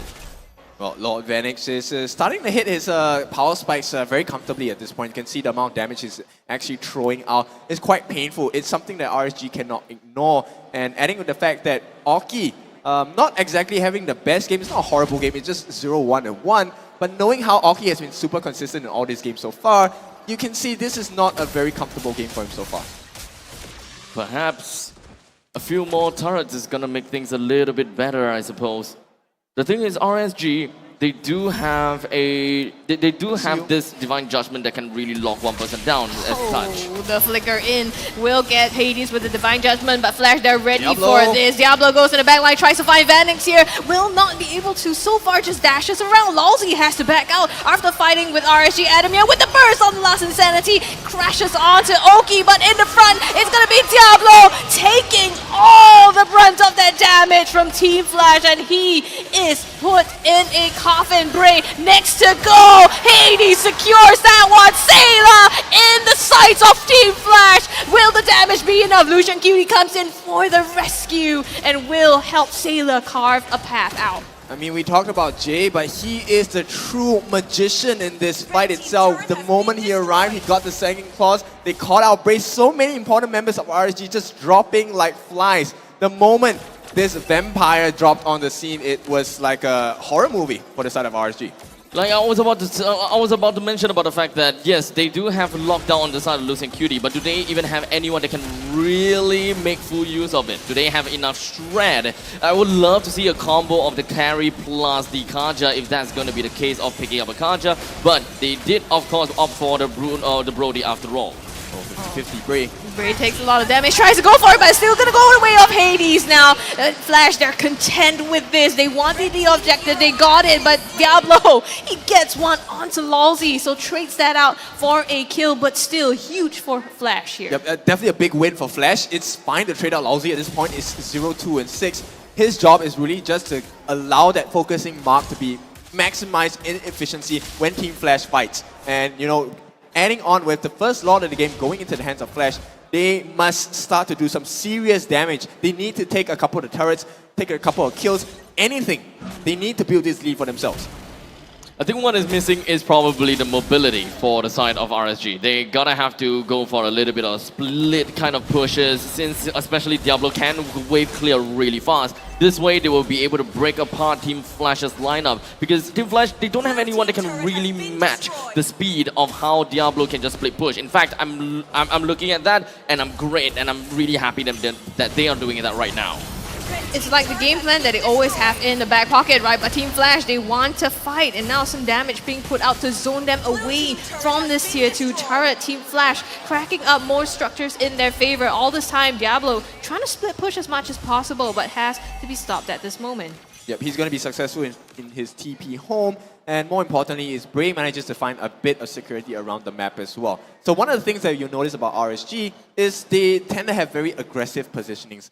It's a risky move, but one of the things, the benefits of doing so is they get to have silent knowledge of where the opponent team is at. This is one of the things that they talked about backstage after the regular season as well. So you can see it's working out really well for them. That's how they get this very insane catches, especially from Lucian Cutie with the flicker, sometimes not even necessary at all. That's what they're trying to gun for here, right? I mean, the Lucian Cutie with the Divine Judgment, and you pull someone, Bray and Diablo can dive in the backline, but so far, Bray has been pretty squishy on this Nolan, right? So compared to how he usually plays, you know, the likes of Fredrin, he isn't able to pull off that same strategy. And so far, it doesn't look like RSG's game plan has been working out as they wanted to. Yep. RSG so far, they have been... I think that for this game... Oh, wait, hold on a second, middle. Sanguine Claws was so much damage. It melted half of Lucian Cutie's HP there, and all Flash had to do was to just close that up for themselves. So they are one member down at this moment. It's up to Team Flash to make the full use of it. Yeah, you're gonna have to give respect over to Jay right now, and even to Vanix, right? For the side of RSG, this is my concern originally, is that if you do pick up another EXP laner, you don't have a lot of durability or perhaps even sustainability. So RSG's lineup right now is really more about fully utilizing the Nether Realm, and that is going to be the only way that you can ever get any form of insurance. Pour all of the investments into damage by going in kind of like an all-strike meta that we have seen before in the past. Literally every single one of your members in your team, they are dealing a lot of damage. You kill one, there's still 4 other people that can kill you. Kill 2, there's still 3 other people that can kill you kind of situation. Yeah, but that's exactly the strength of Jay, right? That bad impact is going to neutralize their Nether Realm instantly. And you know, with that, look at the damage that they're able to do. Team Flash going to secure the Lord for themselves, and by right, with a late game composition like what Flash has drafted, you expect their power spikes to hit maybe 15, 16 minutes, but they're already this strong at 13 minutes going into 14. And that's a very scary sign for RSG because it renders your Nether Realm completely useless in the late game. Eventually, the itemizations will be able to give us a little bit of an idea what they're going for. Diablo 100% on the damage, there's not a single sustainability onto his side. While Nolan also went straight off for damage. Literally, none of the members from the side of RSG, they would want to have any form of sustain or durability. They went all out for damage, which is something that we don't see very often. But hold on a second, as now Sailor finds himself in the bad spot. Oh no, the Nether Realm was already spent and he goes down. It was enough to take him, and RSG standing on their defenses now. They did take the Lord down, so it's a sigh of relief for now. I think temporary reprieve, but Flash, they want this. They're diving in. The Glass Insanity popped by Adamir here. Bray into the wall. Flash gets that base turret, and they look like they're pretty happy with that. Yep, they're going to take a very quick escape with the ticket itself. They are very mobile as well. If there's anything that goes wrong, they have the guarding wind for them to run back. But they might consider a re-engage if the situation seems correct for them. Although I gotta have to say, even though Team Flash has been... Oh, wow. Wow. Pain is that half-life on Bray from one Sanguine Claws. Even though we are only looking, at a middle lane inhibitor turret being completely destroyed by the hands of Team Flash, Team Flash is only 2,200 gold above of RSG. That is the only form of advantage that we are looking out for. So anything could still happen at this point in time. If Team Flash were to make any form of mistakes, make no mistake, RSG will run you down. Oh, for sure. But at this point right now, I think RSG feels kind of jaded by Jade with all the damage that he's putting out. Adamir on the front lines together with Hades always makes it so difficult for Lucian Cutie to do anything because he feels like, hey, I need to get this Divine Judgment on someone, but I don't want to do it and use it on Hades or Adamir, but they're always in my face. So what is the problem here and how could they do it? Lucian Cutie is the only one that is in the Roma that have some form of durability, right? He's the only one that can open up the map. And he's the only one that will meet face-to-face with the front lines of Team Flash, which is very likely gonna be Hades. So from that point on, you're gonna have to think, do you want to pull a Divine Judgment on Hades immediately in order to create some space to make sure that, you know, Hades do not disrupt either Diablo or Bray as they dive over to the back lines. Because I'm pretty sure that Bray and Diablo, they both have their individual roles of assassinating Vanix and Jay respectively and leave Hades entirely alone. Well, there's one other consideration, which is the Shadow Stampede with the flicker into multiple people on the backlines of Flash, but that can only happen when they have vision. So, which is why you see Flash playing so very safe. They don't allow RSG to have eyes on them. Oh, Diablo in the top side, being spotted out by Team Flash here. They're pulling the trigger on the Lord. Lucian Cutie has used his flicker already. Hades pops the retreat. They managed to secure that for themselves. Netherrealm is used by Sayla. They're trying to go through RSG now, one by one by one. Diablo fending them off, but is it going to be enough? The damage coming in from Jay. Lawsy lands that killing blow, and it's going to be RSG on their hind legs running away from that fight. Finally, Team Flash has found the key. They found the lock. The doors are gonna be open. The mid lane is plenty open and free for Team Flash to have that entry. Right now, Jay also has that regen available. So Aki and Sayla, they're gonna be left with this. Aki having to flicker out prematurely. Lawsy going in the backline for him, but the Lord is being chunked down on the base, and it's gonna be Team Flash cracking one game back for themselves, and we are going into a game number 4. Yep, this is what Abstract and I have been waiting for. We have been... We knew this was gonna happen. It's just a matter of time and when it was gonna happen. Sure you did. Sure you did. We knew. Yeah. At the back of our heads, Confidence. we knew. We absolutely knew. Okay, so I guess the only problem here, or rather the question here is, what is the idea behind an all-strike team from the side of Youngin? So, I have no answer. I think they were overconfident because that's not how Diablo normally builds his itemization. It feels more of like they wanted to just collapse onto Team Flash. Like we all just jump right in. We all just don't care about anything.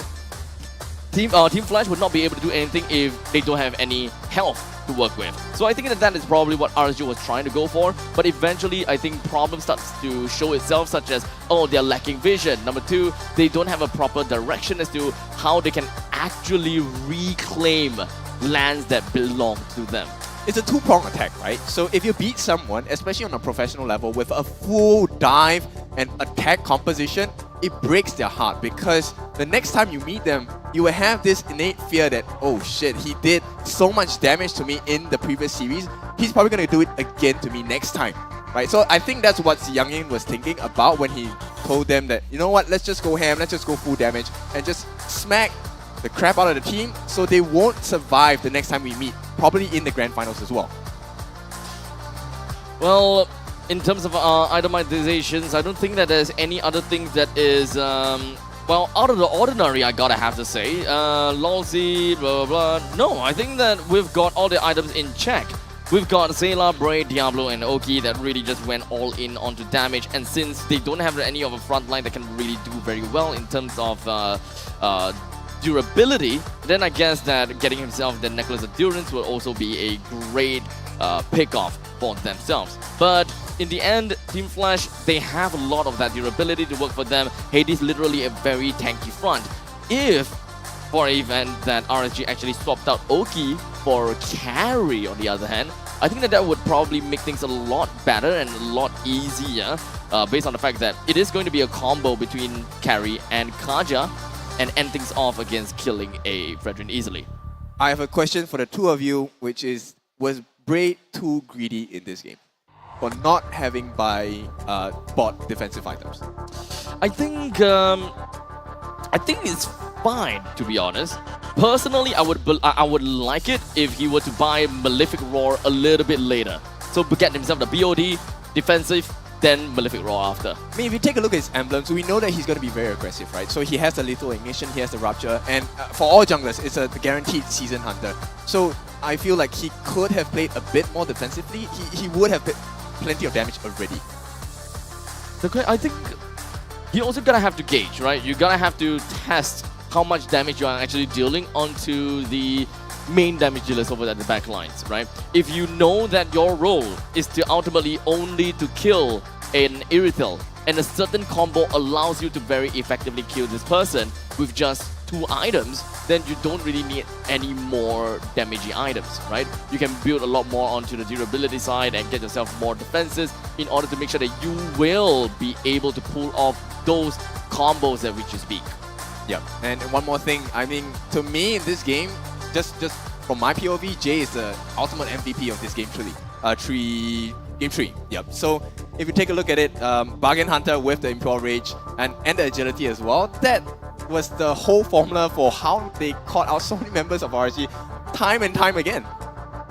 I mean, it is going to be a very late game hero after all. And Team Flash, they are a team that excels in the late stages, or rather excels pulling the game into the later stages of the game. So this is not something absolutely old, I will say. This is something that they know that they're gonna have to take advantage of. If they can't end the game, or if the opponents can't end the game at all, someone with infinite skilling, or rather very late game skilling, should come into play. Yeah, I mean, looking at the stats right now, right?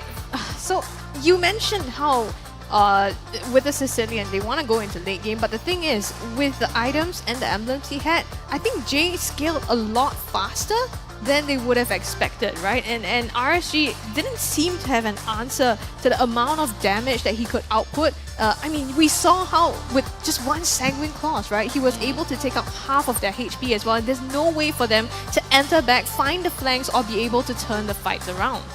The RSG's lineup lack a lot of utility, I would say.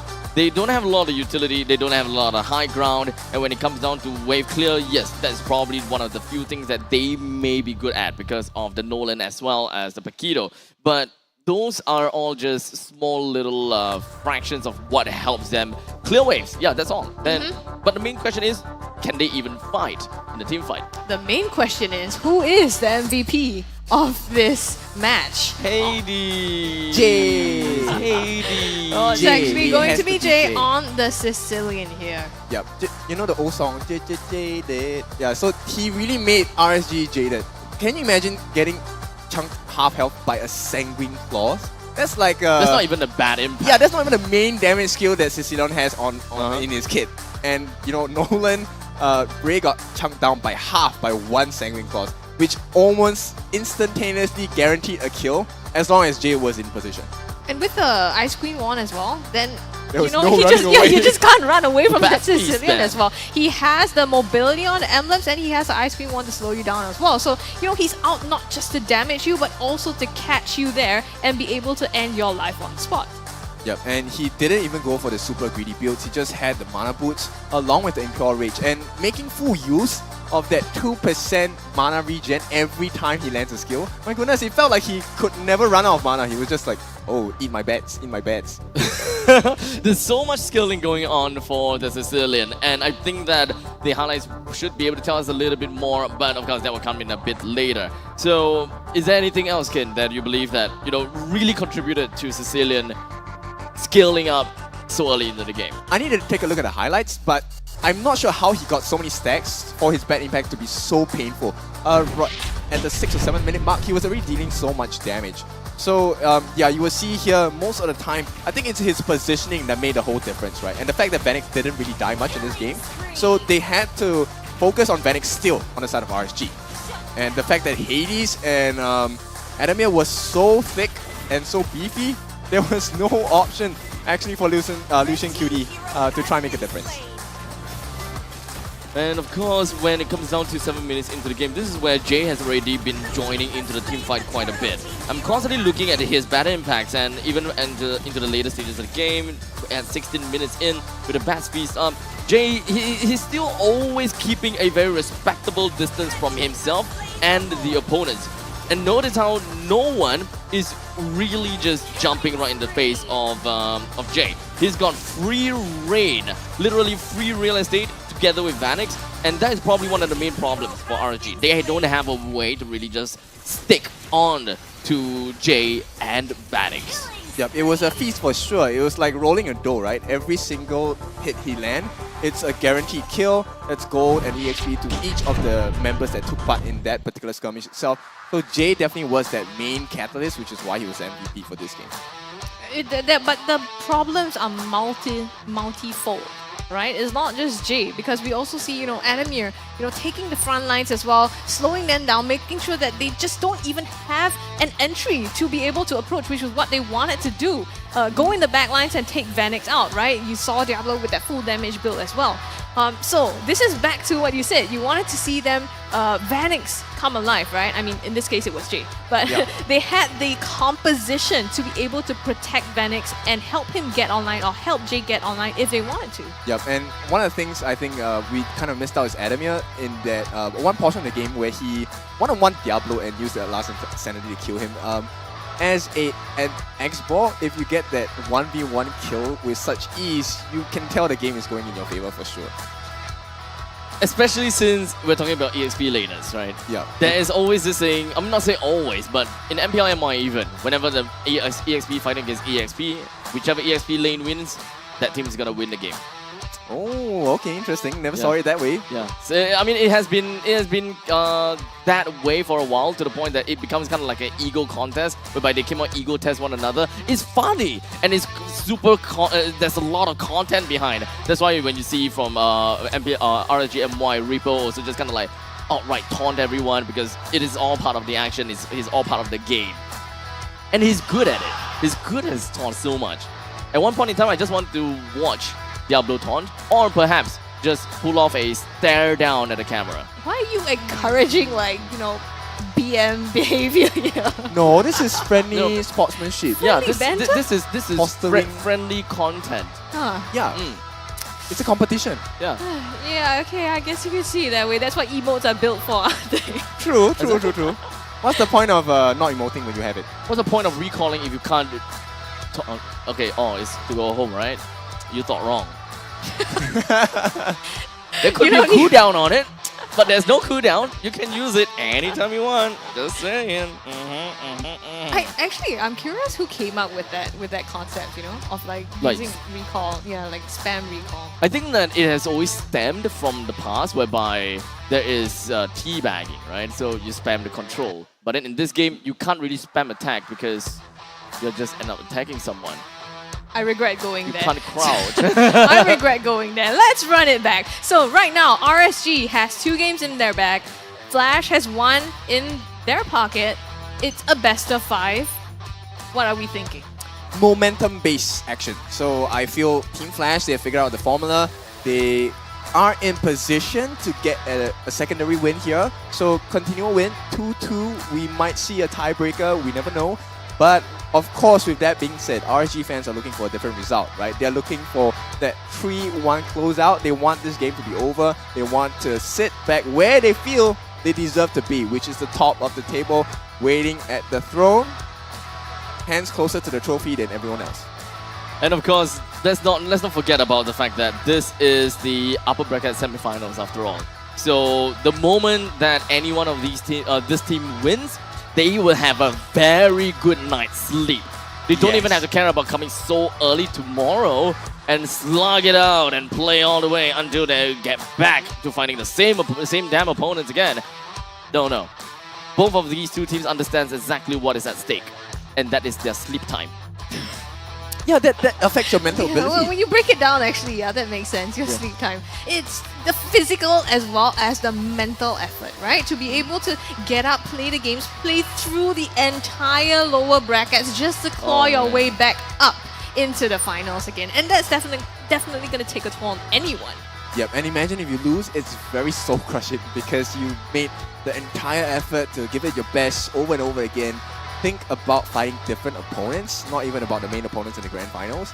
And imagine if you go through all of that turmoil and that stress and it doesn't work out. I mean, I cannot handle that as a person, but you know, these are the reason why these guys are professionals, and yeah, they just have the mental strength. So, but of course, we want, as a professional player, you want to be in the best state possible. So a win is the desired result for both sides. Now it's just, we know what you want. Can you get it? You know? Yeah, and right now it's still Flash, right? With the onus to be able to get this one back because they have to kind of reverse sweep back this back into their favor. RSG still, if they win one more, it goes in the series is theirs, right? I mean, it's very funny, right? You know the interviews by RSG, they say, like Diablo said that, you know, maybe not as hungry to win this season's championship because he's looking at international stage. But the way they're playing, no, it doesn't sound like that. It looks as if like, no, I want everything. Not just, you know, I just want the trophy, I want everything. I want to beat my opponents really badly and to show that I'm still the strongest, right? Massive greed is what you're talking about, huh? Yeah. You not only just won the MPL SG trophy, MPL SG Season 6 trophy, but you won the MPL SG Season 6 Player of MVP trophy, and you also won the M5 trophy. Is that what you're trying to say? Wow. Yes, and you won the MPLI trophy, and whatever trophies there are. Cool down. Yep. I mean, we're not even past the MPL SG trophy yet. It's good to aim for the future and talk about it. Yeah, you gotta set your goals. Realistic goals. And who says the M5 championship is not a realistic goal? Fair enough, you have short-term and you have long-term goals, right? Yeah, that's a long-term goal. Right now they have the short-term goal of winning this series. So we're back into the drafting phase now. It is game number 4 between Team Flash as well as RSG.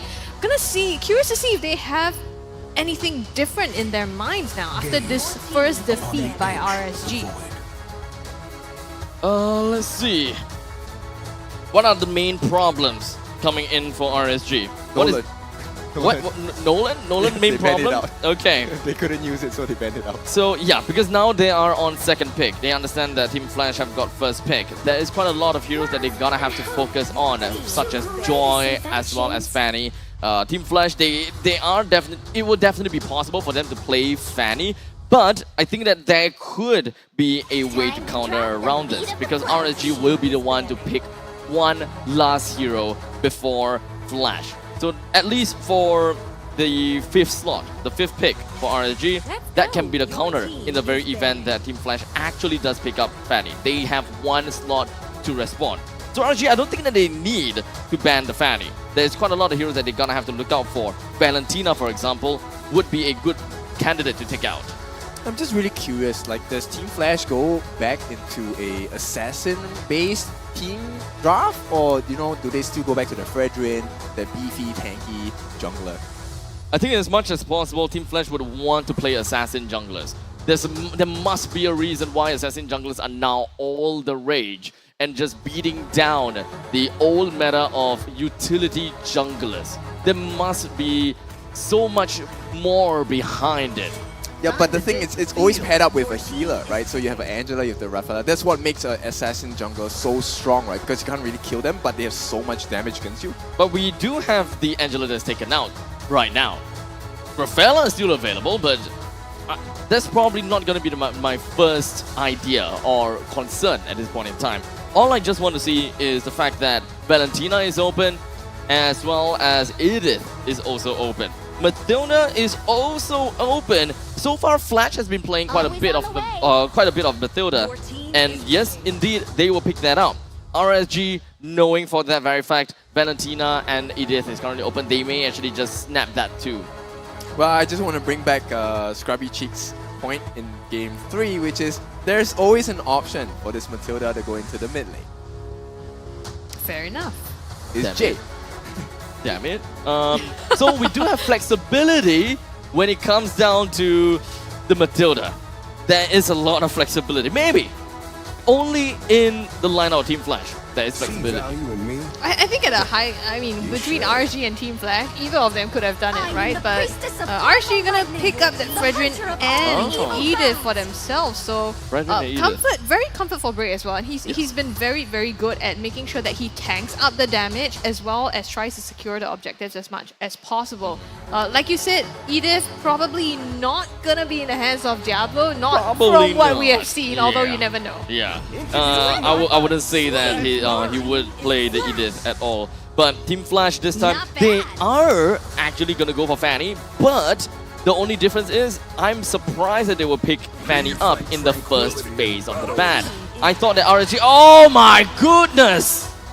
Alright, we are waiting for it. It is the Badang. Oh my goodness! With the flurry of punches, the crack fist. That's what we're waiting for here. And once again, it's bringing us back to the question, right? Is it a hero problem or is it a Diablo problem? Okay, look. Game number 3, Badang wasn't bad. But game number 2 and 1, both of which Badang was bad. And in this very instance, where Team Flash actually didn't go for a Badang ban and they went for an Irithel ban instead, it just so happened that RSG will be like, you know what, or rather, Youngin is like, you know what, Diablo, it's time for you to shine. Pick up your Diablo and show the world how you made Badang into Diablo. Yeah. How you make Badang into Diablo. Yeah. And I really like this ban on Lilia because it helps to offset what Team Flash's strengths are. If we take a look at what they have drafted so far, Team Flash, they do have abilities and ways to get out of this crackfish from the Badang as well. And they do have the massive mobilities to deal with the skill sets and the kits available on the side of RSG. I'm thinking, I mean, Diablo has seen success with Badang going up against Fanny in particular as well. So now that Hades has kind of shown his cards in that way, right? Yes, they didn't pick it in the last game, but it could be specifically to try to deal with this Fanny since Diablo has shown that he could do it before. I think that the fact that they picked up the Badang so early, it is truly a testament that they want to shut this Fanny down. It is just truly a testament, right? In fact, it has been very long since I last seen Kadita, and I'm actually very surprised that we haven't seen Kadita being played for a long time. Kadita, Lilia is going to be thrown into the banning pool, while Team Flash, they had thrown a Brody into the mix. Bruno has already been in the mix since the first phase. Who else are we missing? Does Team Flash even want to whittle down even more marksmen? Not sure, because at this point, okay, this is either a 0 IQ thought process or a 1000 IQ thought process.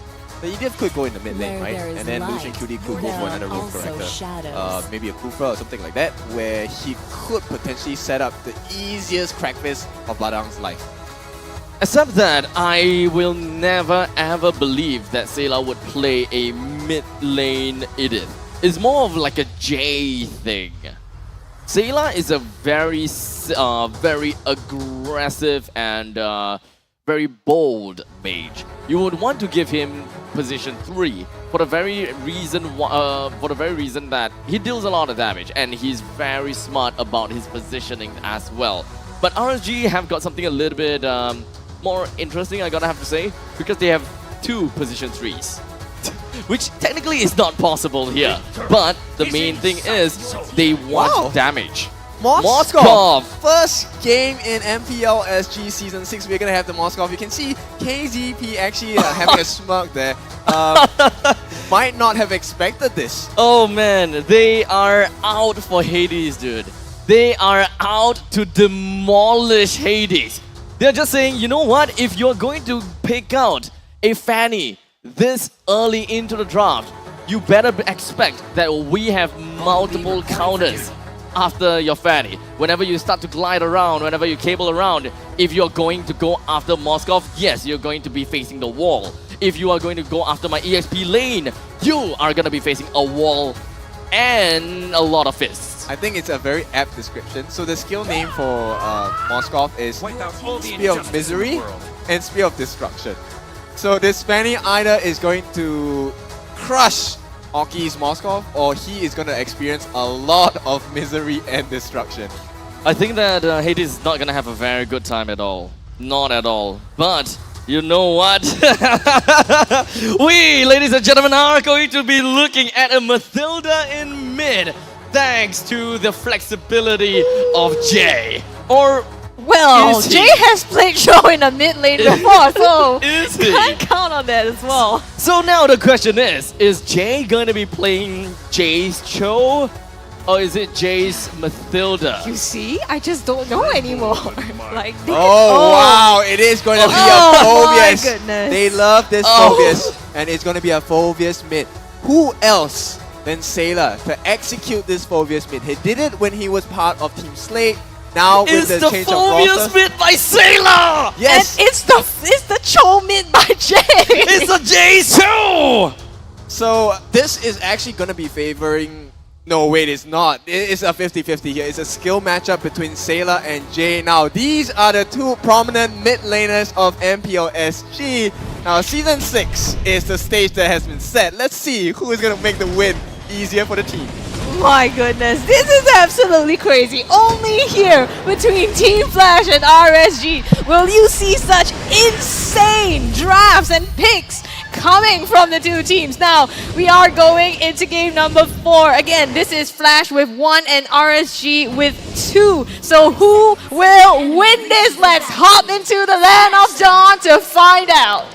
We are potentially going to be looking at a match point for this round. But RSG as well as Flash, they are definitely not going to make any of these final match points any boring at all, because look at all of these matchups. Look at all these heroes being picked out here. How can we expect to see a Jay's Cho back in Season 6? When are we going to be looking at Sailor rocking that Furbius after a long time?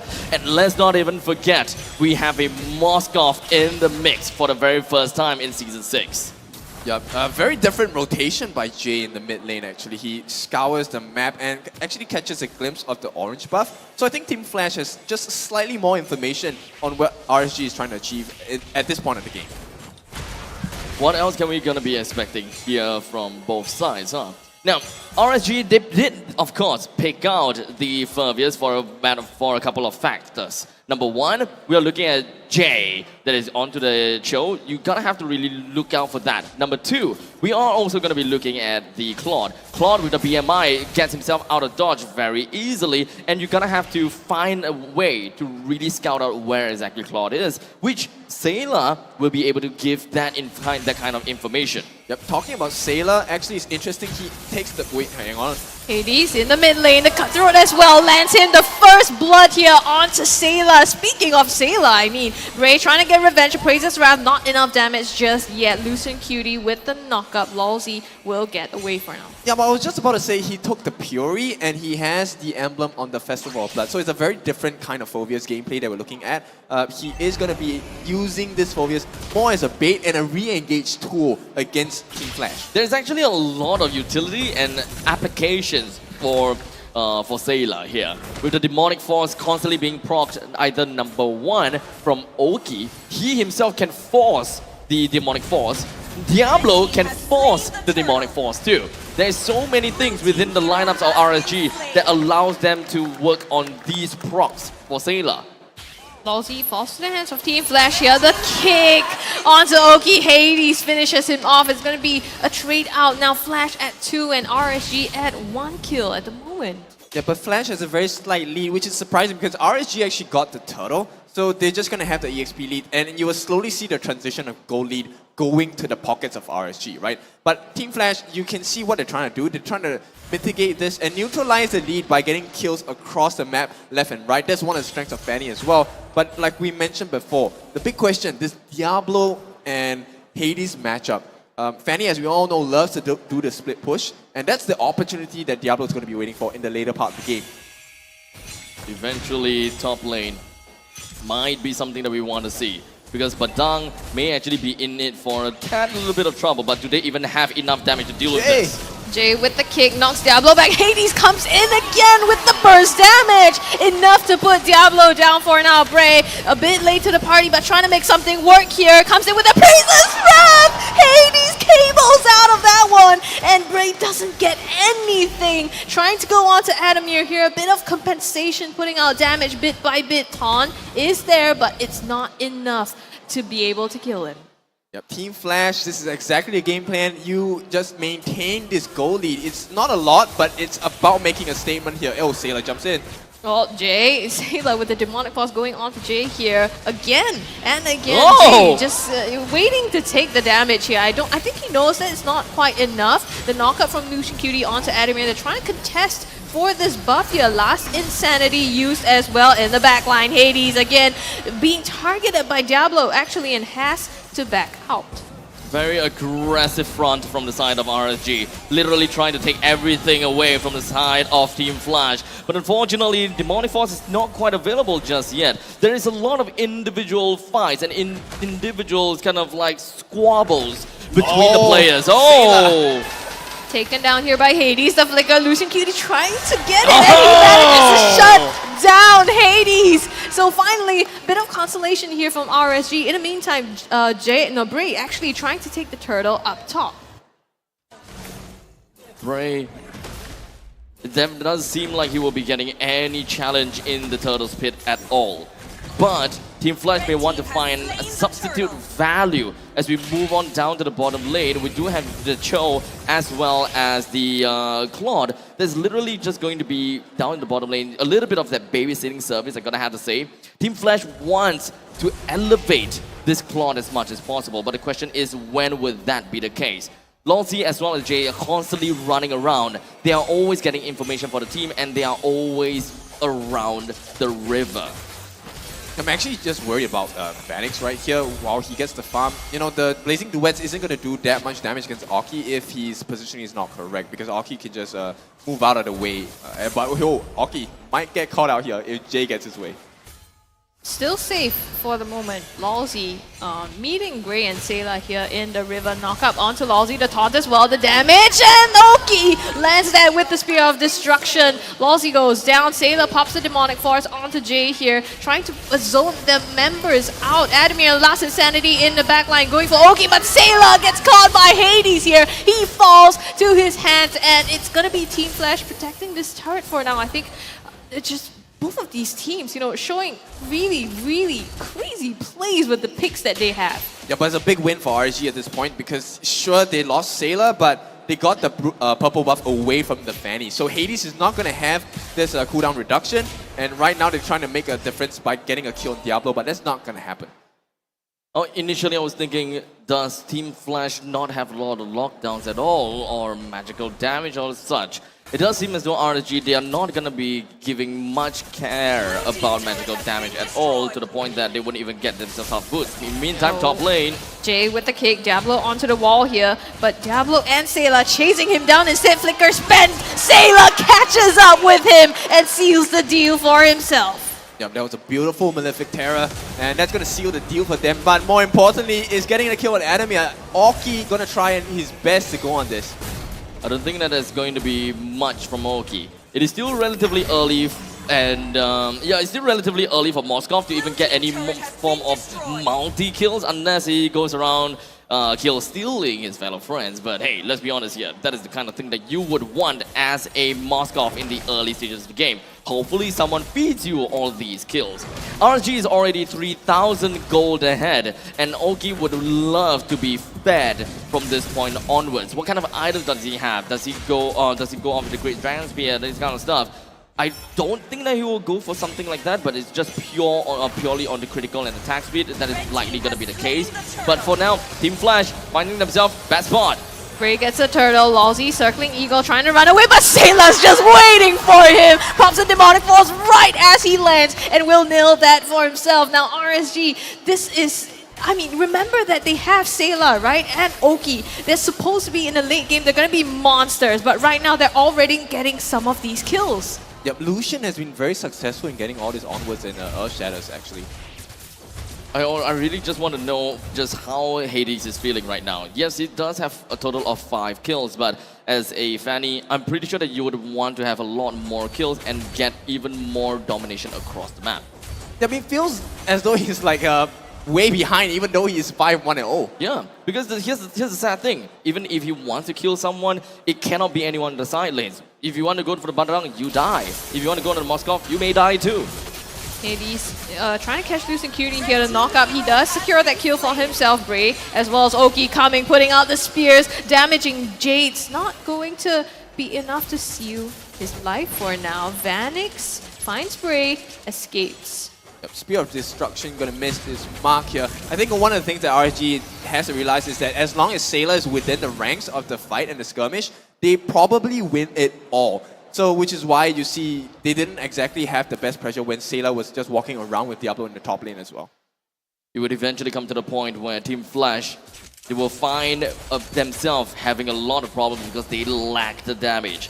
That is one of the problems whenever you just completely substitute your mid laner for full-on utility. Oh, they're going on the bottom side. They get the turret as well. And Sayla, again, popping that demonic force. He's been crazy on this phobia so far. In the purple buff, though, rolling it out, Hades trying to fight for another one of his jungle. They're just cutting the resources off from him so far. With the Lord that just spawned, RSG SG, they find themselves congregating around the Lord's Pit, and they even find the stun onto Jace. Not quite enough to bring him down just yet though, but Team Flash, they definitely have an idea, and they know of the timing that RSG SG is working on for this Lord. Red team turret has been destroyed. Right, Lucian Cutie now gonna be scouting around. He has the anti-Cuirass. I don't think Team Flash will be able to get this steal here. Nope. It will still go the way of RSG, and now with the Lord in their hands, Flash, will they be able to make something work? Hanging around this mid lane here, Hades resorting to split pushing and trying to just, push up the waves, get some control off the map. But RSG, they're gonna be coming down with the Lord to crash down on even more structures. Yep, Sayla is just being a bug at this point because he is forcing Team Flash to have all the attention on him, and they don't move away from the lanes, which allows so much space for Diablo, and take a look at Lucian Cutie and Moskov Oki just to split down on the side lanes, and Team Flash gonna have this gold gap made even further. I mean, so we talked about the Badang, right? Like Diablo on the Badang. So far, we haven't even seen so much of that fist crack yet. Already, Oki is becoming a problem. He's, I think, almost done with his Trinity build as well. Hades, top lane, takes some damage. Sayla again pops that demonic force, tries to go on him, forces him to back away.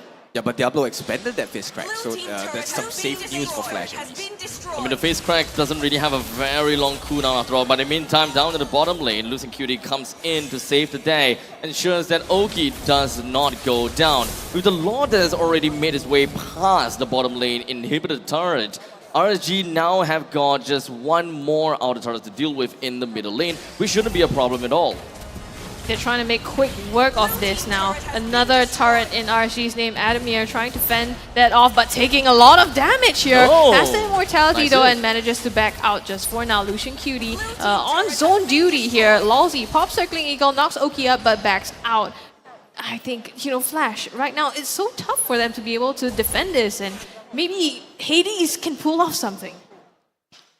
Really want to see something like that happening eventually, but let's be honest here. Hades, the fact that he doesn't have the map control together with the rest of his team, they don't have anyone that's really tanky enough to really hold down the fort.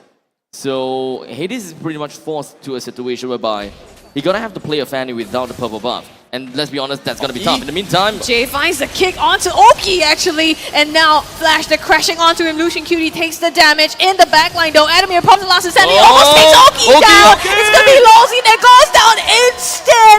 And Team Flash, they trade out 1-for-1 at this point. Sailor coming into the backline, and in the front, Adamir is in trouble all around. Flash facing trouble, but Hades manages to secure that 1-against-1 up against Diablo. It's a very slight silver lining for the side of Team Flash. They had their base cracked open on the bot side. So RSG now have this huge lead, goal lead of 6,500 with the Lord coming up in the next 5 seconds as well. RSG very, very safely put in control.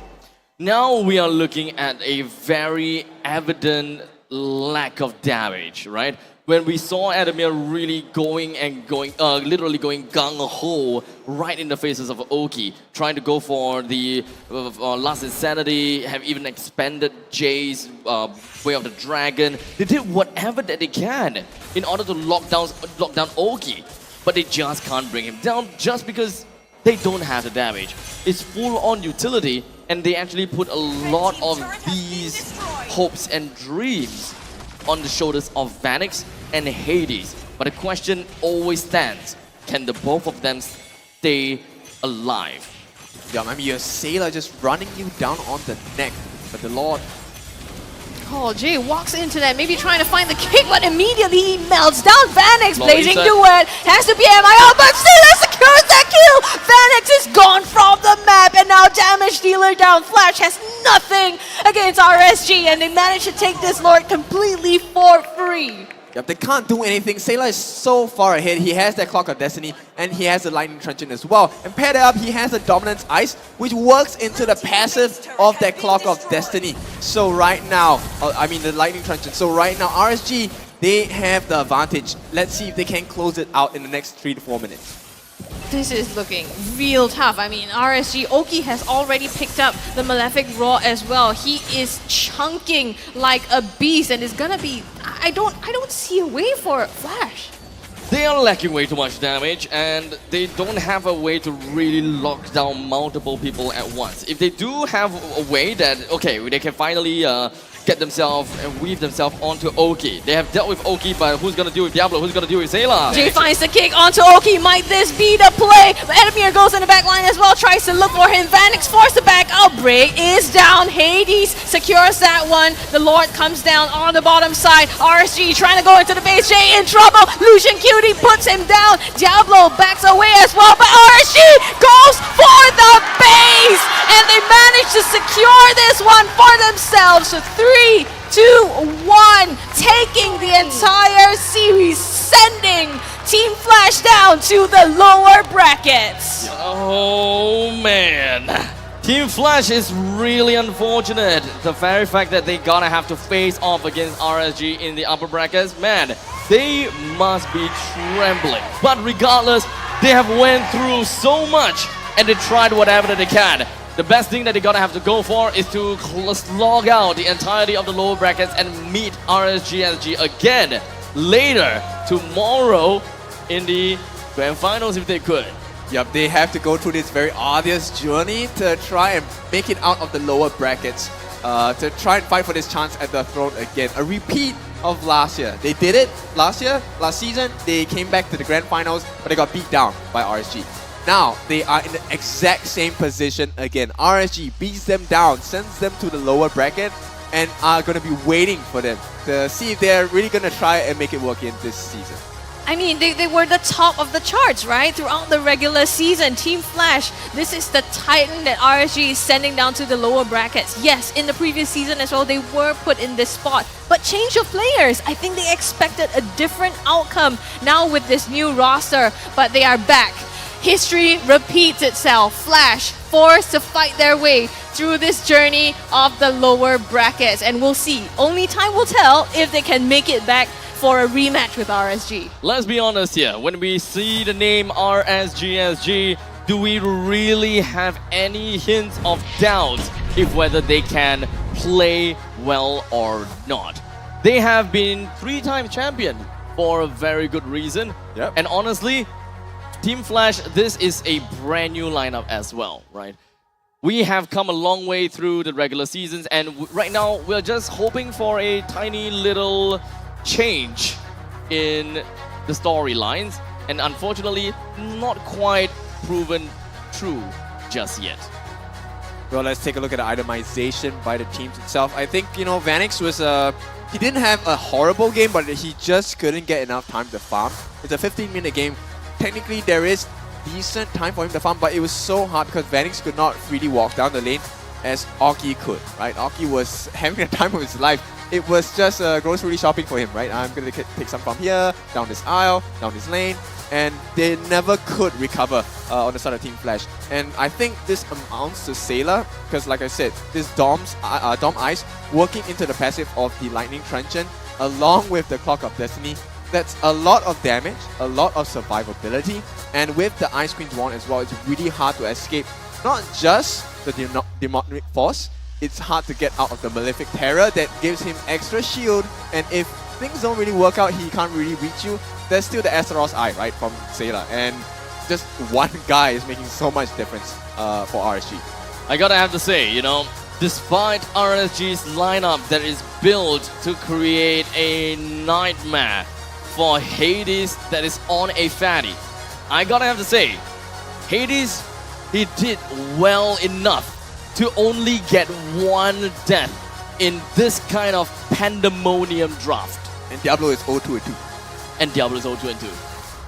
So let's be honest here, as much as I love to see Diablo play the Badang, the most recent changes to Badang, which is not the past two changes that we've seen, has already broken Badang to a irreparable level. And I think that is very sad to see that. Well, let's take a look at the emblems itself. I think they were going more for mobility. You can see 3 different agilities on the side of Team Flash, right? But they just could not deal with the side of RSG. You know, it was cancelled out by the agility of Sailor on that Phobius as well. And adding on with the fact that he had that Festival of Blood and Impure Rage, sustain, damage, mana regen, it's really hard to deal with that. And I think adding on to that, look at the tankability on the side of Bray. Everything all about health. Let's get more health so I can soak in more damage. Yes, you have the standard Season Hunter, but Bray was such a menace. He was someone they could not ignore. If only he can just go full out tank. You know, literally everything is just tank emblem. That would have been funny, but in the end, I mean, you're gonna have to focus on the fact that you are a jungler, you're gonna get a Season Hunter. But we move on to the next part of the statistics, and we're gonna have to take a look, right? Nothing too out of the ordinary, I gotta have to say, but I do gotta have to give a shout out over to Jay for having a 105,000 damage taken as a Cho. This guy is a mid laner, by the way, not a roam player. This guy's a mid laner, but yet he plays like both in one. Yeah. 2 in 1, yeah. I feel, let's be honest, this match was just who did better with the unorthodox mid laner, right? So it was a Jay versus Sailor matchup. And Sailor, of course, showed up. Look at the damage dealt, 65,000 damage in the space of 15.5 minutes. There's a total of 90% kill participation as well. And you gotta have to agree that this Phobius pick has also enabled RSG in a lot of fashion. Because Team Flash, they are ultimately afraid of a lot of things. Number one, all of their escape mechanisms are now going to be tracked by a single member. Jay can't be going around so much. Vanix can't just BMI out of that anyways. Longsee's guiding wind and all the kind of stuff. You get the jazz, right? As such, I think the Sailor definitely deserves my MVP prize. Oh, I concur as well. It's a Sailor for me. I think so, but can we really give this to him time and again? Yeah. This guy has to be stopped somehow, right? I mean, what's the best or better way to kind of open yourself into the season?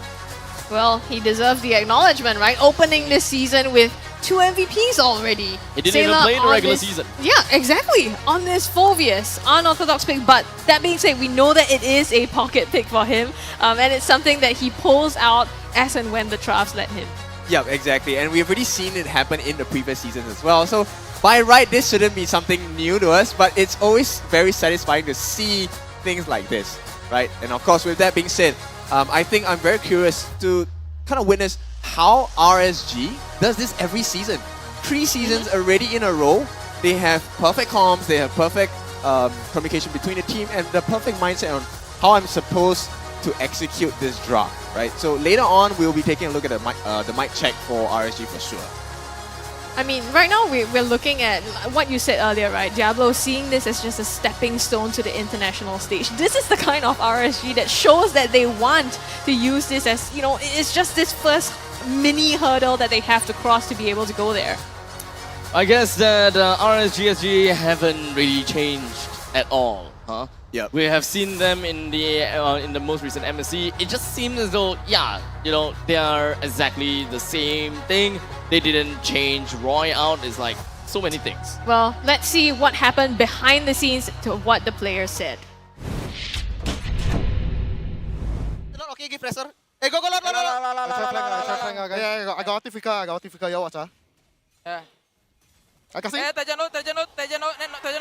Can guys, yeah? Fanny, okay, get Fanny. Fanny, stay.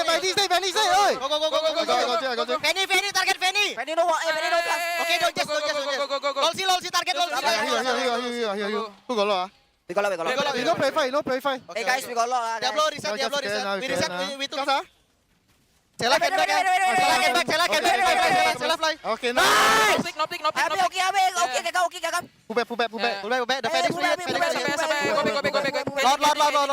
Hey, Fajin. One. Okay, terbang ke bisa nggak? Go. Tepi Amai. Terizla behind. Go ahead. Hey, Bilal. What are you doing? Next seven. Clear order. In one, right? Lousy first. Lousy. Nice one. Phoenix. Nice. Bantai. Nice one. Bantai. Nice. Go. Casting, huh? Phoenix coming. Hey, no purify, Phoenix, no purify. Nice. Go. Nice. I go, jumping again. The win bet. Go, Lord. Okay, bottom ya. Hey, balik. Atake, Lucio. Atake, okay. Atake. Hey, don't dive inside. Yeah. I cannot come in. It's okay, never die. Nice. Let's go. Can try end, okay? Yeah. Careful, no force. Nothing one. Go. Okay, Tor. Okay, tawa.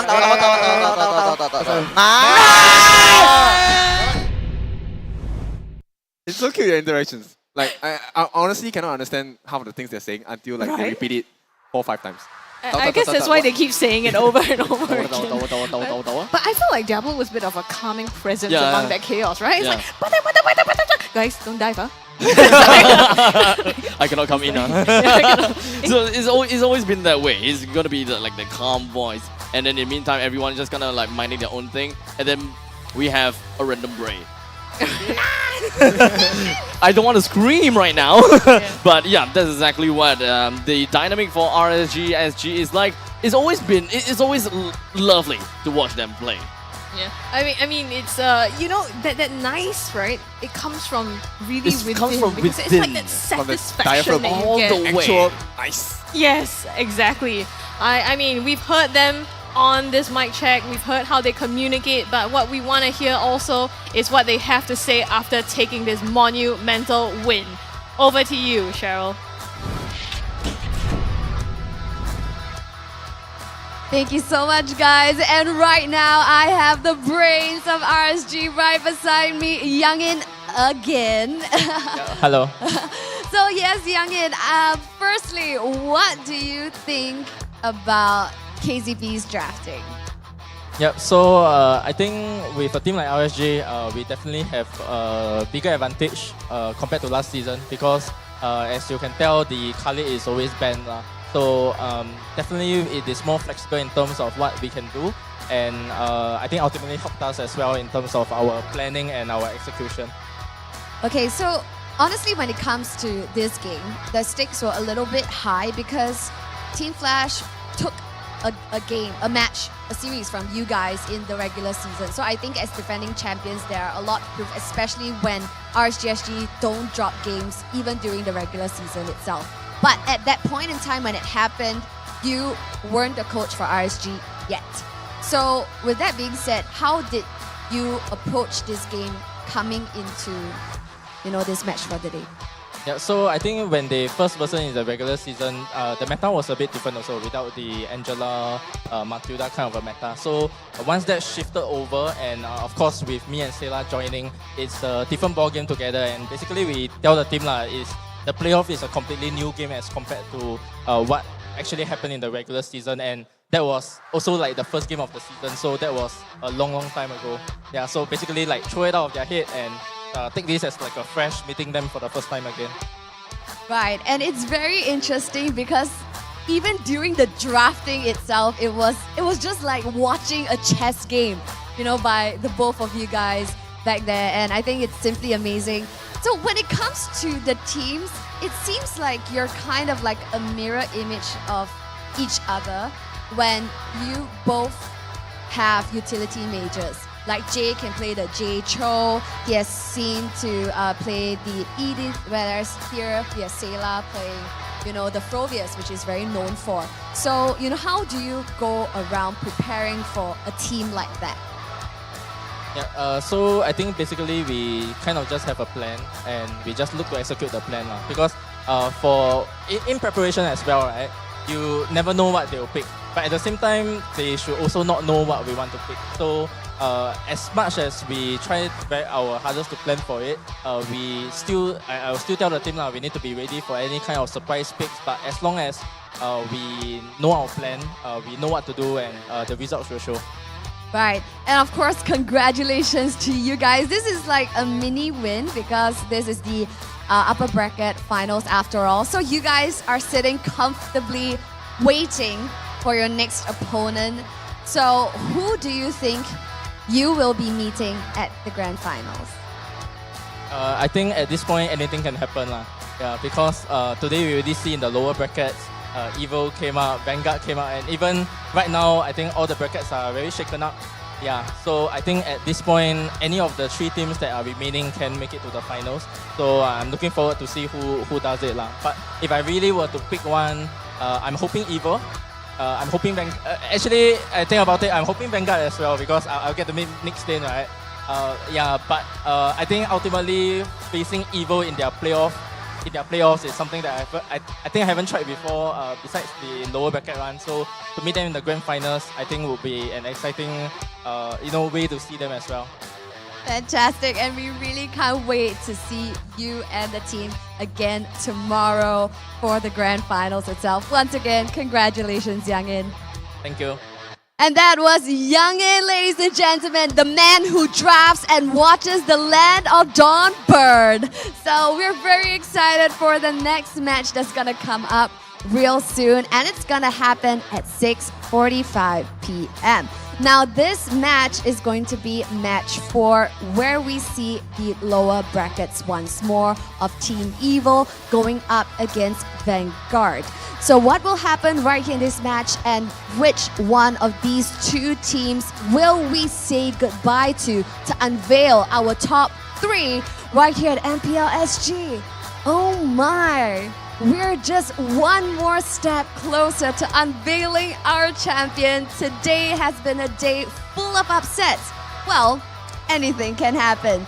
But still, join us later for match 4 at 6:45. Be there or be square.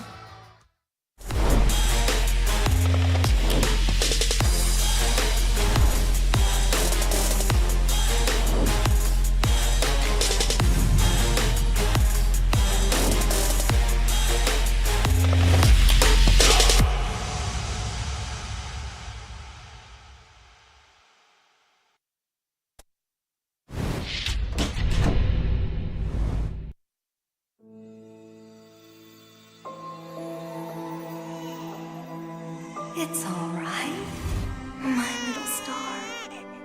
Look, Daddy's over there.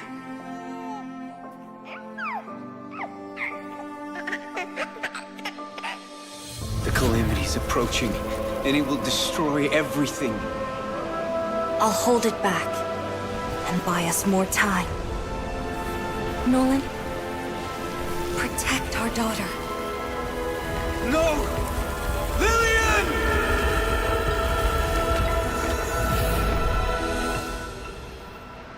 In 16 years, the calamity will return. I've already wandered countless universes, seeking an end to the impending catastrophe. There's no time to mourn, no time for regrets. I must fulfill my last promise before I can even hope to see my daughter again. But what chance do I have against the boundless might of the cosmos?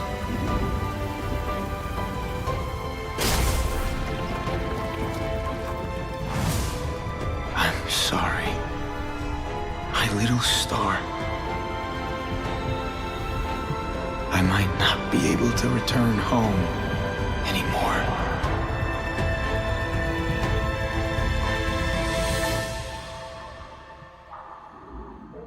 I promise I will take her to see the star lanterns.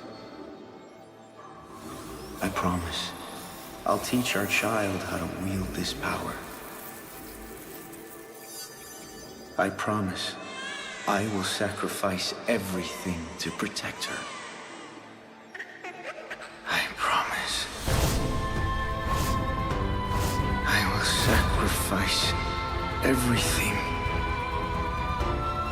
to protect our daughter.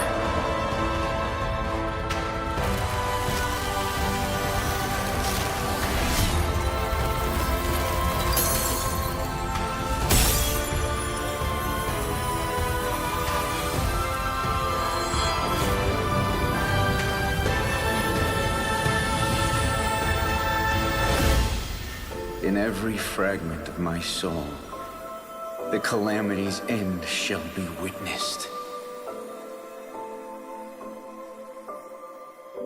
Dad? Are you out there?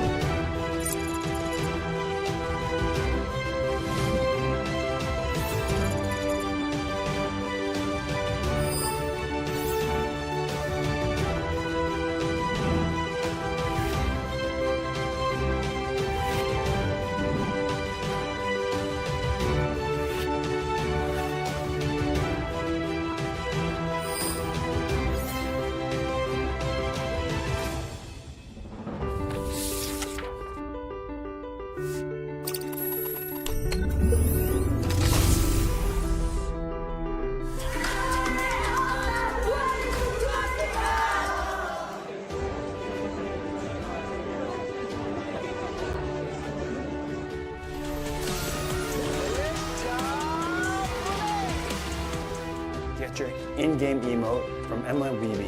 See you all in-game. Y hay un torneo que lo confirma.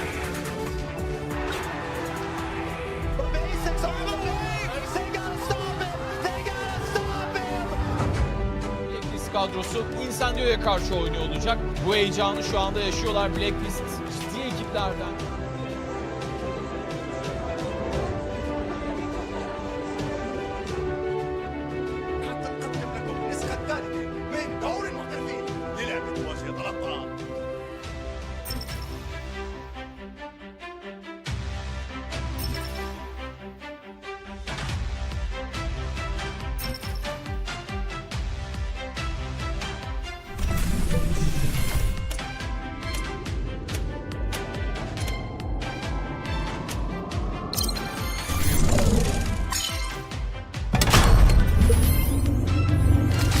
Ulang tahun buat Mobile Legends Bang Bang ke-7.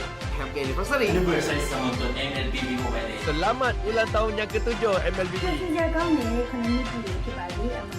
Sétimo aniversario Feliz sétimo aniversario Mobile Legends Bang Bang. Feliz sétimo aniversário, Mobile Legends Bang Bang. Mobile Legends, с днем рождения! Тебе сегодня целых 7 лет!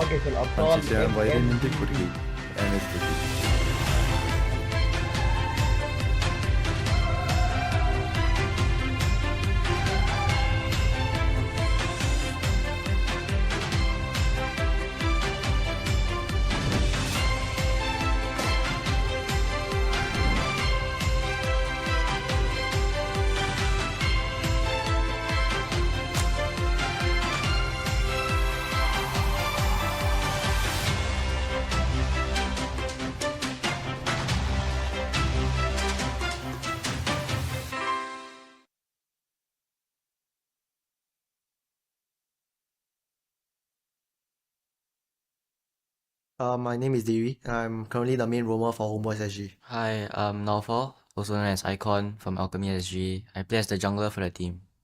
Hi, I'm JPL and I play for Bleed Esports. Hi guys, I'm Diablo from RSG SG. I'm also the captain and EXP laner for the team.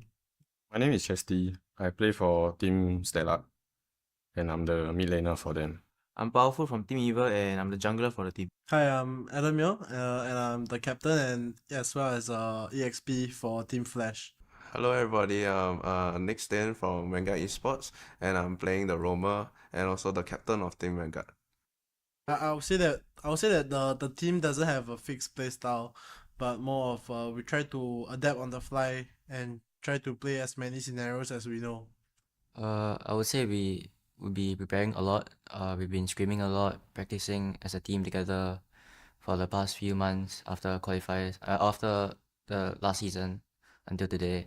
We have been playing ranked games. We have been playing scrims to try to improve on our teamwork and chemistry, because we are a new team. We have been training very hard and watching all the MPL from other regions, trying to see what they are doing, and we have been picking those small little things up. So this time round compared to previous season, for the last season, I think I started training too late. So for this season, what we have adjusted is like I have trained more with other MPL teams from other country, and we have started training earlier this season. Okay, maybe quite a lot have changed. The emblems now we get to choose 3 different emblems. Yeah, and most of the emblems got nerfed. So yeah, maybe it kind of balance out the game. Everybody will not be used to the new emblem change, but eventually when you play more, when you train more, when you grind it, you'll get used to it. You'll get used to the new emblem. You get used to the new meta. Personally, I think it's a big change. Yes. I don't have any preference whether I like it or not. I would say it opens up a lot of possibilities to new playstyles and also more heroes that have never been seen before will be used because the emblem system allows for more versatile gameplays, especially during the early to mid games. Yeah.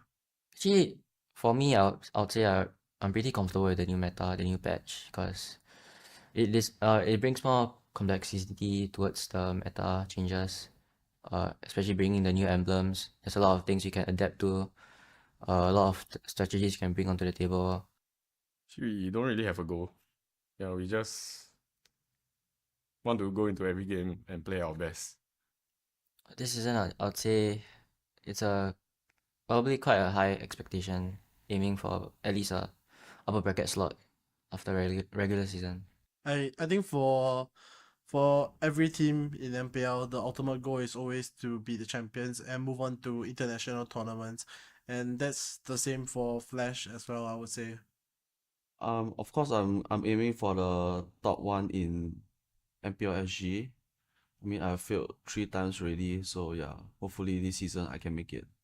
We must definitely achieve better results than what we did in SMG SG.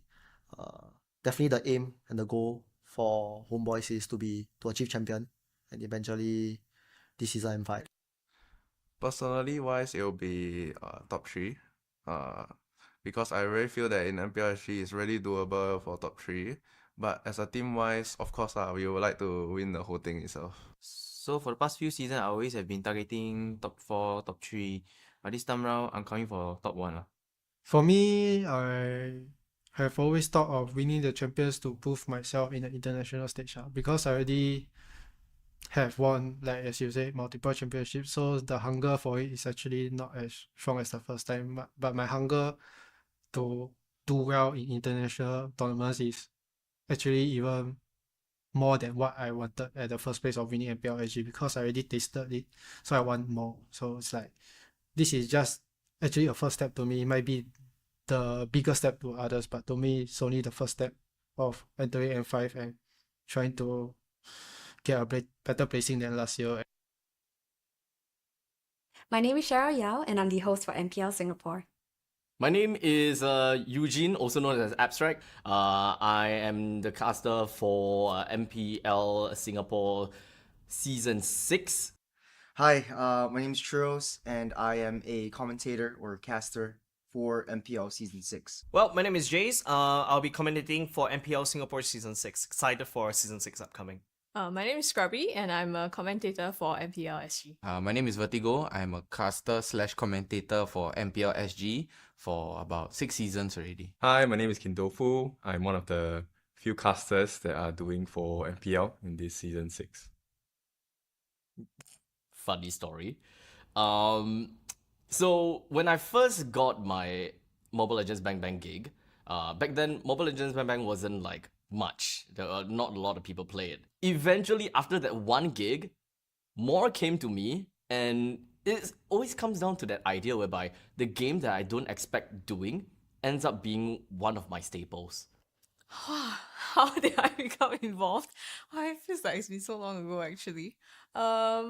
So I was doing a couple of tournaments offline, I think community tournaments before that, and I was also learning the ropes, and then I got the opportunity from my mentor, Abstract, who brought me into MPL. So I think since then I've done a couple seasons, and yeah, it's been a fun ride. It started off as an accident because I was an MC for an event, and then for some reason I realized there was no commentator for Mobile Legends at the time. So I just picked up the mic since I had the mic in my hand, and it was history from then on. I went through a casting program with Abstract. Abstract's my mentor. And then lo and behold, here I am. It's a fast pass to being a professional caster and professional talent within MPL. The most memorable one I ever had was Season 4 Slate versus RSG SG. It was a very tough match between both of these two teams. You know, there's only one slot left because of the change. So there's a lot of tension, especially back then I was like a Slate EVOS Bleed supporter, right? And that's also one of the I think they're at a prime. It was really exciting. We went all best of 7. Screaming out our lungs. It's really fun. And at Tampines Hub as well, we get to hear the crowd cheering and roaring for both these two sides as well. That's one of my favorite moments of casting in MPL Singapore. I think the exciting moment is when you feel the electricity in the air. I highly recommend any viewers who are watching us online to come on down and join us at the physical venues whenever, we share them on social media. Keep tabs on that. Come and join us at the live venue.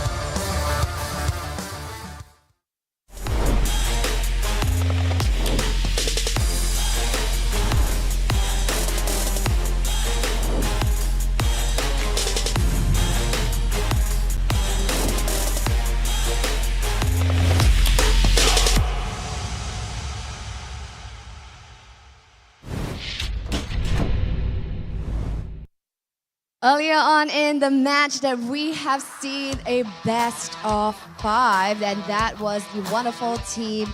That was Team Flash going up against RSG SG. Now this was a little bit of a throwback as to what we saw in Grand Finals itself in Season 5, and right now in Season 6, that was the upper bracket playoffs, and boy oh boy was it exciting indeed with these super interesting drafts and absolute chaos happening at the land of Dawn. We are so very, very proud of RSG SG defending their title so far, and they will be awaiting their next contender comfortably for the grand finals as of now. So the next match that's gonna come up real soon, we see the likes of Evil going up against Vanguard. Now, of these two teams, we will once again be saying goodbye to one, which ends off the day with the top 3 teams of MPL SG bringing us one step closer to unveiling our champions. So yes, right here at Suntec City, it is absolutely buzzing right here for the final match itself. So I'm taking a look, the crowd is spilling in. So where are all my Evil fans at? Can you wave? Wave? Great energy. Now where are all my Vanguard fans at? Haven't come in. Are you guys at the side? Vanguard, where are your fans at? Wave. Here, Vanguard. Okay, so probably they're outside because we still have a tons of fans who are coming in for final match itself. So yes, without further ado, the match that's closing off the show today, we see the likes of Evil going up against Vanguard Esports. So without further ado, let's meet the wonderful faces of the teams. First up, the Playoff Princes, presenting to you, Evil!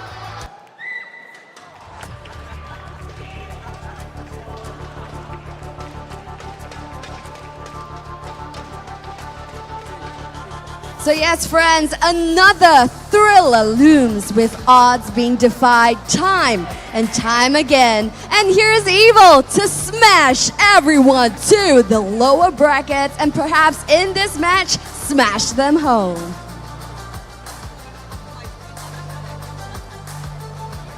And now, going up against the Playoff Princes with the Playoff Buffs, presenting to you, Vanguard Esports!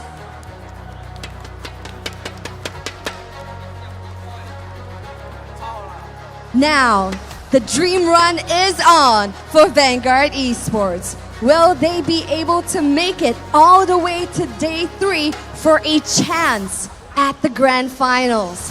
We will find out right here at match 4 for the day.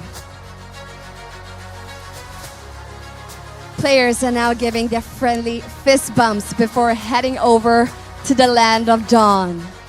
Now this is an unexpected matchup for the final day that never in our wildest dreams right here from audience's prediction that we would have seen this. So put on your safety belts. This is a ride that you guys will be on. We don't know which way it's gonna go, so we're gonna hand our time over to the casters to see what they have to think on this very unexpected match. Take it away, guys. Thank you so much, Shara, and welcome back, ladies and gentlemen. Again, this is Playoffs Day number 2 of MPL Singapore Season 6. And we are seeing, like you said, an unexpected matchup between Evil and Vanguard. Before we get into that, welcome to the desk. My name is Scrubby. Here with me is Kin Tofu as well as Abstract, and we'll be your casters bringing you this series. Now, upset. Vanguard has upset a lot of people here. Possibly 70 to 80% of the audience predictions have lost their guess coins. That's a lot of coins going down the drain. But, you know, if you're a fan of Vanguard, this is the dream. This is a potential Cinderella story for them. First season in MPL, probably could go into the playoffs, grand finals, maybe, who knows. And of course, we have the competition, which is Evil, the Princess. And they have shown throughout regular season and even in the playoffs as well that they are a strong team to contend against. Now, the thing is, will EVO fall to this upset by Vanguard? Well, first we'll take a look at these two teams and who they are playing against from the side of Team EVO. Well, for EVO, we have Coconut, JS, Twist, Powerful, and Carrot. All these fine combined have give us what we call the evil magic. But of course, the question is if whether that magic will be dissipated or dispelled when they're gonna have to go up against the Vanguards, the shields themselves. We're gonna take a look at Vanguard's lineup as well, their opponents for this game. Now you have already seen them in action today. Gold lane, we have Luxian Stain, we have Chute in the mid, Super Ryan in the EXP lane, and slowly the Godly Jungler and Nick Stain as the roamer for Vanguard Esports. Now I'm very surprised at their performance today. They were very shaky in the regular season, but somehow they seem to have taken a page out of EVO's book. They have this playoff buff. Yeah, it seems like it, right? I mean, no one was expecting that. And now that they have this buff, right, it's a bit of a momentum boost, right? Because they're coming off this high from a victory that nobody anticipated. So, on the side of Vanguard, we're definitely, you know, up there. But what about Team EVO? What are we looking at for them here? They also won Homebois yesterday. Now, okay, the thing is, when it comes down to EVO, they are much of a team that relies a lot on team fight. But it doesn't necessarily mean that they should just jump in and only commit to team fights, because I'm pretty sure that they have learned their lessons before in one of the games. I think that they were fighting, I can't remember exactly which game it was, but there was a lot of split pushing going on and they gotta have to deal with that. A lot of macro game. And speaking of macro, we have saw how slowly worked his games in as an assassin, and of course he's been going Grand Theft Lord time and time again, which is something that EVO gotta be really careful about. They gotta have to punish Nick Stain's aggressive positioning as well, not only in real life but also in game. And let's not forget about banning out Super Ryan's comfort picks, one of which is of course Yuzhong. With the name and of course the guy that have played Yuzhong so many times, and we have saw how much space and zonal advantage Super Ryan has been giving to his team. Yeah, and now I think, you know, EVO is a team that I'm always very impressed by. They always have this shine about them. They always make you feel like they are gonna win it, they are gonna take it to the next level. But right now, the competition is also a very surprising one. It is going to be Vanguard, so let's take a look at what Vanguard has in store for the team to try and achieve this victory and take one step closer towards the finals of the playoffs. And that is to isolate Powerful and Carrot. Now these two are the cornerstones of EVO. If you take either one of them down, you can see that EVO starts to crumble. So this is definitely something that Vanguard Esports definitely wants to take a look at. Now the second thing is, not sure about you guys, but Slowly has been super impressive today. He is really a one-man team in a one-man army in the form of a jungler. And for him, I think Assassins is really his standard and his jewel of the match itself. So if he can get Assassin picks, it will be very detrimental to the EVO lineup. And of course, lastly, map control is one of the things that EVO tends to struggle with. We've seen that in the regular season, right? Macro game may not be their strongest suit. So I think Vanguard could use the split pushing strategy to make sure that they have an easier time against this very team fight heavy EVO that we all know. Yeah, and the thing is, right, we know Vanguard has come up from this qualifiers. EVO, however, has the experience because they have played through the competitive league for a few seasons now. So yes, they can split push, but will that be enough, right? Can they fight on that level? I think it remains to be seen. It's going to be an exciting match, and the stakes on the table for this series. If the teams lose, they are basically out of the competition. Exactly. So it is relatively punishing, but of course they are in the lower brackets after all, and this is best of 3 as well. So how is this? How is either one of these two teams, EVO or Vanguard Esports, will want to get out of this game? But for now, we'll take a look a little bit more about information, and I do need everyone to remember that back in regular seasons, Vanguard Esports is the one that got a 2-1 win. against Evil. Yeah, which is kind of funny, right? Because if you take a look at the total stats for the head-to-head, Evil as a whole have done better. But it always comes down to all these minor interactions in the game that really can change the pace and the outcome. So this is something that Vanguard have up their sleeves, and Evil needs to be very wary about this. Yes, the tower rate and objective rate may look very, very good for the side of Team Evil, but the Vanguard that we see today, I'm pretty sure this is a very different Vanguard from whatever we have here statistically. Yeah, that's true. I mean, the power to come back, right? And like you said, slowly, the ability for him to go back and change the pace of the game as well has been super game-changing for the match that they played today. So, highly contested pick, also Fredrin. So, a couple of, similarities that we see across the board as well. But I think the key thing for me here is this is a revenge match, right? Yep. Evil wants to take this because they lost to Vanguard in the regular season. I'm pretty sure that a lot of people are looking out for these two teams now. Because if we're talking about, painting a story, right? Vanguard is the one that literally sent Bleed home. And we have a very strong following over at Bleed.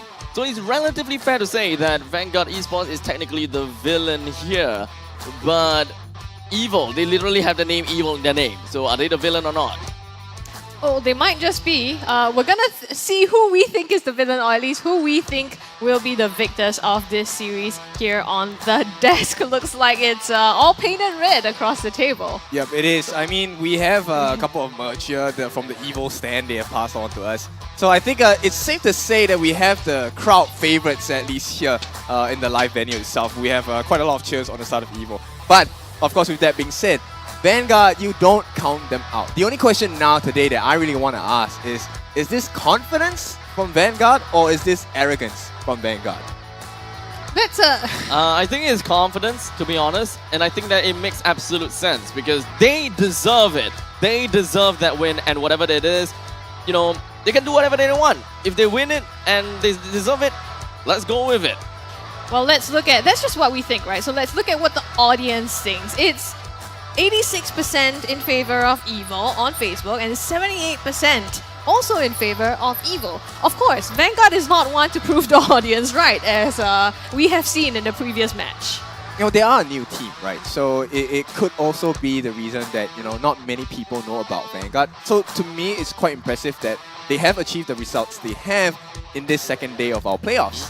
Remember, Vanguard Esports is the one that has placed at, I believe, 6th place in the regular seasons. So they are, of course, one of the bottom feeders. But somehow they managed to climb all the way up and now they are contesting for 4th place. Remember, so whichever one of these teams that have lost will be crowned 4th place. And the winner would then move on to the next stage where they're gonna have to compete for 2nd and 3rd. Yeah, this is kind of like a stain towards Evo as well, right? Because they achieved 4th, if I'm not wrong, last season. So they definitely want to one-up this season and, at least get a higher achievement, finishing up with at least 3rd. Yeah, Powerful himself actually, I think in an interview had said that previously he was aiming for, 3rd or 4th place, but this season he wants to gun for the top. And they have shown really throughout the regular season, right? Good performance. They have been training really, really hard and really early as well. So I think to justify why we all think Evil might win based on the statistics, it does seem like they have the lead ahead of Vanguard. But whether or not Vanguard will prove us wrong is another question. I think the teams here, they all have, if you are here, at Suntec City, they all have their supporters live in person to be able to back them up. I mean, after looking at Coach Riston onto these drafting, I think that he have a very good idea on what kind of game plan he has for us against Evil and tapping on those problems that Evil has shown. And I think that, split composition is something that Vanguard Esports might want to tilt themselves towards. Yeah, which is why the first ban of the game is going to be the Fanny, right? One thing is to deny slowly of this Fanny. The second is to deny that absolute monster of a split push that Fanny provides as a jungler. As for now, Fanny as well as Nolan banned by the hands of Evil. Well, from the side of Vanguard Esports, they have banned an Angela. And to be honest, I wouldn't be too surprised if they were to ban more of the hospital meta kind of heroes, where Mathilda could be thrown in, as well as a Valentina could also be thrown in as well. There are, of course, a lot of other heroes that are still very much available to be banned. And of course, we should also consider what are the kinds of comfort picks there are for the side of Evil. Khalid as well as Tarizla, both of which are very good heroes which Evil themselves could play. And we have seen how Twist pilots either of these two heroes before. Yeah, we could also be content with that mid lane Esmeralda. We have seen, Jace's as well as Twist use a couple of very unorthodox heroes in between seasons 4 and 5. We might expect something out of them as well in this particular season. Maybe we'll have something a little bit new when it comes down to the first few picks. But for now, remember, Valentina, Mathilda, Edith, Khalid, Tarizla, they are all still currently available and not banned out yet. And we don't really have a very strong idea as to how either one of these heroes, or rather how either one of these want to be picked. But Riston have decided to go for a ban onto Faramis. Now, it makes absolute sense when it comes down to getting a Faramis banned out. It's a very team fight oriented thing, while Evil has mostly been banning out heroes that are very much capable at doing split pushes or perhaps even diving over to the back lines and sniping out Coconut. Yeah, the big question now is what role does Evil want to prioritize, right? We have, to be honest, if you take a look at Evil, every lane is an extremely strong lane. We have seen the performances across, at least for myself, 3 seasons already, and I have no doubt in my mind that really any role can be prioritized for the side of Evil. I feel that this is kind of like okay, never mind. Yeah, this is kind of like a Valentina or Edith pick for the side of Evil. Valentina is a pick that you can never go wrong, and there is a lot of things that you can pick up for yourselves, which could, of course, put up as a mental game over to the side of Vanguard Esports. Now, Vanguard Esports, they would want to go for something that is a little bit more of a kind of like a shallow initial pick. Very good in the meta, but still, you don't release too much information. Flexibility is ultimately gonna be the answer. Having an Edith being picked out that could flex either over to the EXP lane or perhaps over the roam would be absolutely great. But of course, Vanguard Esports would also like to top up on top of that with an early Irithel pick, securing themselves the marksman, securing themselves the win condition. The rest of the members from the side of Vanguard Esports will want to draft themselves based on getting themselves the middle lane control to ensure the Irithel will be doing nicely in lane. Yeah, and this is a type of comfort that Vanguard have established for themselves, right? Super Ryan, we have been kind of knocking on his head throughout the entirety of the regular season.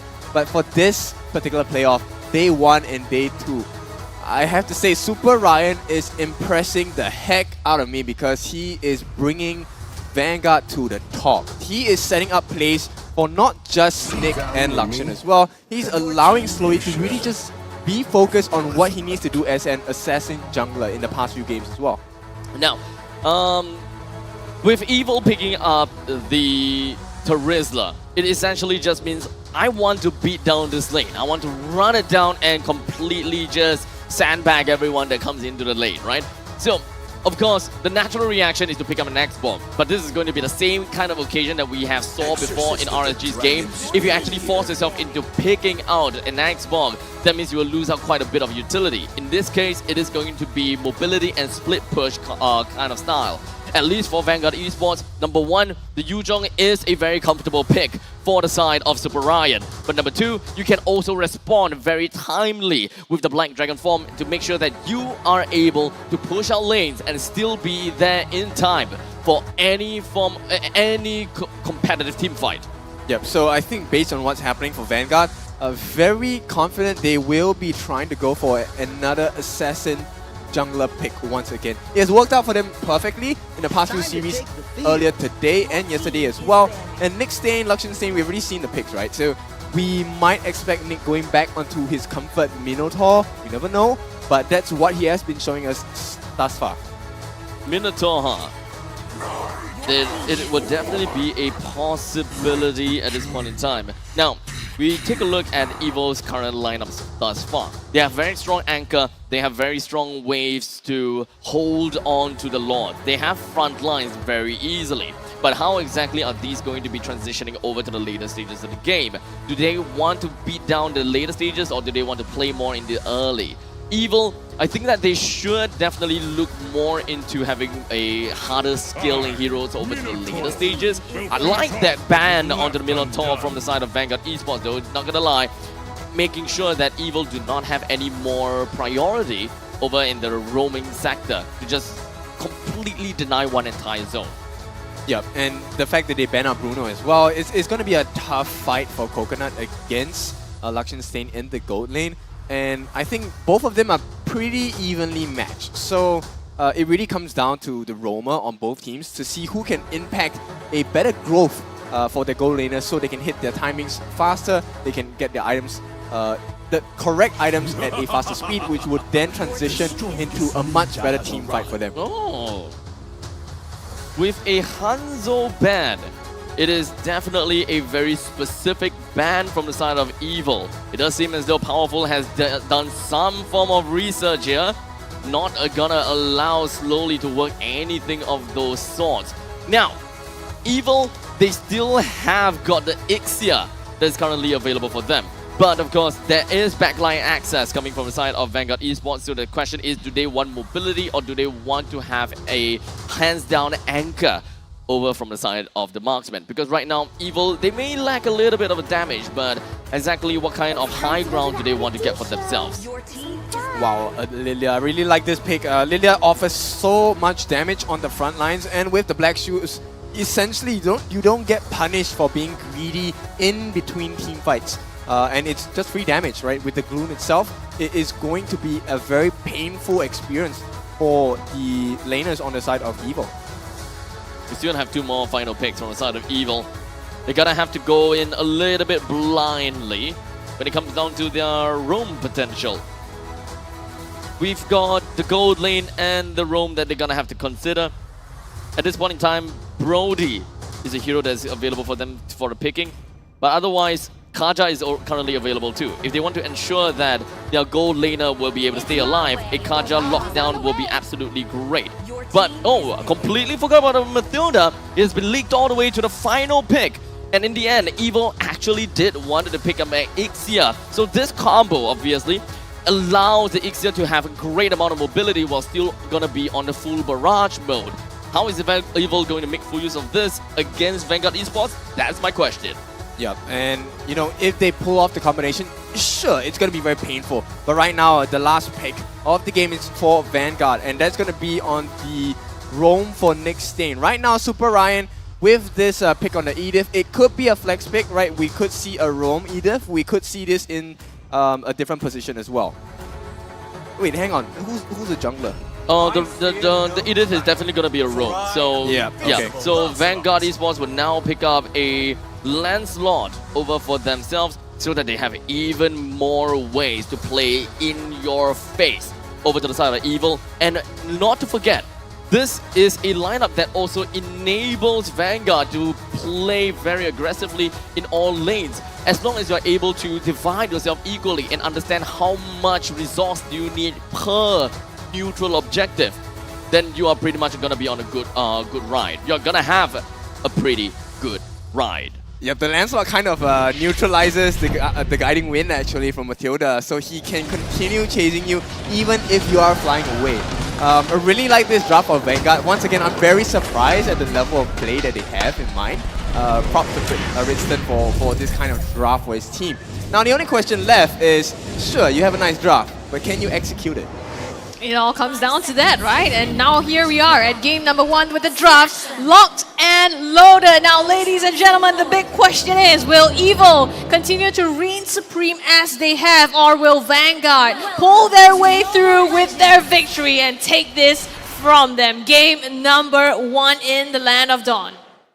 Right off the start, We do have both of the junglers are just gonna be going on to their purple buff. So we do have the Frederick that's just gonna be going on a rotation that will end up in the gold lane, while the Lancelot actually ends up in the EXP lane. Something that I definitely did not expect. I was expecting that the Lancelot would actually be a little bit more, would probably end itself over at the gold lane to emphasize a little bit more over to the kills. Since we are talking about Mathilda here, there is definitely quite a bit of possibility that Vanguard could snag a couple of kills or two, because in the early stages, Evil doesn't have a lot of lockdowns at all. No one will be able to stop this Lancelot this early.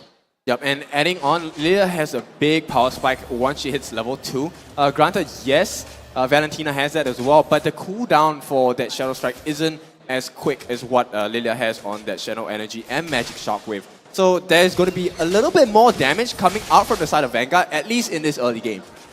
At least for Vanguard, they're playing things really, really safely. They want to ensure that the Lancelot will be able to get himself at level 4. And of course, just going to be hanging around, perhaps, until the turtle will be currently available. Of course, when it comes down to their mid laner Chud, he's playing as a Lilia after all, so he do have a lot of mobility to go around the map. Yep, and I think, you know, they're expecting to have a lot of very short skirmishes and huge burst potential from the side of Vanguard, just for the fact that there's a lethal ignition coming out from Chud. They don't want to keep poking, they want to get the kill instantly. I mean, this could actually be a little bit of an opportunity if Vanguard wants to force the issue over to the side of JS as well as Twist. We do have the Black Shoes that's currently available for JS, so we can expect something that is very bold and ballsy from the side of Evil, such as just forcing it to fight out. Oh, Nick Stain going in with the throw. And the Petrify in the backline slowly gets the turtle with the Thorn Rolls as well. And now Twist looking for Nick Stain. He wants compensation. Onward the throwback and the counter play comes in. Vanguard secures 2 along with the turtle. Yeah, big dub for Vanguard here. They will lead the series with 1,400 gold. So far, I think it's still okay, still manageable for Evil. Right now, Ixia, who is being played by Coconut, does have a bit more farm, more opportunity to farm compared to what they have on Vanguard, because Lakshan Stain actually went to support for that turtle attempt. I gotta have to say, that fight was actually really rough for Evil. They did not have enough damage, or rather lockdown, that really helped them to do anything against Nick Stain. Do understand that Nick Stain is a roamer, and whenever you have finished up all your onwards as well as the Earth Shatter, the only other reasonable thing when you have a lot of Wrath is really just go for the Primal Wrath, right? So getting yourself out of Firelax and you have a lot of free damage that you can dish out. Evil couldn't even end this guy, can't even put him out and into the ground. So he pretty much finished the entire ultimate state, got himself back, and he will be able to cycle the onwards and Earth Shatter again over to Twist. Yeah, but you know, at this point, Evo needs to be playing very safe, at least until they secure the second turtle of the game. Because as of now, this level advantage given by Vanguard to themselves might help to snowball the advantage really, really quickly if Evo are not careful and get picked off out of the blue. Continuing on, Vanguard, they do have quite a bit of lane priority going all around the map. So if they do really want to figure out where exactly is powerful, how is it going to be like, they have a lot of that info. Team taking so much damage here from JS as well as powerful, forcing them into the turret here. And that's a good advantage because now that turtle spawning, it gives them a good opportunity to be able to get this positioning that's favorable to them. Yeah, and they will push out the lanes, right? So the gold lane is going to be pushed in. Vanguard will have to block that off. Circling Eagle used by Carrot here. Black Shoes popped by Chute to reset the damage done to him. Vanguard goes in. The onward throwback. Carrot is obliterated. And here comes the full barrage by Coconut, putting out the damage that they need. But is it enough? Super Ryan taken down by JS in his Black Dragon form. Nick Stain, compensation 1 for 3. Is that worth it? Looks good for the side of Evil, but one thing they have to consider is that Lakshan Stain has been busy farming in the entire time. So, like I said, powerful, great job on getting this second turtle of the game, but this is an evening turtle, right? So it makes things even for them. So they still need to address the fact that Lakshan Stain is still farming for free. And if we take a look at the growth of the items itself, we already have a Heart's Claws on the side of this Iritel, but on the flip side, we have a Corrosion Scythe being built onto the Ixia as well. So very good core items start at 5.5 minutes. I think that's a pretty decent timing for whatever that has happened in the game so far. 3 kills apiece for both teams. All the early game lead that Vanguard originally had is going to be completely diminished as Evil, they are Ixia, Coconut. He's doing a relatively great job when it comes down to shoving the entire waves out, and they even managed to get themselves the first tier defense turret in the bottom. While Evil have managed to retain control in the northern area with the top lane outer turret still alive, unless Twist completely abandons it, which could... Okay, he completely abandons it and completely lost the turret as well. Putting Ixia in actually a little bit of a vulnerable position whenever he wants to push this lane out. So you gotta have to be really careful. Matilda needs to be at top lane at all times now. Coconut knock up onto him and he just disappears from the map. Carrot, Circling Eagle tries to disengage here. Powerful JS a bit late here to be able to help out. Powerful still goes in though. The knock up puts out some damage, but the Petrify stops him in his tracks here. Black Dragon form as well pushes him back. Super Ryan, he wants blood. The knock up, Powerful puts down Nick Stain. The return is found by Super Ryan. It's 1 for 2 at this moment, but Evo, they want to press on here onto Luxian. Stain Twist going for it. Not gonna be enough to put him down, so they're gonna disengage. This is not a fight that Vanguard was looking to win, but in fact all of that was but a bait, or I would suppose a distraction. The main thing that Vanguard will want to go for is all the standing objectives as fast as possible to regain, or rather not regain, to get all of the free real estate that they could out of the hands of Evil. Vanguard understands that Evil are strong, and Evil will always want to hold their ground. With a very strong front line positioning team, they need to ensure that Evil have got nowhere to be safe. And the only way to be safe is stay within of their base. That is going to be Vanguard's game. So get all the standing turrets down as soon as possible. Oh my goodness, they find JS here. He has to back out full barrage. Tries to put the damage and pain onto Vanguard. They do that onto Nick Stain. Twist at the back line. Gets the penalty zone onto 2 as well. Powerful nails shoot. So it's looking real good for Evil.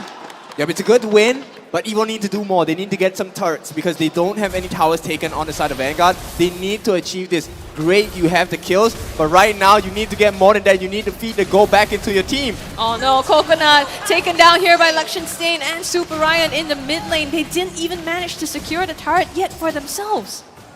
Yep, and this can't continue because Vanguard, I have to say, they are very impressive. They have worked the map really hard, and Evo are falling for these baits. Evo trying to win the game with a win in a team fight, right? Let's win a team fight, clear the members, and then we take the turrets itself. But Vanguard knows exactly how that works, and this is why you don't see Vanguard over-committing. They don't mind giving a few lives, but they're just protecting their turrets all across the map. Vanguard is slowly assessing the kind of team fights and the kind of skirmishes that they are going into now. I gotta have to say, Vanguard, they are not just mindlessly just taking a fight because, oh, we can take a fight kind of situation. And they have also been very active around the map very early into the game. As you can see, we already have got Yu Zhong that has already got himself right out of the map and not necessarily gonna be caring too much about his lane because, I mean, Slowly is the position 2 after all. He can actually take up all of the lanes in the northern side, at least when there's no Lord. So Vanguard still being as disciplined as possible and also trying to set up a little bit of a split push in order to work their long lanes and play onto the macro to ensure that the Lord will be an easy take. It's a beautiful work by Slowly, right? Because he is now always at least one level ahead. Just got the Endless Battle as well. So him and his team have spread the map out so cleanly in a sense where Luxian gets the farm for free, he gets the farm for free as well, gets a 2-level advantage. The next retry 50-50 always gonna be in Slowly's favor. Eventually we'll get to the point where Vanguard will just take everything that Evil absolutely loves. But Evil themselves, I'm pretty sure that they have their own ammo as well. An eye for an eye, tooth for a tooth, turret for a turret. And eventually they would want to get Vanguard away from the Lord's pit as much as possible. Remember this, Evil has got a very good standing game in the Lord's dance. They can hold the Lord down for very long, and if they need to go for a reset, they can absolutely do so. They're going for it. The conceal immediately. Super Ryan dies in the back line, but they already catch Powerful in the front as well. They're breaking the team up into two. Evil, can they respond to this? Carrot and Coconut only just back, but they have already lost to Vanguard. They have the advantage now in terms of the numbers, and it looks like the Lord might safely be in their hands. Well, they're still going to try here, Evo, trying to lay just a little bit of pain. I'm not sure what they're going to try and achieve here, but Vanguard, really different beast altogether in this second day of the playoffs. Once again, slowly secures it for Vanguard, and they extend their lead. 3,000 gold right now. I'm definitely gonna have to say, Vanguard, they are a lot more committal, and of course, they are no longer hesitant in what they want to do. It seems as though they have their roles all laid out, and each of these players knows what they want to do, right? The shot caller, whoever it is, has got a very clear idea and made things very clear. We want to do certain things. We want to bring Powerful down. If there are anyone else that would be able to help Powerful while we are diving, collapsing down on that person, push that person away. In that very case and in that very event, 5 of the members from Vanguard, 3 of them split it out to deal with Powerful, and the other 2 is just going to be dealing with Twist. And I absolutely adore that, bringing the 2 of them down right before they even needed to bring the turtle down, the Lord down. This is looking really uncomfortable, right, for Evil. Right now, slowly is forcing them with the split push that we talked about as their key to victory. They're doing exactly that. And because Evil had to respond to it, it was slow to that Lord fight. And Vanguard, immediately, once they recognized that, they pulled the trigger knowing that they could win that fight. And right now, with the Lord coming down the bottom lane, they have this chance to be able to take off some of these base turrets of Team Evil. It's quite a painful one, and here's the thing, right? Slowly, as well as Lakshanstein, have not stopped farming the entire game. Evil has allowed this kind of transition and movement across the map, and they're being punished heavily for it. So right now, Evil, the only thing they can do is to try and buy some time, drag this game for as long as possible. And now let's take a look at where they are in terms of the items. This Frederick already has his Radiant Armor along with the Guardian Helm, so he's a beefy boy. But right now, I'm just worried about the damage output coming out from the Ixia. We are gonna be getting to the point where Evil will have nowhere else to stay and be safe. The Lord will be popping out in under a minute, and Vanguard will want to take control of the northern jungles of Evil. Evil is definitely a team fight based team, and of course the competition is team fight, but will they be able to hold this out? Oh, Nick Stain already using that flicker to get away from Evil. So a bit of space bought back for themselves as they try to look towards this Lord as well. So clearing up the lanes. They probably don't want to fall for that same thing again, you know, having slowly clear out the lanes and forcing them to respond to that. We talked about the mobility of, you know, Vanguard, and they've been using this to so much precision and to their advantage. Yeah, very, very nice patience though by Vanguard. And Evil as well recognizes what Vanguard's trying to do. They're trying to create this very undeniable pressure on the bottom lane so that Evil will be forced to try and go back to the base and defend while they're doing the Lord dance as well. So you can see Evil already recognizes that. They're going to send 2 members, JS as well as Twist, to deal with that pent up creep wave, and hopefully they can make it back in time to contest against Vanguard for this Lord. There is a lot of information that Vanguard already have out of Evil. Evil themselves probably have no idea where 2 or 3 of their members actually are. There's a lot of poking that Vanguard can do for themselves, and there's a lot of sustainability that Vanguard could work for themselves. This dances with the Lord is not going to be a problem at all. The last time that slowly is seen in the bottom lane, I think that Evil may actually try to look for an opportunity here. Slowly changing that up a little bit, right? Instead of clearing up the lanes and going back, he actually aggressed onto JS, forced him to back as well. And now it looks like they might go all in on this fight. Twist does need to make it back in time, though they know he's at the bottom. We've got a long and slow ride for the side of Evil. Lots of poking that they gotta have to work on and trying to slowly whittle down the health of the members from the side of Vanguard. Reclaiming the priority of the Lord is definitely gonna be what we want to do. resetting the Lord whenever you need to. That is also another thing that you gotta work on. The short lanes, we've got Lilia just gonna be clearing that out as soon as possible, and if Evil were to respond to that and allow Coconut to just clear that wave, that is where Vanguard eventually springs in. Yeah, they go for it. Twist though jumps in the back line as well, tries to get 3. And right now, Powerful is split apart, chasing down Super Ryan. Twist backs out, looks like Evil. Powerful goes down in that fight. So again, they are at a 4v5. Vanguard successfully takes that. Yep, they just don't have the damage on Evo, and it's pretty heartbreaking for Evo fans at this point. But Vanguard, they see the advantage. Take a look at that. Against Twist, if Slowly can do so much damage against this Terizla, it's not a good sign at all. I gotta say that Slowly has, like Kin has been saying, throughout the entire time and the entirety of the game, Slowly has never stopped farming at all. Even when he was trying to get himself away from the opponents, he is also farming the neutral camps. As much as possible, this guy is making full use of every single places that he go and trying to get value out of it. Vanguard coming down the mid lane now. The Lord already took out the mid base turret as well. Slowly dives into the backline, tries to find Coconut, but he unleashes the full barrage onto them. It doesn't matter. Vanguard, they have the base in mind. They are going right for it. Slowly chunking it down. Can he do it? The knockup by Powerful! Chases him down, and they cannot end it just yet. Evil with the insane defense. Yeah, but a huge mistake by Vanguard. They thought they had it, and now Slowly is the only one left limping back. But there's still a lot of room that Evo needs to cover. They're still behind on farm, close to 6,000 gold behind. Itemization also gonna be at least 1 or 2 core items behind. So Evo will have a lot of work to do.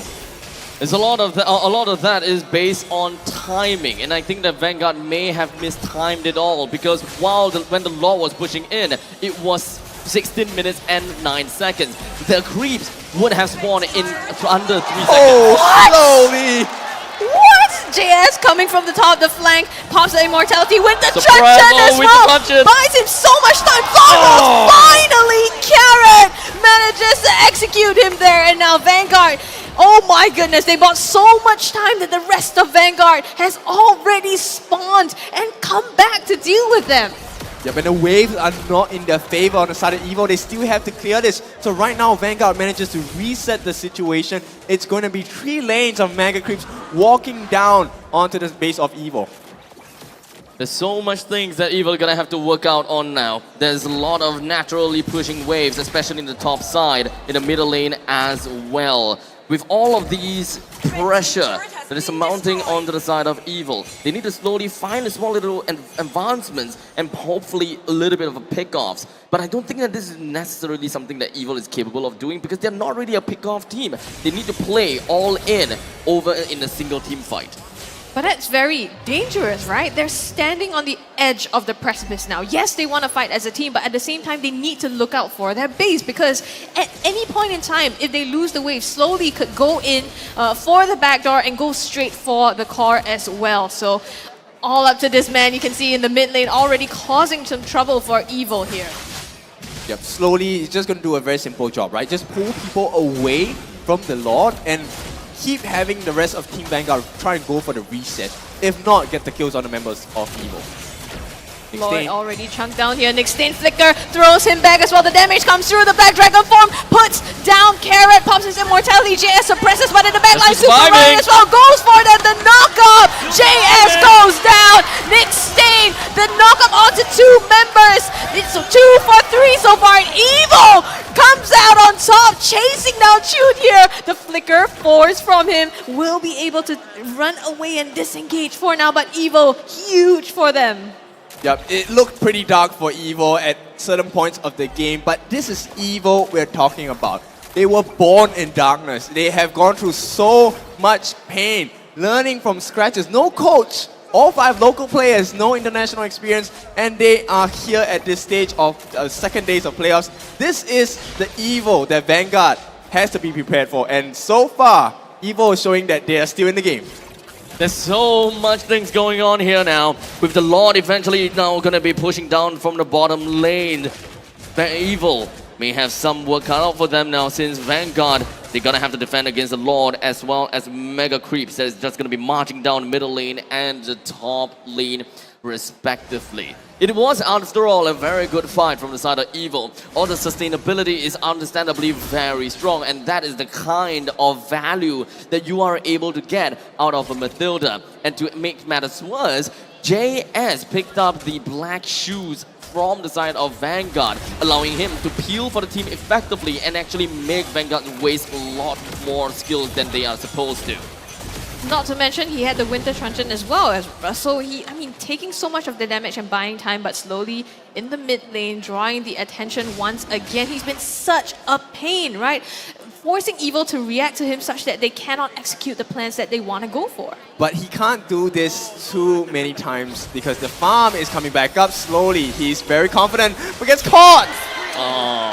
The main thing is he managed to pull the entirety of Evil way back. This way, even when the Lord and the Mega Creeps and everything else pushes in, Vanguard is able to deal with it. Look at this. The inner turrets in the middle lane and the top lane, they are still alive. And I would be very confidently say that Slowly did quite a lot to make sure that the push from Evil is The three-man knockup! Penalty zone in the backline here! Full barrage unleashed onto Vanguard! Luxian Stain goes down! Nick Stain goes down, and Evil, they are ready to take this. Shoot comes in, terrified by JS here, has to back out Evil. This might actually turn the tables for them as they come crashing down on the top lane, taking down that base turret as well. Super Iron comes in, petrified, knocks up two, not enough, pops the immortality, and he's gonna go down as well. It's only left Slowly and Shoot. Can they defend this? The taunt comes through, Slowly taken out, and now Evil suppressing themselves. They need the creeps, taking down the mid turret as well. They're gonna try to march in. They want to end this. The knockup, the damage onto the base turret. Coconut trying to do as much as he can, but where are the minions? There they are. Evo securing game number 1 for themselves, and the comeback is real. I'm feeling very jittery at this point because I was not confident at all that Evo were going to be able to do this. They had a very shaky game from the get-go. Extremely shaky, let's not lie about that. All they require from the side of Evil is one good team fight. And this is what we have always called it, time and time again, the Evil magic. Whenever they find a small little opportunity, that glimpse, it's like as though they had a glimpse into the future. They know that they're gonna have to hold it out until that certain moment, and when that opportunity arrives, pop goes the weasel. Yeah, very impressive play by Evo because let's be honest, I think Vanguard had the game in the clutches for majority of the time. And I think really strong commendations to Slowly. He did such a wonderful job on this Lancelot. It was almost impossible to catch him, but Evo did.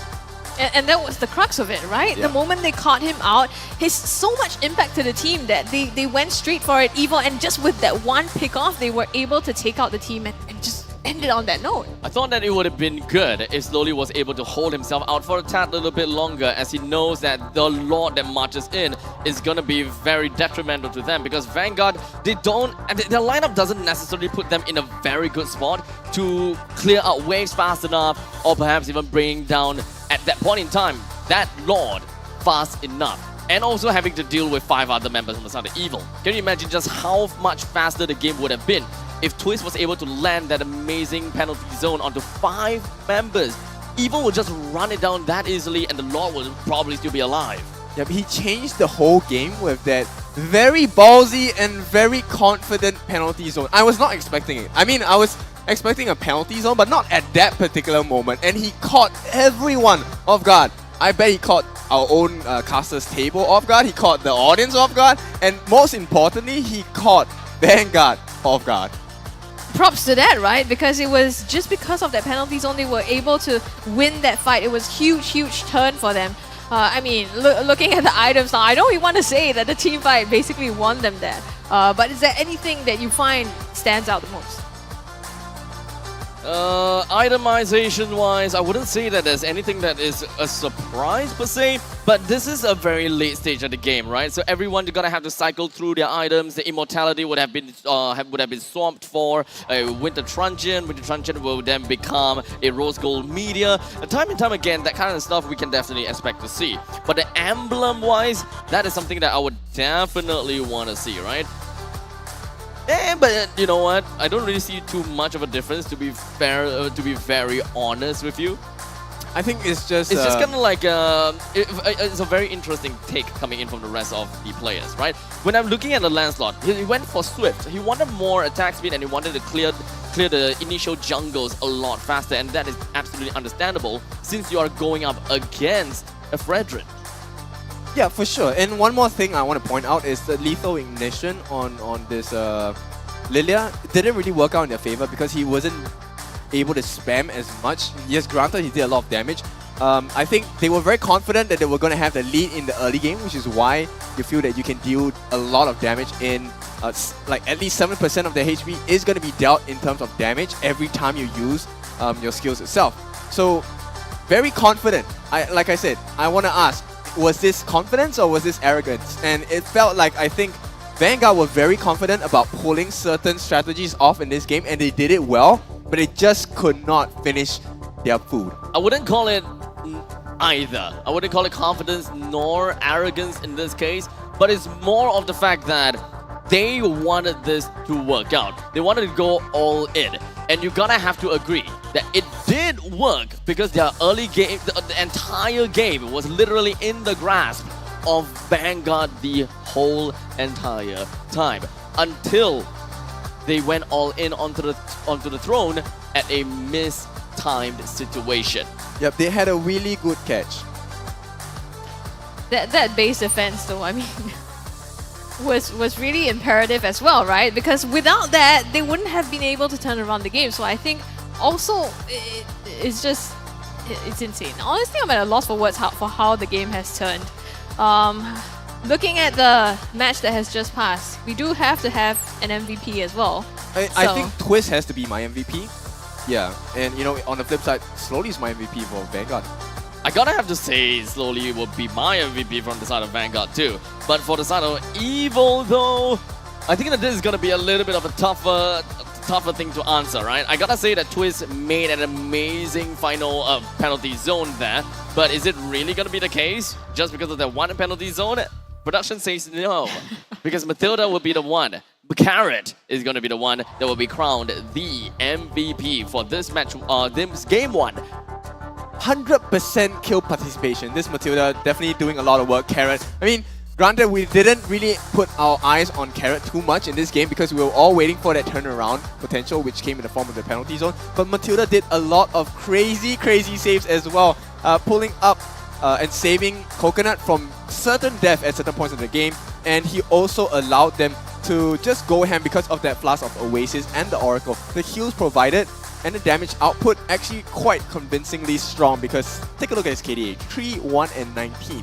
I have had Matildas who were very strong in game, but most of them didn't have a positive KDA because they were, you know, dying trying to save the team. Jumping in, or rather, trying to seek value in their death. Yes, I see what you did there. Right? Seeking value in the death, like how I would, okay, no, I'm not gonna go down the downward spiral about my KDA. But you know what? I do want to take a look a little bit more about the highlights because there were so many situations in this game where it will say that it showed as though, like, you know what, Vanguard is gonna win. Or you know what, suddenly it became Evil that looks like they're gonna win.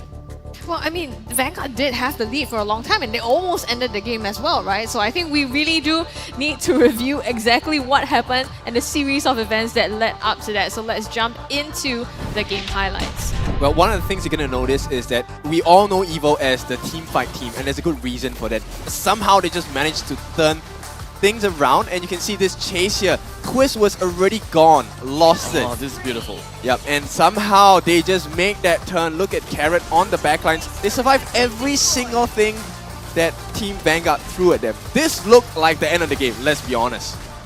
In the meantime, you're also gonna have to look out for Twist. You know, Twist immediately with the penalty zone. They all called out the members one after another. They made sure that they focus on one person and then bring that person down and then the next. They ensured that their core is safe by destroying the creeps and then the heroes in person. Yep, he actually, so this particular play is one of my favorite in the entire game. Carrot actually used Guiding Rin to pull powerful back so that they could go on a 4v2 in that particular instance. And that really changed the whole fight because a couple of the Vanguard members died. And you can see the countdown time was horrible for them because so many catches. And Coconut was having the time of his life with the full barrage. Not even necessary for the Star Helix to be used in that. Gotta have to say that was such a beautiful penalty zone. He had absolute faith and trust in his team that he knows that if he just went in like that, boom, his teammate is gonna follow up. This makes me want to listen to their mic checks. Yeah, I'm very curious because Coconut, like standing right at the edge of the turret range, having the perfect timing to pair up with that penalty zone, that was clutch. That was really, really clutch because if that didn't happen, Vanguard would have just tore them apart. It makes you wonder, right? Was there like pre-communication before that to set that up beautifully? Exactly. Or did they just have so much evil magic and synergy between them that they could do that even without saying anything? It's kind of difficult to imagine that they didn't say anything, right? Because for me, whenever I'm playing with other people, right, or just like, I imagine that, oh, we have played together so much. This is the point in time where I would naturally want to go in. And if I just went in like that, people would have, my teammate would just back off because like, hey, you know what? We have no way to initiate because I'm not the Terizla, so why would I stay here? Kind of thing. So it's either like a lot of bloody trust amongst them, or like I said before, they're brewing some love potions amongst one another. Well, one thing is for certain, Team Evil, very, very hungry for the win. They really want this. And you can tell by the way that they're playing, they really take all the chances that they can get. Yeah, I mean, speaking of hungry, right? Who else is hungry? Because we know almost time for dinner, guys. And if you haven't, be sure to grab yourself some McDonald's because the road to glory has never been tastier with McDonald's. Catch all of your MPL Season 6 action and complete your experience with a crispier crunch of the new and improved Chicken McCrispy. If you're at home, use McDelivery. And that's not all. Grab thousands of in-game diamonds for yourself and your squad. I mean, it's the best combination, right? When you're eating and watching at the same time, and right now it's just about dinner time, so if you haven't gotten yourself some food, McDonald's is right around the corner. Yeah, I gotta have to smash my hunger now. Is that how you do it? No, I just need some chicken McCrispy, that's all. Yeah, Where's my chicken McCrispy? We all tried it today. I mean, we've gotten all the different flavors itself. So definitely gonna be spicy. And you know, if you really need something to spice up your life, you can give it a try as well. I assure you, the flavors are worth the heat. I've personally tried it, and heat or not, they have different recipes, right? Heat or not, I loved them all. You know what else we have to love? The M Series 5th anniversary. Now, in conjunction with this anniversary, you can vote for your favorite heroes and players, like the ones you see on stage, right? Diablo, JPL, and others. Who do you want to be awarded as the 10 greatest players in M Series history? Now, more information is going to be released on November the 4th, so be sure to stay tuned to how you can vote for your favorite players. Make sure you guys follow us on social media, MPL Singapore on TikTok as well as mpl.sg.official on Instagram if you want to, of course, be caught up with all of the updates, especially this M Series 5th anniversary. I mean, sitting here, we know there's so many fans, right? In lot. person, yeah, even in MPL Yay. Singapore. And I think even though we are a small country, it's so heartwarming to see people actually come down and support the team. So take it one step further, support your teams by also voting for them in-game at this anniversary. Yeah, but of course, we wouldn't be here without the support of the fans and the teams as well. So it's really heartwarming to see where we have grown to after so many seasons. Right now it's Season 6. And I think right now you really have the audiences experience the kind of electrifying beats and feels of the event itself, right? And right now, nothing is more exciting than the fact that we have a series best of 3 that Vanguard was expected to pull off an upset here. But Evil still proved to be stronger. They have the lead in the current series 1-0 right now. Electrifying beats, huh? Yes. Well, we might not see that today. She's been banned out all day. Maybe this... Okay, I don't think that Evil is gonna let that leak out. Understandably, they are really afraid of heroes that are very capable of split pushing as well as high mobility heroes, especially since when we are looking at Slowly, he is very apt and capable with all of these high mobility heroes. I think that Evil is kind of locked in on banning out heroes like Fanny, It was 5 assassins. Yeah, they Hanzo. banned out 5 assassins. Hanzo as well. Fanny, Nolan, Joy, Hellcurt, and Hanzo. Oh, yikes. But I guess the initial 3 bans, they gotta have to put a lot of priority onto Nolan, Joy, as well as Fanny. But the rest from that point onwards, I think they gotta have to think about how they want to play this. Do Vanguard want to prioritize Slowly's pick so that they will be able to get a nice cruising way? Because if they actually do prioritize onto Slowly's picks early on, technically speaking, yes, he will be very comfortable. But there's a chance that he's gonna get countered by the following few picks. Yeah, that's a very scary notion to think about, right? Especially for Vanguard. Number 1, it's their first time in the playoffs as a professional team. Number 2, the counteracting pick or the counter pick against what I would see as the best player in Vanguard, the jungler, not having a good time, right? Being unable to snowball, being picked off. These are all scary notions that Vanguard has to think about. So I think actually it would be in their best interest to draft the jungler at a later stage so they can kind of formulate around what Evo is showing them first. We still have a couple of seconds before the draft eventually gets us in. I think that based on what Vanguard Esports has been drafting, very likely Slowly is going to be one of the last few members or players that will be drafted in. Just so that there is a lot more of that opportunity of playing around. I mean, the main thing is, if you're going to be one of the last few members to be picked, you're gonna have a wide hero pool. Oh yes, for sure. And I think pretty confident that the Vanguard players do have a wide pool, especially for Slowly. He does have a wealth of experience as well. Well, we are jumping into the drafting phase, so we're gonna see exactly how this pans out and how wide of a hero pool they might go in with. Is Evil going to again ban out 5 assassins from the pool of Vanguard? I mean, despite that, he still picked up the Lancelot, right? So were those bans worth it, and will they run the same strategy? First one, still gonna be Fanny, but Vanguard this time taking the Fredrin off of Powerful's hands. They're targeting Powerful for sure, and one of the things that happens when you ban out the Baxter is that this healing roamer composition starts to look a bit more viable, so we might see them try to force out an Angela pick for the side of Vanguard. It's interesting that, you know, they take out, it's like you take out my junglers, I'm gonna take out yours too, so very targeted bans. And you know, in the regular season, Powerful I think took the most damage of all players. I'm not even talking about junglers, like above the roamers as well. So you know that he's really the main sandbag, and he is super comfortable with these tanky heroes like Baksha and Fredrin to be able to frontline for the team. So removing that from his possible pool of heroes, I don't know, it kind of really narrows down the choices for him. Now, of course, one of the few things that Evil did have added to their new ban list is going to be an Angela, which they didn't pull out in the previous draft. That means that either Joy or Nolan is going to be leaked out. And Vanguard Esports understandably would not ban any one of these. They will have to give it to be leaked out. So Nolan's going to be the one that gets leaked. Nolan's going to be the one that gets banned. Vanguard Esports, this is the problem now. Do they actually want to pick up a Joy so early into the drafting because they want a Joy and they want Slowly to play it so that they will be able to completely just dazzle in the Land of Dawn? We saw that once, right? In the earlier today. And I think that is actually might be pretty good. And you know, the fact that they leave it open also leaves the opportunity for Evo to ban it or take it up themselves. Yep. The only question is, I don't think we've ever seen Powerful play a Joy.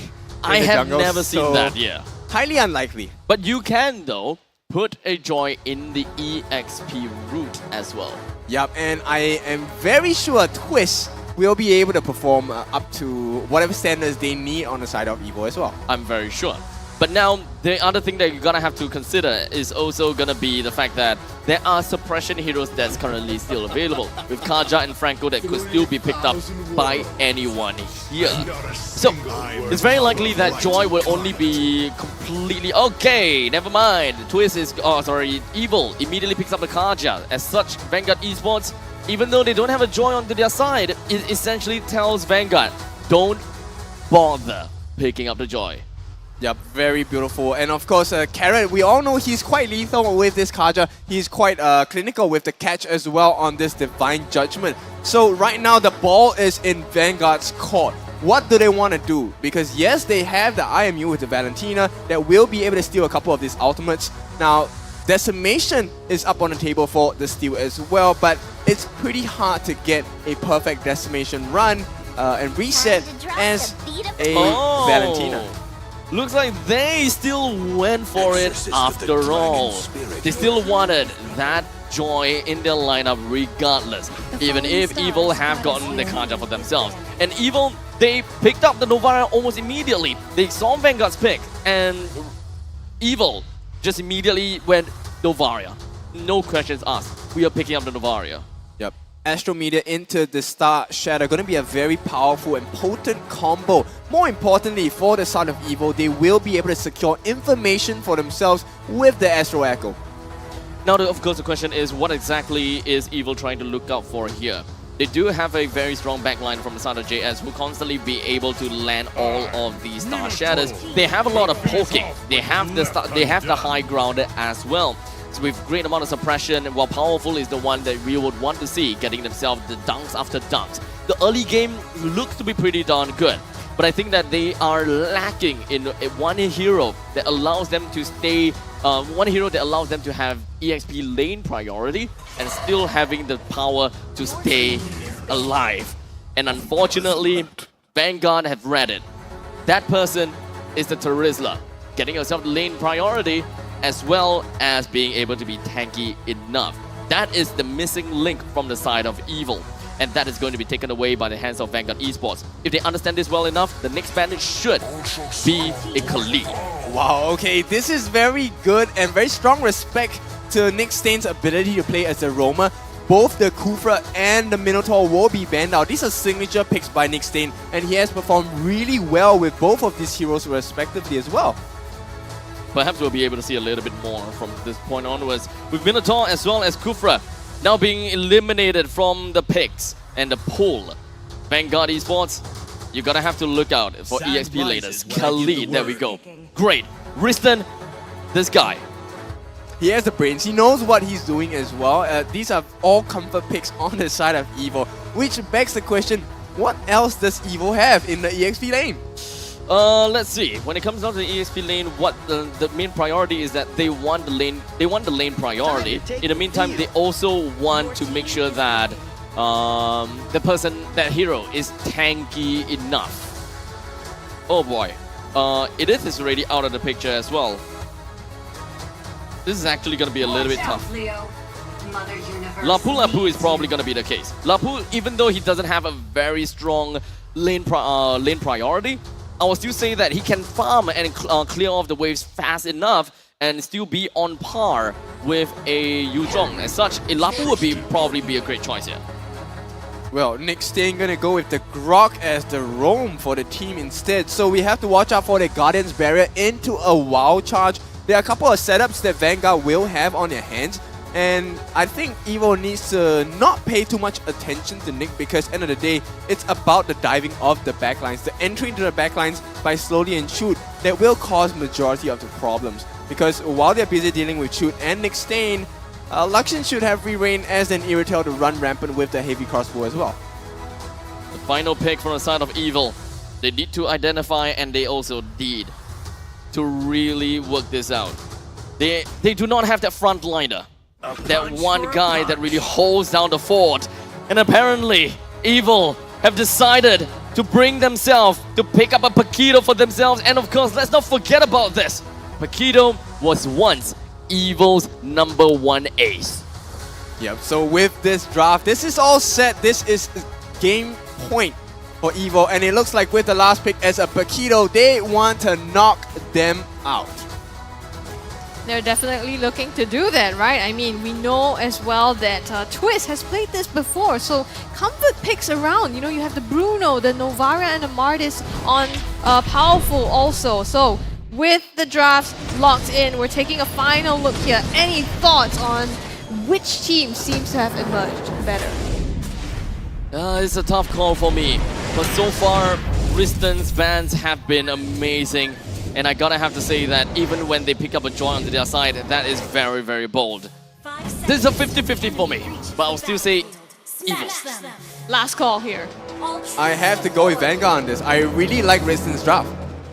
Well, we're gonna head into the Land of Dawn and see exactly how this pans out. It might be match point here if Evil secures another one. So ladies and gentlemen, give it up for your two teams. Evil going up against Vanguard Esports. Now, I think the main question that we need to have answered is how are they going to deal with that frontline issue? They don't have someone that can really open up the maps that well to a certain extent, and especially so after clearing out the waves, who is going to be the one that starts up the battle? You don't have anyone that can really lock down and deal AoE effect. So, what Evil has for now is going to be pure lockdown from the side of Karen. This is a pick-off composition from Evil. No longer of the Evil magic that plays in teamfight. Ultimately, they still can work on that, but it's a very different dynamic altogether. So far, I think Vanguard have a pretty good chokehold of the early game. You look across the map, Evil not exactly doing too well in terms of EXP and in gold as well. All three lanes are actually losing. This is understandable. At least if the Lapu Lapu was picked over in the EXP lane, it's a non-committal way to eventually clear out your waves. But having a Paquito, you gotta have to run right into the waves. So it's a very committal skill. But regardless, it deals a lot of damage. And Paquito versus a Yuzhong is, even though it seems as though that Yuzhong 100% gets the win, it's more of a 70-30. There's a lot of micro plays that's absolutely involved. And if Yuzhong were to do something wrong, a Paquito will be able to run it down. Nothing out of the ordinary in terms of the emblems itself. Both teams now, it's really about getting those really, really small wins. And as you can see here, for the first time, Evil will be winning that EXP lane laning phase, which means they have the advantage in this turtle push. Super Ryan with the Black Dragon form going right in the backline. Oh, what here. a wall. Powerful.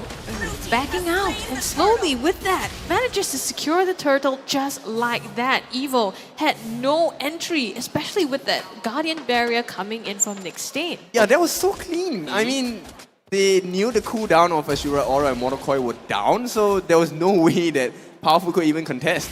Although I gotta have to say, Evil were really quick and clean when it comes down to completely disengaging. They understood that, you know what, we don't have a choice, or we don't have a chance to deal with this turtle at all. And they immediately backed off without a second thought in their mind. Oh, the flicker though from Kara, Divine Judgment, shoot, burns a flicker off himself. Now Powerful chasing that down, but slowly is here, trying to clean up here. The flicker, the stun, the knock up, slowly knocks first blood for himself and nails that. Yep, slowly. Out of all the people that you expect from Vanguard to get the first blood, it has to be slowly. And with that, once again, Vanguard, I feel they're going to take this and run away with the game once more. There needs to be some more time to be bought. Evil, they still don't have that one hero that allows them to take full utility of the Divine Judgment. They don't have the damage just yet. They're gonna have to wait until Coconut eventually gets it out. Now the question is, do they prioritize the fact that they need someone to work with the Divine Judgment, or they want Coconut to have an easier time in the lane? As such, is it a Hearth Claws first, or is it a Berserker's Furies first? Bottom lane though, Coconut and Lakshan Stain taking some damage from both of themselves here. The poke coming through from JS as well, but no casualties just yet. So they are okay at the moment. It's pretty even. Steven's Vanguard having a slight gold lead of about 2,000+ ahead of Evil. Yep, and if you take a look at the EXP lead, once again, slowly already at level 8, 2 levels ahead of Powerful. And next retry is always once again gonna be in the favor of this Slowly Joy. We've only 2 seconds left on the clock until the turtle eventually spawns. Evil, we're gonna have to take a look. We have Carrot that doesn't have his flicker, while Vanguard, we have Chewed as well as Nick Stain that doesn't have their flicker. In terms of battle spell, Vanguard definitely have got a more difficult time. Powerful might get caught out. Level-wise, remember this, Slowly is currently at level 9, and Powerful is at level 7. This is not something that you would want out of a Martyrs. You want to go Dunking City.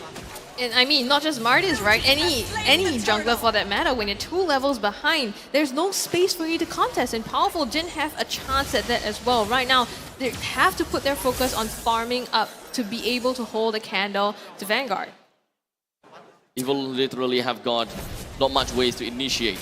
They're gonna have to only rely on the Carrot's flicker plus Divine Judgment. No one else have got a way to initiate, and I think that is going to be really tough to work with. Oh, Luxian Stain, he's gonna get chunked down by a little bit, but it's Twist on his own. So I don't think there's much they can do here. Vanguard looking to set their presence across the map, maintain this 2K goal lead. You can see Twist is already facing problems in that bot lane. They're trying to repeat the aggression up top as well, but JS here to assist him. Twist goes forward, doesn't get too much here. That is actually a pretty good stalemate situation between Vanguard and Evil. We have got some of the members from the side of Vanguard that have decided to defend the top lane and of course attack in the bottom lane. The balance of the attack of the offense and defense have went more towards the side of Evil, as Evil defended the bottom but also gotten the turret in the top. A little bit more passive this time, right, from Vanguard. Kind of expecting a bit more aggression with the lead that they had earlier, but they made a small mistake, so now they lost that top tier turret on a T1, as well as have their gold lead cut by about half.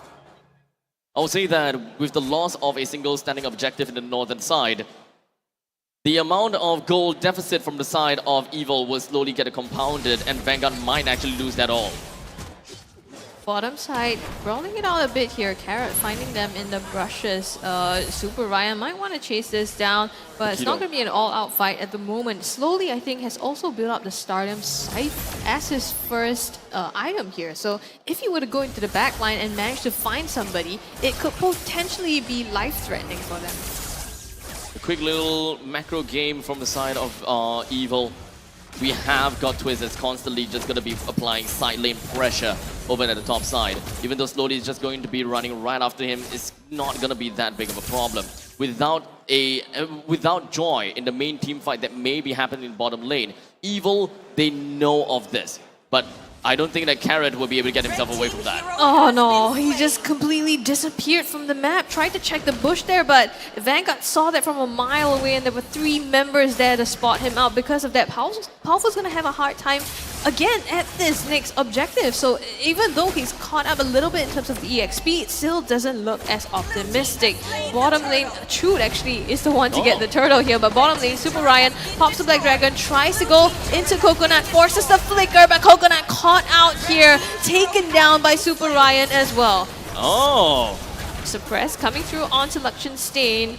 Manages to come out. Carrot a little bit too late to be able to assist his teammates. Yeah, Vanguard just will not be denied. Every single moment where you feel like, hey, Evil can come back, Vanguard just closes the door on them. And, you know, very confident on this side from Vanguard, especially for Slowly and Chewed. The fact that they left the other 3 members to try and pressure down this bot lane, it really worked out in their favor, because now finally Vanguard recovers that goalie that they established for themselves and has added a little bit more. And Evil, as it stands now, once again back in the same place as game 1, right back on the wall. Eventually, Vanguard, they would want to get themselves in such a big amount of lead that Evil will have got no way to get themselves back. Remember, this is a game from the side of Evil whereby they are supposed to be picking off the members of Vanguard, not necessarily playing in so much of a teamfight composition style. Evil, they may have pretty much played in a very teamfight style for a long time. I think they may not be used to this.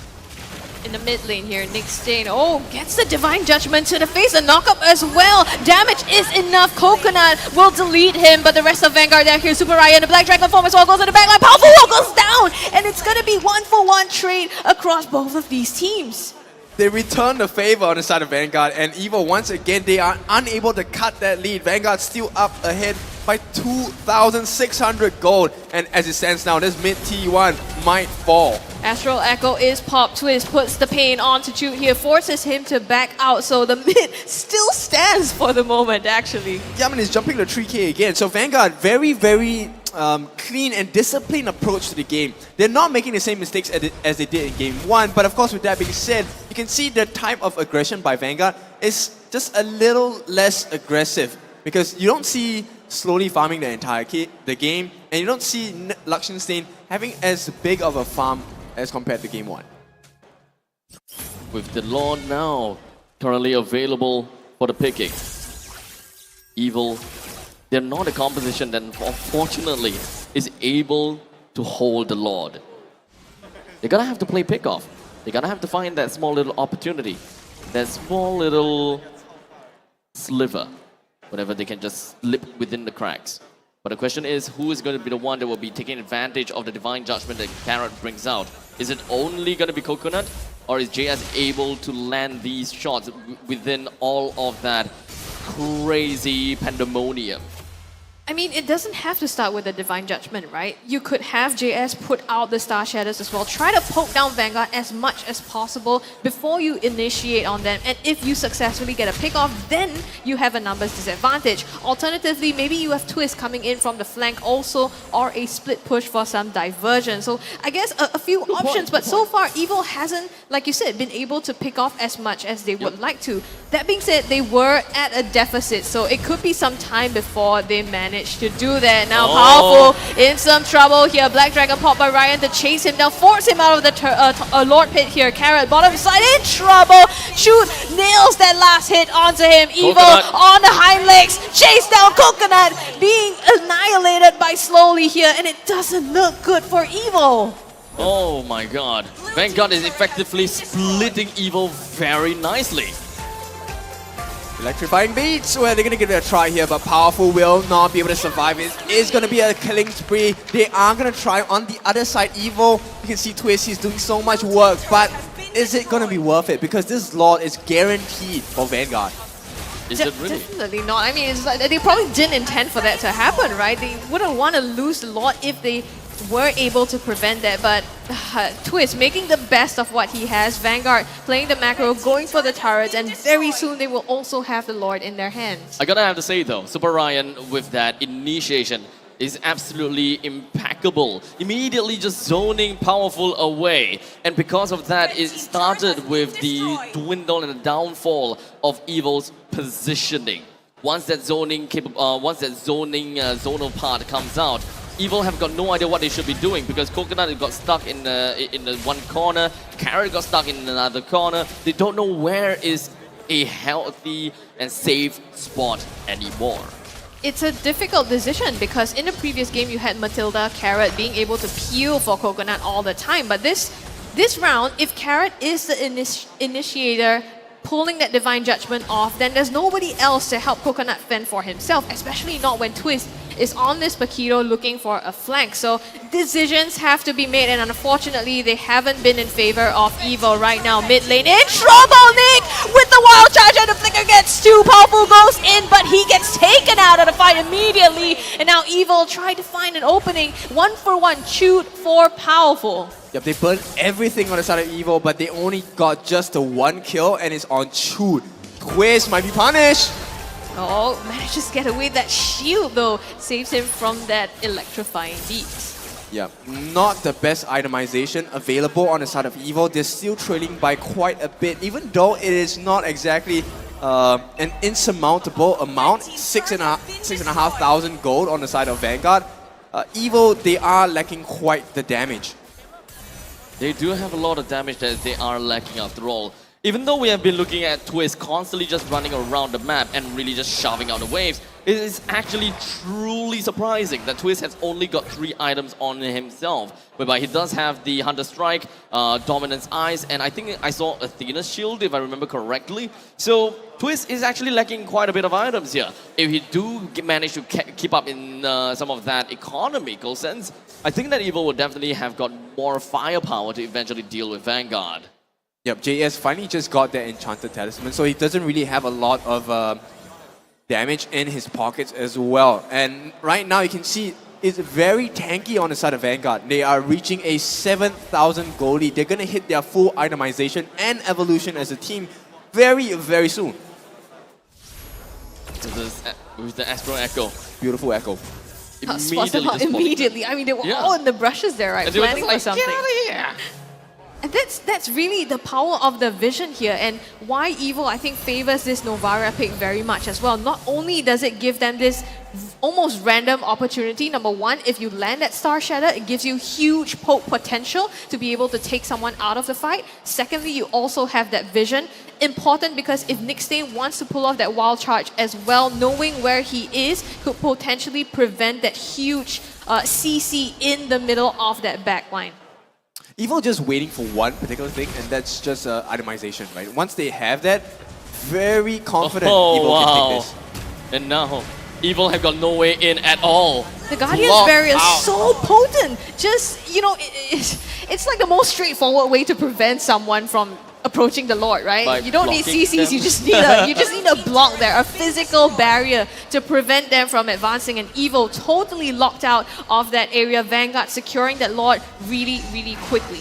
I really like the fact that Nick Stain just went straight in the face of Powerful, and because of his trigger fingers, I'm gonna have to say he activated his Mortal Coil very early, even though he's not necessarily under threat. And with all the Mortal Coil charges all gone, that was Nick Stain's chance. That was literally going to be his call, whereby just a single barrier and boom, there's no way that the opponent's jungler can go past this wall. Well, I think we have about 30 seconds more before the Lord touches the base of Evil. Not sure whether they have the itemization ready, but we have to see, are they ready to defend against this onslaught that Vanguard has prepared for themselves? I wouldn't say so at all. With the Lord raises his Trident and Super Ryan in Black Dragon form. Yeah, goes all the way in the back line. The turret is down as well. The marching in the wall charge also gets them. And now they're trying to run through the draft of Evo here. Suppressed one by one together with the core as well. Vanguard wins one back in their favor. My goodness. I gotta have to say, it is an expected result from the side of Vanguard Esports. I really, really do adore that drafting from the side of Riston. They had everything under control. They had one of each and everything that plugs in the hole. The main problem, of course, when it comes down to Evil's lineup is the fact that they don't really have a proper way to eventually initiate. It's all very indirect approaches, whereby it's either I go in for a flicker plus a Divine Judgment, and because of that kill, I will be able to spiral the entire team fight. That is taking the assumption if they do manage to kill the person that they're trying to go for. In the meantime, poking as well as Astro Echo, probably the only other thing, but it doesn't directly invoke a possibility for your team to just run it down. Yeah, and Vanguard this game, I have to say, very, very disciplined, very different from the boys we have seen in regular season. This is really an upgraded Vanguard. The shield is much stronger, they have new materials, and you can take a look at the itemization. They were just so far apart on the side of Evo against Vanguard. They could not complete the itemizations, and there was a lot of damage available. Slowly had already hit max items way before the 16-minute mark. With all the items completely picked up by the side of Vanguard, they were way ahead of Evil. And Evil, unfortunately, they just don't have these the items to stand a chance to have anything against Vanguard at all. They can't hold a candle against them. Coconut. Yeah, so the first item that he picked up was actually the Heart's Claws, followed by the Malefic Roar, Berserker's Fury, as well as the Wind of Nature. So they definitely provided and made sure that Coconut have got the survivability in the end, not necessarily trying to get as much priority into getting damage in order to really use the Divine Judgment. Yep, and Kara, if you take a look at his itemization, he couldn't complete his Dom Ice He felt that fleeting time was more favored. I agree with that mindset. He needed to catch more people out from Vanguard with that divine judgment, right? But they were just they was just too far, because at this point, for him to catch this Grok, which was played by Nick had so much sustain. Look at the agility, the tenacity, as well as the brave smite. He had always ways to regen, and I mean, you and I, we both saw it. The three of us saw it. The Guardian's Barrier. It's the first time I've seen it used so well, and the timing was impeccable. Powerful could not enter or even get close to the Lord pit during the Lord take. There was no mobility skills that can get him get past that, because unfortunately, yeah, trigger finger, that is it. But regardless of all of that fact, with Evil losing out that game, I gotta have to say Vanguard, they played this extremely well. They had got their own roles and their own ideas. How they will want to execute this draft that Riston has gotten for themselves. I gotta have to say, Riston really leveled up their gameplay a lot. Yeah, for sure. And once again, I have to highlight the Super Ryan. This time in the playoffs, really is super. He's got the playoffs buffs. Yes. You know? I gotta have to be really objective about this, right? Because regular seasons, I've been seeing a lot of very questionable things from Super Ryan. But this time, playoffs, Super Ryan has been very, very valuable to the side of Vanguard.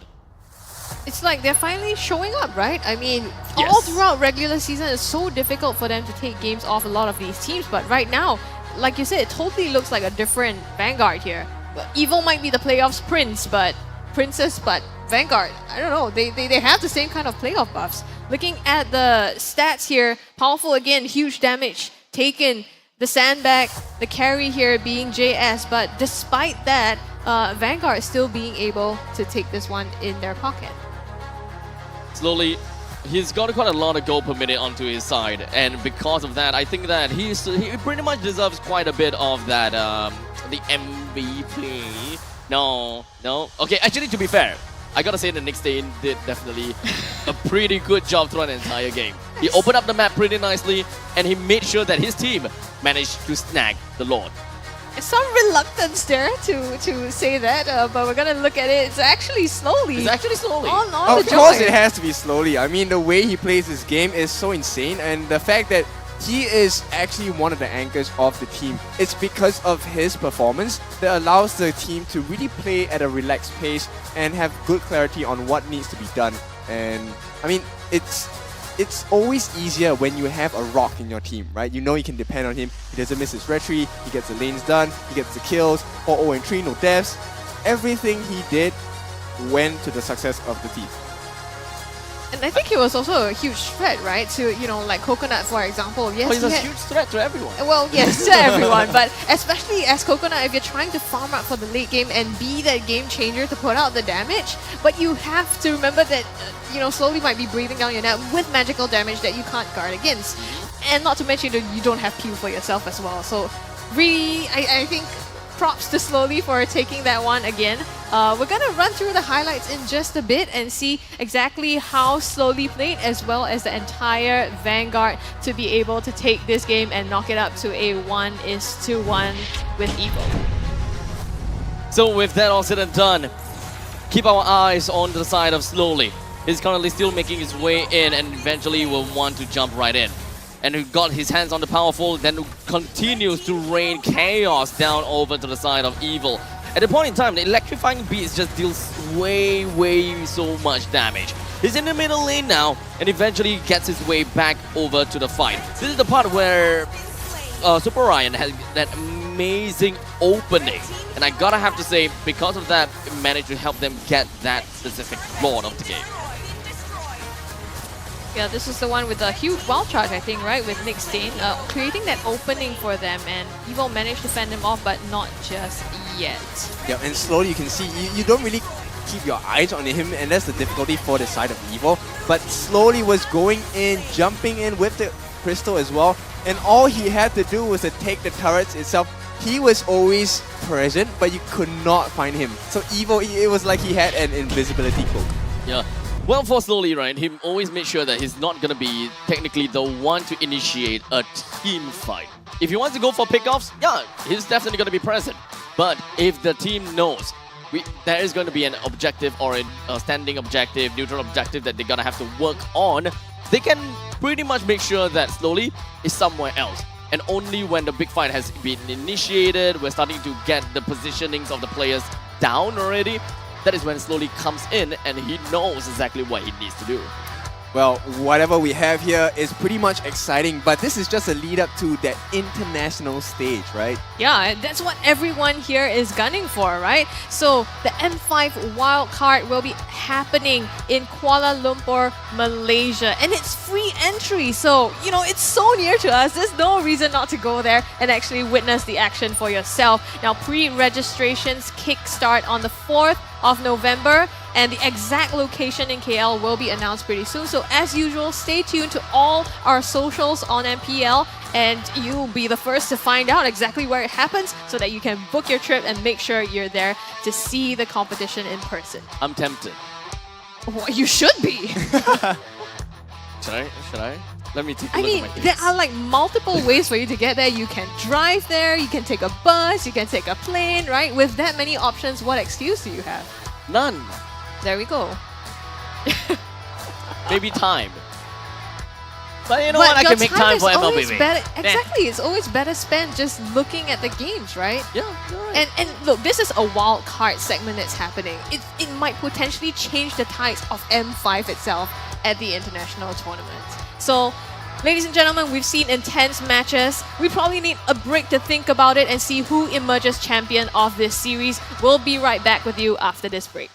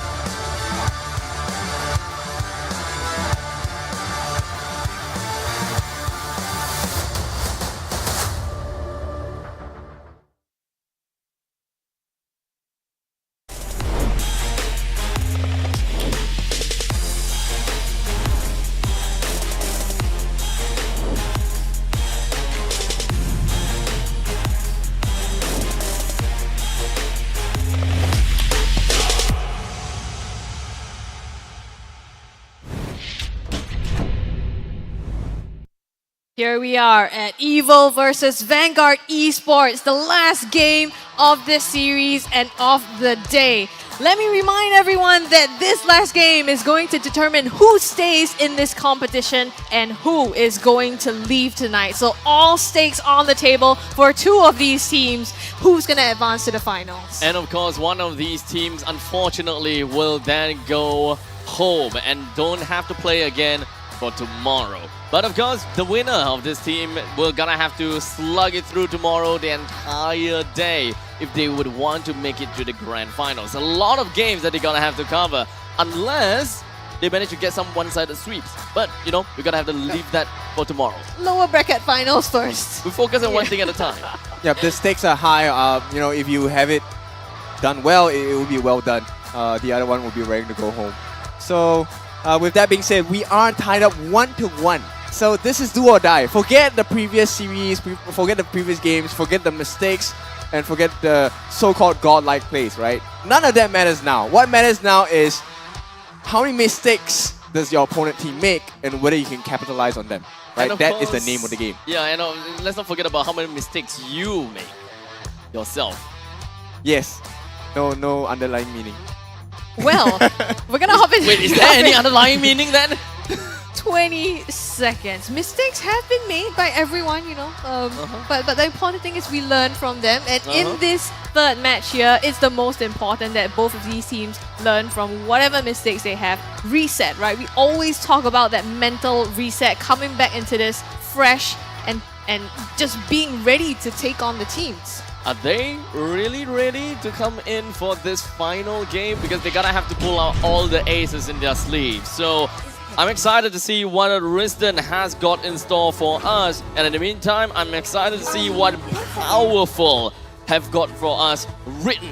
It is, well, the book. Yep. Well, the book has dictated that Angela is going to be part of the winning formula for this side of Team Evil. So now, Vanguard will not have access to this Angela puppet on strings with the Heart Guards as well.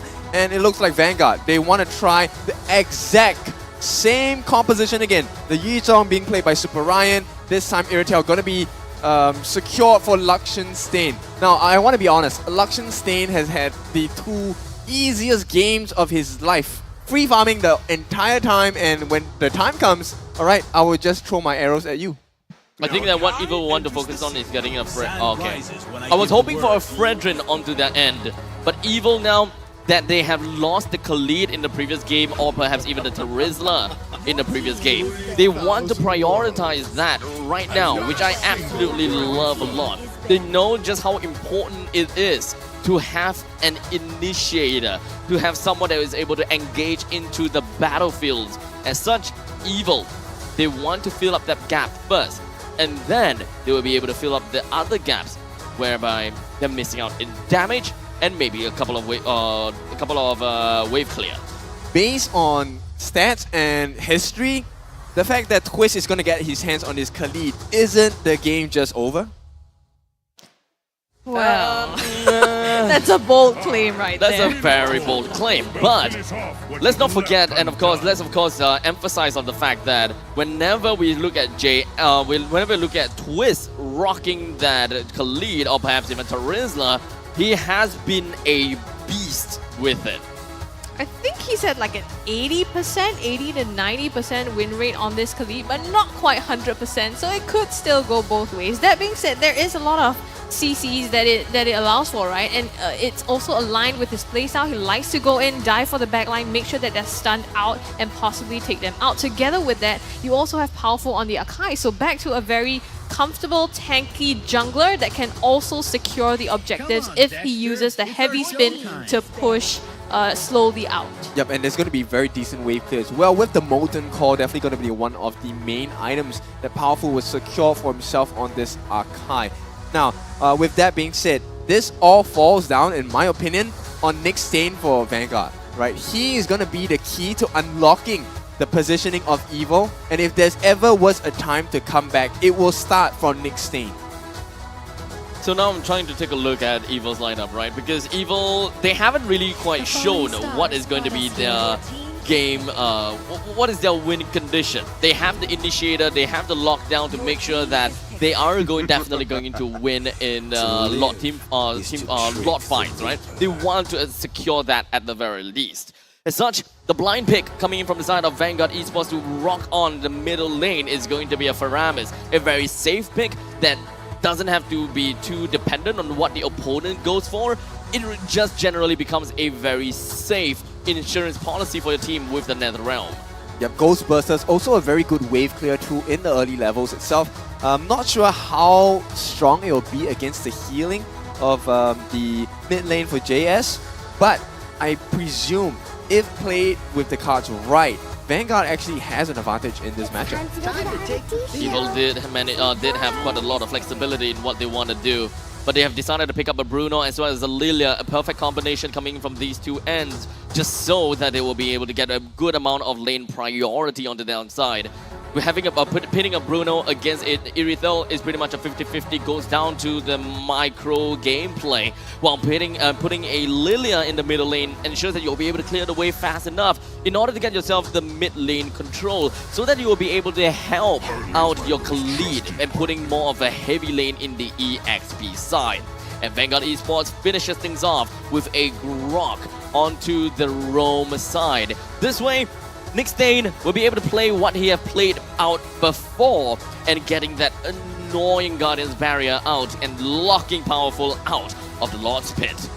Oh, right now it's once again back in the same situation, right? Because do you choose to burst Nick Stain the moment you see him? And you know, they have done that in the previous game itself, where Evo threw everything on one person, but they got punished very heavily and almost instantaneously once they realized that, hey, Evo has thrown all of their available ultimates. That would be dangerous, right? Especially because they have the Faramis here to reset and absorb all of that with the NetherRealm here. So very critical in the way that Evil uses their skills here. For example, the heavy spin could be negated by Slowly as well. So we'll see how all of this plays out. Now this is game number 3, ladies and gentlemen. It is match point between two of these teams, and this game is going to determine who walks away with their heads high and who has to walk away from this entire competition. With that all said and done, ladies and gentlemen, we are going to be zooming right into a Fast 2 coming in from the side of Vanguard. Of course, Super Ryan and Chud just focuses down to make sure that they clear the way fast enough. But the same thing for Evil, they always prefer to have their roamer to tag along with the EXP lane to clear the waves faster. Oh, very early aggression here. They want to secure the lethal for themselves, and it is going to be in favor of Vanguard. Once again, Vanguard slowly, I cannot emphasize how good this guy is, and he is definitely going to help Vanguard secure an early lead in the game. With a fast wave clear in the middle lane coming in from both sides. Vanguard, I mean, having a Faramis as well as a Grok that travels together, you can pretty much expect that the lanes and the waves are just going to be, well, let's just say extinguished. Camping here, trying to flank Chute, going in, Coconut being pulled back here into the range of the turret, but Chute is low, had to back out, almost right there. Coconut moves and escapes by the skin of his teeth. And you know, once again, Lakshan Stain very safe, he's still pretty healthy, he's gonna get increased farm, and he's gonna out-farm Coconut right off the bat. And now in the bottom lane, Slowly takes a bit of a damage down to the bottom side, but either ways, they're trying to focus more on the EXP. Vanguard, though, they want to bring down this Bruno. They understand the kind of snowball potential that this Bruno is capable of bringing out. And Evil, they understand the snowball potential that this Martis could bring out as well. Especially in the hands of Slowly, you gotta be really careful with who you're going to be dealing with here. Hovering around Turtle now, both of these teams. It's going to be the first one. They are all at level 4. Nick Stain hasn't had his wild charge yet.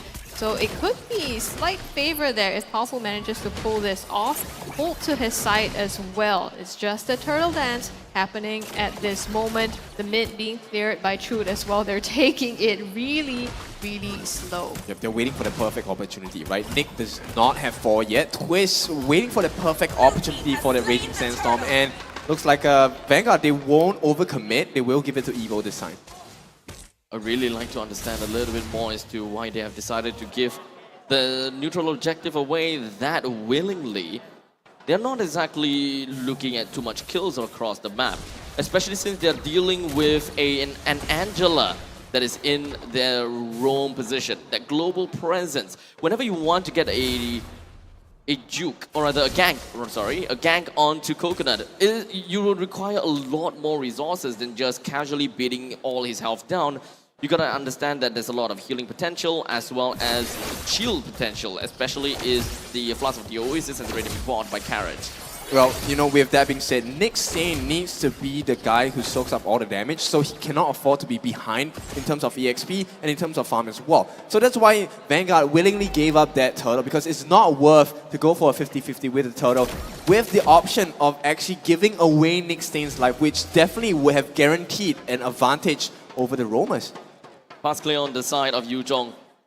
He's not necessarily going to be leaving his lane just yet. Evil, on the other hand, they want to be as mobile as possible. Information is probably not something that Evil would have. They do see where exactly that Faramis was, but I think that with their movement, they're trying to put a heavy lane over to the top side. I think this is more of a responsive play from the side of Evil. And that's also Vanguard denying that vision, right? In the previous game, they had the Novaria to be able to give them that information, but that's probably a reason why Vanguard took it out. So now there's a lot more opportunity for Nick Stain to be able to set up from those brushes, pull off a gank on either of those lanes. JS though, in this game, even though he doesn't have that Astral Echo, he has the Black Shoes to be able to reset himself if he does get in any of these sticky situations. Yep, and finally, in this final game of the series, Evil having this very slight lead because of that first turtle. You know, right now, Powerful wants to make sure they extend this lead, but they have to make sure that on the top in the gold lane, they don't lose the life of the gold laner, which is going to be Coconut and Carrot. I gotta have to say, it's kind of a non-substantial lead down in the down for the side of Evil, but hey, a lead is still a lead. Other ways, Evil has already gotten the second turtle for themselves, and they have opened the brushes enough to understand that most of the members from the side of Vanguard is actually in the northern side. As such, they have made their movements in the most careful and methodical way to make sure that they will be able to come in and help this Bruno out in the very event that anything goes wild. Slowly gets a steal though on the purple buff, and that is going to help mitigate some of the damage that Evil has done to Vanguard's economy. And with that, you can see, I think Evil, they want to go and look for a kill already. I don't think that that's going to be as simple as we think it is. The puppet string is not going to be connected just yet. We may potentially be looking at a 4 versus 3, but Chud was hoping that he will be able to find that hole using the Shadow Stampede down on the Powerful. But Heavy Spin is not going to be committed just yet. I think that the main thing is whoever just commits their ultimate first. It's gonna be the main thing. In the backline here, Nick Stain with Wild Charge as well gets 2 first blood lands onto Carrot, and now Heavy Spin popped by Powerful trying to zone them out, but slowly already clocking a double to his name. Here is another round pop for more sustain. Powerful cannot put enough damage out. Twist comes in for the flank with the Raging Sandstorm, tries to prevent them from raging in. It's gonna be 3. Traded out for 2. Twist with a double kill coming out from this fight. Still going with a hard guard onto Luxian Stain. 1 more hit. He will secure the kill, and Coconut going down. That counter engage coming in from Evil. My goodness. Twist, you can't just go in like that in a 1 versus 4 fashion. But that's the Evil that we know, that's the Evil that we've been waiting for, and suddenly it is 3,000 gold ahead for Team Evil. This is absolutely crazy. The moment I see that we've got a Black Dragon form flying over to the back lines, I think, to be fair, this is kind of like it's a very greedy play from the side of Vanguard, but I can understand why. They were in a lead, and they did manage to push off quite a lot of kills over to the side of Evil already. They have managed to secure 2 dunking sessions over to the side of Slowly. It is about time for him to get even more. That way you'll be able to create more of a snowball effect for your team. If not now, then when? But that is going to be the same idea for the side of Evil when Twist joined in the fray not too late. that is actually more of just in time.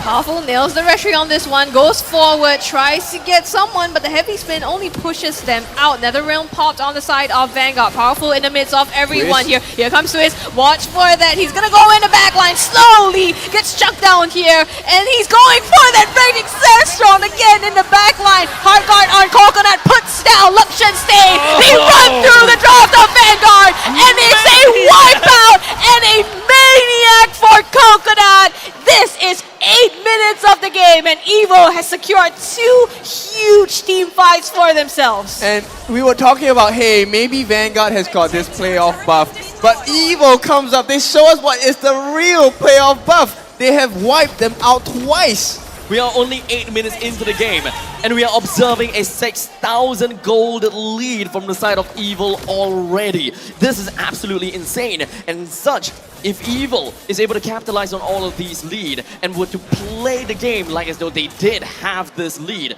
it is going to be devastating over the side of Vanguard because of all of these outer turrets that has already been destroyed. But you know what? How much does this 6,600 gold lead actually mean? As we take a look at the items, we do have quite a bit of show and tell over here. When it comes down to Khalid, he already got the Antiquiras as well as the Blade of the Haptases. Do note that that's an Antiquiras, but not just a not just the level 1 version of it. Yep, and you know, adding on the Dreadnought armor on this Archai means there's not a lot of damage that's being chunked out by Super Ryan, and that's why they can survive so long in the fights. This also mitigates the damage that slowly does, which is gonna be a disaster for them, especially when we have that carrot hard guard onto either Coconut, or we have it onto Powerful, or we have it onto Twist. They suddenly become this monster of a machine that just churns out each member of Vanguard to pulp. The name of the game here is all about discipline. You don't have to take a fight from the side of Evil. All you need to do is just absolutely choke out the members of Vanguard. Keep them in there. No point in trying to throw your bodies over to them. You just need to have that amount of gold on your side and keep Vanguard at bay. Yeah, Coconut, for the first time in this series of best of 3, he is having such a good game. 5-0-3 on this Bruno. If this is a time to shine, this is the best time to shine. Coconut definitely showing himself up in this game. I mean, now with Carrot on the Angela, it really enables him to do that, right? Previously, he was fearing for his life, and this time, with the peel and the sustain that he can offer with this Angela, it's been so helpful, not to mention, of course, Twist being in the backline, making sure that nobody's going to come onto him as well. This is the Evil synergy that we have known and come to love. Oh, Carrot though is actually pretty far and deep in. I'm not too sure whether this is actually the smartest play, I gotta have to say. If Vanguard would want to take advantage of this, just immediately jumping onto Carrot, I think that could be a lot difficult for Evil to eventually take the upcoming fight. Well, they have everything in their kit ready. Once again, we're waiting for that perfection from Evil. Where is the trigger pull? The Lord is gonna start marching down. Coming up the top lane here, it's harder to break into the base right now, right, of Vanguard. They still can't clear the Lord. They're going to be able to take it out. Twist with the Raging Sandstorm, doesn't catch anyone, but Powerful with the heavy spin, wheels on them, out Coconut with that kill onto Nick Stain, starts it off, and Evil, they're surging forward, Luxian Stain goes down as well, Evil taking them a one by one, they're putting Vanguard down onto the base as well, they're trying to go, and they secure the last hit, sending Vanguard out of MPL Singapore Season 6. And here you are, Evo, the champions of this series. They're going to proceed further into this match in the lower brackets. Beautiful work by Team Evo. I mean, this was a result that I think the fans of Evo definitely wanted. The cheers were insane the moment they got that crystal down. So props to Evo, and of course, Vanguard, very impressive run in the playoffs so far. It's unfortunate they have to go home, but hey, it's your first season. I think you should be proud of what you have achieved. You can just hear those cheers coming from the crowd, right? So flag! Proud. A flag just for the team of Evo, waving that high and proud on stage as well. Congratulations. I mean, that game, that was so different from the past 2 games as well. Clean and just just the playoffs, the true playoff princess that we know. We have been waiting for this moment from the side of Evil to show what they are really capable of. Of course, with the Evil magic as well as the playoffs buffs. But I don't think that the term playoff buff is going to apply only to Evil anymore, as we have Vanguard Esports. They bow out at 4th place, but everyone gonna have to reconsider this as they ended the regular seasons at 6th place. They have managed to climb themselves up to 4th place and even beating out one of the big names, Bleed Esports. They are a team that should not reckon with, and they are such an amazing team regardless. That I don't know if that was relief or, you know, just throwing that notebook down like we got this game in the bag. They hit their targets, or at least partially hit the targets, right? Powerful, he himself said they really want to go and hit the top of the table. They are one step closer. Tomorrow is going to be a very, very, very exciting day. I'm going to be very proud to present that to you as well, because it's going to be Flash against Evo. Both teams looking for some redemption, right? Flash feels they deserve to be back in the grand finals. They deserve to fight against RSG. Evo feels exactly the same. And before Evo became, you know, where they are now, they were known as the Titan Slayer. So going up against, you know, veterans like Flash, you just don't know what to expect. We really do not know, huh? And let's not forget about the fact that we do have got a little bit of similarities when it comes down to Flash as well as Evil. Not particularly when it comes down to their play style or identity, but it's more of what leads up to that. They focus a lot on river control, and they actually group up very early into the game. These two teams are the teams that will show that. But when it comes down to drafting, they have very different kind of drafting and what they prefer as an identity. But for now, let's just run down really quickly. When it comes down to item builds and everything else from the side of Evil as well as Vanguard, I think that items is definitely important. But I gotta have to say that the amount of items and the amount of gold lead that they have got, gonna have to go to the hands of Twist with that amazing solo play. I wouldn't say solo play, but his one single play that helped enable the entirety of Evil. Yep, I mean, we already knew this from the regular season, right? But that Blade of Heptasis just amplifies the amount of damage he does for Twist with that Raging Sandstorm entry as well. And all of this farm, one of the most impressive things is Evo always manages to make it a way to funnel all of the gold, majority of it, into Coconut. And when you give Coconut money, he knows how to spend it. 8, 0, and 3. I mean, look at his goal, right? In the 5 digits here, 10,000 gold. So funneling that, I mean, he secured himself a Maniac. Yeah, a Maniac in the last game, the most important game to make sure that they survive for tomorrow as well, with the Heart's Claws, with the Malefic Roar, with the Berserker's Fury, as well as, those 3 were enough. No, end of the day, the emblems, not much difference.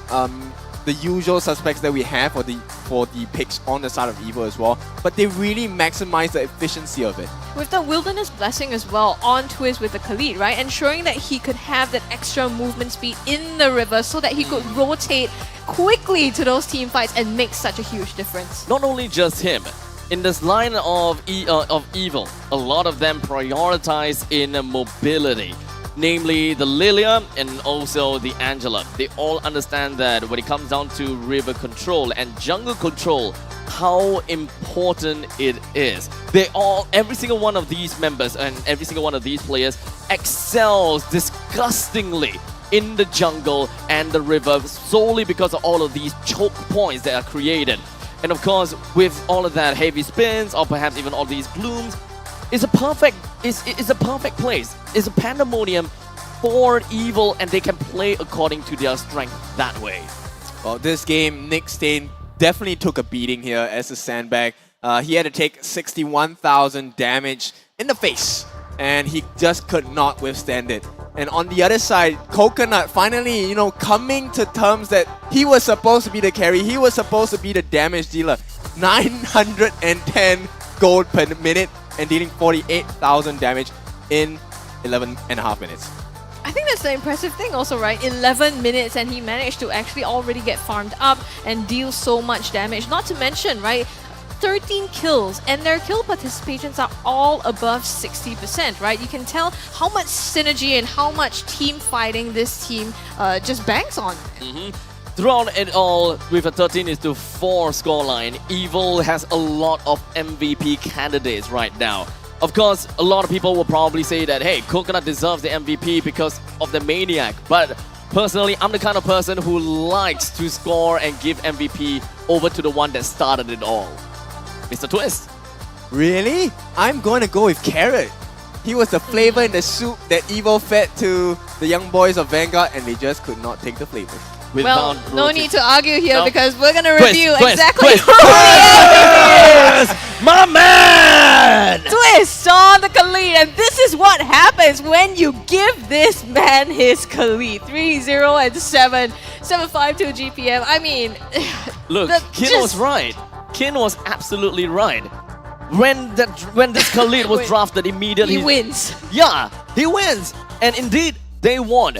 In fact, probably the fastest game in playoffs. Yes, 11.5 minutes. That's really one of the fastest games. And I mean, we will have to see, right? Tomorrow, when they face up against Team Flash, are they going to be so nice as to allow this Khalid to be back in the hands of Twist again? I don't think that anyone would like to give Twist the Khalid anymore.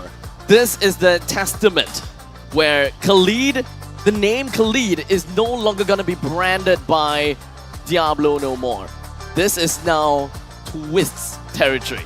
Yep, Wow, that's a harsh one. It might be a tough one to swallow, I think, for Diablo, right? Held the title for so long, and here comes Twist from nowhere, taking that away from... Oh, maybe he has to share that title. Does he? It's the dawn of a new age. Do you feel the winds of change? We might see a new champion this season. We might. That's what they're gunning for, right? Yeah. We said many times, Powerful is gunning for the top spot this season. And I think this game, being such a short game, being able to pull that off, shows that they are really in it to win it. With that being said, I think we want to know, we talked about that communication that we wanted to hear from Evil, right? And we want to know how exactly they're talking behind the scenes. So let's go into the mic check to hear the members of Team Evil. Finish one. The story. Defend. Right there. You tell. Base. Go,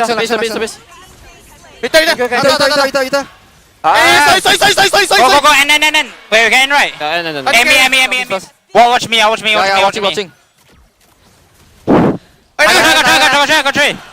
Hey, there Lock. Nice. Hey guys, let's go out here. Assign. Nice, end the game. Q. Slowly out, shoot out here.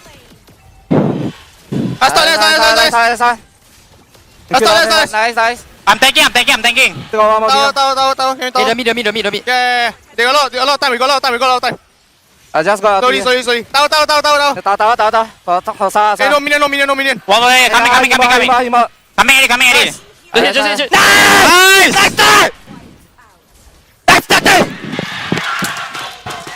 But he's on here. Easy. Hey,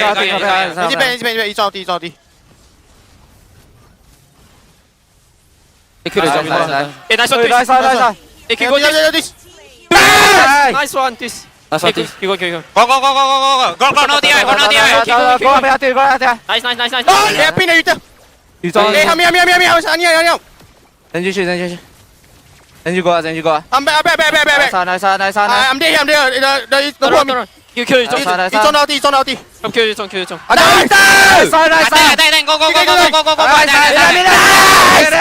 Go. Hey, go. Tower first. Nice.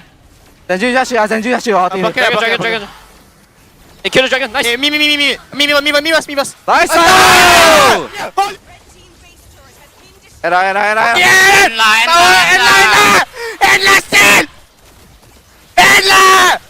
Let's go!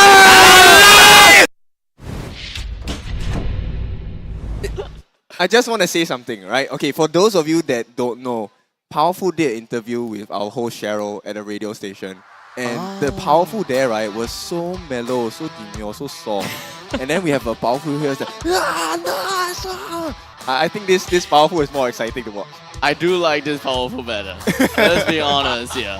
So much more content. But at least now we also know from the mic check, you know, if in your ranked games, if you want people to, you know, watch out for you, Watch just me. watch me. The call was watch me. Yeah. Yep. And everyone have eyes on you. So if you know that you are a good player, you can say that. If you are like me, you probably don't want to say that because you're just going to throw yourself into the pit of embarrassment. If you watch me and then you just go into your death, that's a bit outie embarrassing. nothing. Well, I gotta say, I'm very, I don't know, emotionally moved. I feel like we've seen Evil grow through the seasons as well. Indeed. Sharpen their communications even back end. It's very concise when they want to engage as well. So I don't know, it feels a bit, you know, Yeah. it's strange. It's here. like a narrative whereby they slowly build themselves up.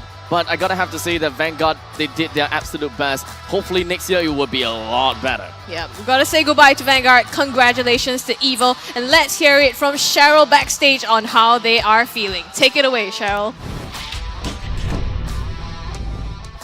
Guys, this is the third time I'm meeting Powerful on stage right here for the playoffs. And right now, guys, they are top 3! We are so stoked. Now, honestly, when it came to this matchup today for match 4, it was unexpected. We didn't expect to see a crowd favorite like Homeboys go from your match as well, and even Bleed Esports for Vanguard. So this is honestly a very unexpected matchup. And Vanguard today, I don't know where they pop off from. We see 2 Savages in their both matches. So coming into this match, what did you have to do? Were you scrambling? We are just worried about slowly lah, cause he's one of the core that I'll say I faced and he's damn strong. So you must quickly handle slowly. So somehow, even though the Joy was very dominant in the Bleed match earlier, it got leaked. Was that intentional, or how did the Joy come about? What do you say again? Like the Joy, they showed dominance in the Joy for the Bleed match earlier. So what happened in game 2 that it got leaked? We were figuring out what can we do against the Joy. That's why you saw us forcing the Kaja pick onto the Valen. We actually expected them to first pick the Joy, but they're smart enough to first pick the Valen, then we can't get the Valen and Kaja to counter the Joy. So the Joy pop off right there. Okay, so I do have another question for you, but this is going to be a little bit of a tough one. It's because you're going up against 2 Titans next, and they are namely RSG SG and Flash. Now, these 2 teams are known for playing assassins and fighter tank jungles as well. But when it comes to Evil, you guys are pretty much fighter tank jungle. So do you think that this will be a shortfall for Evil when it comes to meeting these 2 teams? No. We are still gonna give in our best, and also at the regular season, we lost to Vanguard, Flash and RSG. And now we took down Vanguard, and I need my revenge for RSG and Flash as well. Right. Actually, why am I worried for you guys? I don't know. Always the what seems like easier games, you guys lose it, and you seem to excel in the harder games always, and that's what's left. So I'm pretty sure you guys are gonna do just fine. So, where do you think final placement for the playoff season? I hope that we can get a champion this season. All right, Evil fans, do you think they can get champions? All right, they are definitely rooting for you guys. I'm gonna let you go because you need to rest up. Tomorrow, it's a long day, just as much as it is today. It's a best of 5 and a best of 7. All right, good luck, Powerful, and of course the Team Evil as well. Good luck, guys. Thank you so much. Thank you. Absolutely amazing, friends. That was powerful. And right now, Team Evil, the only full Singaporean team in the top 3. Singapore represent. Yes.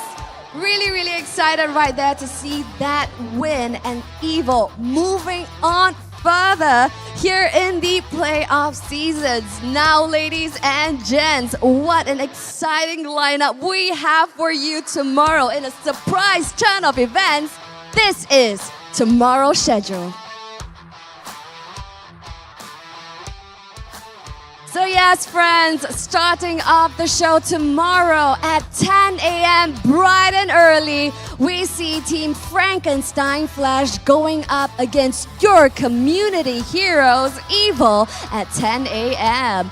Then, the winner of match 9 that's happening tomorrow will be moving forward to meet our defending champions for a match that will be happening at 4:45.